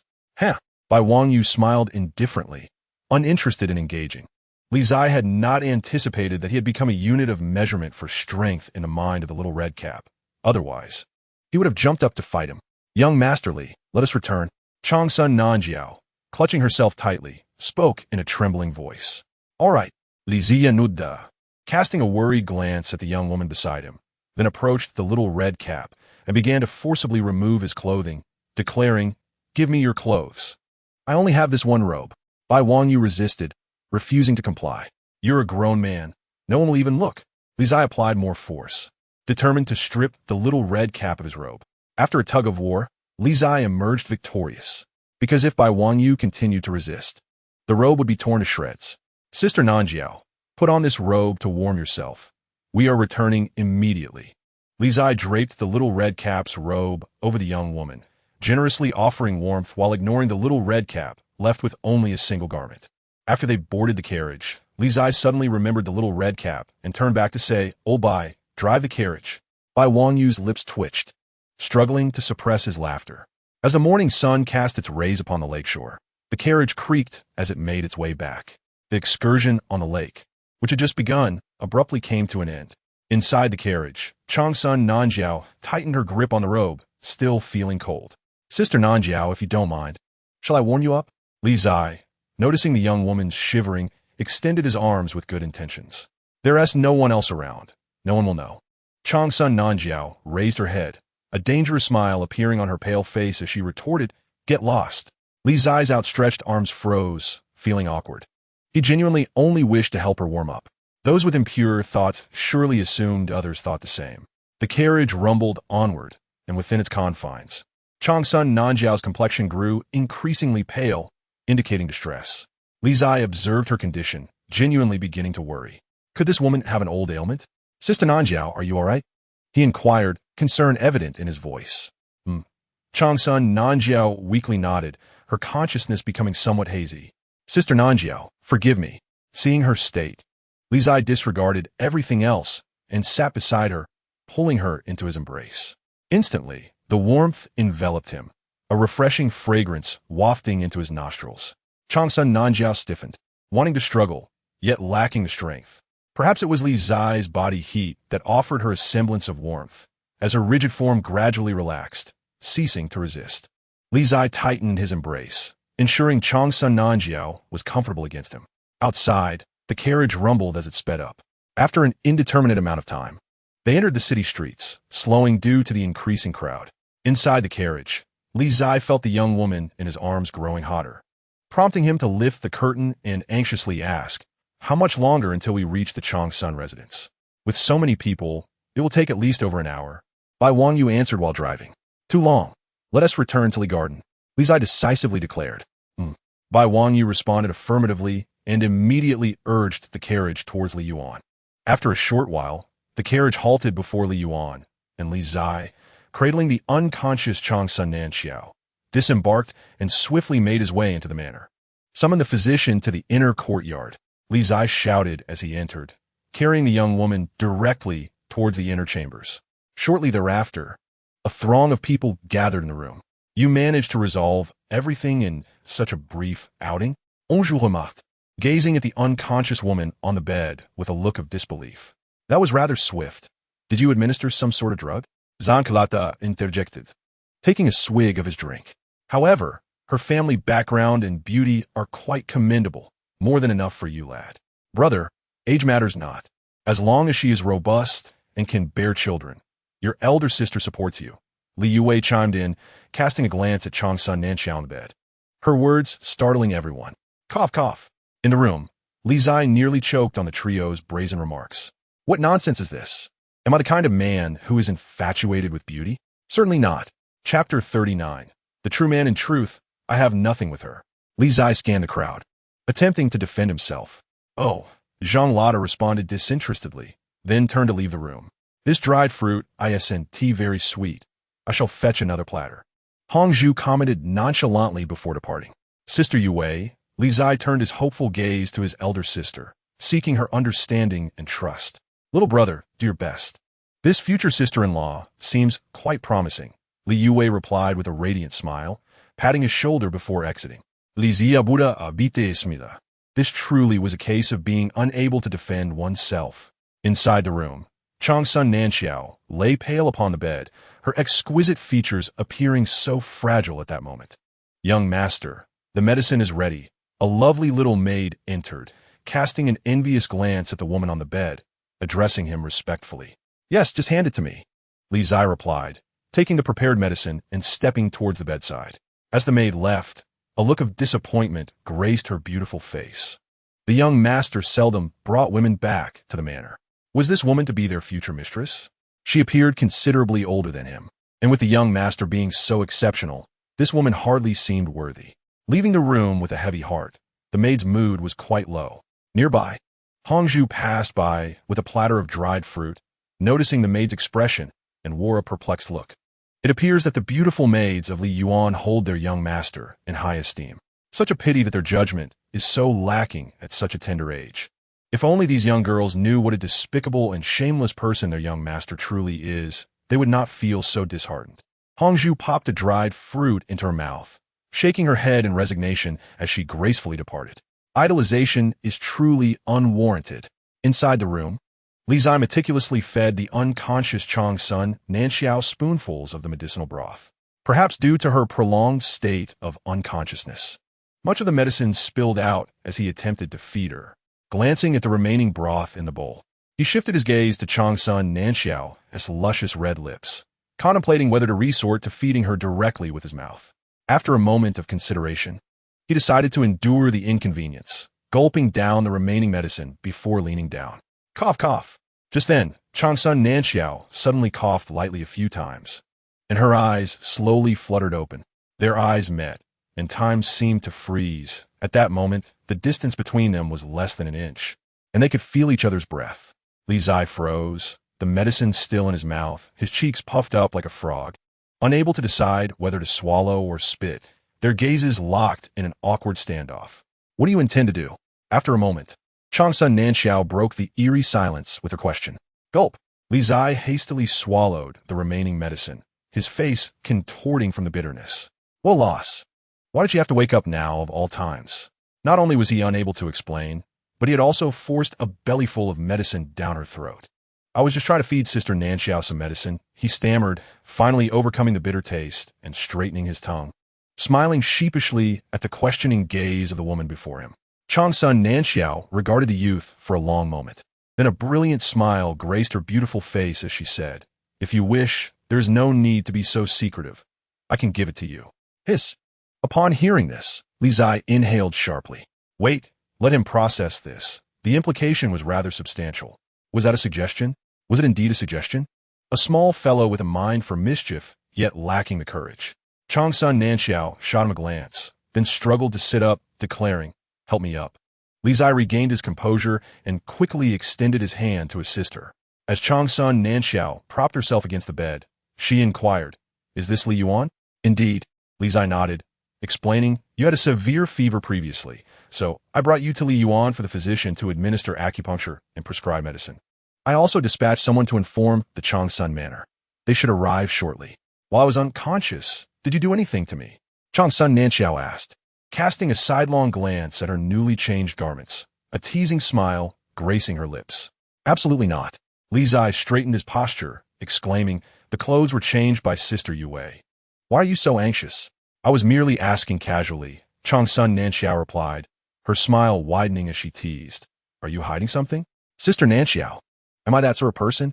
Li Zai fervently shook his head, insisting, I have always adhered to the teachings of sages, understanding the rules and observing proper conduct. I am a true gentleman, never taking advantage of others' misfortunes, and the people in the manor can attest to that. As Changsun Nanxiao listened to the youth's earnest recitation, her smile blossomed even more radiantly. This little fellow was increasingly intriguing to her. The people of the capital are overly rigid. Even the old foxes live within the constraints of established norms, rarely daring to overstep boundaries. Yet this little one is different. His arrival and unorthodox approach have already begun to disrupt the long-maintained equilibrium of the capital. In the future, more balances and rules will surely be shattered, and the once silent capital will become increasingly vibrant.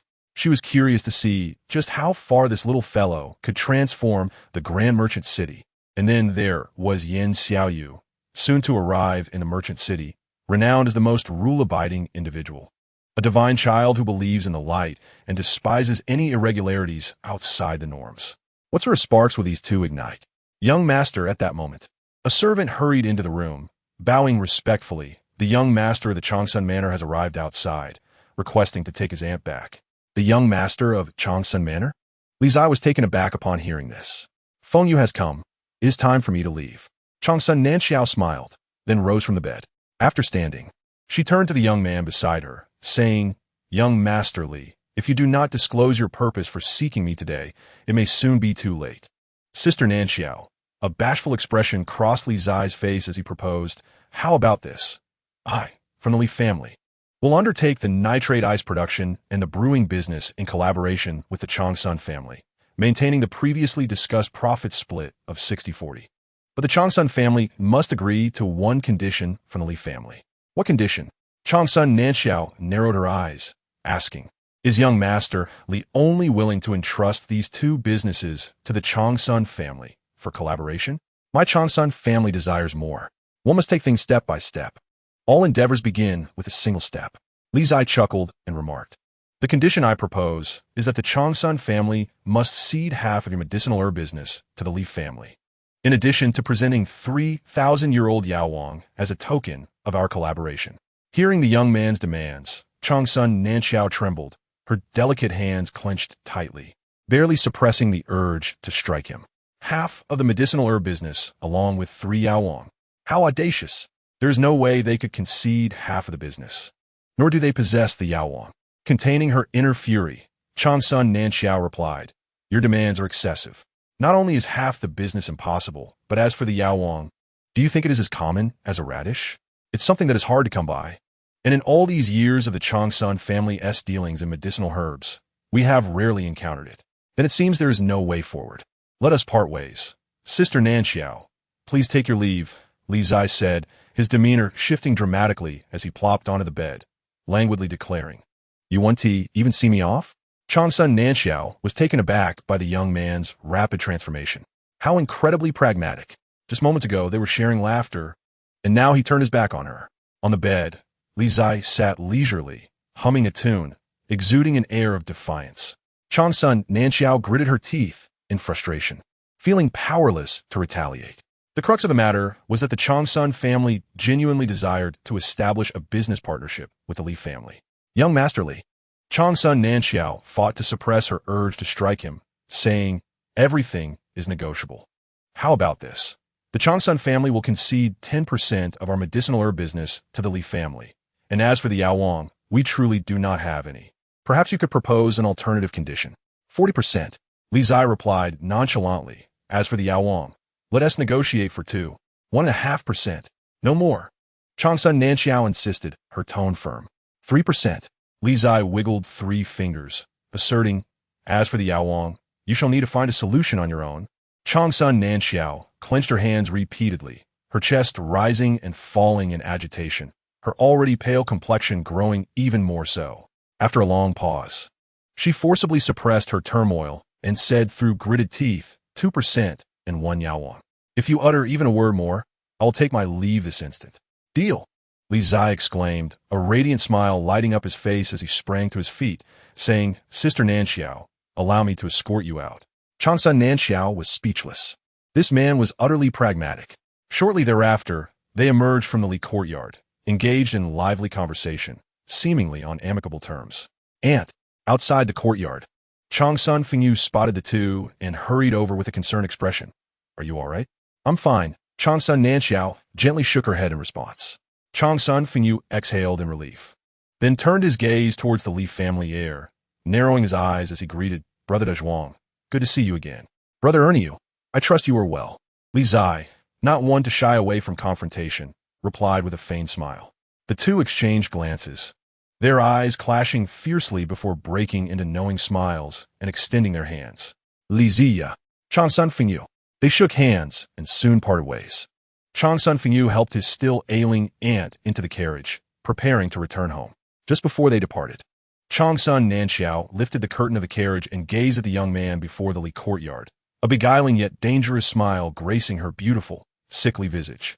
Young Master Li, I greatly enjoyed our outing on the lake today. When shall you invite me again? Chapter 40. The scholar's intentions. As Chang Sun Nanxiao's enchanting smile lingered in Li Zai's mind, it echoed repeatedly, refusing to fade.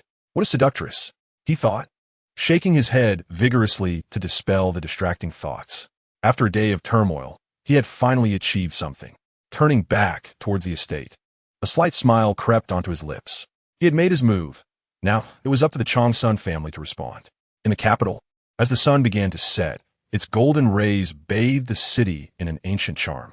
Inside a carriage on the street, Chang Sun Fengyu observed his silent and contemplative aunt, asking with concern, "Aunt, do you have something on your mind?" Just now, the Li family proposed their terms for collaboration. Chang Sun Nanxiao replied, massaging her aching head. They want 20% of the Chang Sun family's medicinal herb business, along with 1,000-year-old Yaowang. What? Chang Sun Fengyu nearly exclaimed, struggling to contain his outrage. The Li family is outrageous. Our Chang Sun family is rooted in the medicinal herb business, with shops spread across the entire Great Shang dynasty. Do they even realize how substantial 20% is? Why don't they just rob us? And what are the Yaowang? Do they think we can just produce one out of thin air? Upon realizing the gravity of the situation, Chang Sun Fengyu gazed at his aunt, bewildered. You didn't agree to their terms, did you? I did, Chang Sun Nanxiao nodded. The Chang Sun family needs a partner like the Li family, while others may not understand. She was acutely aware that the Chang Sun family's business had reached a bottleneck. Similarly, the Shang Alliance and the Yin Family Bank were grappling with the same issue. The competition among the three had become increasingly fierce, both overtly and covertly. To break this stalemate, they needed to leverage the Li family's influence. But the Li family demands the Yaowang, which we do not possess, Chang Sun Fengyu stated gravely. Actually, we do. Chang Sun Nanxiao's eyes glimmered with a hint of intrigue. Have you forgotten? The Divine Temple's envoy is soon to arrive in the capital, and among their gifts is 1,000-year-old Yaowang. The Divine Temple? Chang Sun Fengyu exclaimed in surprise. But how can we make decisions regarding their offerings? We cannot, but your second aunt, the Empress, can, Chang Sun Nanxiao replied calmly. The gifts presented to the court by the Divine Temple will ultimately be distributed by His Majesty. According to tradition, the Emperor will select a few items to reward the harem and loyal ministers, and your second aunt, as the head of the harem, can certainly choose one or two gifts in advance. Upon hearing this, Chang Sun Fengyu's expression shifted, and he quickly gave a thumbs up in admiration, saying, "You are truly clever. Little aunt, it is not I who is clever, but the heir of the Li family," Chang Sun Nanxiao replied nonchalantly. "Fengyu, you must learn well. This young man's mind is exceedingly profound. Even I find it daunting. Are you suggesting that Li Zai's true intention from the outset was to obtain the Yaowang from the Divine Temple?" Chang Sun Fengyu asked in shock. "Indeed," Chang Sun Nanxiao affirmed gravely. "I have been puzzled by the drastic shifts in the Li heir's attitude until just now. I realized that the reason for his change of heart and willingness to collaborate with our Chang Sun family is precisely because of the Yaowang brought by Yan Xiaoyu. We, the Chang Sun family, are merely a pawn in his grand design." What audacity! Chang Sun Fengyu's expression darkened. He has even calculated his second aunt into his plans. If the Chang Sun family wishes to acquire the Yaowang, we will have to seek the assistance of the Empress, the second aunt of the Li heir. His machinations run deep. The younger generation is indeed formidable, Chang Sun Nanxiao sighed. "Fengyu, you are the hope for our Chang Sun family's future. You cannot falter against him." Chang Sun Fengyu chuckled awkwardly. Realizing that based on the cunning displayed by the Li heir today, he felt far from assured. As the two pondered the challenges posed by Li Zai's intellect. Within the Li family estate, Li Zai was ingratiatingly seeking guidance from the charming young woman in a red hood, unable to bear the incessant interruptions. Bai Wangyu reluctantly agreed to assist in studying the flying immortal technique. Step left 3 times. Yes, that's it. Now lean. In the West Wing, Bai Wangyu guided Li Qingzhi through martial training, and after nearly an hour, he could no longer contain his frustration, exclaiming a string of expletives. To provoke such a reaction from the refined and composed master of the Confucian school, Li Qingzhi could be considered the most remarkable person of the present age. Bang! Due to a misstep in his footwork, Li Qingzhi was once again sent flying, crashing head-first into the apricot tree in the courtyard. Suddenly, the apricot tree swayed, and leaves cascaded down. Lao Bai, quickly help me down. Li Qingzhi, ensnared between the branches, struggled and called out loudly. Bai Wangyu truly wished to feign ignorance and let the boy remain stuck. The longer he taught him, the more he feared being driven to exasperation. Crack! Perhaps due to Li Qingzhi's vigorous thrashing, a branch snapped abruptly, its sound piercing the air. Li Qingzhi froze, paralyzed by fear, and dared not move further. Not far away, Bai Wangyu was momentarily stunned, forgetting to assist. Bang! Then, a thunderous crash. The broken branch sent Li Qingzhi tumbling down, landing on the ground like a sack of sand. Face down. Li Xiong, I have something to attend to. You practice on your own, Bai Wangyu called out, suppressing his urge to laugh, and swiftly departed. In the west chamber, silence enveloped the space. After 3 breaths, Li Qingzhi sprang up, blood streaming from his nose, his eyes ablaze with fury. Bai Wangyu, you scoundrel! Outside the west chamber, Bai Wangyu could no longer contain himself and burst into hearty laughter. It was utterly gratifying. Heaven has eyes. Young Master Bai, there's a scholar claiming to be a disciple of Tai Shui Gong seeking you. At that moment, a servant approached quickly, his demeanor respectful. A person from Tai Shui Gong? Bai Wangyu's expression shifted, and he hastened toward the estate's entrance. In front of the garden, a young man clad in a scholar's robe awaited. Upon seeing his senior brother emerge, his face lit up. Senior brother, what brings you here? Is there something amiss? Bai Wangyu inquired. The young man bowed respectfully and replied, It is the edict of the Rushou, calling for you to return to Tai Shui Gong. The Rushou's edict. Bai Wangyu's countenance changed, not daring to delay. He said, Then let us depart swiftly. With that, the two set off toward Tai Shui Gong. Inside Li Garden, Li Qingzhi, having seen the little red hat leave, wore a perplexed expression. What had transpired? Why had the room men summoned little red hat back? Without that golden-armed aide, how could he continue his escapades? At Tai Shui Gong, in the small courtyard to the east, dusk settled, and the last rays of sunlight faded. Within, an elder tidied up the vegetable garden, straightening his frail form. I pay my respects to the Rushou. Bai Wangyu entered alone, bowing respectfully. How have you fared in the company of the 3 sons of the Li family? In the courtyard, Kongqiu set down his hoe and inquired. Li Xiong possesses great wisdom and remarkable insight. I have gained much in these days spent together, Bai Wangyu replied earnestly. Indeed, Gongqi did. Though the 3 sons of the Li family are still inexperienced in their cultivation, they are adept in navigating human affairs, a skill you lack. Stay close to him, observe, and learn. Yes, Bai Wangyu responded respectfully. Are you aware that Yin Xiaoyu from Tianyujian is coming to the capital? Kongqiu asked. I am aware, Bai Wangyu replied. Having crossed paths with Yin Xiaoyu before, you hold some understanding of him. Considering Li Qingzhi's current martial progress, how long do you estimate it will take for him to catch up? Kongqiu asked calmly. Bai Wangyu hesitated for a moment before responding truthfully. He will not catch up. Kongqiu nodded at this and said, Then you shall assist him. Yes. Bai Wangyu complied respectfully, not questioning the rationale. Do you not wish to know why I ask you to help him? The Rushou's decisions are undoubtedly reasoned, Bai Wangyu replied. Your respect for your teacher is commendable, Kongqiu sighed softly. Yet it is also your shortcoming. No one's decisions are infallible. You must learn to question, even those whom you revere, including me. Bai Wangyu's expression shifted in shock, and he quickly bowed respectfully, saying, Disciple dares not. Why not dare? Kongqiu gazed at the future successor of Rumin and said calmly, Wangyu, have you never considered stepping into this courtyard from the beginning? Bai Wangyu trembled slightly, and after a long pause, clenched his hands, attempting to take the first step. However, the long-standing pressure of the Rushou's authority caused the step to falter. Observing this, Kongqiu sighed once more. What he desired was not reverence, but inquiry. Authority is meant to be challenged, whether in people, martial arts, or texts.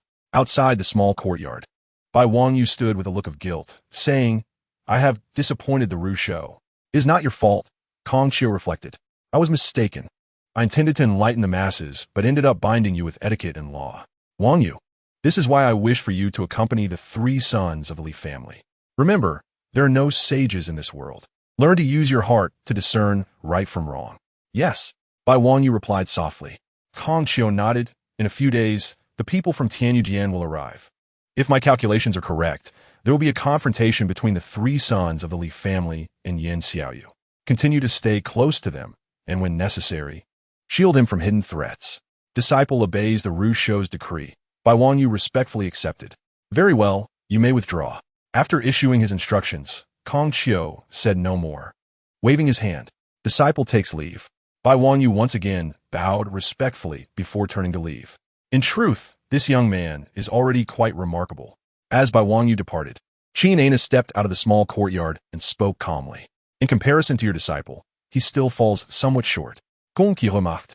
From the perspective of discerning potential in disciples, Mei Hua Jianxian surpasses me considerably.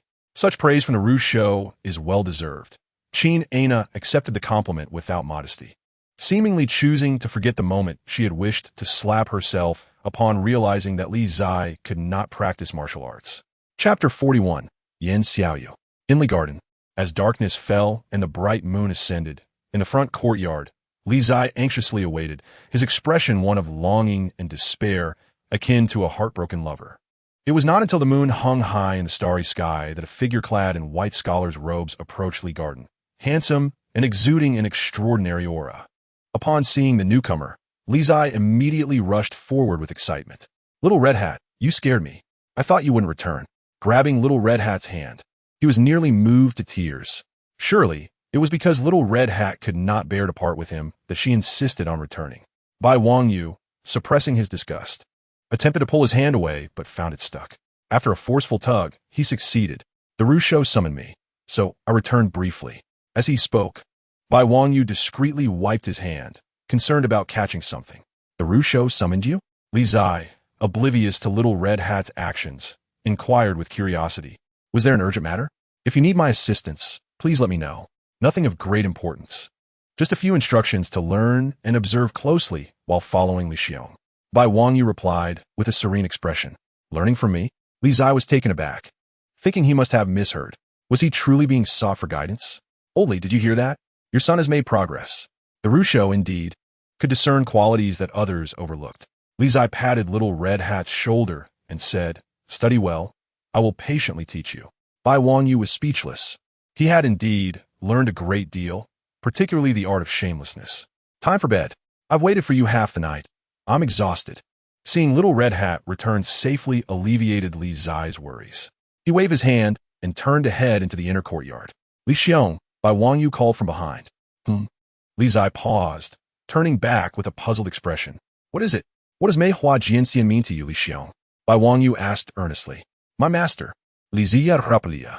Have you ever doubted whether the path that Mei Hua Jianxian has taught you or arranged for you is erroneous? Bai Wang Yu continued to inquire. Never. Li Ziyi vehemently shook his head, exclaiming, As someone who deeply respects my master, how could I possibly question my celestial master? Everything she says is undoubtedly correct. Li brother, I seek the truth, Bai Wang Yu asked earnestly. Li Ziyi observed the serious expression on Bai Wang Yu's face, momentarily taken aback, then broke into a smile. Doubt? It goes beyond mere doubt. There have been several occasions when I couldn't help but inquire about her relatives. However, the outcomes were rather disastrous. On multiple occasions, even my own father could hardly recognize me after being beaten by old Qin. Old Bai, you seem rather strange today. Why the sudden questions? Nothing much. Bai Wang Yu shook his head and stated, It's getting late. You should rest, Li brother. Ham Pedruliar, Liziye replied, Sipiklis. As he turned to leave, Bai Wang Yu gazed at Li Ziye's departing figure, a glimmer of intrigue in his eyes. He now understood why the Rushou insisted he stay by Li brother's side. It was evident that Li brother held profound regard and respect for Mei Hua Jianxian. However, he would not adhere to every directive given by her. His willingness to question was indeed something Bai Wang Yu lacked. He resolved to learn diligently. In return, he would faithfully follow Rushou's instructions and do his utmost to help Li brother enhance his strength. With this thought in mind, Bai Wang Yu walked towards the west wing, preparing to thoroughly study the third form of Fei Xianju, under the bright moonlight in the quiet of the night. Within the inner courtyard and the west wing, two individuals, each wielding a sword, practiced with unwavering focus, time and again. Li Qingzhi did not sleep. He believed that diligence could compensate for lack of talent. If he could not succeed after one attempt, he would practice 10 times. If 10 times failed, he would practice 100 or even 1,000. Bai Wangyu too remained awake, assisting Li Qingzhi in the study of the third form of Fei, Xian, Ju throughout the night, exuding a righteous aura that shone brighter than the moon. The two individuals, wielding their swords, carved through the air, leaving behind a trail of sharp, cold light, synchronized and breathtaking. Meanwhile, on the western edge of the Shangdu, the Divine Temple's convoy hastened day and night, drawing ever closer to the capital. 7 days later, at the West City Gate, the sound of thundering hooves heralded the arrival of the Divine Temple's convoy, which had traveled extensively. Outside the city gate, the third Prince Mu, Yao, personally welcomed them, accompanied by several officials from the Honglu Sea, extending due respect to the Divine Temple. Although the De Shang dynasty was founded on martial prowess, it never faltered in its display of grandeur and decorum. As the Divine Temple's convoy entered the city, many citizens gathered curiously to witness the spectacle. Over the past decade, while there had been occasional friction between the De Shang dynasty and the Tianyu Divine Temple, overall, the relationship remained relatively peaceful. Thus, the citizens of De Shang bore no hostility towards the envoys of the Tianyu Divine Temple. Especially among the visitors was the renowned Tianyu Temple's divine son, Yin Xiaoyu, who piqued the curiosity of the citizens, eager to catch a glimpse of this legendary figure. Among the throngs of onlookers was the rather uninterested Li Qingzhi, who was dragging along the most unwilling Xiao Hongmao. After waiting for some time, Bai Wangyu, seeing that the Divine Temple's convoy had yet to appear, finally spoke up, "Li brother, I have already met Yin Xiaoyu and even sparred with him. I'll take my leave now." "Wait." Li Qingzhi quickly grabbed Bai Wangyu's arm, saying, "Since we are here, we must at least witness the commotion before leaving." "Why are you so interested in Yin Xiaoyu?" Bai Wangyu asked in confusion, as he understood that, regardless of Yin Xiaoyu's looks, Li Qingzhi would typically show no interest if he were merely a male. "I am not interested in Yin Xiaoyu. Rather, I am concerned about my medicinal king. I must keep an eye on it, lest it goes missing, leaving me with nowhere to lament," Li Qingzhi explained, stretching on his toes to peer down the street, wondering why the Divine Temple's convoy had not yet arrived. "Why are you so invested in this medicinal king?" Bai Wangyu inquired, unable to contain his curiosity. "Indeed, it holds great significance." Li Qingzhi glanced at Xiao Hongmao beside him, pondering before continuing, "Very well, I shall share this with you. But you must not disclose it to others." He had formed a positive impression of Xiao Hongmao during their time together, so revealing this secret to him did not seem problematic. "I won't tell anyone." Bai Wangyu nodded eagerly in response. In truth, Li Qingzhi glanced around cautiously and lowered his voice. "My 8 meridians are blocked. I need to use external forces to break them apart, then employ the medicinal king for restoration, thus reshaping my extraordinary 8 meridians." Upon hearing this, Bai Wangyu was taken aback, staring incredulously at the youth before him, his heart racing with shock. 8 meridians blocked? How could someone who had been accepted as a disciple by Mei Hua Jianxian, and whom Ru Shou valued so highly, possibly have blocked meridians? With this thought, Bai Wangyu seized Li Qingzhi's arm, channeling his true energy into his meridians, and his expression grew increasingly astonished. Li Qingzhi had not lied. Of the 8 meridians, 6 were obstructed, and even the 2 that had been cleared were not fully restored, clearly indicating they had only recently been reshaped. "Li brother you."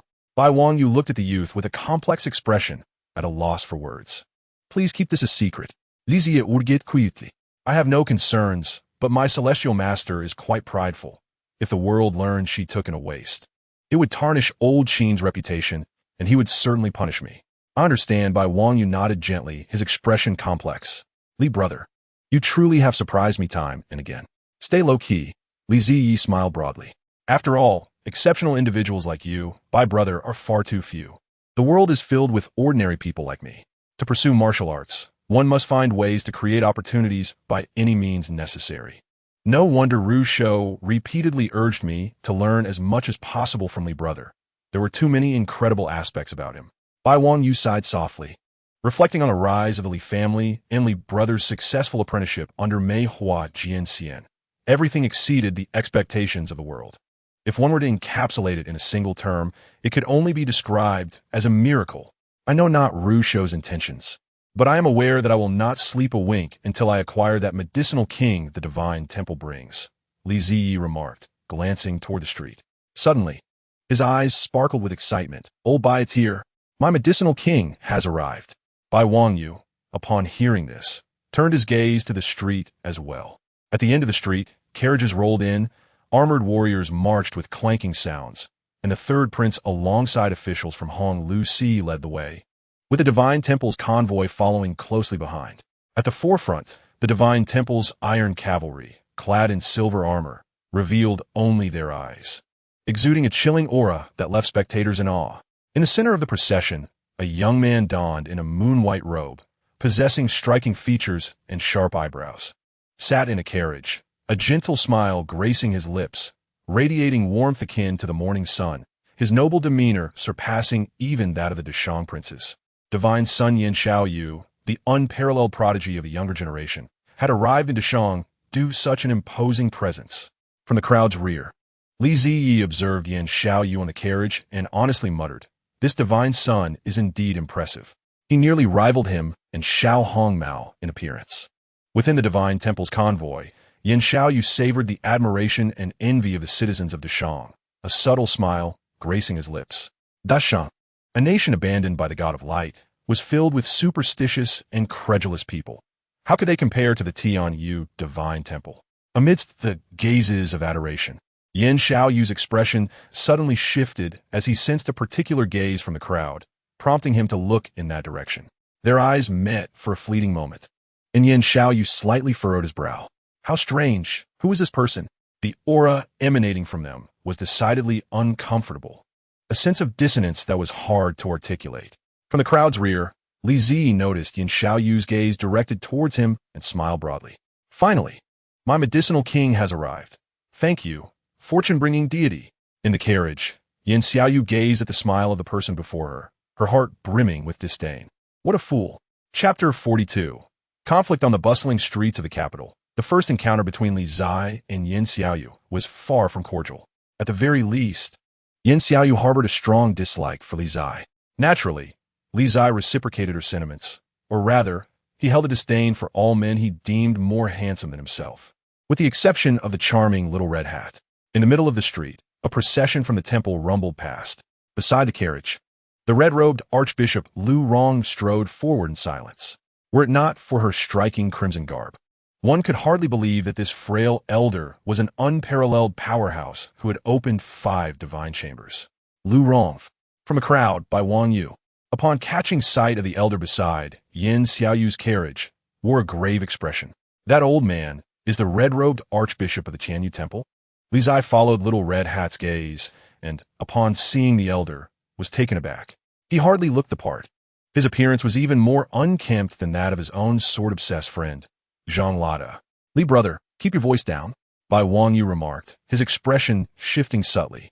An adept of the 5th realm possesses senses far beyond ordinary people. He can hear everything we say.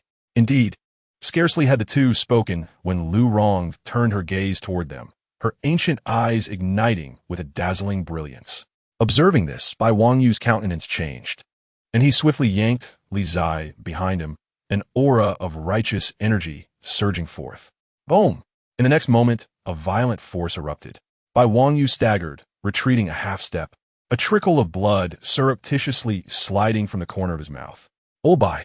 Li Qingzhi's expression changed dramatically as he stepped forward, and upon noticing the blood at Little Red Hat's mouth, a rare flash of anger crossed his face. How dare they?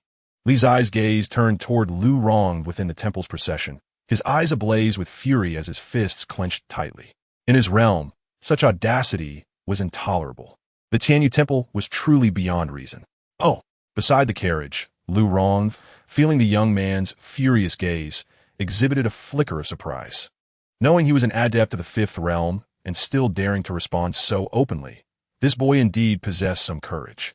At that moment, Yin Xiaoyu recognized by Wang Yu's visage, a peculiar smile gracing her lips. So, he is the eldest disciple of the Confucian school. I did not expect him to be here as well.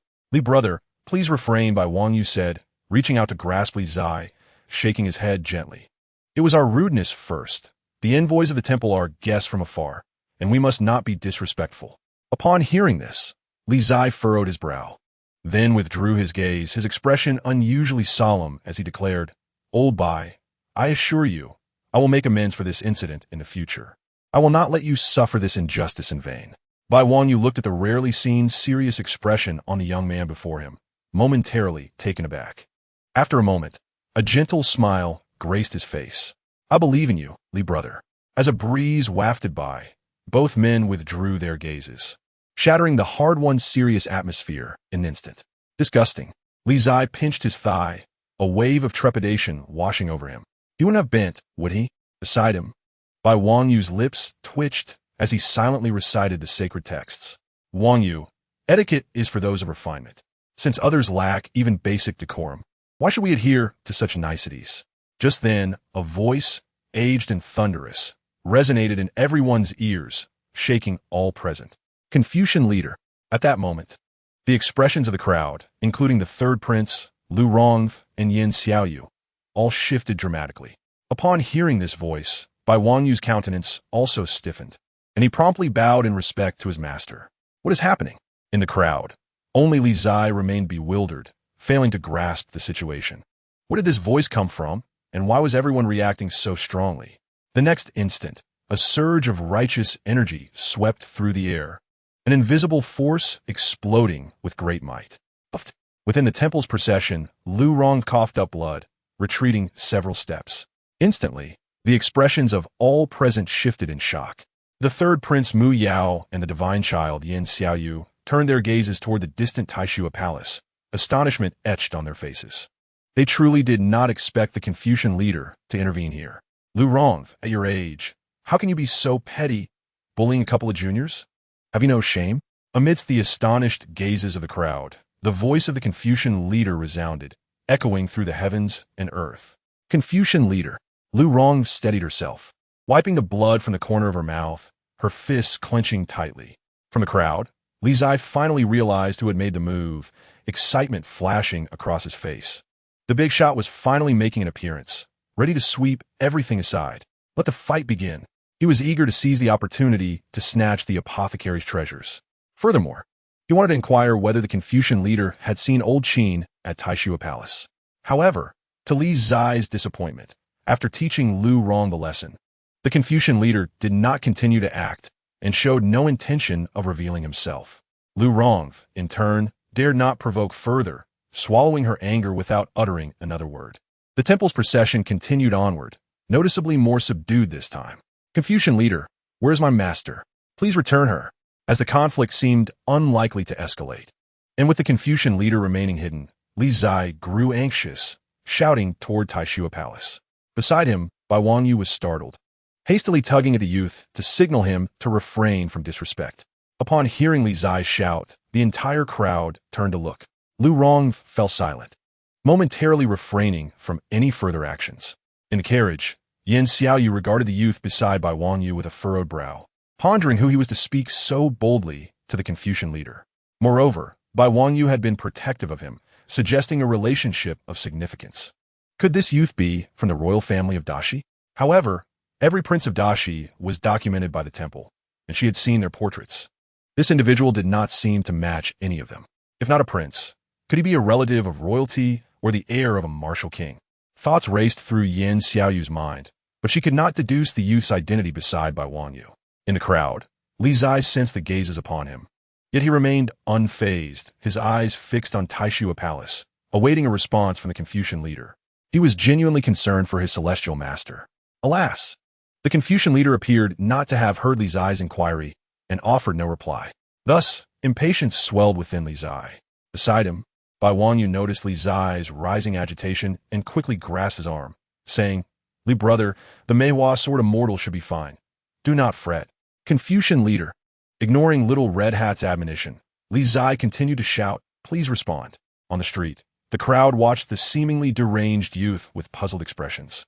Who was this person, mad enough to speak so disrespectfully to the Confucian leader? As the crowd observed, Li Qingzhi anxiously awaited a response from the Confucian leader. He believed the leader could hear him. Yet why did the Confucian leader not answer? Was something truly amiss with his celestial master? The more he contemplated, the more worried he became. Finally, unable to restrain himself any longer, he shook off Bai Wangyu's hand and shouted in anger, "Old man, can't you just make a sound?" In an instant, the street fell silent. Even the members of the temple's procession were taken aback, halting in their tracks. Beside Li Qingzhi, Bai Wangyu's face drained of color, cold sweat trickling down his forehead, fearing that the Confucian leader might strike down this fool with a single blow. At Taishue, in the small courtyard to the east, Kong Qiu chuckled softly upon hearing Li Qingzhi's irreverent words. Your disciple truly possesses audacity beyond measure. He was indeed quite anxious. Qin and I remarked, her heart stirred. She knew that although Li Qingzhi was reckless, he was an exceptionally intelligent individual, fully aware of the Confucian leader's esteemed status. His uncharacteristic demeanor likely stems from genuine concern for her safety. This lad is quite remarkable. You have not misjudged him. Kong Qiu chuckled softly and remarked, Meihua Sword Immortal, it is best if you respond personally, lest your disciple worry too much. Indeed, Qin Yinua nodded, gracefully waving her slender hand. The Qing Shuang ancient sword responding with a swift unsheathing. In that instant, the world seemed to pause, the temperature plummeting dramatically. Swish! In the next moment, the Qing Shuang sword sliced through the void, unleashing a dazzling and formidable sword aura that soared into the distance. Instantly, every martial artist in the capital sensed it, their gazes drawn to the sky, faces filled with astonishment. Swaltoha! In the streets, among the divine temple entourage, Lu Rongnu felt the tremendous sword strike in the heavens, her expression shifting once more. The sword aura, like frost, belonged to Meihua, Sword Immortal. In her carriage, Yin Xiaoyu also recognized the source of the sword, her expression tightening. Meihua Sword Immortal is actually present in the great Shan capital. Master Fairy. At the back of the crowd, Li Qingzhi sensed the familiar sword aura, excitement illuminating his face. Wonderful, old Qin is fine. Beside him, Bai Wangyu breathed a sigh of relief. As long as Meihua Sword Immortal was unharmed, Brother Li could maintain his composure and avoid further frenzy. He had genuinely worried that the Confucian leader might not restrain himself from striking this lad down. With Meihua Sword Immortal intervening, could that youth be? At this moment, on the carriage, Yin Xiaoyu seemed to have pieced together the truth, her gaze shifting towards Li Qingzhi at the back of the crowd, her eyes narrowing slightly. The legitimate son of the Li family from Yuzhou City, Li Qingzhi. So, he is indeed Li Qingzhi, the direct disciple of Meihua, Sword Immortal. My apologies. A cold smirk curled at the corners of Yin Xiaoyu's lips. It seemed this trip to the great Shan capital would not be too dull. After realizing old Qin was safe, Li Qingzhi felt a wave of relief wash over him, calming his heart. He glanced at the onlookers and smiled broadly, saying, I apologize for my earlier outburst. I suffer from hysteria, which causes me to act erratically from time to time, much to your amusement. With that, Li Qingzhi hurriedly grabbed the small red hat beside him and departed. What embarrassment! Before the divine temple entourage. The third Prince Mu Yao observed Li Qingzhi's retreating figure, a flicker of intrigue dancing in his eyes. This scion of the Li family consistently defied his expectations. He disregards conventions and possesses no sense of decorum. Should he remain unallied, he will undoubtedly become a formidable adversary. The Ying clan's financial institution and the merchant alliance are truly inept, consumed by internal strife, unable to manage even minor affairs. Divine Son, beside the carriage. Lu Rongnu spoke, her voice hoarse. If the opportunity arises, we must eliminate this individual. I have a premonition that he will become a significant nuisance for the Divine Temple in the future. I understand, Yin Xiaoyu nodded, a dangerous glint flashing in her eyes. Those who defy the rules should not exist in this world. The God of Light does not favor such beings, nor do I. Chapter 43. A Miracle Brotherly. Please refrain from such reckless behavior in the future. You nearly frightened me to death just now. Bai Wangyu gazed at the youth before him with a wry smile. Even now, the cold sweat on his back had yet to dry. In recent days, the number of times he had been on edge alongside Brother Li had surpassed those of his entire previous life. Stay calm. Li Qingzhi patted the shoulder of the small red hat, grinning broadly. The Confucian leader is a teacher to the world. How could he lower himself to contend with a mere junior like me? Moreover, the fact that the Confucian leader allowed you to accompany me signifies my worth in the Taishue Palace. He would not so easily strike me down. Although he was somewhat anxious, he was not foolish enough to court death. Bai Wangyu fell silent. He acknowledged that the Confucian leader likely would not become irate over such trivial matters. However, Brother Li's actions were exceedingly shocking. In this world, who would dare to treat the Confucian leader with such disrespect? Even the extraordinary master of the Tianyu Palace in the western regions would show respect upon encountering the Confucian leader. Old Bai, you are excessively rigid. The Confucian leader, devoid of his position as the head of the Taishua Palace, is merely an ordinary elderly man. He is not some terrifying beast. Is your fear truly warranted? Furthermore, you are the senior disciple of the Confucian school. How could he possibly harm you? Li Ziyi remarked with a face full of disdain for Bai Wangyu's timidity. Cough, cough. Upon hearing this, Bai Wangyu nearly choked, his face flushing as he coughed violently into his hand. Old Bai, what is wrong? Is your injury flaring up again? Li Ziyi stepped forward, concern etched on his face. I am fine. Bai Wangyu took a deep breath and replied, Brother Li, I beg you, please do not say any more. I truly fear that one day I may choke due to anger and perish in the garden. Li Ziyi cast a disdainful glance at him and retorted, Old Bai, I disdain you. Feel free to disdain me. I initially intended to impart the third form of the Fei Xianju to you, but it seems that may no longer be necessary, Bai Wangyu said nonchalantly, then turned to walk towards the west wing. Li Ziyi was taken aback, quickly regaining his composure and calling out urgently, Old Bai, no, Brother Bai, I was wrong. You are the person I admire most. In the west wing, as Li Ziyi pursued him, his gaze fell upon the changes within. In the courtyard, red threads crisscrossed in intricate patterns, each line adorned with a bell. Exactly 27 bells, matching the number of steps in the third form of the Fei Xianju. Clearly, this red thread formation had been deliberately arranged for the third form of the Fei Xianju. Seeing this, tears of gratitude filled Li Ziyi's eyes. This was undoubtedly set up by Old Bai specifically for him. It appeared that Old Bai had dedicated considerable effort over the past few days to assist him. He vowed never to bully the small red hat again. This red thread formation has 27 bells, which correspond to the 27 steps of the third form of the Fei Xianju. Practice according to the positions of the bells, each time a bell rings. It signifies that you have taken a correct step. Additionally, these red threads are specially crafted and exceptionally sturdy, allowing them to assist you in correcting your position during practice. Bai Wangyu earnestly explained. He had gone several days without sleep to prepare these materials, testing each step himself to ensure the accuracy of the positions. Old Bai, you are truly wonderful. Come here for a hug. Li Ziyi exclaimed, overwhelmed with emotion, stepping forward with open arms. Get lost. Bai Wangyu could not help but curse his patience and composure as the senior disciple of the Confucian school, having been worn thin over these days. Li Ziyi, with thick skin, retracted his arms as if nothing had happened, then approached the first bell, beginning his practice. Ding! As Li Ziyi's figure darted forward and made contact with the first bell, it rang melodiously. Following that, he struck the second and third bells in succession. After days of practice, Li Ziyi could now take 10 steps. However, beyond that, not only did the consumption of true essence increase dramatically, but his control over his body also became increasingly difficult. Indeed, when the 10th bell rang, Li Ziyi's body involuntarily surged forward, slipping out of his control. Utilizing the red threads, reclaim your correct position.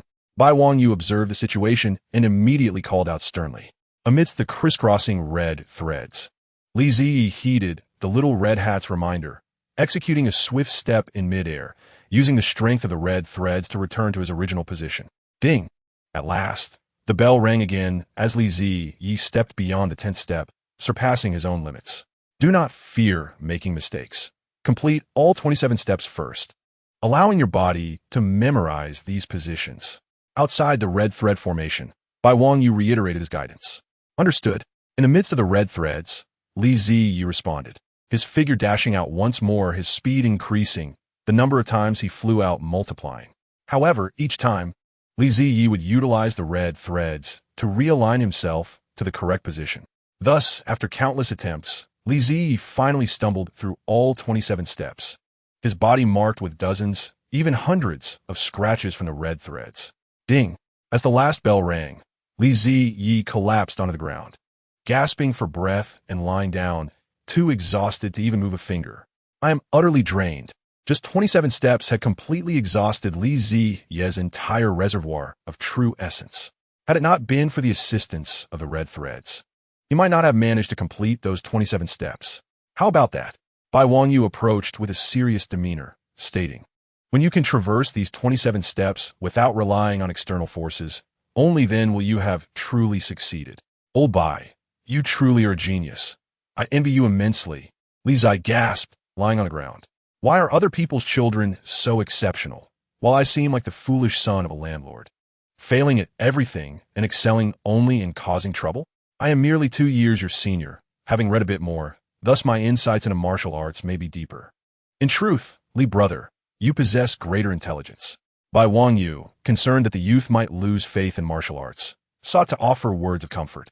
"I agree with that sentiment," Li Qingzhi replied unhesitatingly, feeling quite clever about himself. Bai Wangyu found his attempts at reassurance to be rather superfluous. At that moment, he wished he could place his foot upon the boy's face to see if his skin was thicker than the sole of his shoe. "I've decided to train diligently, to punch Huoliner and kick Yin Xiaoyu, becoming invincible and renowned throughout the 9 provinces." On the ground, Li Qingzhi envisioned a future scenario, a twisted smile forming on his face. Bai Wangyu regarded the boy as one would a fool, seriously doubting whether this youth had damaged his mind through martial practice. With a crunch, Li Qingzhi pulled out several centuries-old ginseng root from his pocket and began chewing on them as if they were mere carrots, mumbling, "Old Bai, does the Tai Shui Gong have any miraculous elixirs for swiftly restoring true qi? Selling me a few would be great. I can't swallow this stuff." Nearby, Bai Wangyu couldn't help but twitch at the corners of his mouth, realizing the extravagance of the Li family. It seemed as if they treated these precious medicines as if they were free, munching on them like vegetables. After consuming several roots of ginseng, Li Qingzhi felt his true qi mostly restored. Thus he sprang up like a carp, ready to continue his training. This Fei Xianju is extraordinarily exquisite. If you can master the 3rd form of the 1st level, you would be the first person in a millennium aside from the original sword god, Bai Wangyu spoke earnestly. If you wish to catch up to Huoliner within 3 years, you must continuously create miracles. This first step is one you must take. "I understand," Li Qingzhi replied, his expression turning serious as he nodded, then leaped forward once more. Clang, clang, clang, clang, as a series of ringing sounds echoed amidst the intersecting red threads. Li Qingzhi's figure darted about, his speed increasing, even as his wounds multiplied. The red threads were remarkably resilient, allowing Li Qingzhi to leverage them. Yet due to his incredible speed, each leap resulted in cuts across his body, blood seeping forth. In this world, apart from a select few geniuses, everyone else must invest 100% of their effort to yield 50% of the results. Li Qingzhi's talent could hardly be deemed exceptional. In the words of Li Qingzhi, he was merely a waste. Therefore, without relentless effort, how could he ever hope to rival exceptional talents like Huoliner and Yin Xiaoyu? Outside the red threads, Bai Wangyu silently observed the sweat-drenched youth, lost in thought. He pondered if he, in Li Qingzhi's position, could muster the same relentless determination to forge ahead on the path of martial arts, even knowing he would face severe obstacles, striving with all his might to avoid regret. Perhaps he could not. It wasn't the fear of hardship, but rather the lack of courage to gamble everything. Bang! After an indeterminate amount of time, having attempted countless times, suddenly one of the red threads reached its breaking point and snapped. Li Qingzhi's body was thrown uncontrollably, crashing into the wall of the western chamber. He then collapsed to the ground like a piece of paper. Bai Wangyu quietly approached, replacing the broken red thread with a new one. On the ground, Li Qingzhi began chewing on another medicinal root, his mouth full of herb residue, his face twisting in bitterness. "I truly cannot swallow this." As the sun set and the moon rose in the western chamber, Li Qingzhi continued to practice, with Xiao Hongmao beside him, occasionally offering corrections for the various peculiar mistakes made by this martial arts novice. Eventually, when a moon hung high in the sky, Li Qingzhi, utterly exhausted, could no longer muster the strength to rise, lying on the ground, motionless. Bai Wangyu, as if dragging a pig, pulled Li Qingzhi to the stone steps in front of the room. "Old Bai, I believe I can succeed," Li Qingzhi proclaimed while lying on steps, gazing at the starry sky, a grin spreading across his face. Despite his slow progress, he clearly saw hope. He genuinely wanted to thank Xiao Hongmao, believing her to be an angel with fluttering wings. Even if fate closed the door and welded a window shut, he felt he could still excavate a tunnel with the help of Xiao Hongmao, Master Qianzi, and Zhang Lada. With such lovely friends and family, he felt the heavens had not treated him unfairly. In his thoughts, Li Qingzhi, utterly fatigued, fell into a deep sleep, a hint of satisfaction gracing his features. Beside him, Bai Wangyu sat quietly, wordless. To be honest, he had never truly believed that Li Qingzhi could achieve success. After all, the cultivation method of the Fei Xianju was exceedingly arduous. Throughout the millennia, countless prodigies have been forced to abandon it in favor of other martial arts. However, after today, he might have begun to believe Li Qingzhi was indeed someone capable of creating miracles. He eagerly anticipated the day when the swordsmanship of the original sword god would once again grace the world. A sword comes from the west. A celestial being descends from the heavens. Chapter 44. The Great Fire at Dawn. A pale light emerged on the eastern horizon. On the stone steps, Li Qingzhi's eyes suddenly opened wide, awakening right on time. As day transitioned to night, the yin transformed into yang, marking the optimal moment for cultivating the Fei Xianju. Li Qingzhi sat cross-legged, channeling his mental energy, absorbing the spiritual essence of the heavens and earth. In an instant, boundless spiritual energy surged into the courtyard, continuously pouring into his parched divine reservoir. Time passed gradually, as the sun rose in the east, when the first rays of morning light touched the earth. The true essence within Li Qingzhi began to stabilize. The divine reservoir, a treasure trove within the human body, became a miniature world of its own, filled with flashes of lightning and booming thunder as the spiritual energy converged, forming an endless sea of true essence, rolling waves crashing and roaring. A spectacle that struck awe into the heart. As Li Qingzhi's cultivation deepened, the scale of the sea of true essence expanded without end, becoming an infinite expanse. After opening a second meridian, Li Qingzhi's cultivation speed more than doubled, the rate of expansion of his true essence also increasing exponentially. Swish! After a quarter of an hour, Li Qingzhi abruptly opened his eyes, a sharp gleam flashing forth, akin to a formidable divine sword, its brilliance overwhelming. Beside him, Bai Wangyu sensed the change, a look of astonishment crossing his face. Such a piercing sword intent, to possess such sharpness at merely the first level.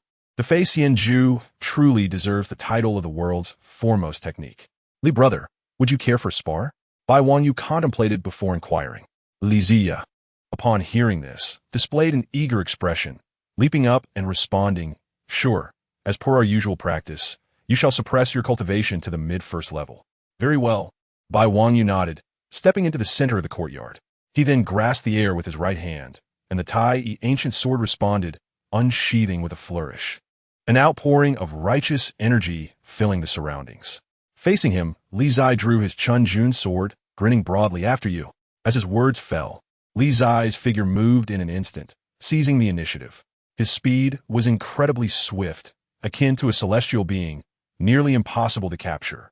In the blink of an eye, the blade of the Chun Jun sword was already before Bai Wangyu. Clang! The Tai and Chun Jun swords clashed, the true qi reverberating through the air. Li Qingzhi shifted the momentum of his sword, his figure moving once more, instantly appearing behind Xiao Hongmao. The Chun Jun sword cut through the air, its brilliance blinding. A fierce attack that left no room for defense. However, Bai Wangyu neither flinched nor evaded, turning to counter with a sword of his own, resonating as he deflected the fierce blade. Swift as a flash, with reactions barely keeping pace. After a mere 2 exchanges, Li Qingzhi's swordplay shifted once more, his movements accelerating. Under the morning sun, the 2 swords clashed repeatedly, sparks flying, creating a spectacle of equal prowess. In the blink of an eye, 10 moves had passed, and Bai Wangyu wielded his sword, breaking the stalemate, exclaiming in admiration, "There is no need to continue. Brotherly has learned less than 3 moves, yet has managed to hold his ground against me for 10 exchanges without faltering. Your progress is indeed remarkable." However, the compliment struck Li Qingzhi as somewhat peculiar. Sheathing his sword, he muttered, did he overthink? Why does this praise make him feel so uncomfortable? At that moment, outside the western chamber, Hongzhu approached respectfully, stating, "The time is drawing near. Li Zai nodded in acknowledgement and stepped towards the courtyard. Outside Li Yuan, a carriage awaited, and both Li Zai and Hongzhu boarded. Concurrently, in a small courtyard by the Xiang River in the southeast of the capital, Yu Qingxian finished packing her guqin and departed in her carriage. At the Yin family bank, firecrackers erupted, and a celebratory atmosphere thrived amidst the throng of guests, celebrating the 60th birthday of the family patriarch. The venue was bustling with younger members of the Yin family and close friends. The Yin family bank held considerable influence in the great Shang capital, with connections even to the imperial court. Naturally, many came to offer their congratulations on this significant occasion, as carriages came to a halt in front of the Yin residence. One in particular saw Hongzhu's delicate hands exploring Li Zai's face under the pretense of disguise. Yet, Li Zai suspected that Hongzhu was deliberately taking liberties. All right. She finally retracted her hands, admiring her handiwork before producing a mirror, cheerfully announcing, "Take a look." Upon glancing into the mirror, Li Zai was taken aback. Who was this fair-faced individual? The reflection revealed a pale youth, strikingly handsome, perhaps even more so than Li Zai himself. A twinge of anger welled within him. He had believed himself the most attractive man in the world, only to discover he had been mistaken. The most handsome man, it seemed, was the made-up version of himself. Yu Qingxuan's carriage soon arrived. Without acknowledging the self-absorbed young master, Hongzhu lifted the curtain of the carriage and, spotting the approaching vehicle, reminded him, "Li Zai, prepare to greet them." He set the mirror aside, stood, and prepared to disembark. "Hongzhu, you shall receive them outside," he instructed, stepping down from the carriage. In front of the Yin residence, Yu Qingxuan's carriage halted as well. She alighted and scanned the surroundings, searching for the individual she sought. "Qingxian, how delightful to see you." Li Zai stepped forward, beaming with a smile. "My lord, it seems we are not acquainted," Yu Qingxian replied, her brow furrowing slightly upon recognizing him. "Qingxian, it is I." "Ernyo," Li Zai's smile widened. "The one who gifted you the Guangling San." At his words, Yu Qingxian paused, then her face lit up with excitement. "Ernyo, is truly you." She chuckled, unable to contain her amusement. "Zai, your transformation is quite remarkable. Alas, I had to disguise myself. My fame precedes me, and I feared being recognized." Li Zai glanced around cautiously, whispering, "When we enter, make sure not to let anything slip." "I understand." Yu Qingxian cast a knowing glance at the young man before handing him her guqin, adding with a smile, "Ernyo, let us proceed inside together." "Certainly." Li Zai accepted the guqin, grinning widely as he followed Yu Qingxian into the Yin family estate. Inside the Yin courtyard, the stage was already set, renowned performers singing while drums resounded. Guests cheered below, creating a lively atmosphere. The attendees celebrating the patriarch's birthday were prominent figures in the capital. However, upon spotting Yu Qingxian, many approached her, eager to curry favor. Yet, Yu Qingxian responded to their advances with a calm demeanor, showing no inclination to ingratiate herself. Meanwhile, Li Zai surveyed the various areas of the Yin residence, a hint of anxiety creeping into his heart. Whether he could obtain the tome Tiangong, Yaoshu hinged on this day. "Esteemed guests, today marks my father's 60th birthday, and we have the honor of inviting the esteemed Qingxian to perform for you all," a middle-aged man announced from the stage. Addressing the crowd, "Qingxian, Qingxian." The guests erupted in enthusiastic cheers, particularly the younger ones, their faces flushed with excitement. Startled by the sudden uproar, Li Zai turned to Yu Qingxian, incredulous. Is this girl truly so popular in the capital? Such fervent admirers. Sensing his astonishment, Yu Qingxian smiled brightly and took her place at the stage, placing the guqin down. The middle-aged man clapped his hands, and several graceful women approached to dance, harmonizing with the music. As Yu Qingxian played, the exquisite notes flowed like a gentle stream, pure and resonant. The guests fell silent, captivated by the music and the dance, lost in the moment. However, Li Zai, uninterested in the spectacle, focused his gaze on the rear courtyard of the Yin estate, awaiting Yin Kuang's signal. Meanwhile, not too far from the Yin residence, in the Honglu Temple, the emissaries awaited the summons of the great Shang Emperor. Yin Xiaoyu, in the midst of her meditation, slowly opened her eyes, furrowing her brow at the noise outside. What a commotion! Rising, she stepped towards the source of the disturbance. "Your Highness." The temple knights bowed respectfully at the door. "Go find out which family is causing such a ruckus," Yin Xiaoyu commanded. "Yes." The knights took their leave promptly. Before long, one returned, reporting, "Your Highness, it is the Yin family celebrating the 60th birthday of their patriarch, hence the noise." The Yin family? Yin Xiaoyu's eyes narrowed. Is it the Yin family bank? According to the temple's records, it was likely that the Yin family was connected to the third prince of the Great Shang. Suddenly, an urgent voice rang out from outside the Honglu temple, shocking everyone. The Yin residence is on fire. Soon, more voices echoed, spreading the news as people rushed to help extinguish the flames. Inside the temple, Yin Xiaoyu's gaze shifted toward the direction of the Yin estate, her eyes narrowing. A fire? Why would it suddenly ignite? Contemplating this, she stepped out of the Honglu temple. "Your Highness, it's best not to involve yourself in unnecessary matters." A voice emerged from behind. It was Lu Rong, her tone hoarse. "I will exercise discretion." Yin Xiaoyu nodded in acknowledgement, then exited the temple. At the Yin estate, the sudden inferno caught everyone off guard, plunging the household into chaos. With most individuals preoccupied in the front yard for the birthday festivities, few remained in the back, leaving the fire to spread uncontrollably. In the midst of the pandemonium, Li Zai hummed a tune, calmly making his way towards the location Yin Kuang had indicated. In front of the Yin family's ancestral hall, Yin Kuang stood anxiously awaiting his arrival. Moments later, Li Zai approached, adorned with a jade pendant at his waist, aptly named a token of trust. Upon seeing the pendant, Yin Kuang immediately recognized the visitor's identity and stepped forward to bow. "My lord, let us proceed together to retrieve the items," Li Zai replied, and they moved forward side by side. Two individuals entered the Yin family ancestral hall and opened the entrance to a secret passage. Before them lay a dim and foreboding corridor, extending over 10 zhang in length. "Young master, it is imperative that you stay close to me. One misstep could spell our doom," Yin Kuang warned gravely as he surveyed the dark passage ahead. In Chapter 45, Divine Signs, Yin Kuang's expression grew increasingly solemn as he cautiously advanced step by step. Meanwhile, Li Zai remained rooted in place, sensing that their journey would not be so straightforward. Before his thoughts could settle, Yin Kuang, having taken only a few steps, suddenly felt the stone slab beneath him give way, and countless concealed arrows shot forth from the walls. "Impossible!" Yin Kuang exclaimed, startled. He quickly sprang into action, deftly evading the onslaught of hidden projectiles. Observing this, Li Zai narrowed his eyes and commanded, "Fall back." Upon hearing the warning, Yin Kuang hesitated no longer and swiftly retreated to the entrance of the passage. How could this happen? He pondered, bewildered, gazing at the arrows littering the ground. He was certain he had not made a mistake. Why had he triggered the mechanism? "It's not surprising," Li Zai replied. "You previously pilfered the fiery iron essence from the Yin family. If they had not taken precautions, that would indeed be the anomaly. The mechanisms in this passage have undoubtedly changed. What should we do then?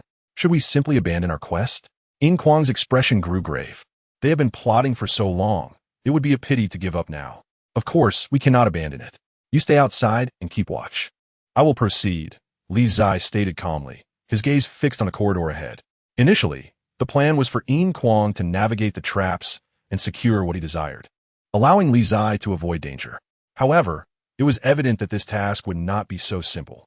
Yin Kuang's expression shifted slightly upon hearing this, and though he wanted to voice his concerns, he merely nodded and cautioned, "Young master, be careful." With that, he turned and left the passage to stand guard outside. At the entrance, Li Zai stared into the murky depths of the secret passage. Moments later, he propelled himself forward with the speed of lightning. Simultaneously, the entire corridor seemed to awaken, and a barrage of arrows erupted from the walls, raining down upon the intruder. The sound of arrows ricocheting against the stone echoed through the air as Li Zai maneuvered with astonishing agility. The Fei Xinju, revered as the world's foremost technique, was characterized not only by its exquisite swordplay, but also by its unparalleled speed. Thus, as he faced the traps of the Yin family's secret passage, Li Zai unleashed the Fei Xinju, breaking through with absolute swiftness. In a matter of breaths, Li Zai reached the end of the corridor and came to a halt. Behind him, the ground was strewn with arrows, and the floor and walls bore the scars of impact, indicating that if these arrows had struck a person, they would have been rendered a mere pincushion. At the end of the passage, Li Zai beheld a stone door, and a flicker of intrigue crossed his eyes. Surely the mechanism for this stone door has changed as well. As he pondered, Li Zai raised his hand and simultaneously rotated the two stone rings on the door.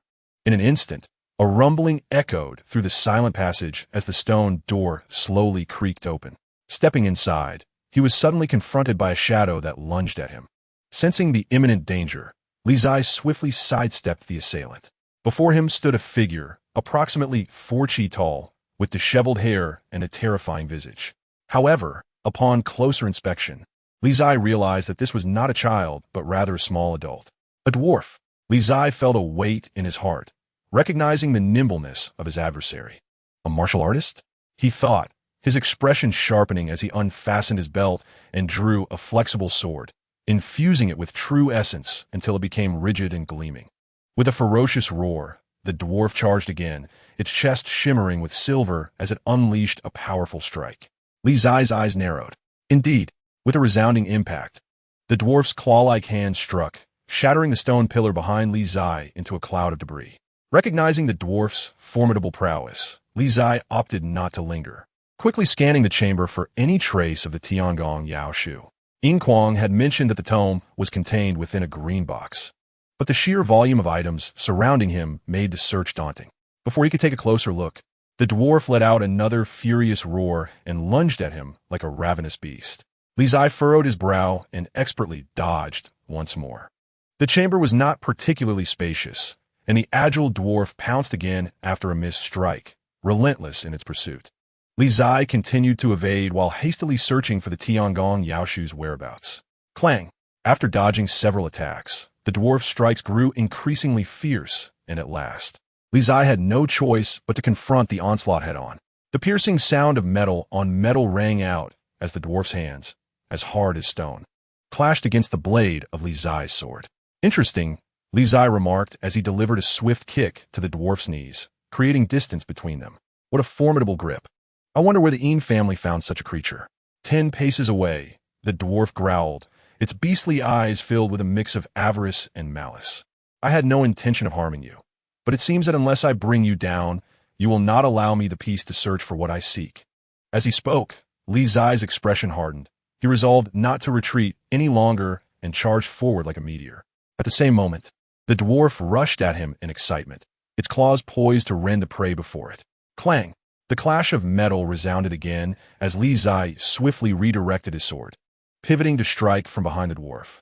Slicing through fabric, blood splattered as the dwarf emitted a chilling scream and immediately spun around to attack once more.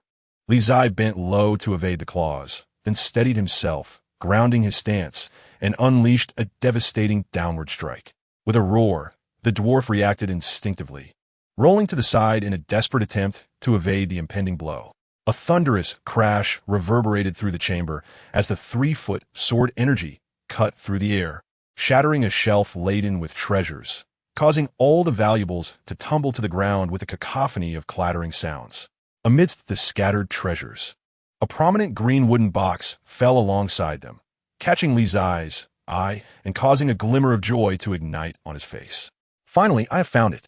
Just as Li Zai located the Tiangong Yao Shu, chaos erupted in the Yin family's rear courtyard, engulfed in roaring flames.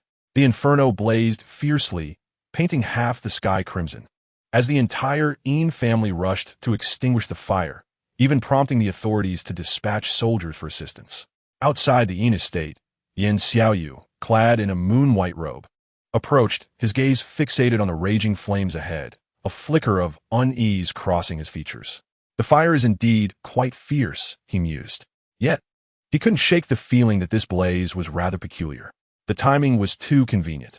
It arrived neither too early nor too late, but precisely on the day of the Yin family's elder's birthday, suggesting that it had been orchestrated with intent. Make way.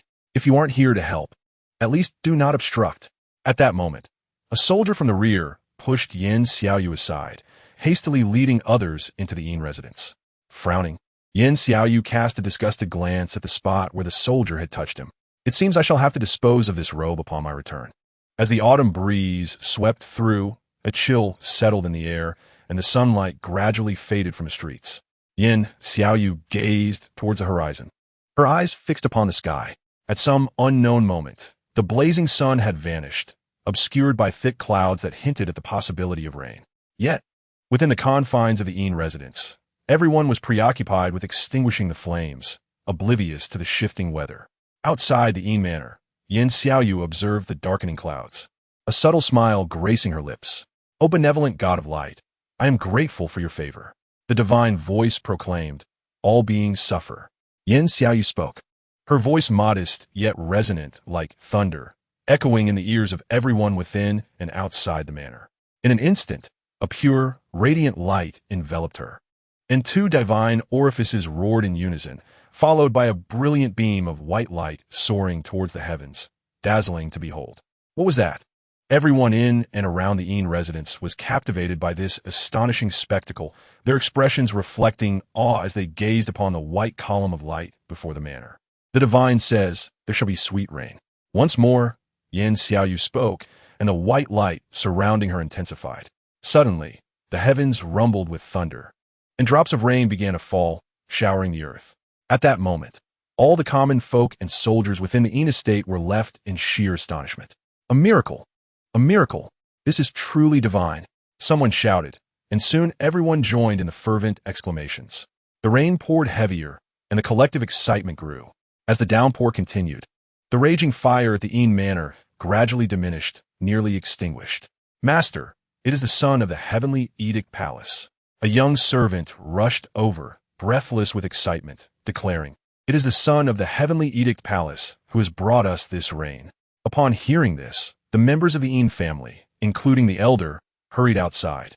In the torrential rain, Yin Xiaoyu raised her hands, bathed in divine light, her demeanor transcendent and ethereal, as though a deity incarnate, bestowing salvation upon all. Without further ado, led by the elder, the Yin family approached the young figure beneath the white column of light, expressing their heartfelt gratitude. "Thank you, son. Thank you for your assistance in bringing rain to extinguish the fire. We are eternally grateful." Outside the manor, the Yin family expressed their gratitude profusely, and many commoners who witnessed this divine event were equally stirred.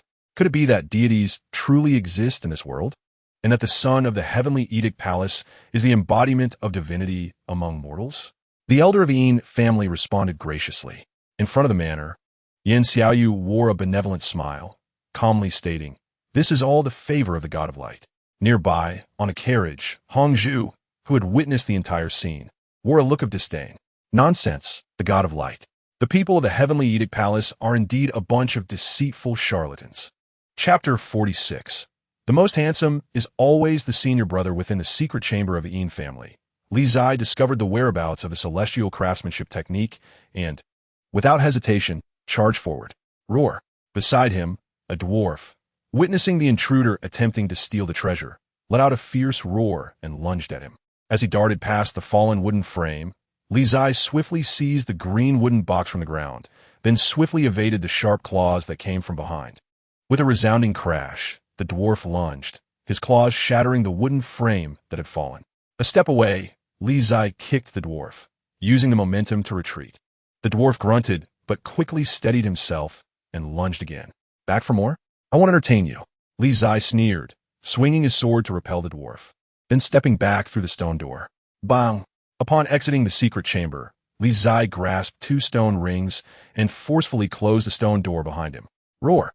The dwarf slammed against the door, growling in frustration. As the door sealed shut, silence enveloped the secret passage once more. Li Qingzhi opened the green wooden box, and upon seeing the remnants inside, he felt a wave of relief wash over him. Finally obtained it. Just then, outside the passage, Yin Quang hurried towards him, exclaiming urgently, "Young master, hurry! Someone is coming." Li Qingzhi quickly stowed the remnants and rushed outside. Outside the Yin family ancestral hall, several servants arrived to extinguish the flames. The elder began to suspect arson and instructed the household to search for any anomalies. Inside the ancestral hall, Li Qingzhi noticed the servants approaching through the pouring rain. He spoke with conviction, "I will divert them. You take this chance to leave and conceal your identity." With that, he dashed out of the hall towards the manor's entrance. "There he is. Quickly pursue." A servant spotted Li Qingzhi and shouted, leading others to chase after him. In the ancestral hall, Yin Quang seized the opportunity to exit. In the front courtyard of the Yin family, Li Qingzhi hastened his steps and escaped the estate amid the chaos. Outside the manor, The elder and others were still expressing gratitude towards Yan Xiaoyu, unaware of Li Zai's presence.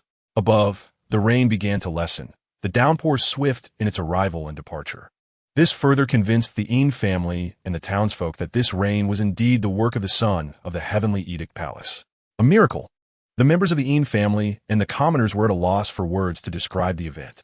Upon emerging from the manor, Li Zai made his way directly to a nearby carriage, unnoticed amidst the commotion, save for one individual. Yan Xiaoyu. Amidst the admiring gazes of the crowd, Yan Xiaoyu suddenly furrowed her brow, directing her gaze towards the approaching youth. This sense of dissonance felt so familiar. How peculiar. Nearby, beside the carriage, Li Zai boarded and swiftly departed without lingering. Everyone, I have matters to attend to. I must take my leave for a moment.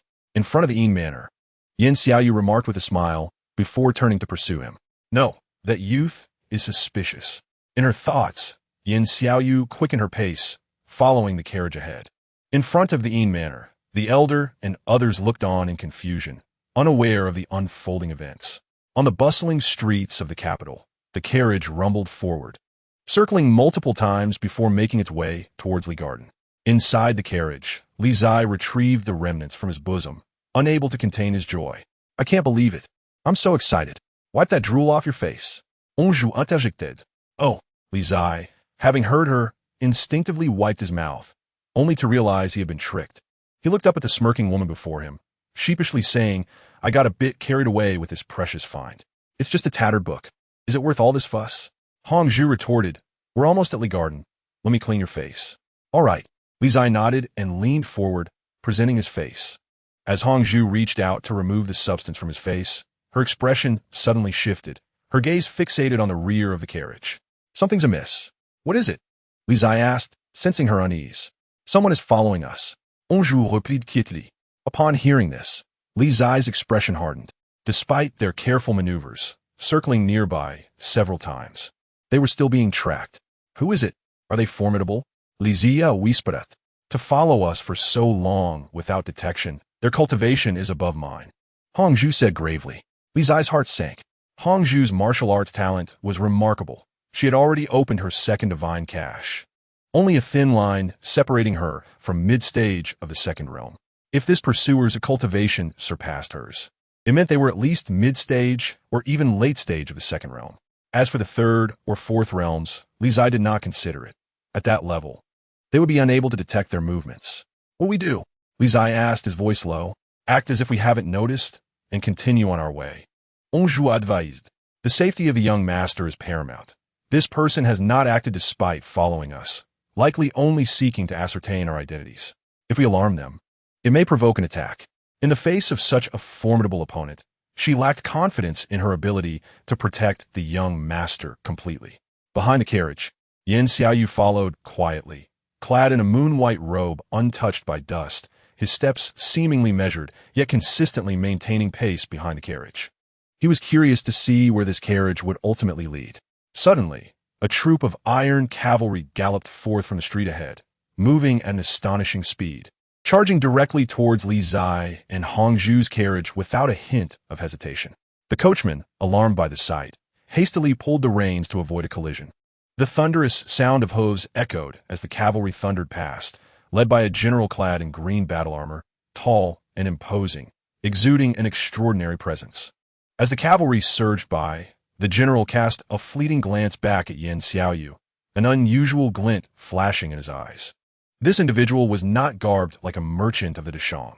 Could he be one of those charlatans from the Tianyu Palace?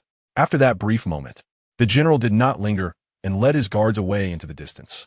On the street, perhaps startled by the oppressive aura of the cavalry, the large black horse at the front of the carriage suddenly went wild. Despite the coachman's attempt to calm it, the frightened steed reared and bucked, causing the carriage to lurch violently. Young master, quickly get down. The horse is spooked. The coachman shouted in alarm as he realized he could no longer control the horse. Before the words fully escaped his lips, the black horse crashed repeatedly against several stone steps, and soon the carriage lost all balance, flipping over completely. In a moment of peril, Li Zai seized the coachman and leaped down, rolling several times upon hitting the ground. In contrast, Hong Zhu appeared far more graceful, effortlessly breaking through the carriage and descending from above. On the quiet street, as Li Qingzhi rose, he found Yin Xiaoyu standing silently behind him. The atmosphere grew oddly tense. Li Qingzhi wished to continue feigning ignorance of the follower behind him, but it was no longer feasible. Yin Xiaoyu, how could this scoundrel be here? This was an opponent that even Little Red Riding Hood would not dare to claim victory against, having reached the pinnacle of the second realm. Not far from opening the third divine sanctuary. I cannot defeat him. What should I do? Should I run? But what if I cannot escape? Perhaps joining forces with Hong Zhu might yield a chance of victory. Or maybe Yin Xiaoyu bore no ill intentions and would not attack. In that fleeting moment, Li Qingzhi's mind was a tempest, searching for an escape. Young master, are you injured? At that moment, Hong Zhu approached, inquiring while signaling discreetly. Let us go. No. Iem Mifine. Let us move. We're not far from the Longfu. We can walk back. Li Qingzhi understood her intent and replied loudly, then pretended as if nothing had happened, continuing forward. The two hastened their steps, daring not to linger. The divine son of Tianyu Palace was indeed a paragon among the younger generation, not someone an ordinary person could contend with. They were not far from the garden. He hoped there was still time. Li Qingzhi's heart cried out desperately, Old Zhang, help! Little Red Riding Hood, where are you? I need your assistance. Ba, Amen, Hallelujah. Protect us. Good sirs, are you in such a hurry to leave? Unfortunately, neither Buddha nor God heard Li Qingzhi's cries. Behind them, Yin Xiaoyu's voice resounded, and his figure flashed, blocking their path. Who might you be? Li Qingzhi suppressed the turmoil within and forced a smile. Beside him, Hong Zhu's expression grew serious, silently gathering her energy, preparing for a confrontation. Tianyu Palace, Yin Xiaoyu. Yin Xiaoyu responded coolly, fixing his gaze upon the two before him. Very well. I have revealed my identity. Should you not introduce yourselves as well? Ah, so you're the divine son. Li Qingzhi smiled. I beg your pardon. We are from the Xuanwu Wangfu, sent to deliver congratulatory gifts to Eldarine. We did not mean to startle the horse and cause you to witness this. Oh. Upon hearing this, a cold smirk crept across Yin Xiaoyu's lips. Since you are from Xuanwu Wangfu, allow me to escort you back, and perhaps pay a visit to the Wang. There's no need. Hong Zhu interjected calmly. The prince is not in the mansion today. Perhaps the divine son can visit another time. Huh. Yin Xiaoyu let out a cold laugh. Your reluctance to comply only suggests a guilty conscience. I shall take you to meet the Wang, and we shall see if he recognizes you. As his words fell, Yin Xiaoyu surged forward, enveloped in an unblemished divine light. Emanating en overwhelming aura. Li Qingzhi and Hong Zhu exchanged alarmed glances, their expressions shifting as they instinctively retreated. A subtle smile curled on Yin Xiaoyu's lips, and with a swift movement, he lunged forward once more. In a moment of crisis, at the end of the street, a surge of sword intent suddenly erupted, exuding righteous energy, cascading forth powerfully. With a swift motion, an ancient sword cleaved through the air, forcefully intercepting Yin Xiaoyu's palm strike. Tai sword. Upon seeing the sword before him, Yin Xiaoyu's expression darkened as he turned to glance down the street. Confucian sect, Bai Vangu.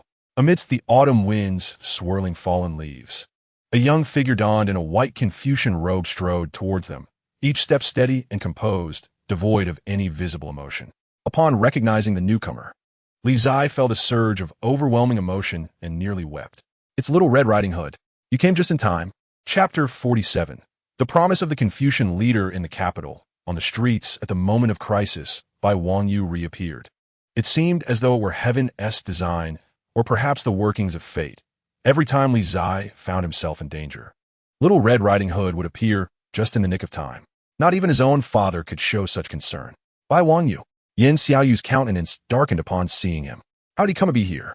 Divine son, this is the capital of the Deshang. It is not Tianyu Palace. I must implore you to abide by the laws of our Deshang dynasty and refrain from engaging in combat on the streets.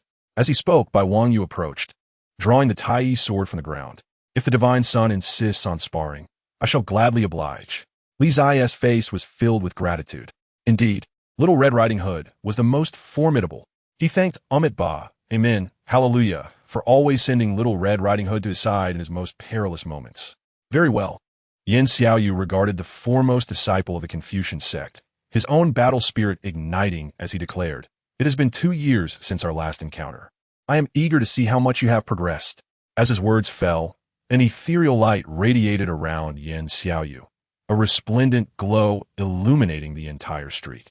"Brothers Li, please step back a bit." Bai Wangyu glanced at the two behind him, nearly uttering a familiar phrase but swallowing it back, altering his wording instead. Li Zai and Hong Zhu exchanged glances, then silently retreated, granting space for the two. "Let's fight. Bring this foul fish to ruin. Divine Sun, please bestow your attack." On the street, Bai Wangyu raised his sword, his expression calm. "Please," Yin Xiaoyu replied gravely, not daring to underestimate the strongest master of the younger generation from the Confucian sect. He unleashed the full might of the pinnacle of the second realm. Two divine sanctuaries roaring to life, exuding an overwhelming pressure. In the next moment, Yin Xiaoyu moved. The white divine light surged like a colossal wave, his palm strike seemingly imbued with divine might. In the middle of the street, Bai Wangyu regarded the approaching force of the palm strike, his expression betraying no hint of panic. With a swing of the Tai's sword, his righteous energy surged forth, crashing down to intercept the divine sun's palm strike. In close proximity, their gazes locked. The clash of palm and sword sent shockwaves rippling through the air, sweeping past them. The surrounding dust swirled violently, creating chaos.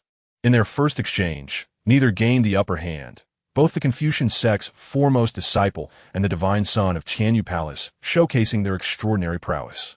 After that initial clash, both figures surged into motion simultaneously.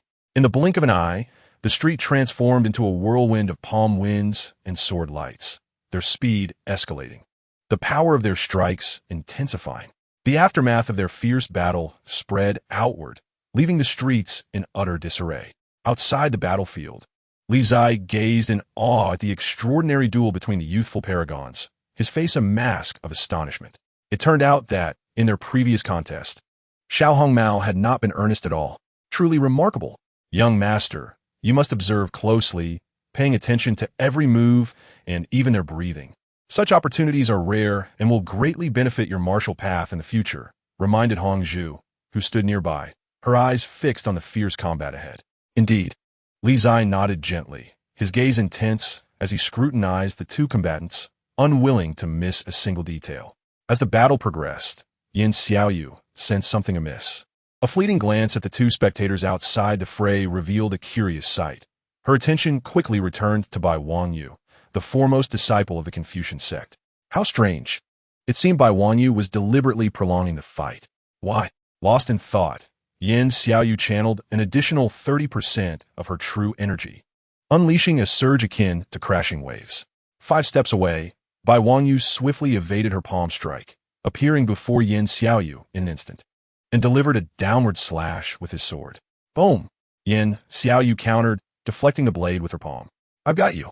In that moment of defense, a glint of coldness flashed in Yin Xiaoyu's eyes as she tightened her grip, astonishingly seizing the divine sword's edge with her bare flesh.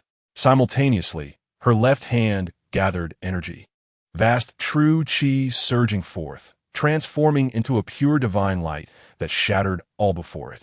At such close quarters, there was no escape.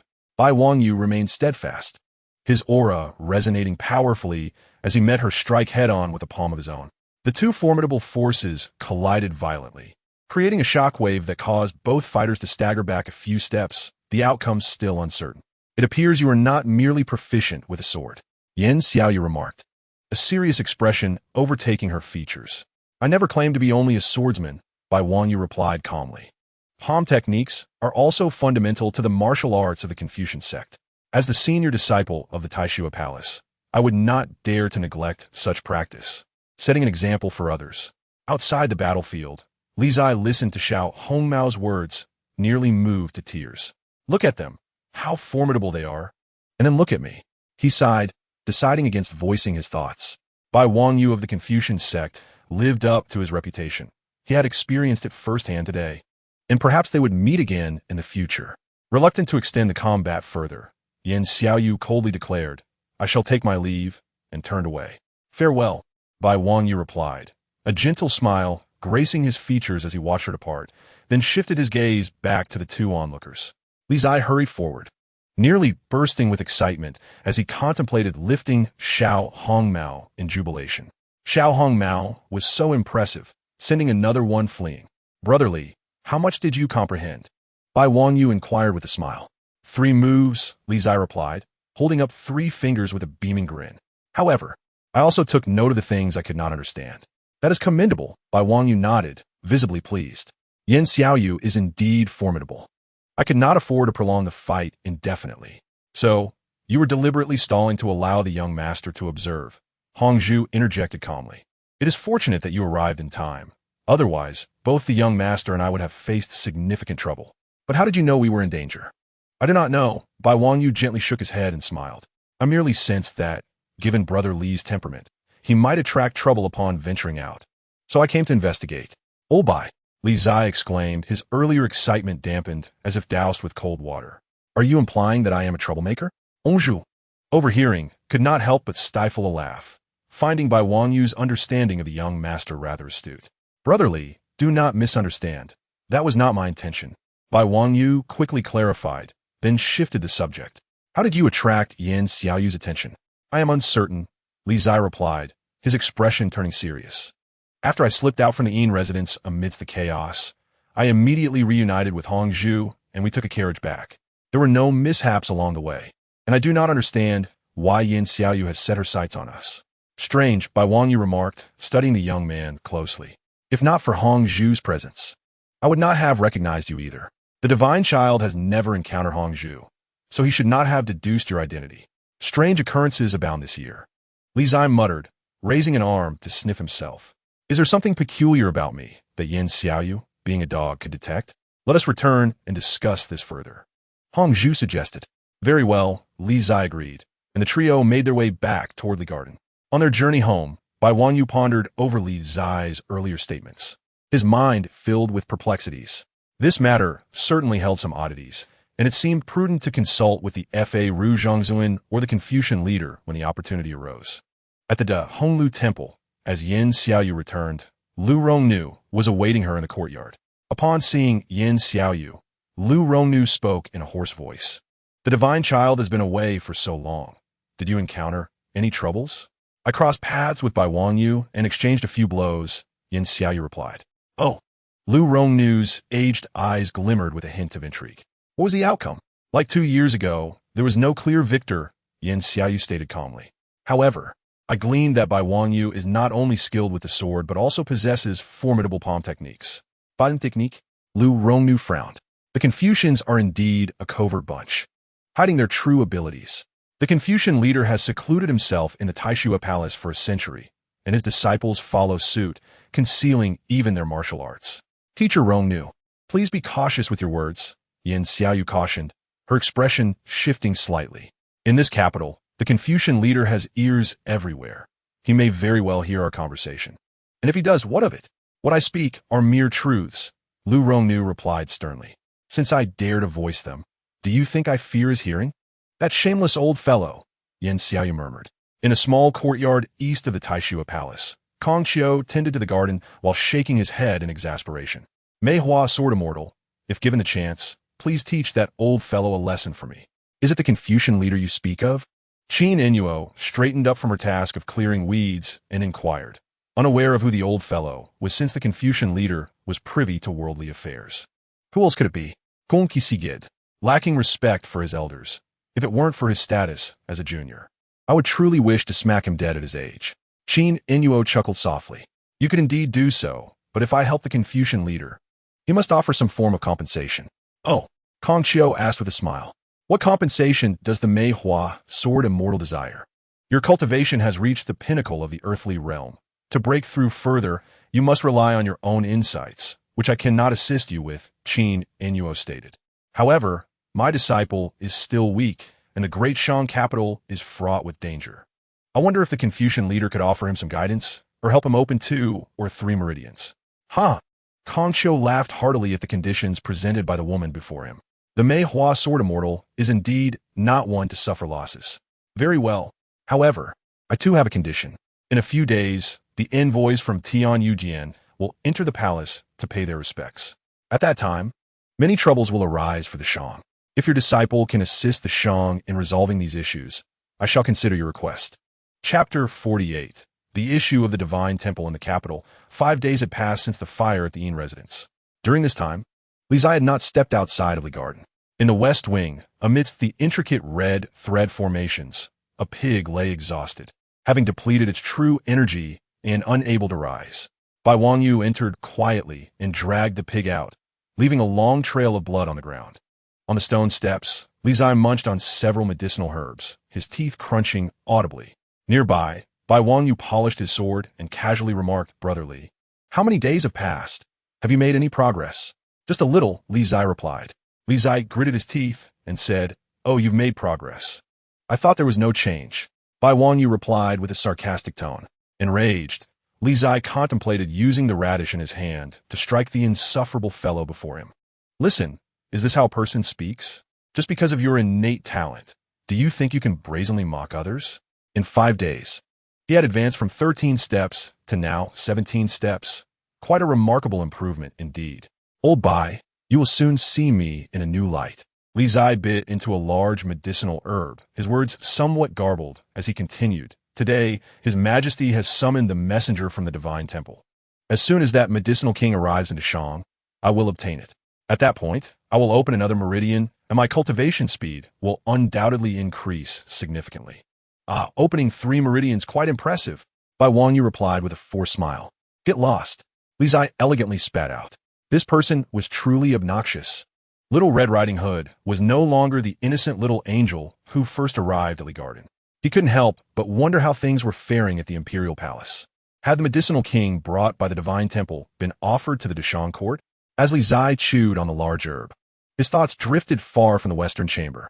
He longed for wings to fly directly to the palace. At the Dashang imperial palace, magnificent halls rose one after another. Among the many halls, an exceptionally grand one stood tall. In front, a stone staircase made of layers of white jade led directly from Xuanwu Gate to Tianting, exuding an extraordinary majesty.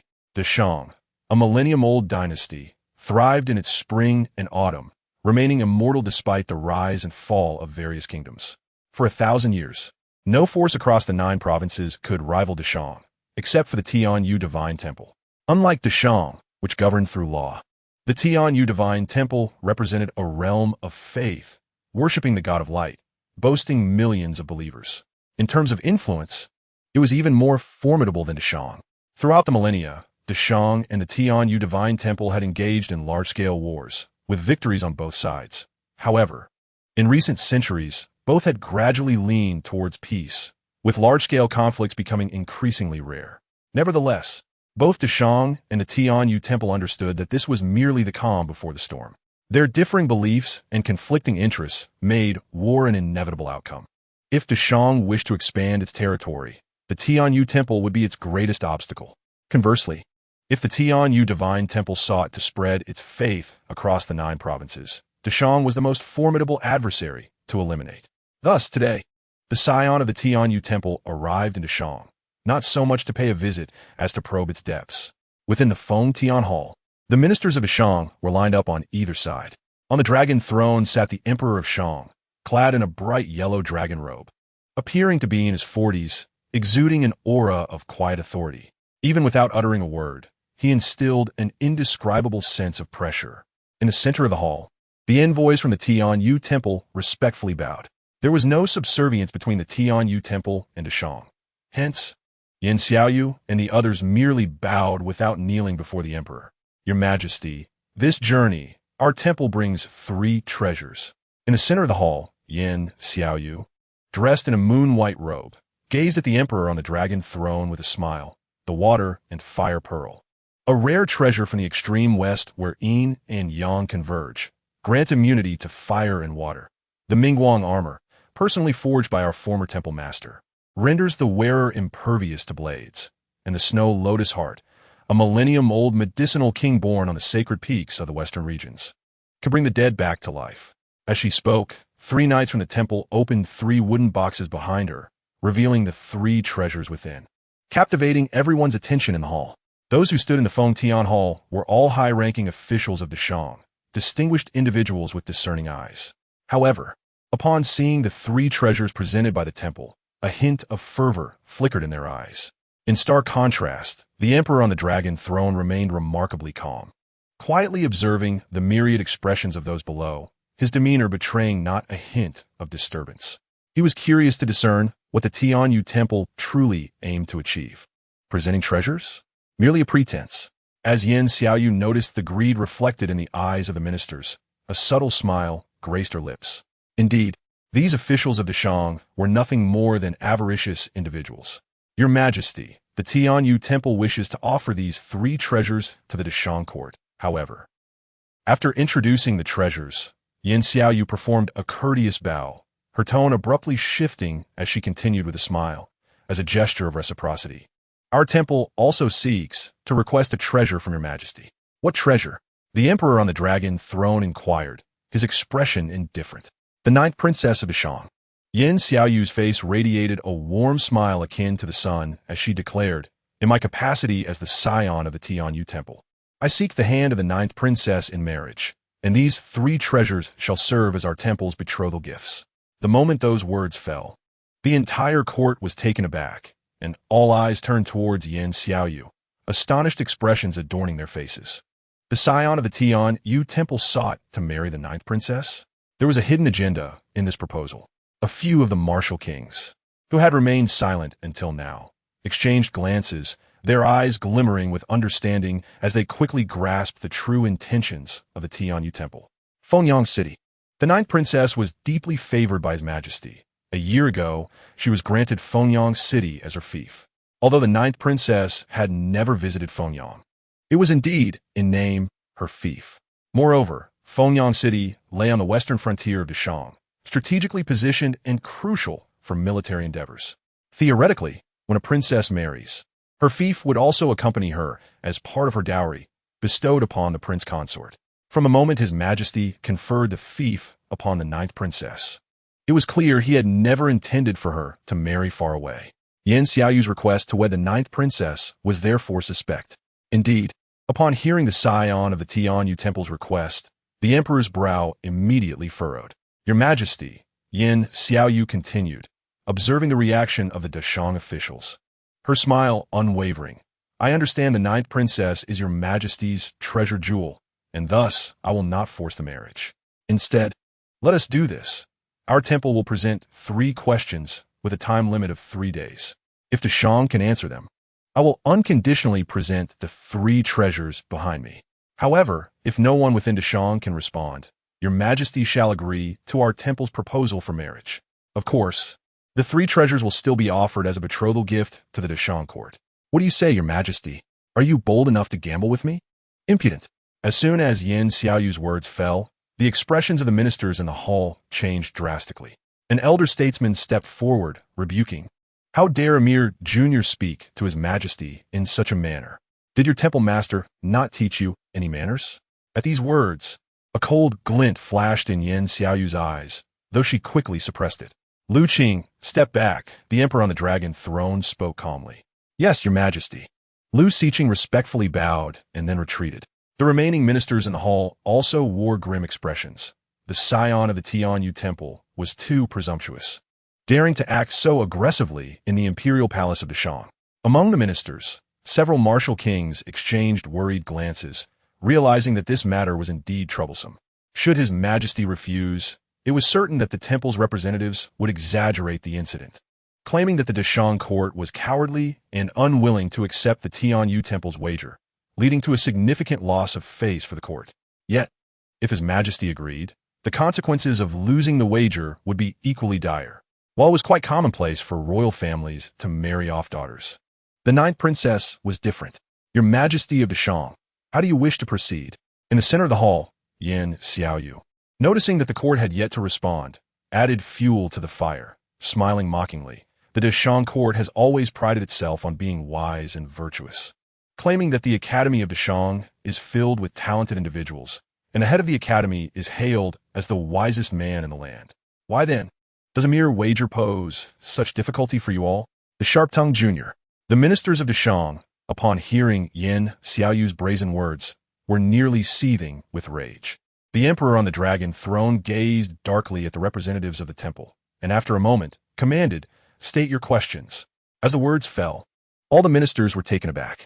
Did your Majesty actually agree to this wager? In the center of the grand hall, Yin Xiaoyu smiled. for he feared that the rulers and ministers of the Deshang would cower and hesitate to respond. Indeed, the emperor was forthright. To all present from Deshang, listen closely. Yan Xiaoyu's gaze swept over the lords and ministers, and he spoke with a smile. The first question, how can one thread a line through the whole of South Pearl without using their hands? The second question, among 50 mares that bear a striking resemblance and 50 recently born foals, how can one accurately distinguish each mother from her offspring? The third question, how can one ignite fire using water? The unremarkable voice echoed within the Feng Tian Hall of Deshang. At some point, all of Deshang's officials fell silent, their expressions grave, rendered speechless. On the dragon throne, the face of the Shang emperor also shifted, a sinking feeling in his heart. This was troublesome. Li Yuan noon, the sun high in the sky. Young master, a young attendant hurriedly approached from outside the side hall, saying, "There is news from the palace." Upon hearing this, Li Zai immediately stood up, concerned. "What is it? My Yao Wang must not be in any trouble." The divine hall presented 3 difficult questions to the court. The attendant took a breath and elaborated on the news received from the palace. Fortunately, my Yao Wang is unharmed. Li Zai hardly paid attention to the challenges posed, and upon hearing that the divine hall would indeed present Yao Wang to the Deshang court, he instantly breathed a sigh of relief and sat back down. Beside him, Bai Wangyu discerned the crux of the matter, his expression turning serious as he inquired, "Has anyone answered these 3 questions?" "None." The attendant shook his head, stating, "Not a single one could answer. These fools, on the steps." Li Zai took out a large radish, biting into it, and while chewing, spoke indistinctly. "These are all easy questions, if they can't answer them. The poor 9th princess will likely be married off to that desolate place in the western regions." He had seen these trivial problems no less than 80 times in his past life. Could they not come up with something fresh? Chapter 49, at a glance. U1T survived 2 episodes. In the West Wing, after hearing Li Zai's muffled words, Bai Wangyu's gaze shifted towards him, asking, "Brother Li knows the solutions?" "I know nothing." Li Zai vigorously shook his head. "I know nothing at all. Anyone who has received even a modicum of education should know these few trivial problems." "No." Bai Wangyu sensed the contradiction in the young man's words and pressed further. "Brother Li, you must know how to solve these questions, right?" "Old Bai, do not fret over matters that do not concern you. There are many capable ministers in the court. They will surely figure it out." Li Zai replied while munching on the radish, adding, "I must say, the more I chew on this radish, the more my sense of taste has changed. It actually tastes quite good." "Brother Li, this is no trivial matter," Bai Wangyu said with utmost seriousness. "If Deshang cannot answer the 3 questions from the Tianyu Hall, it will not merely be a loss of face. The 9th princess is the sovereign of Fengyang, and should she marry, Fengyang City will follow suit in the dowry." "Oh," Li Zai responded nonchalantly, taking another bite of the radish. Bai Banyu, observing Li Zai's indifferenza, felt an urge to strike him. This lad, when it comes to matters that do not concern him, shows no willingness to exert any effort. A plan must be devised to make him contribute. Bai Wangyu's mind churned, yet he could not conjure up a suitable scheme. At the Tai Shui Gong, the 3 questions from the divine hall swiftly arrived, and all students and instructors began to ponder deeply. Igniting fire with water, is that not absurd? An elderly instructor, after contemplating for a long time, angrily overturned his table, exclaiming in frustration, "As for threading the South Pearl, I have tried, and it is utterly impossible. I shall take my leave." Another instructor, utilizing his internal force to control the thread, attempted several times, but could not thread it through the South Pearl. Subsequently, he huffed his displeasure and departed. This elderly instructor was a master of the 3rd realm of martial arts, capable of slaying several Li Zais with a single strike. 100 horses? What the hell? Is there anyone who raises horses? Tell me how to distinguish them. Several irate instructors began to curse, their words unrestrained, almost questioning the ancestry of those in the divine hall. While the instructors were in a frenzy, the 4 masters of the Confucian school were similarly troubled by the matter concerning the divine hall. Early in the morning, the court had sent individuals to request assistance from the Tai Shui Gong, yet these questions were so unprecedented that they could not find answers. With no other choice, the 4 masters could only seek an audience with the Ru Shou, hoping for guidance. Bai Wangyu knows the answers. Go seek him, was all Ru Shou said, offering no further elaboration. Wangyu, the master of the Fa Ru, upon hearing Ru Shou's directive, displayed an expression of astonishment. if they could not solve these problems, how could Wang Yu? Yet, since Rushou had already provided guidance, the four masters dared not ask further and could only send someone to summon by Wang Yu back. In Li Yuan, upon hearing that a disciple from the Tai Shui Gong had come seeking him, Bai Wang Yu promptly returned to the Tai Shui Gong upon learning it was the summons of the master of the Fa Ru. What you do not know. Within the law enforcement hall, the master of the Fa Ru, upon hearing the disciple's response, expressed surprise, but Rushou said you have already discerned the answers. Rushou said this.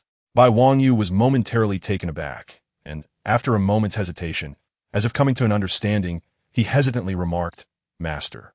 Although the disciple does not know the answers, brotherly might. Li Ziya, that lad can solve the 3 questions from the Tianyu Hall? The master of the Fa Ru was taken aback, disbelief evident on his face. Master, though Brother Li's cultivation is still weak, he possesses a sharp intellect. I believe he indeed knows the answers, Bai Wang Yu asserted earnestly. Then what are we waiting for? Quickly bring him here.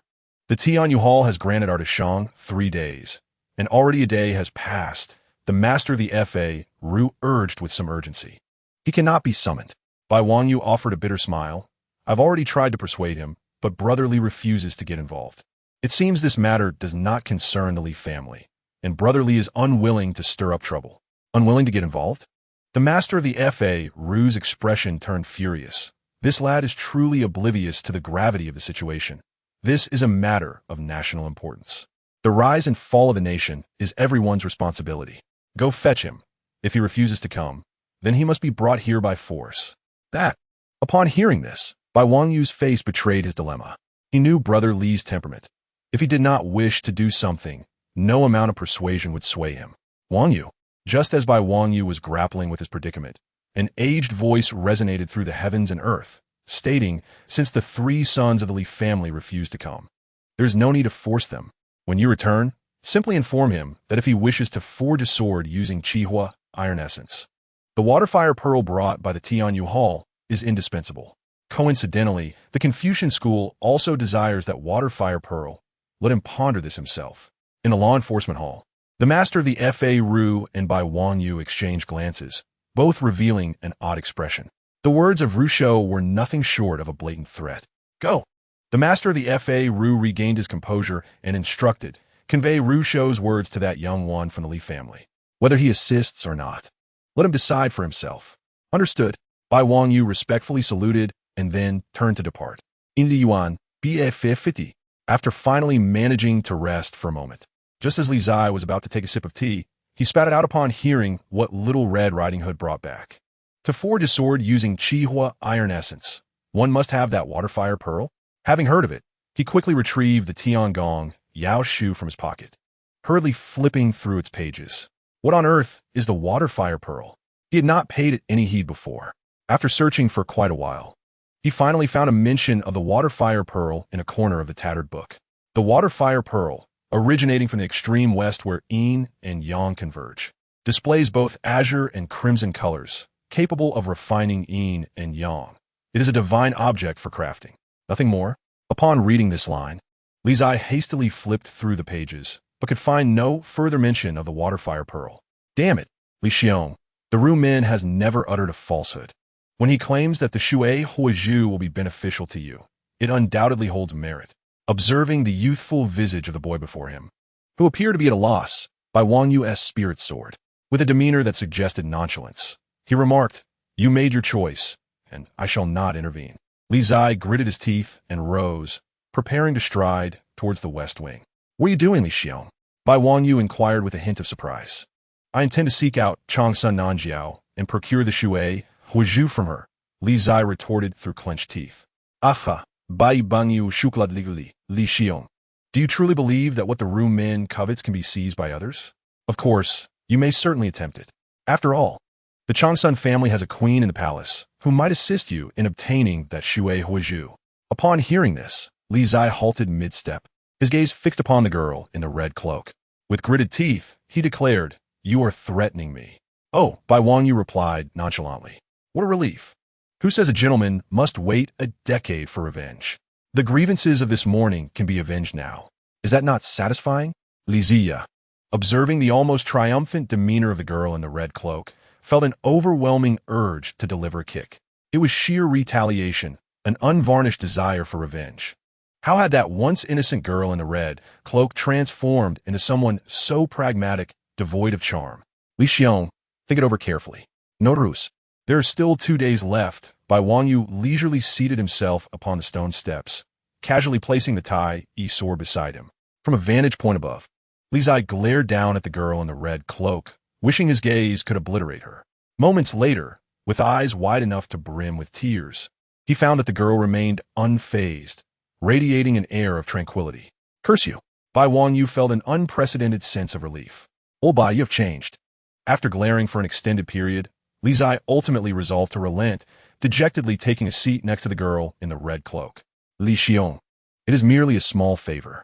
Are you not the one who relishes the spotlight? This is an excellent opportunity. If you assist the Deshang in solving the 3 conundrums of the Tianyu Dian, you will be hailed as a hero throughout the Deshang dynasty. There are countless benefits for you without any detriment. Why then is Li Xiong so reluctant? Bai Wangyu inquired, somewhat perplexed. You do not understand, Li Zai replied irritably. When a tree stands tall in a forest, it is bound to be uprooted by the wind. The Li family is already sufficiently conspicuous. If I were to step forward at this juncture, consider how much more we would be thrust into the limelight. Jealousy lurks in the hearts of men. The more the Li family flourishes, the more obstacles we shall face from those who harbor malice. However, if Li Xiong were to achieve this great feat for the Deshang and become a hero in the eyes of the people, even if some wish to target the Li family, they would be compelled to exercise caution, Bai Wangyu argued. Clearly, you are a novice in palace intrigue, destined to perish within 2 episodes. The struggle for power is far more intricate than you perceive, Li Zai sighed. Throughout history, the most tragic fates have befallen those so-called heroes. Let us not even discuss the myriad generals of the Deshang who were executed despite their glorious accomplishments and the reverence of the populace. Bai Wangyu pondered this, his expression contemplative, acknowledging that Li Zai's words bore some weight. What shall we do then? Bai Wangyu asked, concern evident in his tone. Perhaps you could share the answers with me, and I could take the credit for you? Li Zai turned to face the girl in the red cloak, and after a moment, elegantly uttered one word, scram. Ha! Bai Wangyu laughed heartily, knowing that Li Xiong would never forsake this opportunity to shine. Let be. There are already countless eyes on the Li family. A few more won't matter. You do make a valid point. If I become a hero in the eyes of the common folk, even the court would need to tread carefully should they wish to deal with the Li family.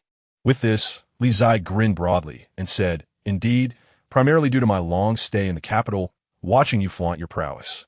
Now it is finally my turn. Bai Wangyu, witnessing the exuberance of the young man beside him, could not help but smile.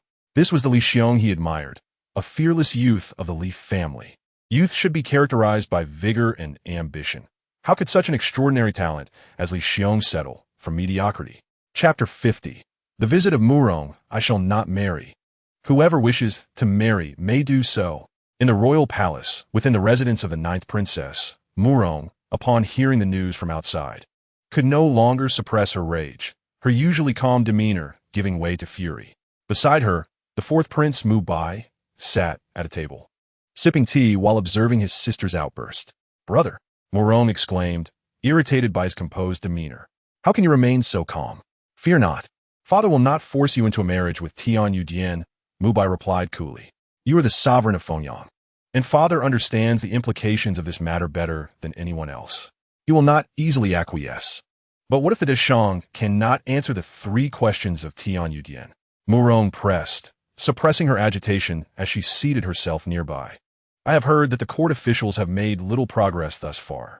Is there not still the Tai Shui Gong and the Rushou? Mu Bai responded evenly. Do you not trust the officials in the court, yet you doubt the wisdom of the Rushou? One can only hope that the Rushou will take an interest in this matter, Murong lamented, her anxiety palpable. If he does not wish to intervene, I shall truly be forced into a distant marriage in the western regions. At this, Mu Bai set his teacup down and suggested, if you're truly anxious, I propose you consult someone. Who? Murong inquired. The foremost disciple of the Rumen, Bai Wangyu, Mu Bai replied calmly. Bai Wangyu? Murong's expression shifted. I have heard that he is currently residing in Liyuan. You have a degree of acquaintance with the eldest daughter of the Li family, do you not? You could leverage that connection to inquire, Mu Bai suggested. Murong's eyes sparkled with contemplation. After a moment, she nodded and said, "You are right, brother. I have long wished to visit Li Yuan and see for myself the heir of the Li family who has caused Aunt Nanjiao such distress. Would you like me to accompany you?" Mu Bai offered. "Do you wish to come along, brother?" Mu Rong regarded him with suspicion. "It seems you have ulterior motives." Li Yuan hosts both Bai Wangyu and the heir of the Li family, both rare swordsmanship prodigies of a younger generation. Even if a true duel is not feasible, exchanging martial arts experiences would be beneficial, Mu Bai stated without reservation.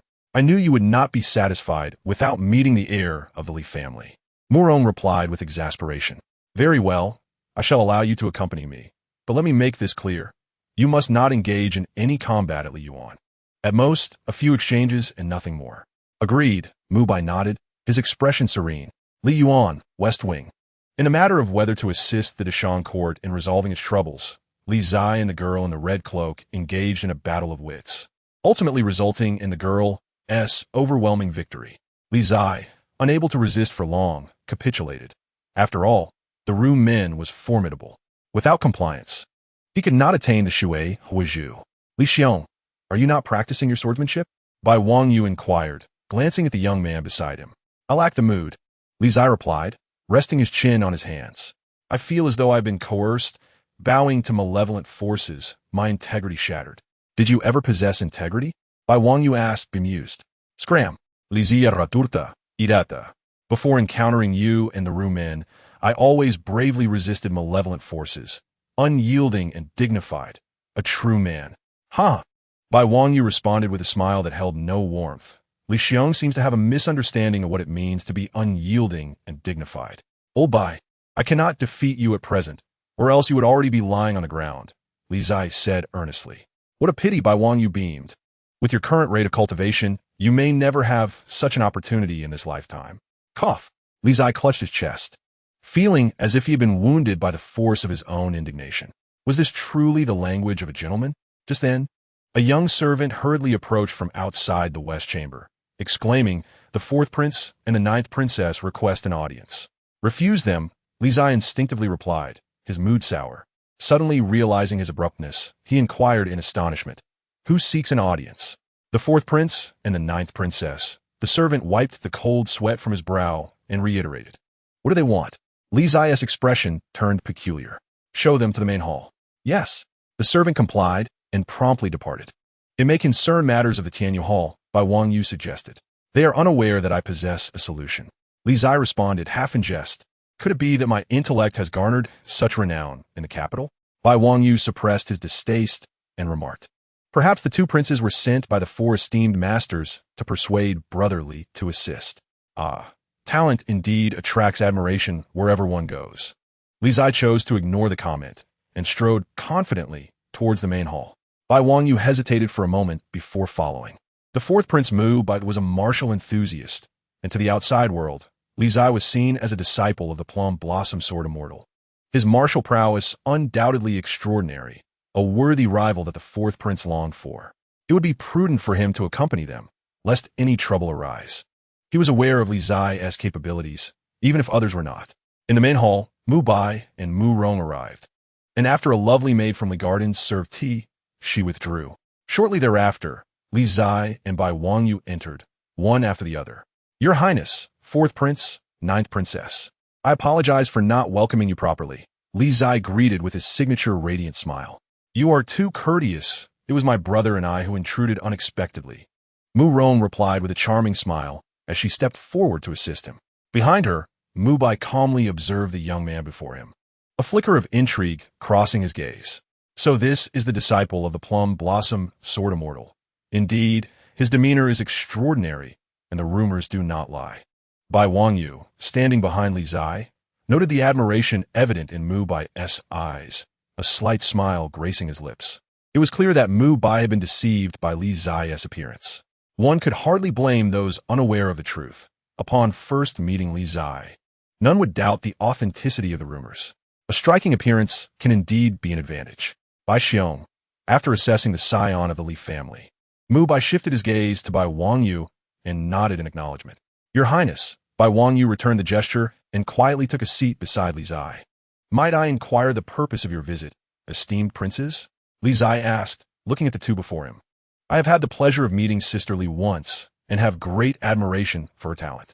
I have long wished to pay my respects, yet found no opportunity until today as I accompany my brother on royal business. Mu Rong explained with a bright smile. The ninth princess seeks to meet Sister Yue. Lizia responda regretfully. Unfortunately, Sister Yue has already left the estate this morning on business. She may not return until sunset. After speaking, Li Zai subtly grimaced, thinking, what a fuss. I'm in no hurry. They can chatter until dark for all I care. That is indeed unfortunate, Mu Rong echoed, her beautiful features reflecting a similar regret as she turned to her brother. Brother, do you have any business to attend to? Yes. Mu Bai looked at the two before him. Li Qingzhi, Bai Xiong, we are all practitioners of the sword. Why not take this opportunity to exchange insights on martial arts? Li Zai was momentarily taken aback. He had heard tales of the fourth prince's obsession with martial arts, and upon meeting him, it was evident. However, he had only recently begun his training. Was this not akin to asking Zhang Fei to embroider? Furthermore, engaging in martial exchanges would inevitably mean sparring, and his current skills were insufficient to entertain such encounters. Thus, Li Zai discreetly motioned to Bai Wangyu, signaling him to take the lead. Bai Wangyu understood the implication and replied, Your Highness, Brother Li has been unwell lately. Perhaps it would be better if I engage with you in martial discussions instead? Mu Bai discerned the subtext in Bai Wangyu's words, his brow furrowing slightly, yet he could not compel them further. Very well, but this space is too constricted. Let's proceed outside. Agreed, Bai Wangyu replied. As they rose, Mu Rong immediately cast her brother a warning glance. Remember to address the main issue. Also, no excessive sparring. Mu Bai nodded lightly before stepping outside. Bai Wangyu followed, casting Li Zai a cautionary look before departing. Brother Li, this is a princess. Do remain composed in our absence. Li Zai grasped the meaning behind Bai Wangyu's expression, nearly tossing his teacup in frustration. He opened his mouth, elegantly forming the words, Pigeon begone. Bai Wangyu smiled calmly as he exited. Li Qingzhi, my brother's passion for martial arts often compels him to spar with peers. I hope you will forgive our intrusion. Mu Rong said apologetically in the hall. Your Highness is too kind. Li Zai began to respond when suddenly, a cacophony erupted from outside. He was taken aback. Such swiftness? Opposite him, Mu Rong was equally stunned, and after a moment, she regained her composure, her teeth clenched in irritation. Her brother had disregarded her warning entirely. Outside the hall, the air buzzed with sword energy as the two figures danced in fierce combat. Inside, Mu Rong's discomfort grew as she struggled to find words to explain their situation. To intrude upon another's domain and engage in battle would be indefensible, even under the pretext of martial enthusiasm. Ningt brinkens, der. Li Zai raised his cup in a toast, smiling. The tea from the garden is truly delightful. Please, continue your performance. I am keen to observe. Mu Rong, feeling the weight of the situation, took a sip of her tea, her mood thoroughly soured. After a moment, she set her cup down, her teeth gritting in frustration. Realizing she could not merely sit idly, she proactively stated, Li Qingzhi, my brother and I have come today with another matter to discuss. Oh, Lizzie feignet surprise. What might that be? Mu Rong glanced towards the ongoing duel outside, sighing softly. Li Qingzhi, you must have heard that the Tianyu Hall has proposed a wager to the Deshang court, a matter of great consequence to the honor of Deshang and my lifelong happiness. Thus, I wish to inquire whether Bai Wangyu, this esteemed scholar, might intervene to resolve the issue. Ah, I see. There's no need for you to ask him. I can answer that. Li Zai grinned widely, a dazzling smile illuminating his face. The scholar will not intervene, but I shall. Chapter 51. He has arrived, gliding upon the clouds of 7 colors. Li Garden. Half an hour later, Mu Rong and Mu Bai departed together in a carriage. Li Zai watched them leave, humming a cheerful tune as he returned to his residence. I must say, the ninth princess is truly beautiful. Having her as a wife would not be amiss, though her stature may not please Sister Yue. Outside the main hall, Bai Wangyu observed the jubilant demeanor of Li Zai, curiously inquiring, What brings you such joy? I cannot disclose that, Li Zai replied, swaggering back into the inner courtyard. Having aided the ninth princess, perhaps she would feel compelled to express her gratitude in kind. Would he accept such an offer? What a dilemma. In the inner courtyard, Zhang Lada noticed the infatuated expression on Li Zai's face and knew the lad was lost in fanciful thoughts once more. In the capital, on the way back to the palace, The fourth Prince Mistveil sat silently in the carriage, his expression unreadable. Across from him, Murong's beautiful eyes bore into her brother, and had her gaze the power to slay, Mistveil might have been reduced to mere fragments. I did not mean to. He finally broke the silence, unable to withstand the palpable tension emanating from his sister. Ah, His Highness the Fourth Prince is truly formidable, striding into others' domains to display his might. Had it not been for Bai Wangyu's voluntary retreat, was His Highness prepared to continue until dusk? A dangerous glint flickered in Murong's eyes as she inquired. Not at all. Mirabai hastily shook his head. It was merely a spar. Even if Bai Wangyu had not held back, I would have ceased promptly. He was no fool. He could clearly see that his sister was on the brink of an outburst, and he had no desire to see the innocent harmed. Oh, brother, you possess such awareness? Murong smiled faintly, then asked, what of the matter I urged you to inquire about? Upon hearing this, Mirabai's expression froze momentarily, and he inhaled sharply. It was over. In his preoccupation with swordplay, he had forgotten the important matter. Indeed, as Murong noticed his reaction, the dangerous light in her eyes intensified. Have you forgotten, brother? Mirabai fell silent, unable to respond. Murong closed her eyes, took a deep breath, and suppressed the surging anger within her after several attempts. Men, it seemed, were all unreliable. They were all big, clumsy oafs. Shall we return to inquire again? Mirabai suggested. Though his heart raced, his countenance remained deceptively calm. No need. Murong opened her eyes and replied coolly. I have already inquired. Already inquired? Mirabai was taken aback. After my spar with Bai Wangyu, we left Li Yuan. When did you ask? You said I asked him. Murong retorted, exasperated. Then who else could you have asked? Mirabai began, only to suddenly pause, astonished. You mean Li Zai? Indeed. Murong nodded, a glimmer passing through her eyes. This time, we may owe the Li family a significant favor. She did not understand why Li Zai would assist her. Yet this favor could not be ignored. On the street, the carriage rolled toward the palace with a rumble. As the sun began to set, nearing the palace, Mirabai exited the carriage and regarded his sister inside with a serious expression. If Li Zai can indeed aid you, I shall help you repay this favor. Having said this, Mirabai refrained from further words and turned to return to his own royal residence. 3 days passed in what seemed a tranquil manner. After 3 days, at the Dashi Imperial Palace before the Fengtian Hall, ministers gathered, and the Emperor of Dashi sat high upon the thousand-layer stone steps, surveying the assembly with imperial authority. The autumn breeze blew, rustling the ornate canopies as the ministers of Dashi stood below, their expressions tinged with urgency. 3 days had come and gone, yet none had devised an answer. It was said that His Majesty had summoned the scholars from the Taishua Palace for assistance. One wondered if there had been any results. Upon the steps, the Emperor of Dashi gazed down with a tranquil countenance, revealing no hint of turmoil.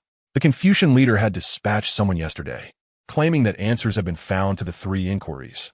Yet, as the time approached, why had no representatives from the Confucian sect arrived? The messenger from the Tianyu Hall has arrived. Just then, a sharp voice rang out from the end of the steps. All eyes turned to see Yin Xiaoyu and Lu Rongnu leading the entourage from the Divine Hall approaching. They have arrived. The ministers exchanged glances, their worry deepening. The Divine Hall's representatives had come, yet they still had not resolved the 3 questions. What were they to do? Under the anxious gaze of the Dashi ministers, the Divine Hall representatives approached, bowing respectfully. We greet your Majesty of Dashi. No need for excessive formalities. The Emperor of Dashi responded coolly. The Divine Hall members straightened, and Yin Xiaoyu lifted her gaze to the Emperor standing before the Fengtian Hall, smiling. Your Majesty, the 3 days have elapsed. Might you provide the answers? With this, Yin Xiaoyu scanned the Dashi ministers on either side, a barely perceptible smirk of derision curling her lips. Observing the dejected expressions of this group of ineffectual men, it was evident they had failed to arrive at a solution. Let us wait a while longer, the Emperor of Dashi said calmly. Hearing this, Yin Xiaoyu turned her gaze toward the Emperor on the steps and remarked, If your Majesty wishes to wait, we of the Divine Hall shall naturally comply. However, until when shall we wait? For the duration of an incense stick, the Emperor replied slowly. Very well. Yin Xiaoyu smiled lightly, declaring, We of the Divine Hall shall wait for 1 more incense stick's time. 3 days had passed without the Dashi court able to answer. She doubted they could make any progress in just 1 stick's worth of time. It was merely an attempt to delay the inevitable admission of defeat. Before the Feng Tian Hall, a palace eunuch brought forth an incense stick and placed it on the wooden table, igniting it with a fire taper before retreating. The incense in the palace was specially made. The short ones burned out in a quarter of an hour, while the longer ones lasted half an hour. To prolong the wait, the eunuch purposely selected the longest stick available. Below the steps, Yan Xiaoyu discerned the Dashi court's intentions and sneered quietly. Choosing not to expose their scheme, delay away, she was curious how long they could stretch this out. Outside the Feng Tian Hall, time passed slowly, the autumn breeze blowing, ash falling from the incense. All the ministers of Dashi focused intently on the burning stick, hoping it would last a moment longer. Among the ministers, Mirabai stood there with a calm demeanor, as composed as ever, exuding an air of tranquility as if unperturbed by the impending collapse of a mountain. Murong had claimed that the heir of the Li family would come, and so he would undoubtedly appear. He did not place his faith in the heir of the Li family, but rather in Murong's ability to discern character. As the time of the incense stick drew near, approximately half an hour later, Yan Xiaoyu observed the Emperor of Dashi on the steps and smiled. "Your Majesty, shall we continue to wait? The incense has yet to burn out. There is no rush," the Emperor replied nonchalantly. "Huh?" Yan Xiaoyu scoffed derisively, noting the stubbornness of the Dashi monarch and his ministers. On either side of the steps, the ministers of Dashi, witnessing the incense nearing its end, grew increasingly anxious. What was the Emperor waiting for? Could it be that someone would truly arrive? "They're here! They're here!" Just then, a small eunuch rushed in from the Xuanwu gate, excitement radiating from his face. "Your Majesty!" The Confucian by Wang Yu requests an audience, accompanied by a young man named Li Zai. "Announce them," the Emperor of Dashi commanded, his eyes sparkling with brilliance. "Yes." The small eunuch bowed respectfully before hurrying away. In the next moment, a figure clad in a white Confucian robe stepped forth from the Xuanwu gate, drawing the attention of the assembly with his radiant presence. However, to everyone's astonishment, Bai Wangyu was following closely behind a young man, whose countenance was as graceful as jade, exuding en extraordinary aura. His serene, confident smile was unforgettable at first glance. As the two approached the steps, Bai Wangyu took a step forward, bowing respectfully. "The Confucian sect. Bai Wangyu pays respects to your Majesty." Beside him, Li Zai followed suit, his gaze sweeping over the gathered ministers and the Emperor of Dashi above, a subtle smile gracing his lips. At last, he had arrived at this moment.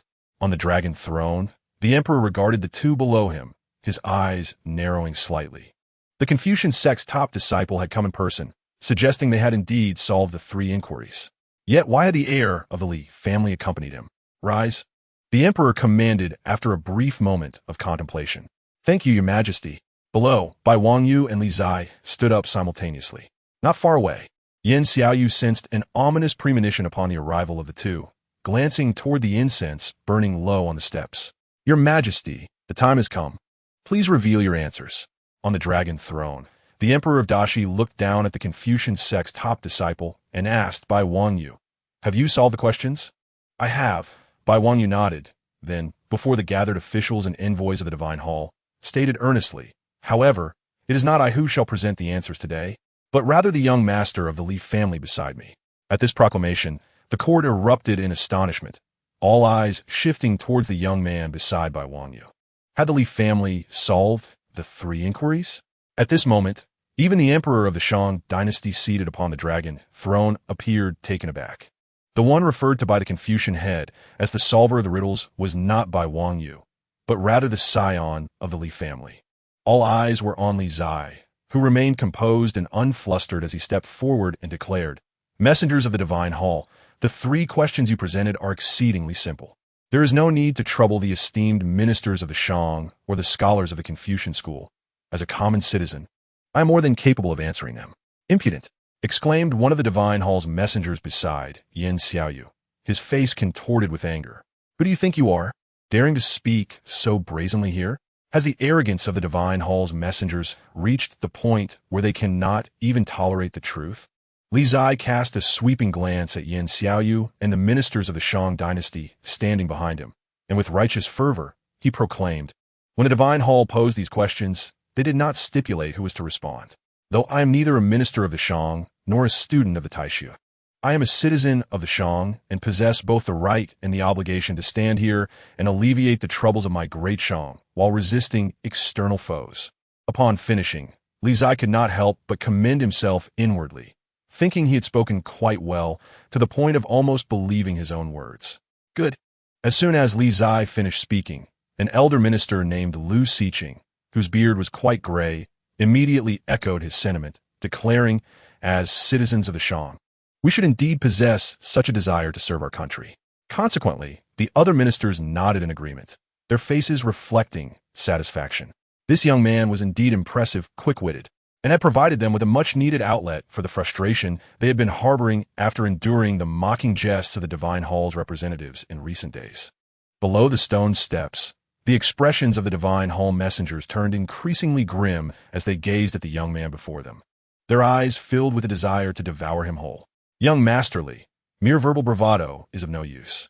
If you cannot solve the 3 riddles of the Divine Hall, the outcome of this wager will still count as a loss for the Shang, Yan Xiaoyu coldly remarked. 3 questions, you say?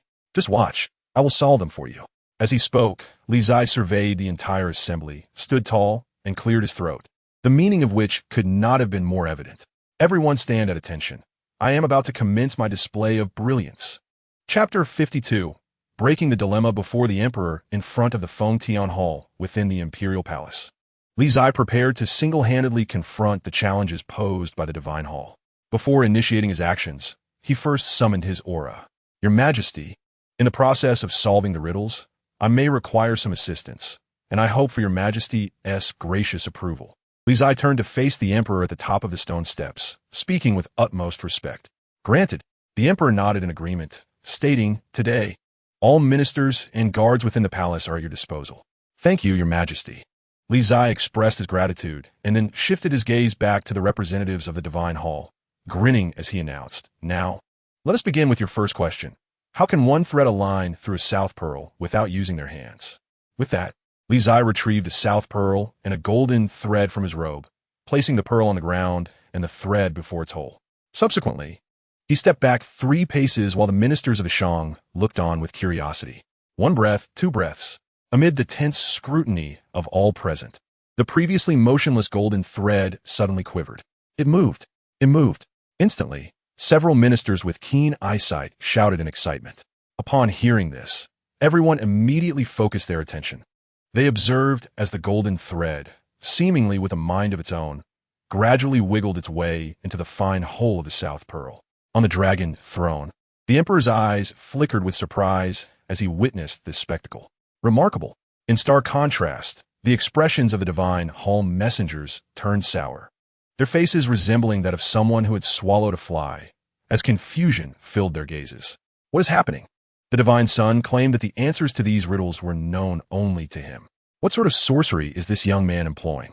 Before the representatives of the Divine Hall, Yan Xiaoyu regarded Li Qingzhi with a glint of danger in his eyes.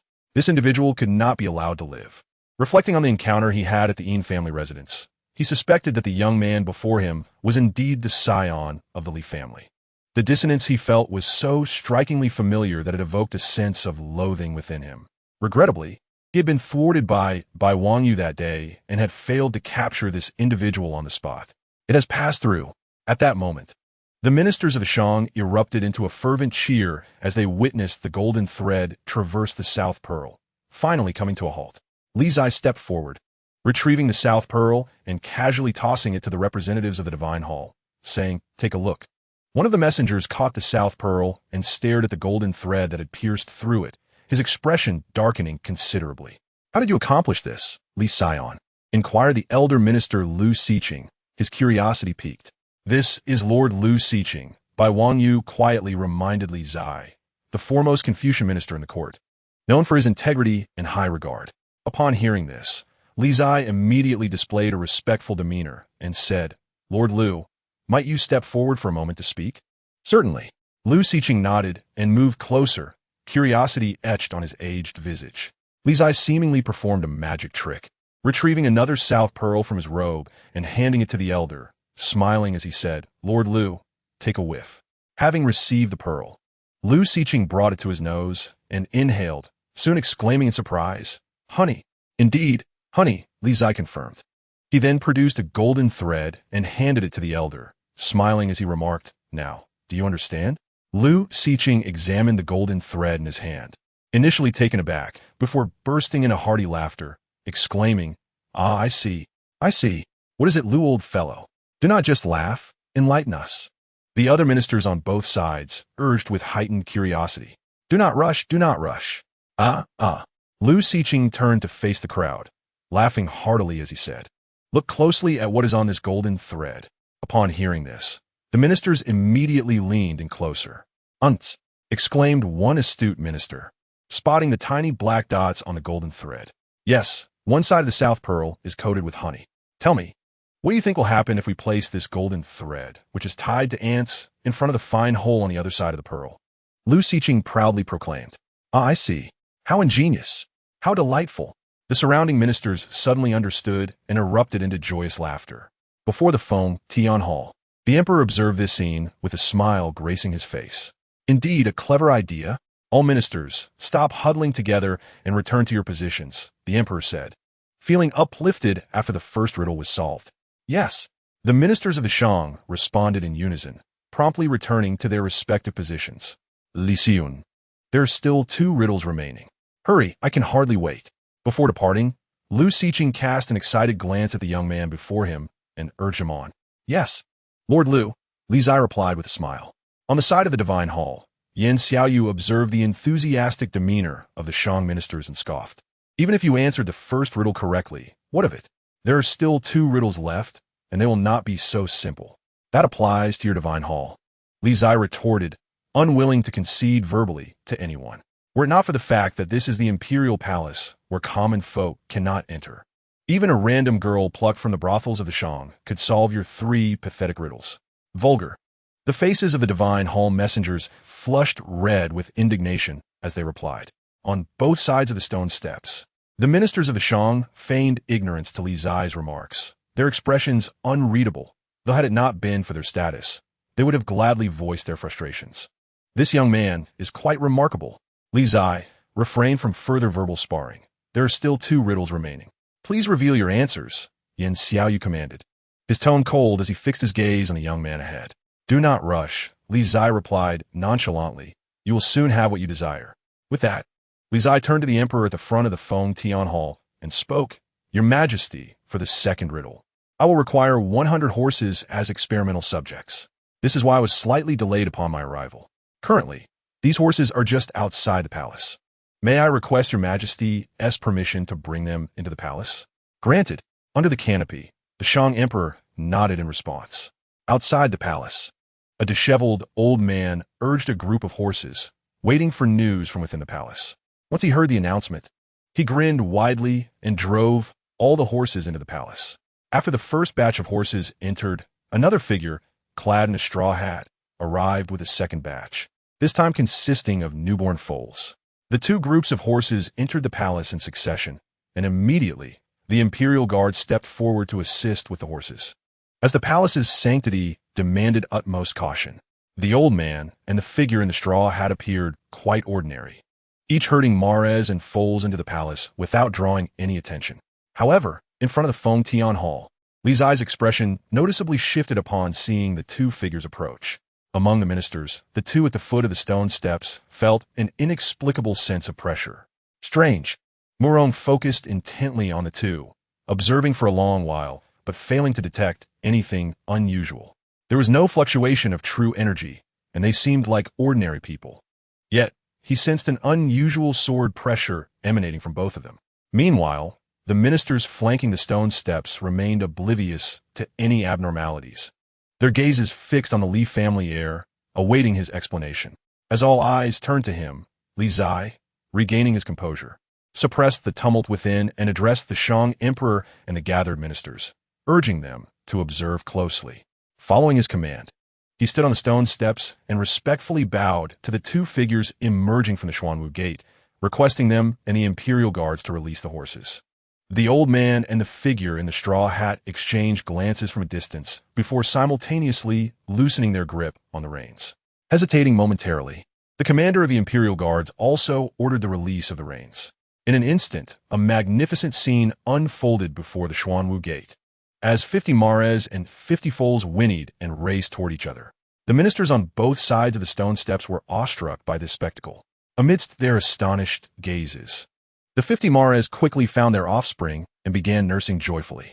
Some ministers, witnessing this, displayed contemplative expressions, beginning to grasp the situation. So that is how it is. What's going on? Is there anyone who understands? Many confused ministers anxiously tugged at one another, seeking answers. The reason was quite simple. Did you not notice how the mares rushed to nurse their foals? It was evident that they had been separated for at least a day, and the mares, worried their young ones might be hungry, hurried back to them instead of wandering about as usual, explained a perceptive minister patiently. I see. Upon hearing this clarification, the ministers awakened to the truth, marveling at the newfound knowledge. The Li family heir is impressive. Instantly, praises erupted among the officials, especially from Li Qingzhi, who was practically beaming with delight. This young man is remarkable, truly to my taste. Amidst the admiration from the Shang officials, Li Zai graciously acknowledged their compliments, maintaining an air of decorum befitting the occasion.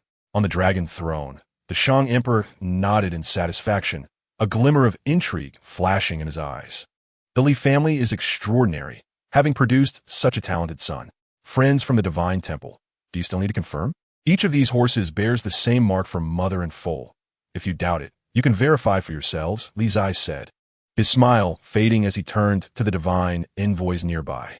No need, replied Yin Xiaoyu coldly. This round counts as your victory. But the final challenge remains, how to create fire with water. If you cannot solve it, you shall still not be deemed victorious. Huh? Li Zai responded with a nonchalant smile. This challenge is even simpler. He then turned to the Shang emperor beneath the canopy and requested, Your Majesty, I require a piece of ice approximately 1 foot in length and width. Certainly. The Shang emperor nodded in agreement once more. Not far away. Yin Xiaoyu's expression changed upon hearing Li Zai's request. Shortly thereafter, 2 young eunuchs approached, carrying an icebox. Perhaps due to the frigid temperature, their hands trembled slightly. Brother Bai, it falls to you. Li Zai turned and said with a smile, This laborious task is best suited for Little Red Riding Hood. Bai Wangyu nodded and stepped forward, extracting a block of ice from the box. Then, channeling his energy, began to carve the ice with his sword. While he worked, Li Zai glanced towards the figure in the straw hat at the distance, before breaking into a grin. Master, is that you? See, your beloved disciple hasn't brought you shame. Xin Enu. Before the ministers, the previously silent Rakshasa king, Tao Yaoyao, curved her lips slightly, the plum blossom sword immortal. Has she come to the palace out of concern for her precious disciple? Chapter 53. A sword shocking the world before the throne. Li Zai faced the final question in the divine temple's wager. The ministers watched with a mix of anticipation and tension. This was the last question. If answered correctly, the Deshang would win the wager. If not, all previous efforts would be in vain. Li family heir, you must not fail. The ministers cast encouraging and expectant glances at the young man ahead. For the first time, a single youth bore the hopes of all. In that moment, he was lightning. He was light. He was the singular myth. In the middle of the stone steps, Li Zai felt the minister's eager gazes and immediately returned a reassuring look, indicating that he could easily handle such trivial challenges as those posed by the divine temple. The ministers, reassured, began to smile amiably, their worries easing. Meanwhile, the divine envoys, including Yin Xiaoyu, seethed with frustration at the rapport between Li Zai and the Deshang officials, yet found themselves powerless to intervene. Young master, we cannot lose, can we? A divine envoy stepped forward, speaking earnestly. We will not lose, Yin Xiaoyu replied firmly. The divine temple shall never falter. Afterward, Yin Xiaoyu turned to the elderly figure in red robes, nodding in acknowledgement.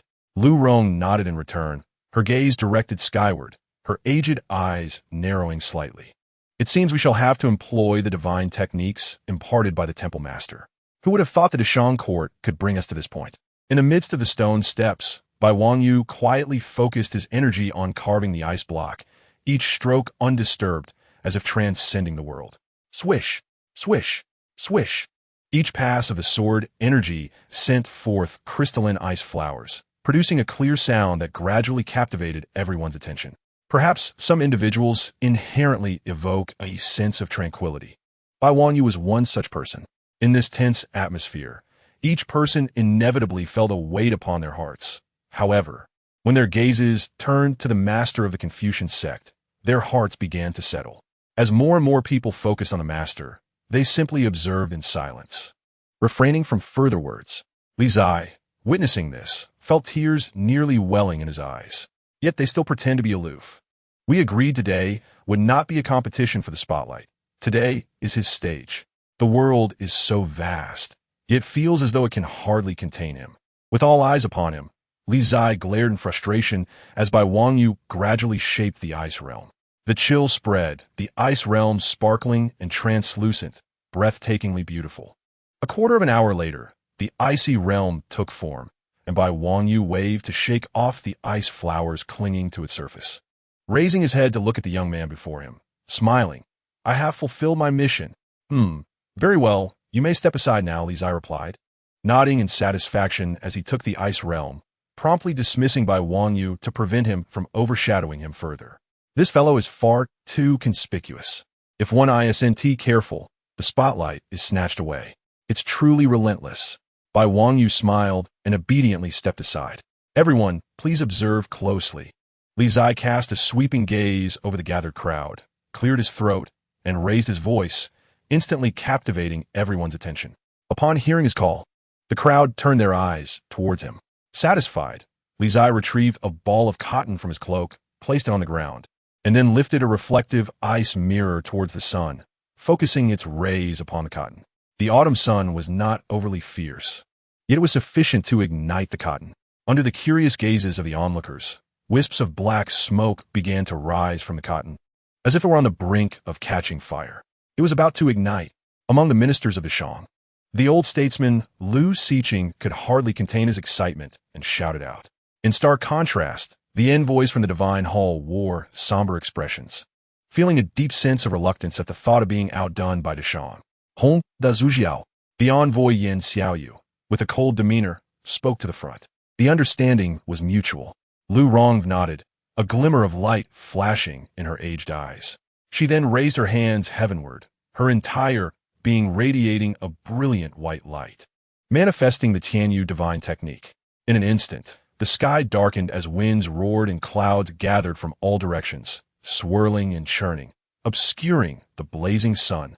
This sudden turn of events shocked everyone present. No one had anticipated such a twist when it seemed that Deshang was on the verge of victory. What the heck? In the center of the stone steps, Li Qingzhi watched as the cotton was blown away and could not help but exclaim, "Is this even possible? Using magic? Isn't this just bullying? Despicable, utterly despicable." The ministers of Deshang, witnessing the underhanded tactics of the Divine Hall, were incensed and began to voice their outrage. Yan Xiaoyu, unfazed by the accusations from Deshang's officials, smiled and replied, "There was no stipulation that our Divine Hall must cooperate with your problem-solving. Moreover, Rong de Zhujiao neither offended anyone nor harmed anyone. This does not violate the rules. Despicable. Shameless." The old minister Li Qingzhi was pale with rage, exclaiming that the people from the Divine Hall had completely lost their dignity. The Emperor of Shang, observing this scene from his dragon throne, also grew cold in demeanor. The Tianyu divine technique, to think that apart from that scholar, others from the Tianyu Hall had mastered this technique. Strange. Lu Rong should not possess such cultivation. Your Majesty of Deshang, may I inquire if there is a solution to this third question?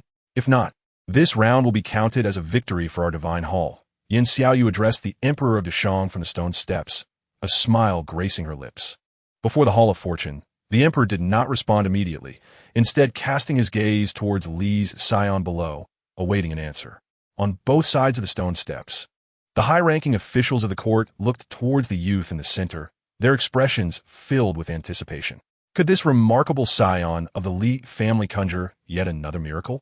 Amidst the expectant gazes, Li Qingzhi glanced at the ominous clouds above and inquired, "Is there truly no one who can disperse these clouds? The Tianyu divine technique cannot be obstructed, not even by a practitioner of the fifth realm." The Emperor of Shang calmly remarked. Below, the ministers instinctively directed their gaze towards the few martial kings. What His Majesty says is true. The martial kings nodded in agreement. The fifth realm has its strengths and weaknesses, and there is more than one practitioner of the fifth realm in the Tianyu Hall. However, in a century, Only that particular master of the Tianyu Hall has succeeded in mastering the Tianyu divine technique. This is precisely why the Tianyu divine technique remains unconquerable. It is not merely due to the strength of the technique, but rather the prowess of that scholar. However, today this Lu Rong has also demonstrated the Tianyu divine technique, which is indeed perplexing. Even if Lu Rong's Tianyu divine technique is not as formidable as that of the Tianyu Hall master, it is certainly beyond the reach of an ordinary practitioner of the fifth realm, unless, of course, the head of the Taishua Palace intervenes personally. Nonetheless, everyone knows that this is an almost impossible scenario. The head of the Taishua Palace has not truly intervened for nearly a century. While everyone acknowledges the head's strength, none truly understand the extent of that strength. After hearing the Emperor and the Martial King's responses, the ministers on both sides of the stone steps felt their spirits grow heavy. Is it truly the case that no one can counter the Tianyu divine technique? Before the Xuanwu Gate, a disheveled old man and a woman clad in a straw hat turned their gazes towards the clouds obscuring the sun, their brows furrowing in unison. "Shall you go? Or shall I?" The woman in the straw hat asked telepathically. "You are his master, so it must be you." The old man grinned. The woman in the straw hat nodded, her gaze shifting towards the Emperor of Shang before the Hall of Fortune, and she spoke, "Your Majesty, may I borrow a sword?" Her voice was not loud, yet it resonated with clarity like thunder in the ears of all present before the Hall of Fortune. The officials of Deshang were taken aback, their eyes darting towards the woman before the Xuanwu Gate. Who is speaking? A commander of the Imperial Guard. Upon hearing her words, changed countenance, immediately gripping his blade in readiness. On the dragon throne, the Emperor of Shang's expression remained largely unchanged, exuding the composure befitting a ruler. Before the Xuanwu Gate, the woman in the straw hat stood amidst the encirclement of the Imperial Guards, silent yet fixed her gaze on the distant Emperor of Shang, awaiting his response. "Granted." The Emperor spoke slowly from above the stone steps. "Thank you, Your Majesty." The woman in the straw hat acknowledged, and then her true energy surged forth, 5 divine sanctums rumbling into existence. A practitioner of the fifth realm, within the palace. Both the Imperial Guards and the court's martial generals displayed astonishment at this scene. On the side of the Divine Hall, Yin Xiaoyu and Lu Rong's expressions darkened upon witnessing this. Not only was she a practitioner of the fifth realm, but she was also extraordinary among them. Above the stone steps, the Emperor signaled for a venerable eunuch to present a sword, resplendent and unparalleled, inlaid with ancient jade, known as the Sword of the Son of Heaven. "Drink!" The woman in the straw hat exclaimed with a commanding voice, her true energy surging skyward like a tempest, her astounding cultivation overwhelming all present. "Master Fairy." In the midst of the stone steps, Li Zai felt tears welling up in his eyes upon witnessing the spectacle. He understood that Master Fairy's appearance today was undoubtedly driven by concern for his safety. All eyes were fixed upon the woman in the straw hat before the Xuanwu Gate, as she unleashed her cultivation and pointed the sword skyward, causing a tempest to rise within the palace. The breathtaking scene was indelibly etched in the hearts of all present. One sword to rule them all. A melodious cry resonated as the woman's straw hat shattered, revealing her breathtaking visage. Her hair danced wildly, and the sword's aura soared into the heavens. In that instant, the sword of the Son of Heaven in the venerable eunuch's hand unsheathed with a resounding clang, like a blazing meteor soaring skyward. One sword to rule them all, a single strike that astonished the world. As the crowd looked on in awe, the sword of the Son of Heaven ascended to the heavens, its 1,000-foot sword aura cleaving through the clouds. A thunderous roar echoed, dispersing the ominous clouds, as the sword immortal dared to challenge the celestial beings. The sword's energy shattered the clouds, revealing the sun once more, warming the earth. Below, the spectators bore witness to this astonishing spectacle, left in a daze. This magnificent sword, so shocking, completely upended everyone's understanding of martial prowess. Could a sword of this world truly possess such power? PFF. From the Divine Hall, Lu Rong staggered, spitting out a mouthful of blood. The backlash of the divine technique, leaving her seriously injured. "Grandmaster." The envoys of the Divine Hall were taken aback, rushing to support her. Before the Xuanwu Gate, Qinena, draped in a plum-white gown, returned the sword of the Son of Heaven and courteously bowed to the Emperor of Shang before the Hall of Fortune, saying, "Thank you, Your Majesty, for lending the sword." Before the Hall of Fortune, The Emperor of Shang rose for the first time, returning the bow and stating, "The Sword Immortal is too courteous." Chapter 54. After a long wait, today has finally arrived. Before the Xuanwu Gate, the plum blossom sword immortal sliced through the gloom, parting the clouds and revealing the sun once more. The red-robed grandmaster Lu Rong of the Divine Hall, having suffered the backlash of the Tianyu divine technique, was left severely wounded and unable to wield her powers a second time. At one side of the divine temple, the expressions of all the envoys were rather grim. They had not anticipated that, apart from the temple master and the Confucian leader of the Tai Shui Gong, there existed someone capable of breaking the heavenly edict divine art. While the envoys of the divine temple were disheartened, the officials of the Dashang were beaming, their smiles blossoming like flowers. Finally, someone had avenged them. It was rumored that the plum blossom sword immortal was the master of this young scion of the Li family. This master-apprentice duo was indeed impressive, bringing great honor to the Shang dynasty. "Master Fairy, Li Qingzhi," he shouted loudly, gazing at the enchanting woman before the Xuanwu Gate. "I miss you." His sudden exclamation startled everyone present. Although the Dashang was a nation founded on martial prowess and governed by law, it still held a strict adherence to etiquette. Such a loud outburst, especially in the presence of the emperor, was indeed a breach of decorum. However, perhaps due to the merits that Li Qingzhi and Qin Yinuo had recently earned for the Dashang, the officials suddenly found his disregard for etiquette to be genuine and rather endearing. Li Qingzhi paid no heed to the hypocritical critics, his gaze fervently fixed on his master, with an unmistakable yearning in his eyes. Hearing Li Qingzhi's audacious declaration, Qin Yinuo revealed a faint smile. Yet her tone remained indifferent as she replied, "Focus on what you were supposed to do. If you lose this round, beware that I will deal with you when we return. Rest assured, Master Fairy, if I lose, I will jump down from this foam Tian Hall myself." Without you needing to say a word, Li Qingzhi replied with a grin. Gasp! The officials of the Dashang, upon hearing Li Qingzhi's unrestrained words, collectively inhaled sharply. Madness! How could that lad dare utter such a thing? It was utterly sacrilegious. Well, since His Majesty had not commented, they would pretend they had not heard. On the dragon throne, the Shang Emperor observed the audacious youth below with an expression that lacked displeasure, even revealing a hint of amusement. If the scion of the Li family were a deeply scheming individual with no flaws to exploit, he would have felt some trepidation. However, if this young man merely possessed a bit of cleverness, easily caught in faults or weaknesses, then he could indeed be useful to the court. At the foot of the stone steps, Li Qingzhi, with his back to the Shang Emperor, subtly curved his lips into a smile. "A tall tree attracts the wind," he mused. "Young scion of the Li family, your ice realm is almost melting.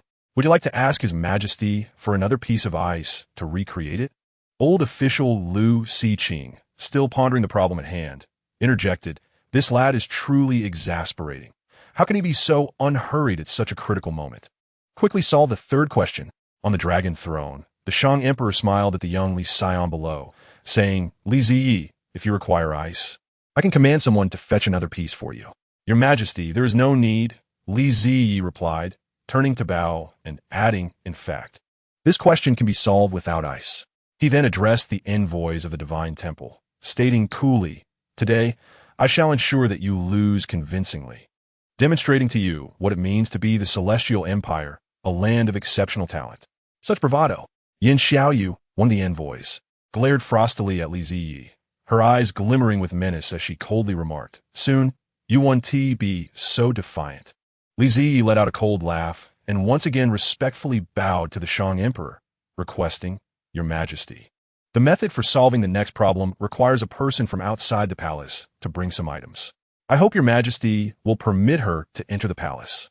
"Granted." Without hesitation, the Shang Emperor responded, "Thank you, Your Majesty." Li Qingzhi straightened, his gaze directed towards the distant Xuanwu Gate. "Hongzhu, it is your time to shine." Outside the palace, a young eunuch hurried towards the waiting woman in red, exclaiming, "Are you Miss Hongzhu?" "Yes," she replied with a charming smile. "Then please hurry inside, for His Majesty and the officials are awaiting you," the young eunuch urged. "What about the items behind me?" Hongzhu turned to the cart behind her, smiling, "Dear eunuch, not a single item can be left behind." Hearing this, the young eunuch glanced at the cart before turning to the guards at the palace gate, commanding, "Stop dawdling. Come help." If you delay His Majesty's important matters, you will each face dire consequences. Yes, the guards, upon hearing this, hurriedly approached to assist.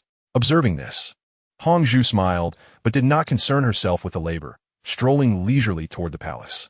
It was her first time visiting the imperial palace. The young master had said that if the sky were clear today, she would not have the chance to enter. Initially, she harbored a slight regret, but upon witnessing the sudden cloud cover, excitement bubbled within her. With the sky darkening, she was finally able to enter the palace.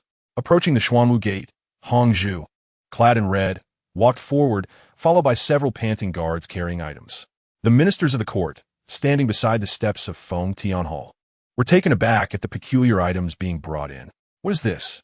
It resembles neither a tripod nor a furnace. Clang! At the foot of the steps, the guard set down the copper furnace and then bowed to the Shang Emperor before retreating. Go check it out. Li Qingzhi glanced at the envoys of the divine temple, mockingly stating, "Don't try to make excuses when you lose." The envoys, their expressions darkening, nonetheless sent someone forward to inspect for any abnormalities. Divine son. Moments later, the inspecting envoy shook his head, signaling that there was nothing amiss. Let us begin. Without the ice mirror, let us see how you will ignite the fire with water. Yene gioye remarket, het, gaze fixit on lizie. Open your eyes wide and watch closely. Lizie it. Stepping forward to take a bucket of water from a young eunuch and pouring it directly into the copper furnace. After completing this, he casually discarded the bucket aside and returned to his position. Nothing? The officials of the Shang were momentarily taken aback, and Lu Qingzhi quickly asked, "Is there really nothing?" "Yes," Li Qingzhi nodded. Lu Qingzhi and the other officials turned their attention to the copper furnace below the steps, puzzled. "Where's the fire?" Li Qingzhi chuckled, but offered no response. The anticipation in the atmosphere had waned considerably. The crowd stared anxiously at the copper furnace, awaiting a reaction. However, after a long wait, the furnace remained motionless, eliciting rising tension among the Deshang ministers. Could something have gone awry?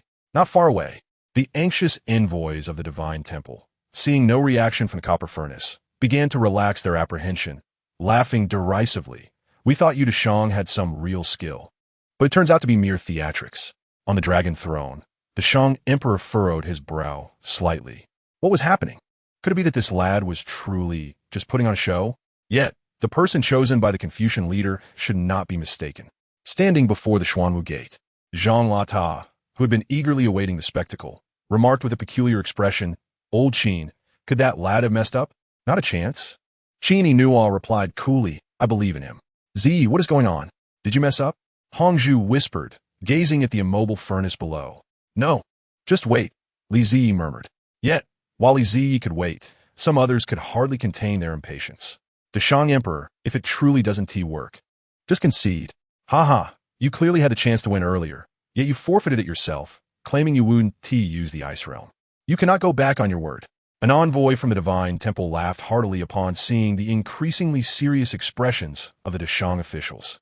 On both sides of the stone steps, the officials of the Deshang dynasty, upon hearing the mocking remarks from the emissaries of the Divine Temple, turned pale, their gazes involuntarily drifting towards the youth ahead, their eyes filled with confusion.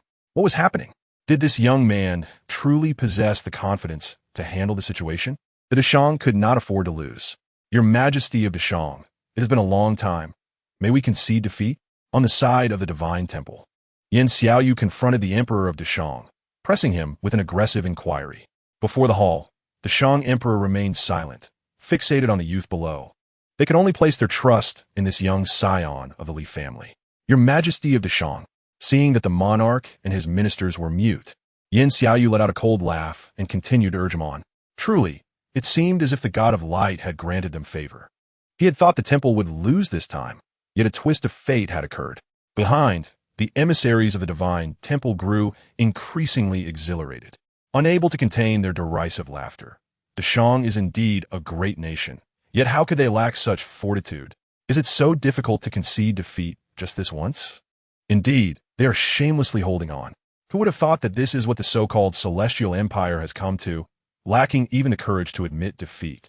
"Oh, your Majesty of Deshang, it seems you have placed your trust in the wrong individual. A mere boy, oblivious to his own limitations, stands here, Just as the emissaries of the divine temple were concocting various cutting remarks, a thunderous explosion suddenly erupted from below the stone steps, shaking everyone present. In the midst of the blast, a massive fireball surged into the sky, an overwhelming heat wave forcing several nearby guards to stagger back. At that moment, both the officials of Dashang and the emissaries of the divine temple were stunned, their gazes fixed on the colossal flames ascending before them, their faces marked with astonishment. What is this? In the center of the steps, Li Qingzhi wore a radiant smile, turning to address everyone. Esteemed guests, would you say this qualifies as fire? Chapter 55. National Hero before the Fengtian Hall. The flames illuminated the sky, leaving all present in a state of shock, speechless. Li Qingzhi discreetly wiped the cold sweat from his brow, relieved that he had not mishandled the situation. This is impossible. The emissaries of the divine temple shook their heads in disbelief, struggling to comprehend the scene before them. What transpired? Why had such a massive fireball suddenly appeared? After a long wait, today had finally arrived. After dreaming for so long, Li Qingzhi's aspirations had come to fruition. Observing the astonished expressions of those around him, he felt a surge of elation and began to hum a tune. Finally, he had the chance to hold his head high.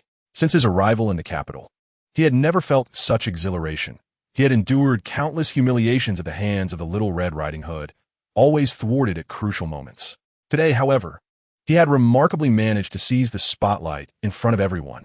At this moment, Li Qingzhi felt tears welling up in his eyes. It had not been easy. What is happening? What occurred? The officials of Dashang, led by Li Qingzhi, were the first to suppress their curiosity, anxiously inquiring about the boy's bizarre behavior. On the dragon throne, the Shang Emperor also bore a curious expression, awaiting the explanation from the young scion of the Li family. Actually, the bronze furnace has 2 layers. In the lower layer, I placed a substance known as lime, Li Qingzhi explained with a grin. I believe some of you may have heard of it. Lime? The officials of Dashang exchanged glances, some bewildered while others appeared to contemplate. The elder had indeed heard of it. Was it not a substance used by alchemists to refine elixirs? Li Qingzhi, having lived long and seen much, responded, albeit with confusion. Ah, direlde. You may not be aware, Li Qingzhi smiled, there are 2 types of lime, quicklime and slaked lime. When quicklime encounters water, it generates a considerable amount of heat. If one places easily combustible materials, such as cotton or dried grass, in the upper layer of the furnace, it is sufficient to ignite a fire. Yet that cannot be right. The explosion just now was clearly not caused by cotton or dried grass. Li Qingzhi noted an inconsistency. Indeed, the elder possesses keen insight. Li Qingzhi chuckled, casting a glance at the emissaries of the divine temple. I was merely concerned that our friends from the temple might have poor eyesight and fail to see the flames clearly. Hence, instead of using cotton or dry grass, I prepared a rare substance invented by alchemists, known as black powder. Black powder? The officials of Dashang exchanged glances, shaking their heads in unison. Having never heard of it, on the dragon throne, the Shang Emperor's interest was piqued by the mention of black powder. Young scion of the Li family, does your family still possess this black powder? I too wish to witness this marvel with mine own eyes. Your Majesty, we have already exhausted our supply. Li Qingzhi quickly shook his head, his smile sincere. The formula for black powder is complex, and several of its ingredients are exceedingly rare. It took Li Yuan 3 whole days to prepare that small amount of gunpowder. However, if your Majesty desires it, I can dispatch someone to seek out these materials after returning today, though it may take several days. I hope your Majesty can forgive me. Upon finishing, Lizia Inwarli Skufa. That old rascal is quite cunning, trying to extract information from me. No chance of that happening. As the favored son of this realm, I am not blind to your intentions. Very well, there is no need for that, the Shang Emperor replied, his brow furrowing slightly. If even the Li family required such a long time to prepare, it seemed producing black powder in large quantities would be impossible. What a pity. To our friends from the Divine Temple, may you accept your loss gracefully. In truth, Dashang is rich and bountiful, lacking the 2 or 3 so-called treasures from your temple. However, since you have traveled such a distance to present them, we shall reluctantly accept. In the center of the steps, after addressing the Shang Emperor, Li Qingzhi turned to face the now irate emissaries of the Divine Temple, not hesitating to add insult to injury with a few more taunts. Since he had already offended the temple, he felt no fear in further aggravating them. At least he was enjoying himself. The emissaries of the divine temple were seething with rage, their chests heaving with fury, their expressions increasingly furious. Had it not been for the imperial palace of Dashang, someone might have charged forward by now. This boy is utterly arrogant. Li family scion, one must understand etiquette. Among the officials, the elder Li Qingzhi let out a hearty laugh, whether as a reminder or a provocation to the temple emissaries, raising his voice intentionally. "You are indeed correct, esteemed elder," Li Qingzhi replied with a respectful bow, grinning. "I am but a rural bumpkin with little education and scant understanding of etiquette. Had it not been for the emissaries of the divine temple initiating this unrefined wager, and the esteemed lords here being too proud to respond, this illiterate bumpkin would never have had the opportunity to enter the palace. I beseech your majesty and all esteemed lords to pardon my rudeness." With that, Li Qingzhi bowed respectfully to the Shang emperor and the officials on either side, a look of contrition on his face. "You." One of the emissaries from the divine temple pointed a trembling finger, his face a mask of fury, his chest heaving, nearly on the verge of fainting. Finally, overwhelmed by rage, the emissary's chest tightened, and he spat out a mouthful of blood, collapsing to the ground. In the center of the steps, Li Qingzhi was taken aback. He coughed up blood? Is he really that formidable? This must be some sort of qi manipulation. Instinctively, Li Qingzhi glanced towards Yan Xiaoyu, who stood before the emissaries of the divine temple. Perhaps he should make an effort to provoke this one into a similar fit before the divine temple emissaries. Yan Xiaoyu sensed the youth's gaze upon him, a murderous intent flashing in his eyes. Excellent. This boy had truly enraged him. After so many years, it was the first time he felt such a desire to kill. Behind Li Qingzhi, Bai Wangyu perceived Yan Xiaoyu's killing intent, stepping forward with a frosty demeanor, clearly articulating his stance. "If you wish to move against him, you must first seek my permission." Seeing this, Li Qingzhi felt deeply touched. Little Red Riding Hood truly cared for him. Just moments ago, he had nearly faltered. With the support of Xiao Hongmao, Li Qingzhi straightened his back and gazed defiantly at Yan Xiaoyu, a glimmer of provocation in his eyes. "Come over here," he challenged. Yan Xiaoyu clenched his fists, the sound echoing like crackling thunder, and a powerful energy surged within him, nearly overwhelming his restraint. On the dragon throne, the Emperor Shang observed the unfolding scene below with a calm demeanor, showing no intention to intervene. Should the divine son of Tianyu dare to act in front of Feng Tian Palace, he would not hesitate to ensure that this person remained there indefinitely. Breaking the arm of that scholar would surely cause him considerable distress. Before Feng Tian Palace, the atmosphere grew increasingly tense, with everyone holding their breath, fixated on the developing situation. After a considerable time, Yan Xiaoyu forcibly suppressed his agitation, bowed respectfully to the Emperor Shang, and then turned to lead the envoy of the divine temple away. The officials flanking the stone steps collectively exhaled in relief, as they too feared that the divine son of Tianyu might resort to violence, especially in the presence of the emperor, where any disturbance could have dire consequences. However, on the stone steps, the emperor's eyes flickered with a hint of regret. What a pity. It appeared that Yan Xiaoyu was not as reckless as anticipated. At the entrance of Xianwu Gate, Yan Xiaoyu, accompanied by the envoys of the divine temple, passed by Zhang Lata and Qin Yinua, who stood on either side. One exuded the scent of alcohol and wore a foolish grin, while the other radiated elegance and an extraordinary aura. Despite their contrasting appearances, both exerted a suffocating pressure on the envoys of the divine temple. The celestial sword of the mortal realm dares to draw against the heavens. Fearless, that is the essence of the sword immortal. They could assert that had they acted in front of Feng Tian Palace, these two sword immortals would have slain them all without hesitation. Under the watchful gazes of the two sword immortals, the envoys of Tianyu hurriedly departed the imperial palace, and the attention of the officials of Dashang returned to the young man in the center. At that moment, benevolent smiles appeared on the faces of the officials. Today, this young man has brought them all honor. Li Qingzhi, today you have rendered a great service to Dashang. What reward do you desire? The Emperor Shang inquired, a smile gracing his face as he looked down at the youth. Your Majesty, I wish for the water and fire pearl, Li Qingzhi respectfully replied. Upon hearing this, both the emperor and the officials were taken aback. Was he truly so forthright? In the past, even those who had achieved great deeds would typically make excuses, claiming that serving the court was their duty and that no reward was necessary. It was indeed the first time that someone from the Li family had directly requested a reward in such manner. Recovering from his surprise, the emperor, curious, asked, "Why the water and fire pearl?" "Because it is the most valuable," Li Qingzhi responded succinctly. "Your Majesty knows that the Li family is a merchant family. I may not understand much, but I am aware of what is worth money." "Vulgar, utterly vulgar," laughed Li Qingzhi among the officials. "Li family lad, you are the most unrefined person I have ever encountered." "Old master, I am merely a common man," Li Qingzhi replied with a bow and a smile. Before Feng Tian Palace, upon hearing this, the emperor chuckled lightly.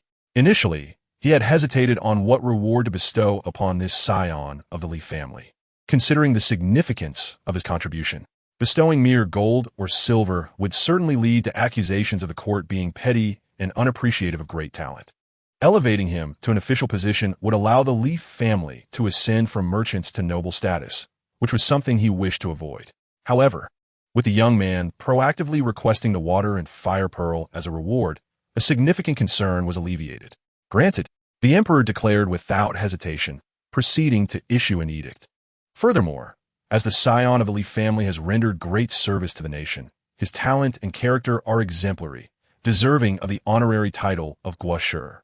At this proclamation, the officials present were taken aback. Guasher, this was no insignificant reward, though lacking in rank or real power.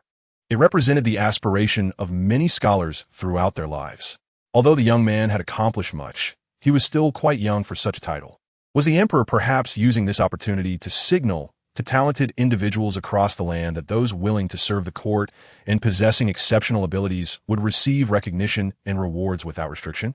As the officials contemplated this, Li Qingzhi paid little mind to their thoughts, instead discreetly signaling to Xiao Hong Mao beside him, inquiring, "Is it valuable?" "Not valuable." Bai Wang Yu decisively responded with a glance, indicating that such items were abundant at the academy.